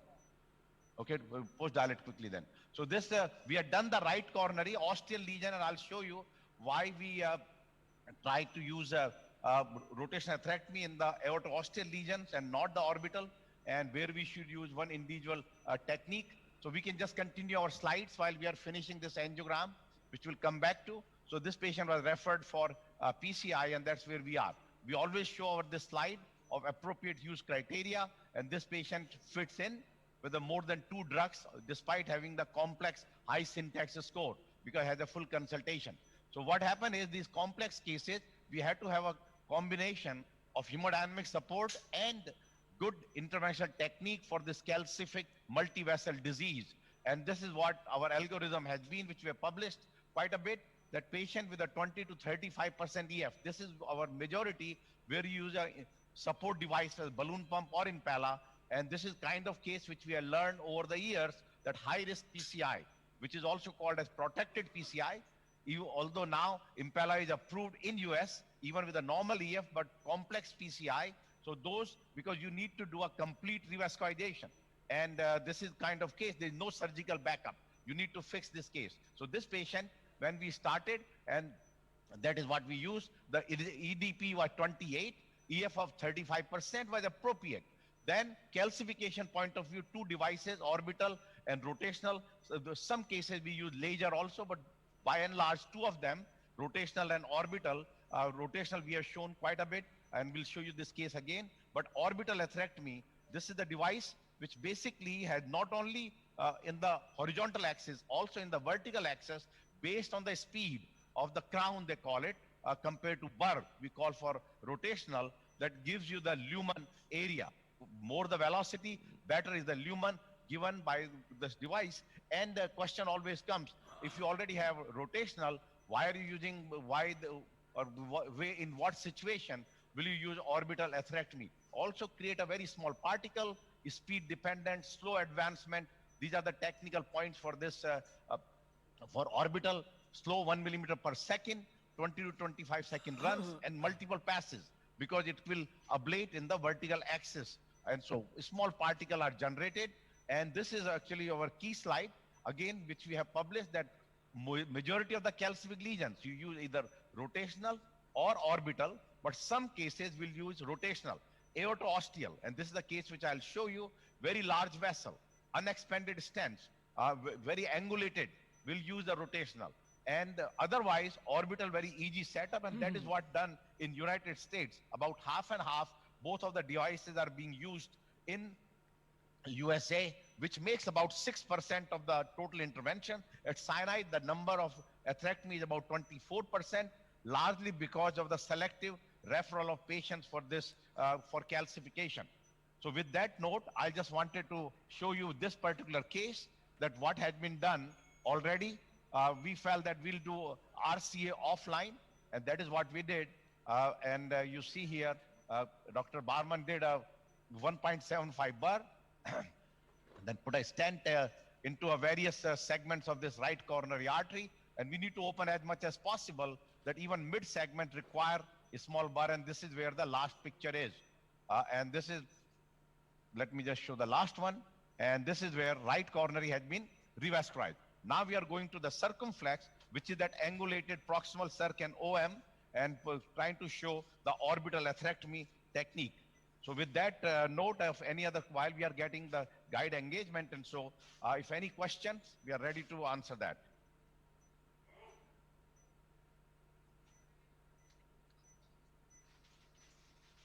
Any question by our moderators, by panelists? Any comments from the panelists across the stage? Any questions and comments on regarding the orbital atherectomy?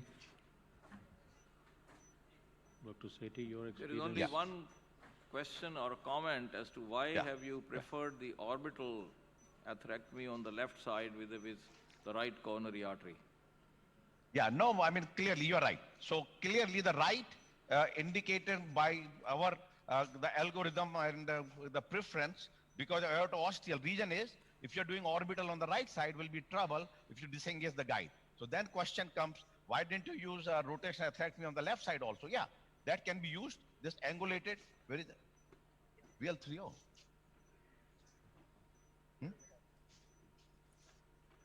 Yeah, so key is, so therefore right needed because of ostial lesion. Second lesions could be done with orbital, but aorto-ostial, because then you have to disengage the guide and burr will have a vertical motion and can create the ostial dissection. So now on the left side, can you use rotational atherectomy? Yeah, absolutely. No question about. But why we are using orbital? Just to demonstrate, because what happened is the cost of the orbital is much higher than rotational. And once we come to India, which we are trying to work in I have already seen the designs.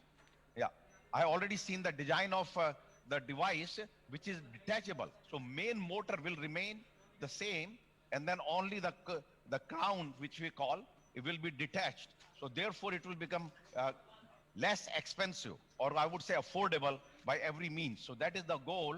And I would expect, just like we brought the mitral clip, brought the Impella in India, that I expect that we'll have an orbital before the year end, knowing that the orbital atherectomy originated from India with the initial work done by Keyur Parekh and Dr. Kaul, and I'm sure you were involved also, or many other people. But this is another device which will increase, I would say, the use of the atherectomy technique, because a lot of people are concerned about the rotational atherectomy. You little nitro. Worried about the rotational atherectomy because of complexity of the device and so forth.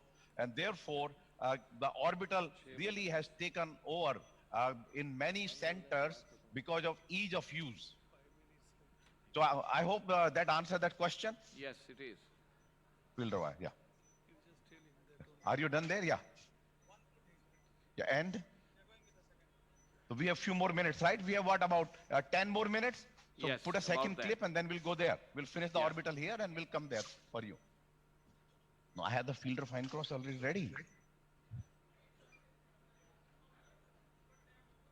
Good. We're all ready.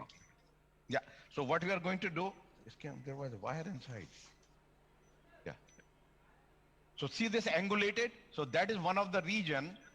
Now there is a new wire of the Viper. Is called Viper Flex. It's a nitinol, flexible, so that the tortuosity, which was in our algorithm, that don't use, yeah, we just do the circumflex today. LED for the future, yeah. So our goal was to use that angulated. LED is simple, but idea is that do this complex angulated, show that, yeah, everybody can see that heavily calcified vessel. Yeah. And the most disease is in the ostium of the circumflex, although distal also. Bring this picture up. Yeah. Now, I know also that another device, Shockwave, has come to India. The trials of the Shockwave Disrupt 3 is ongoing in here in United States at present. So we still need to see how it will work out. But yes, there is a lot of excitement of the device to be used, because that will be much simpler. Whole management of the calcific lesion will become simpler if the data of Shockwave really shows that we've done a good job of ablating in the calcific lesions and so. So means somebody in the audience wants to see the hemodynamic monitor of the Impella device. Okay, and, show that, and please. what is the Show that. What is the access for the Impella device? Yeah. So what happened is we have two. One is the 2.5, another one is 4.0, which is the CP. CP, actually you can use the single one where you can puncture the diaphragm of the CP, and you can put up to 7 French guide catheter from that. And otherwise a separate puncture, all cases done with the pre-close, and that is what has been done in this particular case. But if you have advantage of the CP is, although it's more expensive, in our Indian terms, actually almost there is a difference of like 5 lakh rupees. But the same single access, you can use both the Impella as well as the guide catheter up to 7 French. So this is, you see the hemodynamics. Here we can show the picture of the Impella itself. We can show the camera focus on.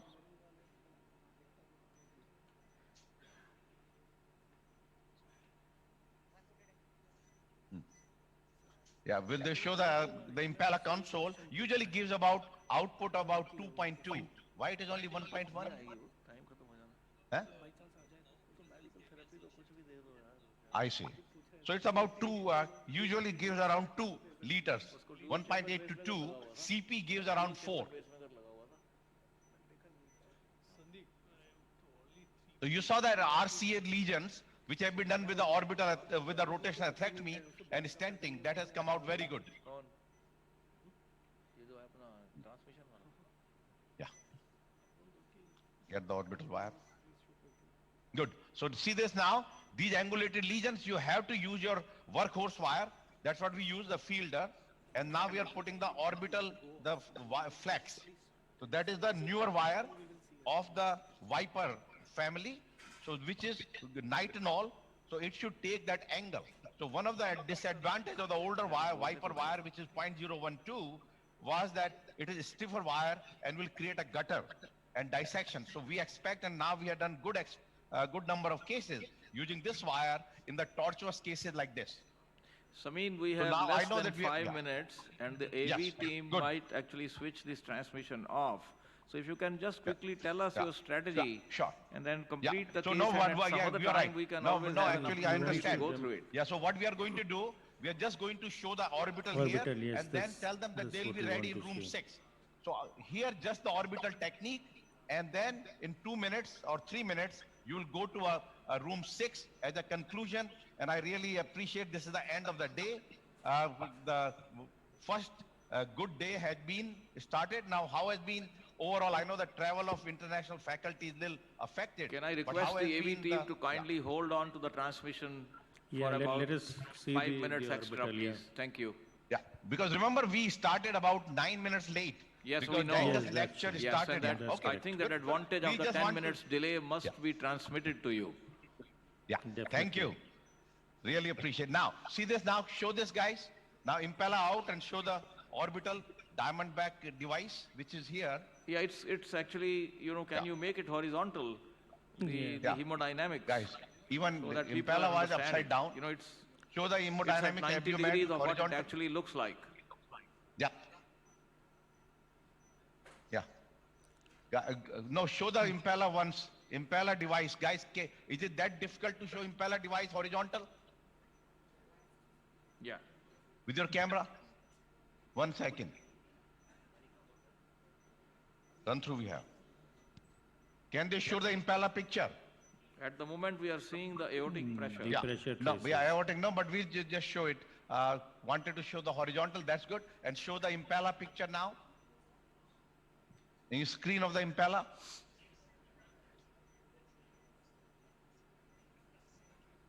Okay, put the same camera to the Impella screen first. Yeah, I know think there are we- like 5 cameras they're trying to In the interest navigate. of time, I think we can carry on Yeah. with the procedure. That Okay, should be all right. okay, I good. think. Okay, right here. Okay, now, well, anyway, they are doing it now. They're still doing it wrong, Yeah, upside for down. the time being, let's forget about the Impella and Okay, have good. a look at Forget, okay. I think So we I can don't know why proceed they are, with the guys, procedure. why not horizontal? Anyway. Yes. Okay, let's come back to our regular one. So this is our diamond back. This is the brake, which you have to, when you are ready, you have to put it down and check the speed. There are 2 speeds, 80,000 and 120,000 RPM. I tell everybody, no need to do 120. It's a very effective device. 95% of the time, your 80,000 RPM is good enough. Okay, so now we are going, huh? Yeah, that's too complicated. Now they have actually another feature, just like Dynaglide we have in the Rota, here's a glide assist. Whether that will bring that into the new device, which will come to India, I don't know, but we are ready to hear. Once we are at this level, you push the brake and start. Let's start here. And the slow advancement, same way, 1 millimeter per second. Yeah, yeah. And I'm going to comment simulate on here. the type of wires See this. that can be used with this device could be in the interest It's of a Viper wire. many in the Viper audience. wire is 0.012. It's only single wire, 0.012. It will not take 0.014, only 0.012. And now it's the second within that 0.012, just like we have rota support and rota floppy. They have another one called this Viper Flex, which is the nitronol wire, similar to rota floppy. So we have used our Viper Flex in this one because of angle and tortuosity. Let's try to go back again. And as soon as we finish, we'll take a picture and they'll go to the room 6. Where is this? Yeah. So you see this? Huh? Yeah. Any other question? Yeah, you see the slow advancement now. Compared to rota, once you go through, it has given you that lumen. Compared to orbital, you can do multiple passes because it will go all the time in a different axis and do Going to more throw straight ablation. line? Yeah. Okay, so you take this out, right? Okay. Let's show. We are still here, right? Can they still see us or what? Do one more. Yes. Yeah, but yeah, good. One more, this advance, and then we'll come back into the guide. So just 1 second here. So this out, do like this. No, so first we do this. No. No, but they are not live. Who is live now? No, we can see you. We can see you please working on continue. that Go back. artery. Yeah, okay. We are Let's holding come back on into with the guide. transmission. Good. Okay, good. Yeah, here. So now we are going to just show the picture. Good. So see, nicely opened, and now we'll go through the regular process. So we are done with that. No, done. Yeah. Good. Okay, now if they need to do and complete on room 6, we are perfectly fine. Now, Dr. Sethi, before we go to other side, any other question about the atherectomy techniques? In this case, we demonstrated both of them, orbital as well as rotational. Yes. And secondly, use of Impella, purpose was it needed 100%? No. But you know, once you have the device available, to make your procedure simple is nothing, is completely acceptable. But yes, in India will be difficult from the cost point of view, till hopefully we decrease the cost of it. And if there's no other question, we can proceed with the completion of the mitral Yeah, I clip. think we should. It's So a that- great case, you know, with Yeah. very complex anatomy and a lot of hemodynamic and anatomical issues with the coronary artery. And we are quite pleased to see what has We are live. happened. Thank you very much. Okay. We are live here, back to room 6. Do Are we you see back us? with you? Are we back with Okay, the other room? after the first clip, show Lyricus.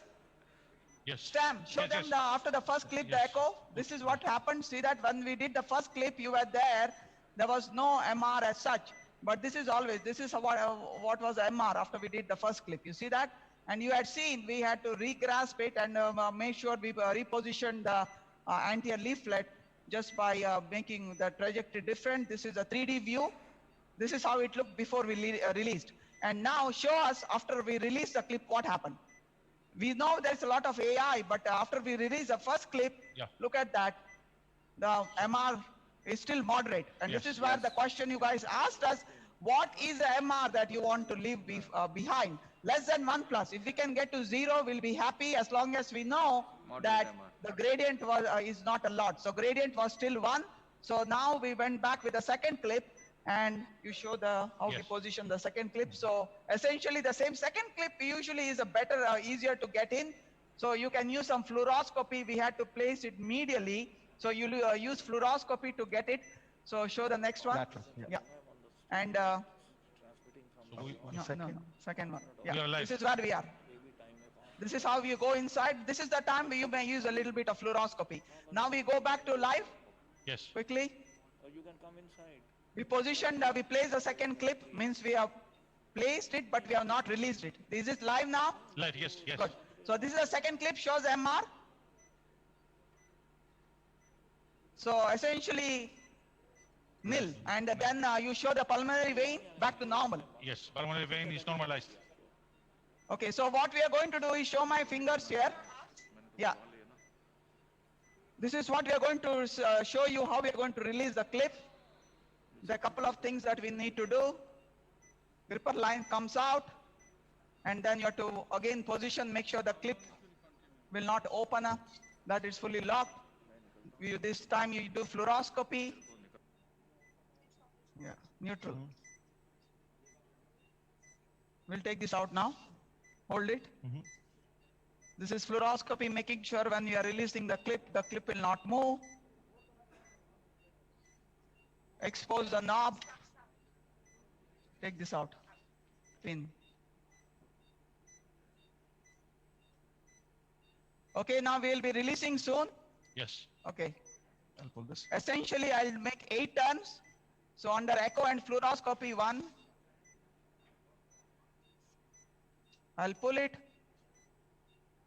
Good. Yeah, beautiful. And the clip is released. And just show us the MR again. Yeah. Right now, once it's released. Not much. Yeah, Not much. 0 Minimal. MR. And show them the pulmonary vein and the gradient quickly.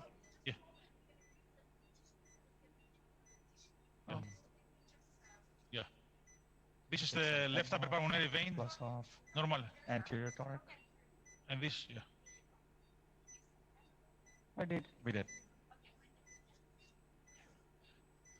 Into the guide. That's okay. It. Yeah. Now we can assess. Do the assessment quickly. Yeah. Are we still live? Yes, I'm live. Yeah, yeah. We can show you the pulmonary veins. No, are they still watching us? Yes.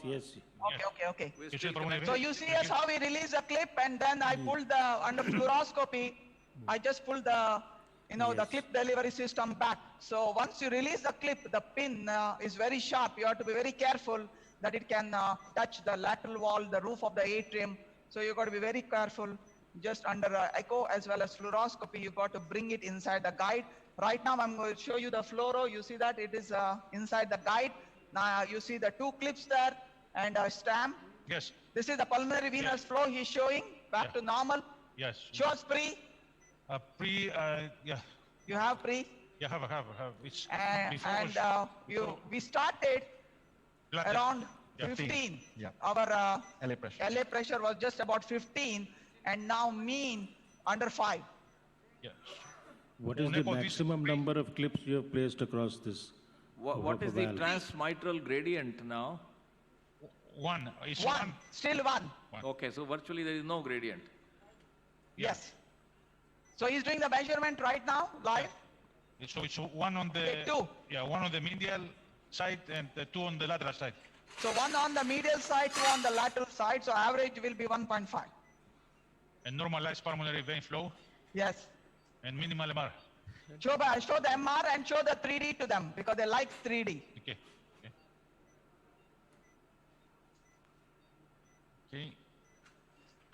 And this. Now once the whole system comes back, like I already mentioned, there is a perclose in place. So they're going to start, close the vein with the perclose. We like to give with this patient who already has AFib, she's already on anticoagulation, but still we will give Plavix. This is again questionable. There's no guidelines that you need to give Plavix or any kind of DAP therapy, but we do give it between 3 to 6 months, depending on the patient's age. She's a young lady. I have one last question for you. See, there was a small variance in the results between the European and the American trials on the Mitra clip. Yes. So what are your comments on that? So So that was COAPT as well as Mitra FR. So if you see that the enrollment criteria, so I showed you when we presented this case, the medication on this patient, though primary MR, this is a combination, this is a combined pathology patient had. Primary MR, you can give medical therapy, but what we were talking was secondary MR, in which case patients have to be on guided medical therapy, which includes a diuretic, ACE inhibitor, as well as plus minus a beta blocker. Once they are on guided medical therapy, still they have mitral regurgitation and still they have symptoms. Those are the patients enrolled in COAPT trial, and that is why those patients definitely will have symptoms, and patients who also we have to show you cannot have burnt out LV. The burnt out LV will never get any benefit, which you have seen. When you have seen the LV size is more than 7 and your regurgitant volume is also very high. So that is the question. Now, what happened with the Mitra FR is all comers went into the trial, they all got the clip, and then they, therapy was given to them later on. That is why you never found a difference, medical therapy versus clip. So based on the data and your experience, who will be a best case to be chosen for this procedure as of now? So there are 2 things. If your primary MR and patient is prohibitive risk, everybody should be able to, provided you have your echo criteria, that you can do a transeptal as well as you have enough of your posterior leaflet to be grasped. You asked me the question, what should be the length of the posterior leaflet? Anything above 1.2 But this is basically There should be no degenerative mitral calcium. valve disease. What about ischemics? Yeah, ischemic, what we call a secondary MR, whatever the cause for secondary MR is non-ischemic of ischemic. In that case, as long as we know the on-guided medical therapy, they have symptoms and severe MR, those patients should be considered for this therapy. Well, Annapurna, thank you very much. We are being told that we are going off the live transmission and would like to thank the team from Mount Sinai for showing us two very interesting cases. Thank you very much, ladies and gentlemen, for being with us thank this you, evening. thank you. Samin, thank you very much. We Bye-bye. are seeing your picture again. Thank you. Yes. Photoshop. Good, guys, good.